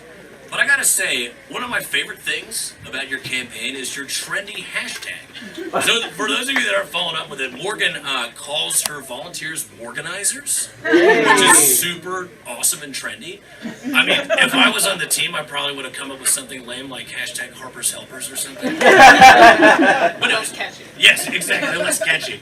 So how did you come up with the name Morganize? Yeah, so I can't take credit for that. Like a lot of great things happen, I cannot take direct credit for that. Okay. But we actually had someone who will remain nameless, but may or may not self-identify as a socialist, who branded this term. And we were sitting there and we're like, if we're going to do this, we got to get everybody in Columbus really moving and into it and motivated and part of it. And we have to organize everybody. And then his turn is like, Morganize. Right? And I'm like, oh, wow, it's perfect. So we started putting that on everything. It's really caught on. Now people come up, I'll see them out, and they're like, Morganize. I'm like, yeah, we're doing it. So, no, that's awesome. Yeah, so you got a bunch of swag now? Shirts, Morganized, bumper stickers, buttons? We do. Excellent. Available for purchase. All proceeds go to support the Morgan Harper Awesome. So you have some swag here then for us? Or? It's online, morganharper.org. It's online. Yeah, so we have t-shirts, we do have stickers with us, right? Yeah, we brought stickers. So we have laptop stickers that are very cool. We can get those out. Awesome, perfect. Well, thanks, Morgan. Yeah, I appreciate it. So, let's kind of change focus to the campaign. Yeah, okay. So, We're digging in. We're digging in. This is when I actually am serious for the 5 minutes of the show. So things go well during the election. Yeah. You get elected to represent District 3 in Columbus. Yep. It's day one. You're showing up to Congress. What bill do you want to introduce on day one? Yeah, so day one, so folks who are unfamiliar with the campaign, there's a lot on the platform. I often get that feedback like, oh, Morgan, you're trying to do everything. It's like, yeah, trying to do everything. There's a lot of issues that we have, and we need to address all of them. But day one, I would say we are moving Green New Deal from a resolution to legislation. We've got to do something about the climate, or else we don't have a whole lot else to talk about. It also would create a lot more jobs for folks, including communities of color that have been left out of a lot of job programs in the past in the federal government. So that's a big priority, and that would come from day one. Yeah, that's excellent. Yeah, I think honestly making that your priority, it sounds like you're kind of killing two birds with one stone, saving the environment, and creating a lot of jobs for equal opportunities. So. And building out transportation, making it easier to get around the city, mobility. We don't have a very mobile place now, and that exacerbates inequality. So we can do this. Rail, bus rapid transit. Anybody? In Columbus, did we get some money to make a new mass transit, or did I just read that? We got fake some news? money to make something, but I don't know if it's Okay. We got some money 10 years ago to do more mass transit, and we sent that back, so. Oh, okay. So it's just been pretty much a mass instead of mass transit, yeah. Okay. So I kind of want to go back again and let the audience know a little bit more about you, who you are. So I read an article that was done by MTV, and it said that you talked about being a Girl Scout growing up. I was. Some people were surprised to hear this. Really? I don't know. I mean, you have any strong woman that's kicking butt, I think automatically you started with the Girl Scouts, right?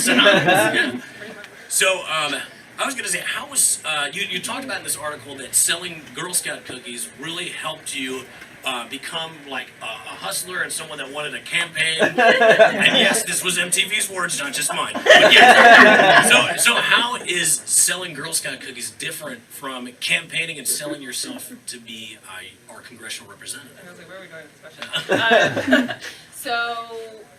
Okay. I did say hustler, which I think some people in my team who went down to, did you just self-identify as a hustler to MTV News? Yeah, I said that. But because you have to put yourself out there, and it's all the act of, as a little kid going up and trying to convince people to buy something from you, and also as an adult woman going out and convincing people to vote for you, it's an act of vulnerability, and you have to be comfortable with doors slamming in your face and people being like, yeah, no, I don't care. And just keep it trucking and get to that goal so you get your prizes at the end. But the prize in this case is our democracy working for us. And so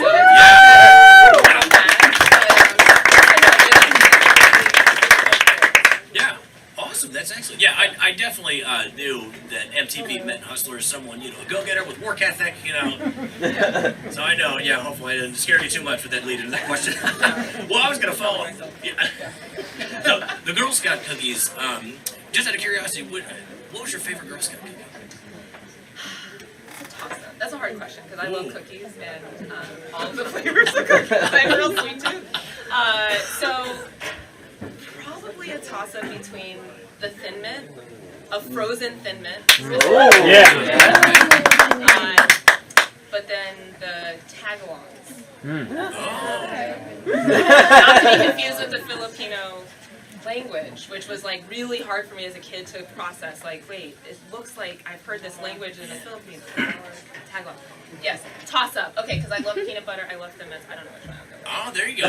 Because I like the, I think they're called Samoas. My least favorite. Wow. I knew I should have screened that question a little bit better.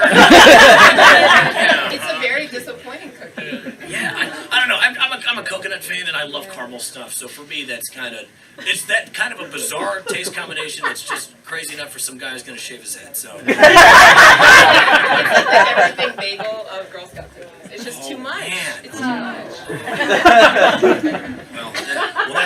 That's totally fine. Thin Mints are definitely up there for me too. So I can appreciate someone who enjoys the Thin Mints.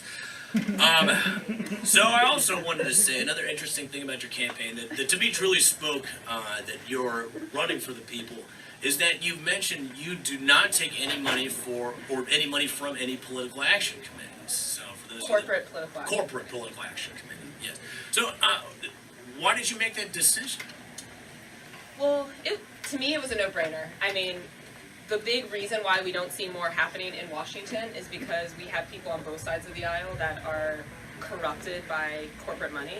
And if we are going to reset politics for the next generation, it has to be through grassroots campaigns, and it has to be through politicians that are pledging to put people first every single day, and that involves not taking any money from corporations. So we are a complete individual, people-driven campaign, and at this point we've had almost 5,000 people who have contributed to the campaign from all 50 states. 90% from Ohio. That's awesome. Yeah, you know, it's great to know that you're a candidate that can't be bought by corporations. I think we definitely need to see more of that, like you said, on both sides of the aisle for Congress. Yeah, because how are we going to get to universal health care if we have people representing us that are taking money from the insurance industry that profits off of the existing healthcare system? Yeah, it's not going to happen. Yeah, exactly. And that's exactly kind of what stemmed. There's a lot of stuff coming out now about the opioid crisis, where not only physicians were paid, but even the people that made their software were paying for them to write more scripts for opioids. It's sad. Now, I'm going to probably be devil's advocate. What if someone gave you $1 million? Would you do it? About how much people can give you. Okay. $2 million. If it was spread out over individuals that were giving $800 a piece, then that would be in compliance with the law. I don't want to go to jail while I'm running for Congress. I'm not trying to go to jail. True that. What about $1 billion? There's a lot of money. Are you offering? No. Yeah, assuming that we sold out our venue of 30, I'm sure. Morgan, you passed that test with ease. I don't know how you knew it was a test. I do want to say that one of our closed-circuit cameras is wired to Senator Sanders' office, so he's very happy with your response. So the last question, I know that you're all about Columbus. Just what's your favorite part about the city of Columbus? I love the people. I mean, you can't get better people than Columbus, and that's one of the best things about campaigning is all day I'm just interacting with people throughout the city. There's so many different types of people: artists, creative community, Somali community. It's cool, and people here believe in everybody just getting a chance, a fair shot. That's one of the ethos of this campaign, why I thought we had a chance, and it's proving to be true. And I'm just so grateful to get to live here and get to know all of you and be here. Well, thank you, Morgan. We're grateful to have someone who's on our side and is very willing and motivated to fight for us. So thank you.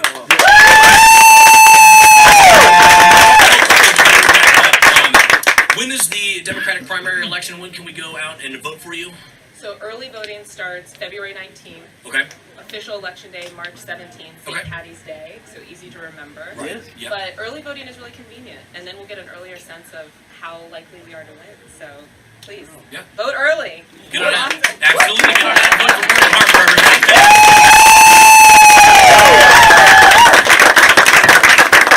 for Unique to not another Jimmy Late Night show, not like those other Jimmy shows. We're going to have improv based off of each of our interview guests. So ladies and gentlemen, please welcome an improv group close to my heart. They're new, they're fresh, they're called the Slumberjacks.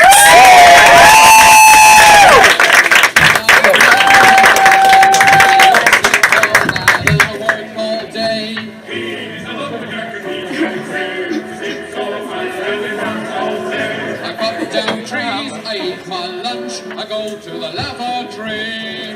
On Wednesdays I go shopping and have buttered scones. I may or may not be a socialist. I, too, the same way feel that you feel. It feels good to talk to someone who is not centered the way that I am. I like to spread all word among all people equal. I take too many words. I think you are a socialist. I feel the same strong way that you feel. Knock, knock, knock, knock, knock. Oh, gosh. Hello? Answer the door, please. Hello? Honey, it's one of those children. Hello? Please answer the door. I know you're there. Hello? Okay. Yeah, hi. Stop screaming. Yeah. Hi, I'm Sally, and I'm trying to raise money for my Girl Scout troop 4673582. And we're trying to sell Girl Scout cookies. Would you like to buy some? I don't know. You got coconut? Oh, look! I happen to have a coconut right here. Oh, wow! It's we haven't made it into the cookie yet. It's still a coconut. Wow, I like it fresh. But we're starting a new thing where we prepare the cookie in front of the customer so they know where it comes from. So first we have to bust up the coconut, and then it lays there for a minute. Then we apply CPR. I think you got to roll it up now. And then we have to call the hospital.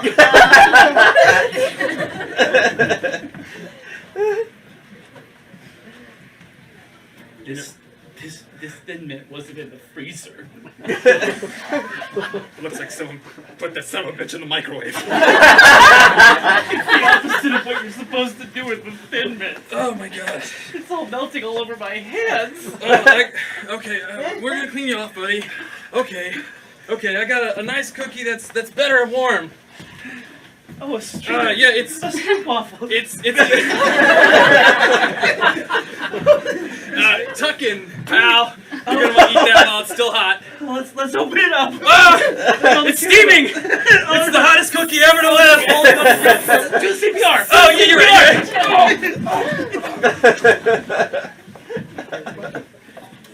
Todd, I know we've been dating for about 12 minutes now, but it's just, you're a little much. You're kind of like the everything bagel of people.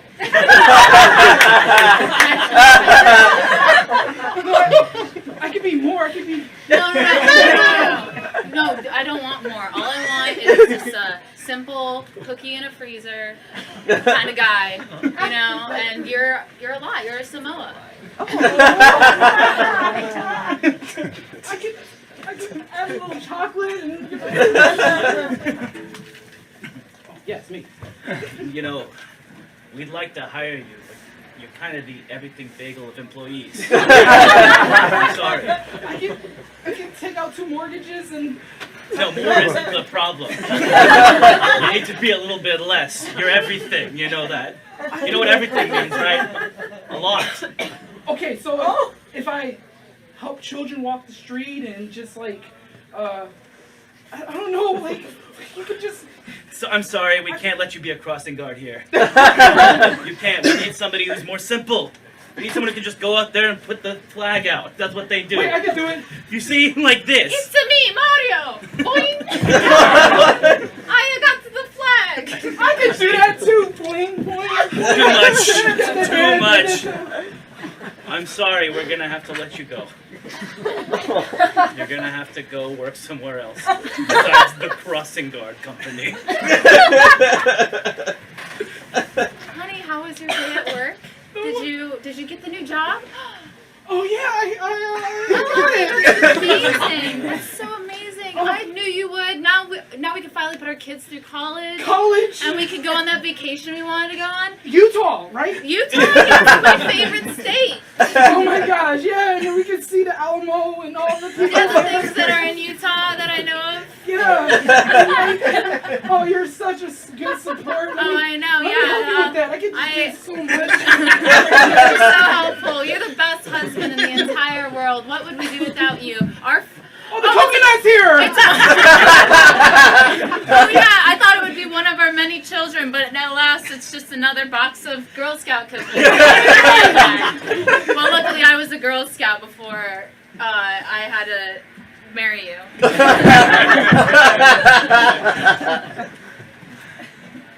I hate the part of the show where Jim's not funny. I counted 3. Keeps getting worse and worse. I mean, come on, how many movies are there that are nominated for the Oscars? I think he got every single one. And where's his hair? Yeah, I don't know. I don't know. Don't judge him for that. Okay. I feel like that's a rough thing to say to somebody. Yeah. Just judge him for not being funny. Hey guys, how did you like the show? Oh, Jim! Yeah, I you know, did the whole show and I did really well, I think. What Jim, do you don't have guys to put your think? biceps in our face. Yeah, It was pretty cool, but yeah, we get it. Yeah, you worked out a no, lot. you know, You're really Hey, ripped now. Jim, man. I mean, thank you for letting me be in the DJ, but I'm over here in the back. No one can really see me. And then you put him in the corner. You should answer the dick. Yeah. I don't want to answer any more questions. I'm not the one who's answering questions. We're going to mixtape, you know what I mean? It's just like me screaming in the mic. Yeah, let's go listen to that. You know what you are? What? You're my favorite particle in this. The people? You know what that makes you? What? The criminal tax abatements.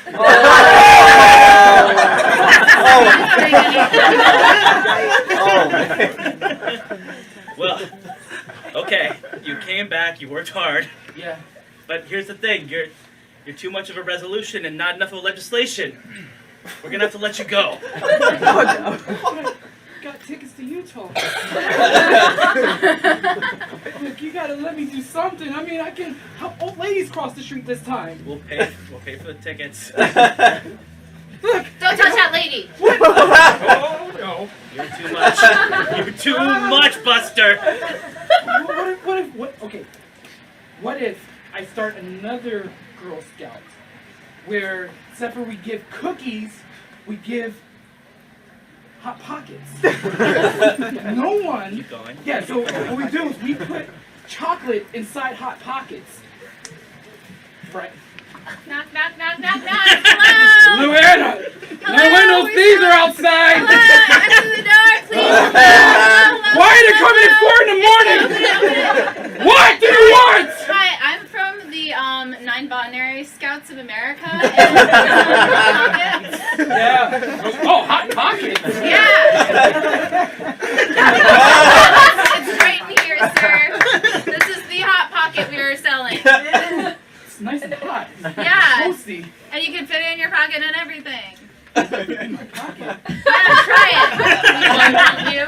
Wow, this is so nice. It's perfectly sized. Hey, Luann, I'm gonna eat this. You want some? How many can I mark you down for, sir? I just hate the part where the Slumberjacks aren't funny. I got like 4. I don't know. Yeah, you're right about the guy with the hair. Hey guys. You think it's time for me to not be funny on stage now? Hasn't stopped you yet.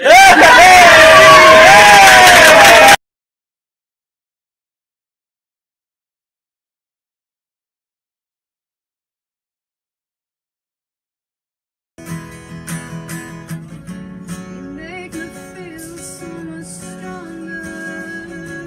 You are my light bulb. Now keep turning you on. Keep turning you on. I'll keep turning you on.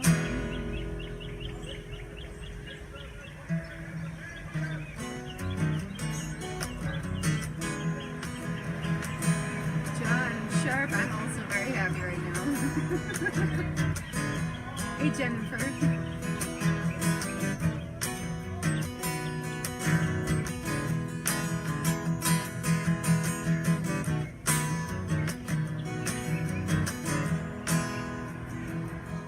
My Saturdays sweep me under flying carpets, but I'll find another way home to you.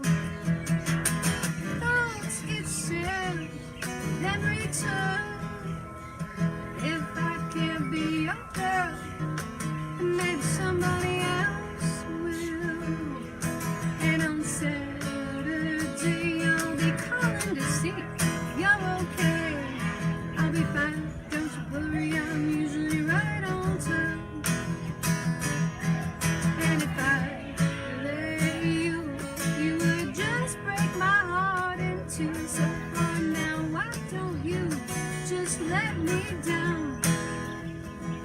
And when you came to me, I thought I could let you try. You might be my favorite, maybe we could stay alive. But the boat won't sink. I get off, and if I stay on, I know it will. It's not too far to be getting to the shore. My swimming still, and on Saturday I'll be calling to see if you're okay. I'll be fine, don't you worry, I'm usually right on time. And if I let you, then you will just break my heart in two. So for now, why don't you just let me down? This is where John Bursler played a mean solo. I can almost hear him doing it.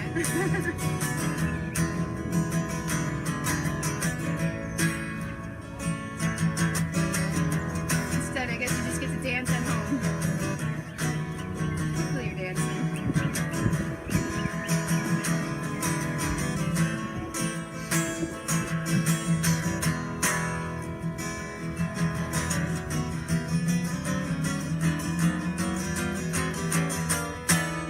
And if you know yourself, you'll know what you are after. And if you plug your ears, you may never hear the answers. And if you try too hard, you'll just be whistling in the dark.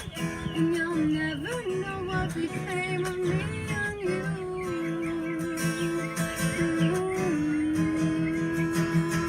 And on Saturday, I'll be calling to see if you're okay. I'll be fine, don't you worry, I'm usually right on time. And if I let you, you will just break my heart in two. So for now, why don't you just let me down? So for now, why don't you just let me down? Don't let me down. Don't let me down. Don't let me down.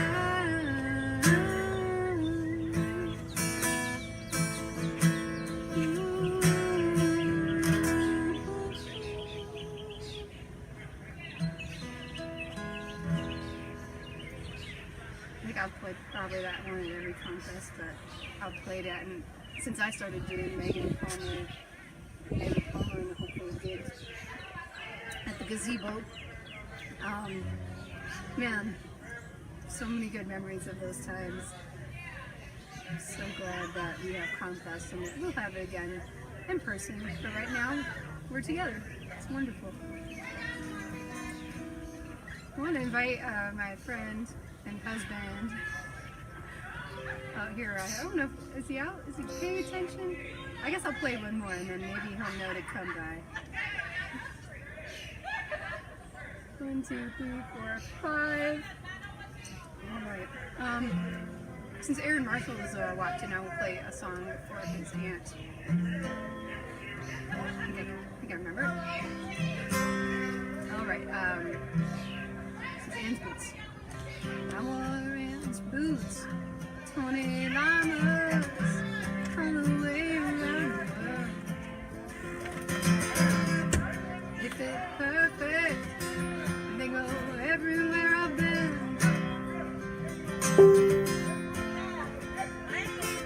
Last year I picked up some dust in Oklahoma. Right before the train came sweeping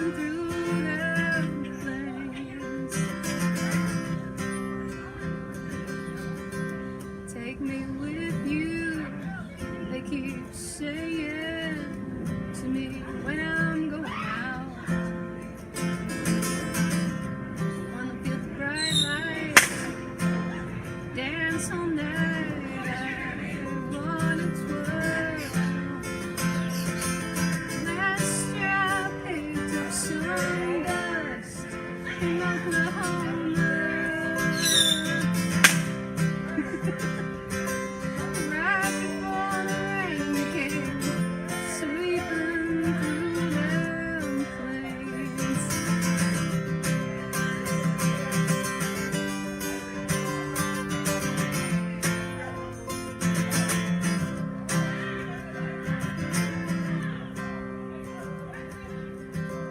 Her hat matches her boots. Sometimes I wear both. And then Annie is with me from head to toe. Last year I picked up some dust in Oklahoma.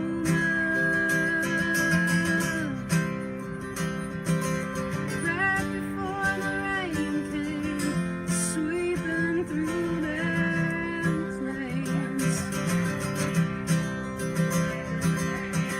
Last year I picked up some dust down in Oklahoma. Right before the rain came, sweeping through them plains. And said, this one is for you, love. Where it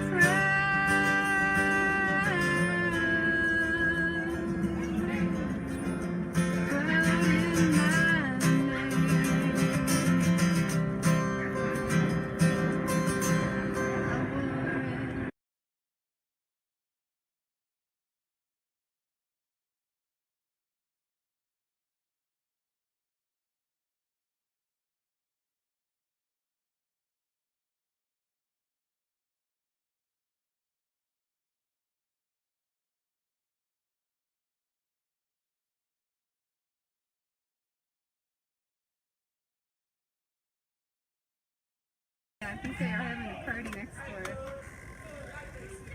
So it's like ComFest after all. And it also smells like ComFest.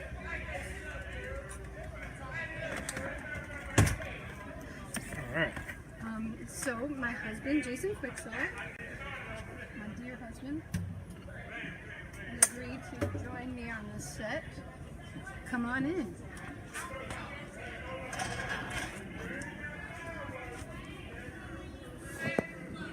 There you are. Happy ComFest, everybody. Where's your ComFest, man? I think it's in my car. Oh, Oh, I think it has some old cold brew coffee. Would you like to play a song or two and then Let's join do me a- on some songs? You want to do one of your? What do we do? What do we want to do? Oh, Tell me what to do.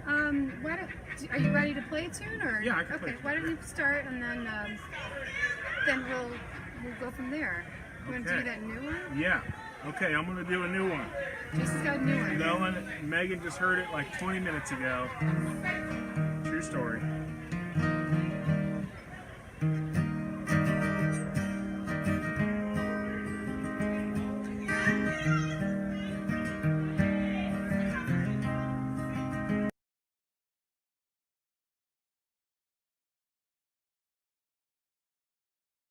If anything here is ever gonna hold,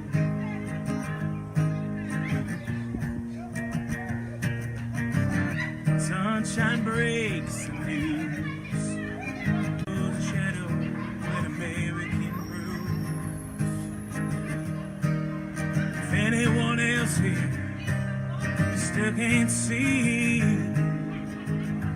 why we're all on pull a middle finger and let it rip all the way to the place, yeah, where we can end it. Just where we're heading to, where we sit.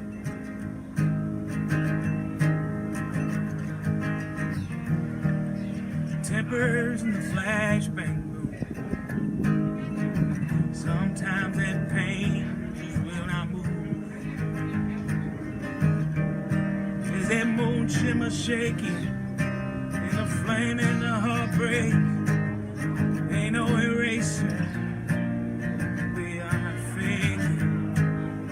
Pull the middle finger and blew the fuse. This ain't what we want. We didn't choose. Now it's time for understanding why.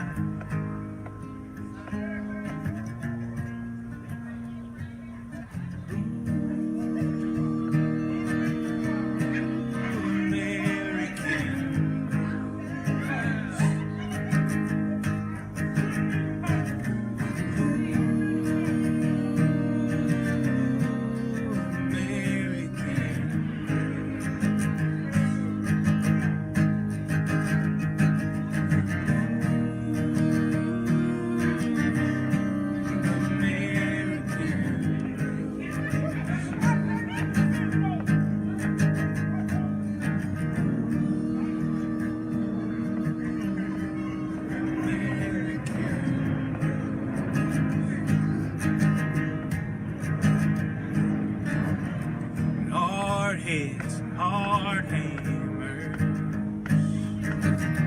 lack of understanding. What's under your nails is still on my mind. Can't say that yesterday, so far behind. Pull the middle finger and let it go. Come on down here, we're all soul to soul. Pumping your brakes as we take you home. Show.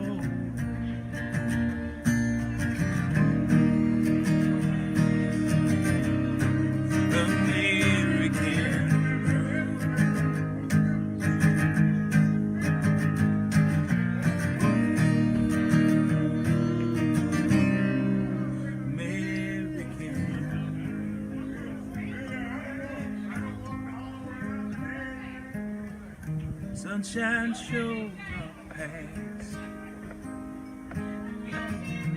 Busted blackbirds and tempered glass. And it's quiet again. It won't stay. Now they cut to commercials, 'cause we got in the way. Pull the middle finger, then let it rip. Are we here yet? Where we can admit is where we're heading to, and if we fit.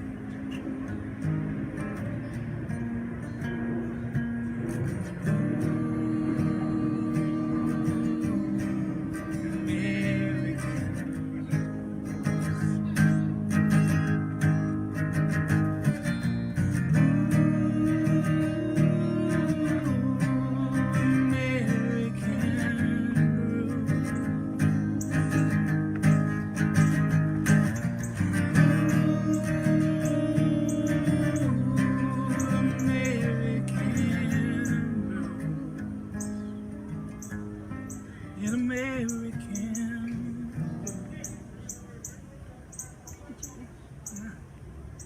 Very nice. Brand new little ditty there. Yeah. Guess it's kind of a protest song. More than my typical. Yeah. You want to do kite? Yeah. You want to do kite? Where's that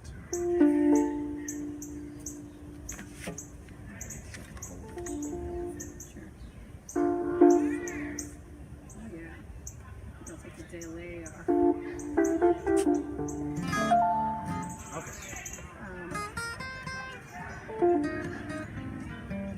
So we wrote this song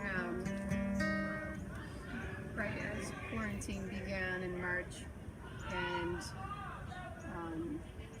it's about trying to wait until when we can all see each other again. So happy cheers to that. Seeing you now. See some of my old friends from Doctors West on there.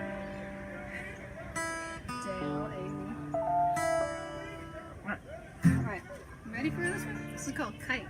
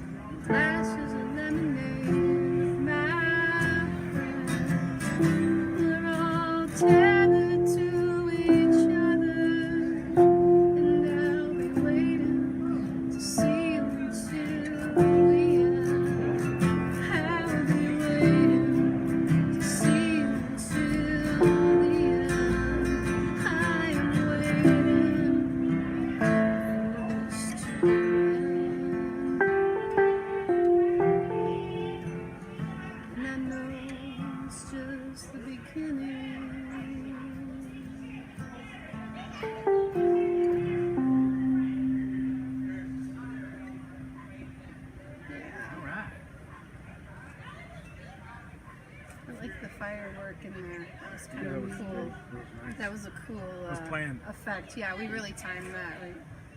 We set it up. Good setup. Cool.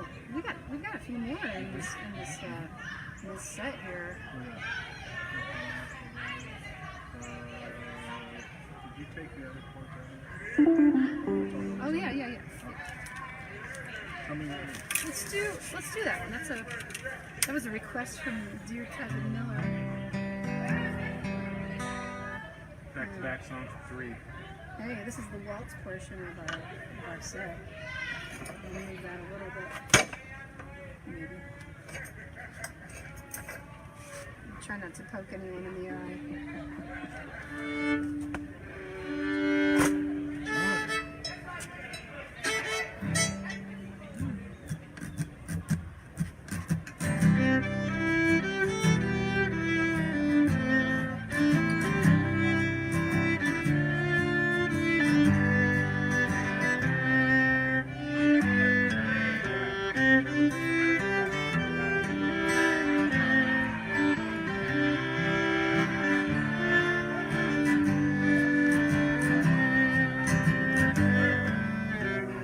someday, my baby, and I am a man, and others have taught me the best that they can. They sell me a suit, cut off my hair, send me to work tall buildings. It's goodbye to the sunshine, goodbye to the dew, goodbye to the flowers, and goodbye to you. I'm off to the subway, listen, be late, going to work tall buildings.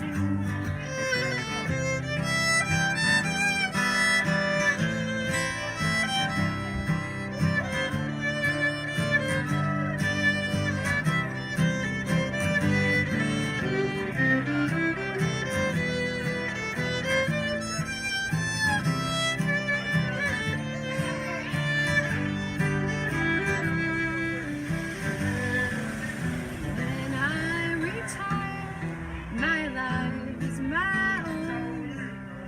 Made all the payments, it's time to go home.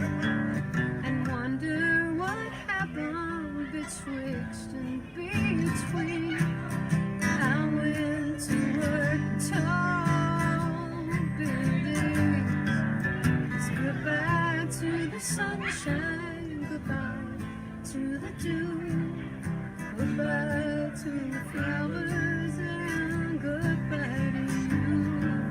I'm off to the subway, mustn't be late, going to work tall buildings.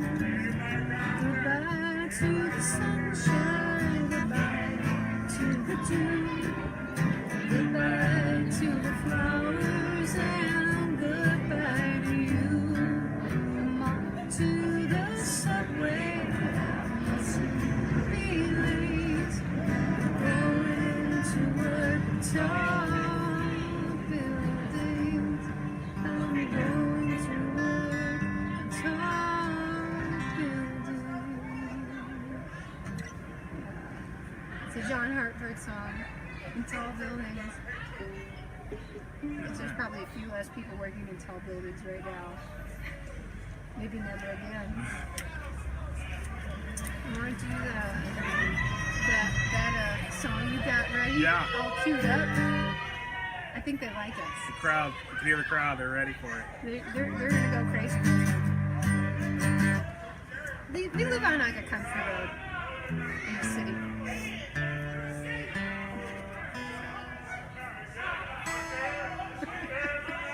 I'm glad they're having fun.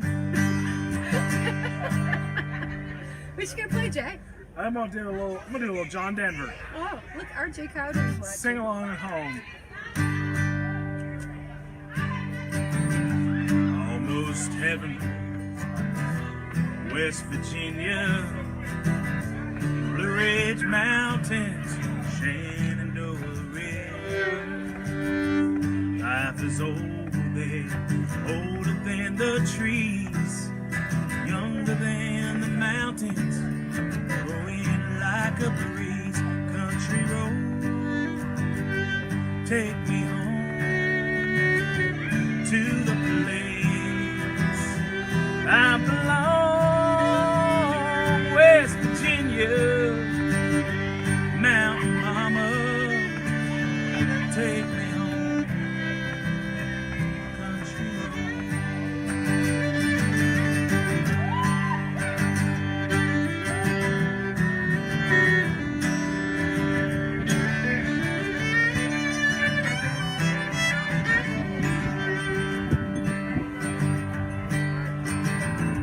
all my memories gather round her. Miner's lady, stranger to blue water, dark and dusty, painted on the sky. Misty taste of moonshine, teardrops in my eyes. Country road, take me home to the place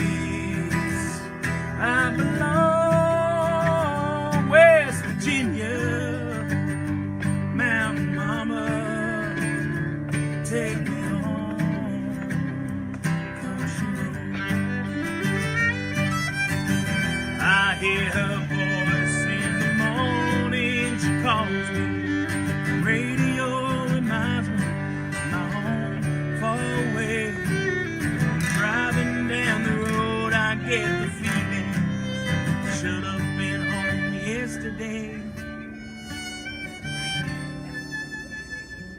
Country road, take me home to the place I belong. West Virginia, Mountain Mama, take me home. Country road, take me home to the place I belong. Virginia, Mountain Mama, take me home. Country road.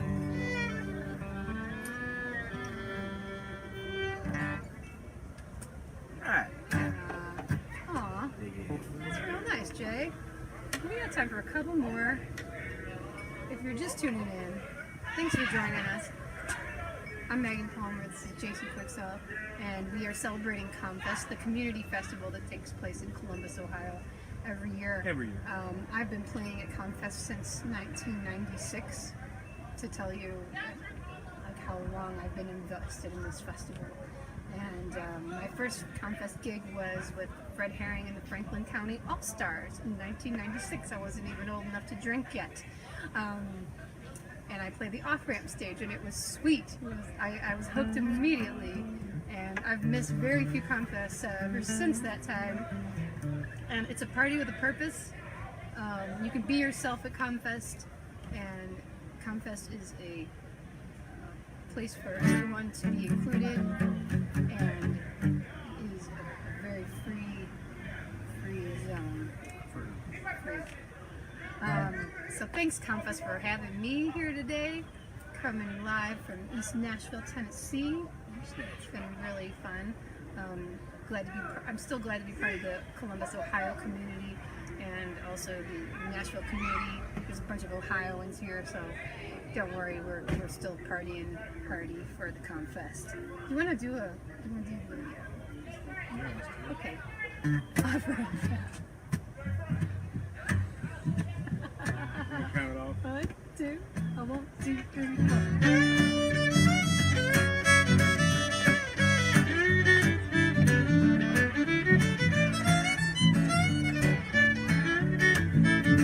You don't look quick, she'll catch you with her claws. She's stealing away to find a little pause. And someone like you, who's got a good old soul, she'll take it for what it's worth, steal your pot of gold. She's a knife twister from way back when, a knife twister from way back when. Now she's turning her man into a disaster plan for the wicked. He no longer knows which way that south wind blows. He just goes where she says to go. She's a knife twister from way back when. Knife twister from way back when. She is a knife twister from way back when. Knife twister from way back when. Now she's going on running down the runway, and she's gonna back you back into a corner again, when all you wanted to do was watch the band.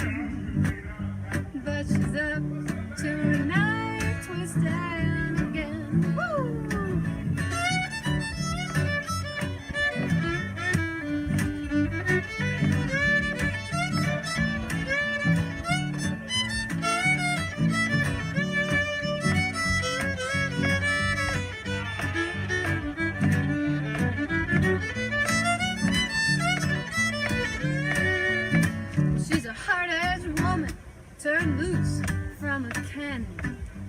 right, going left. She picked that white horse, stallion. Oh, to wanna know and to cling to in the night, yeah.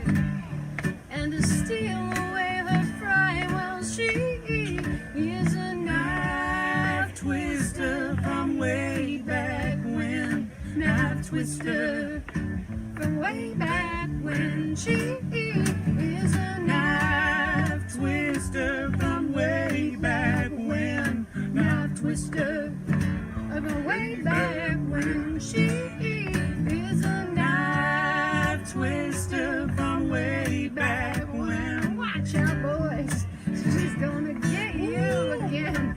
She's gonna get you.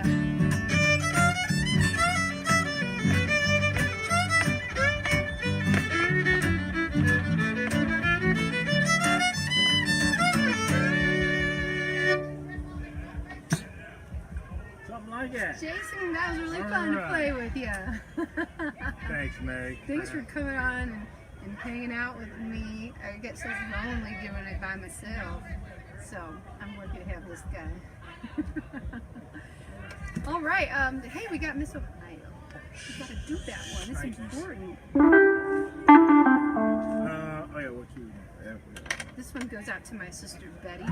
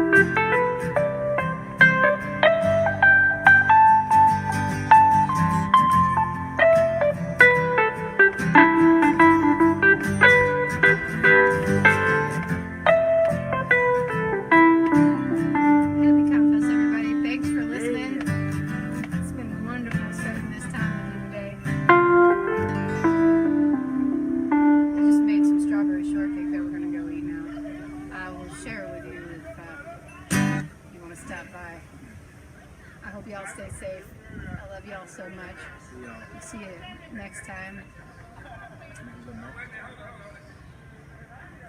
No. Thank you Our all screen's so froze. much. Oh, you guys are the best.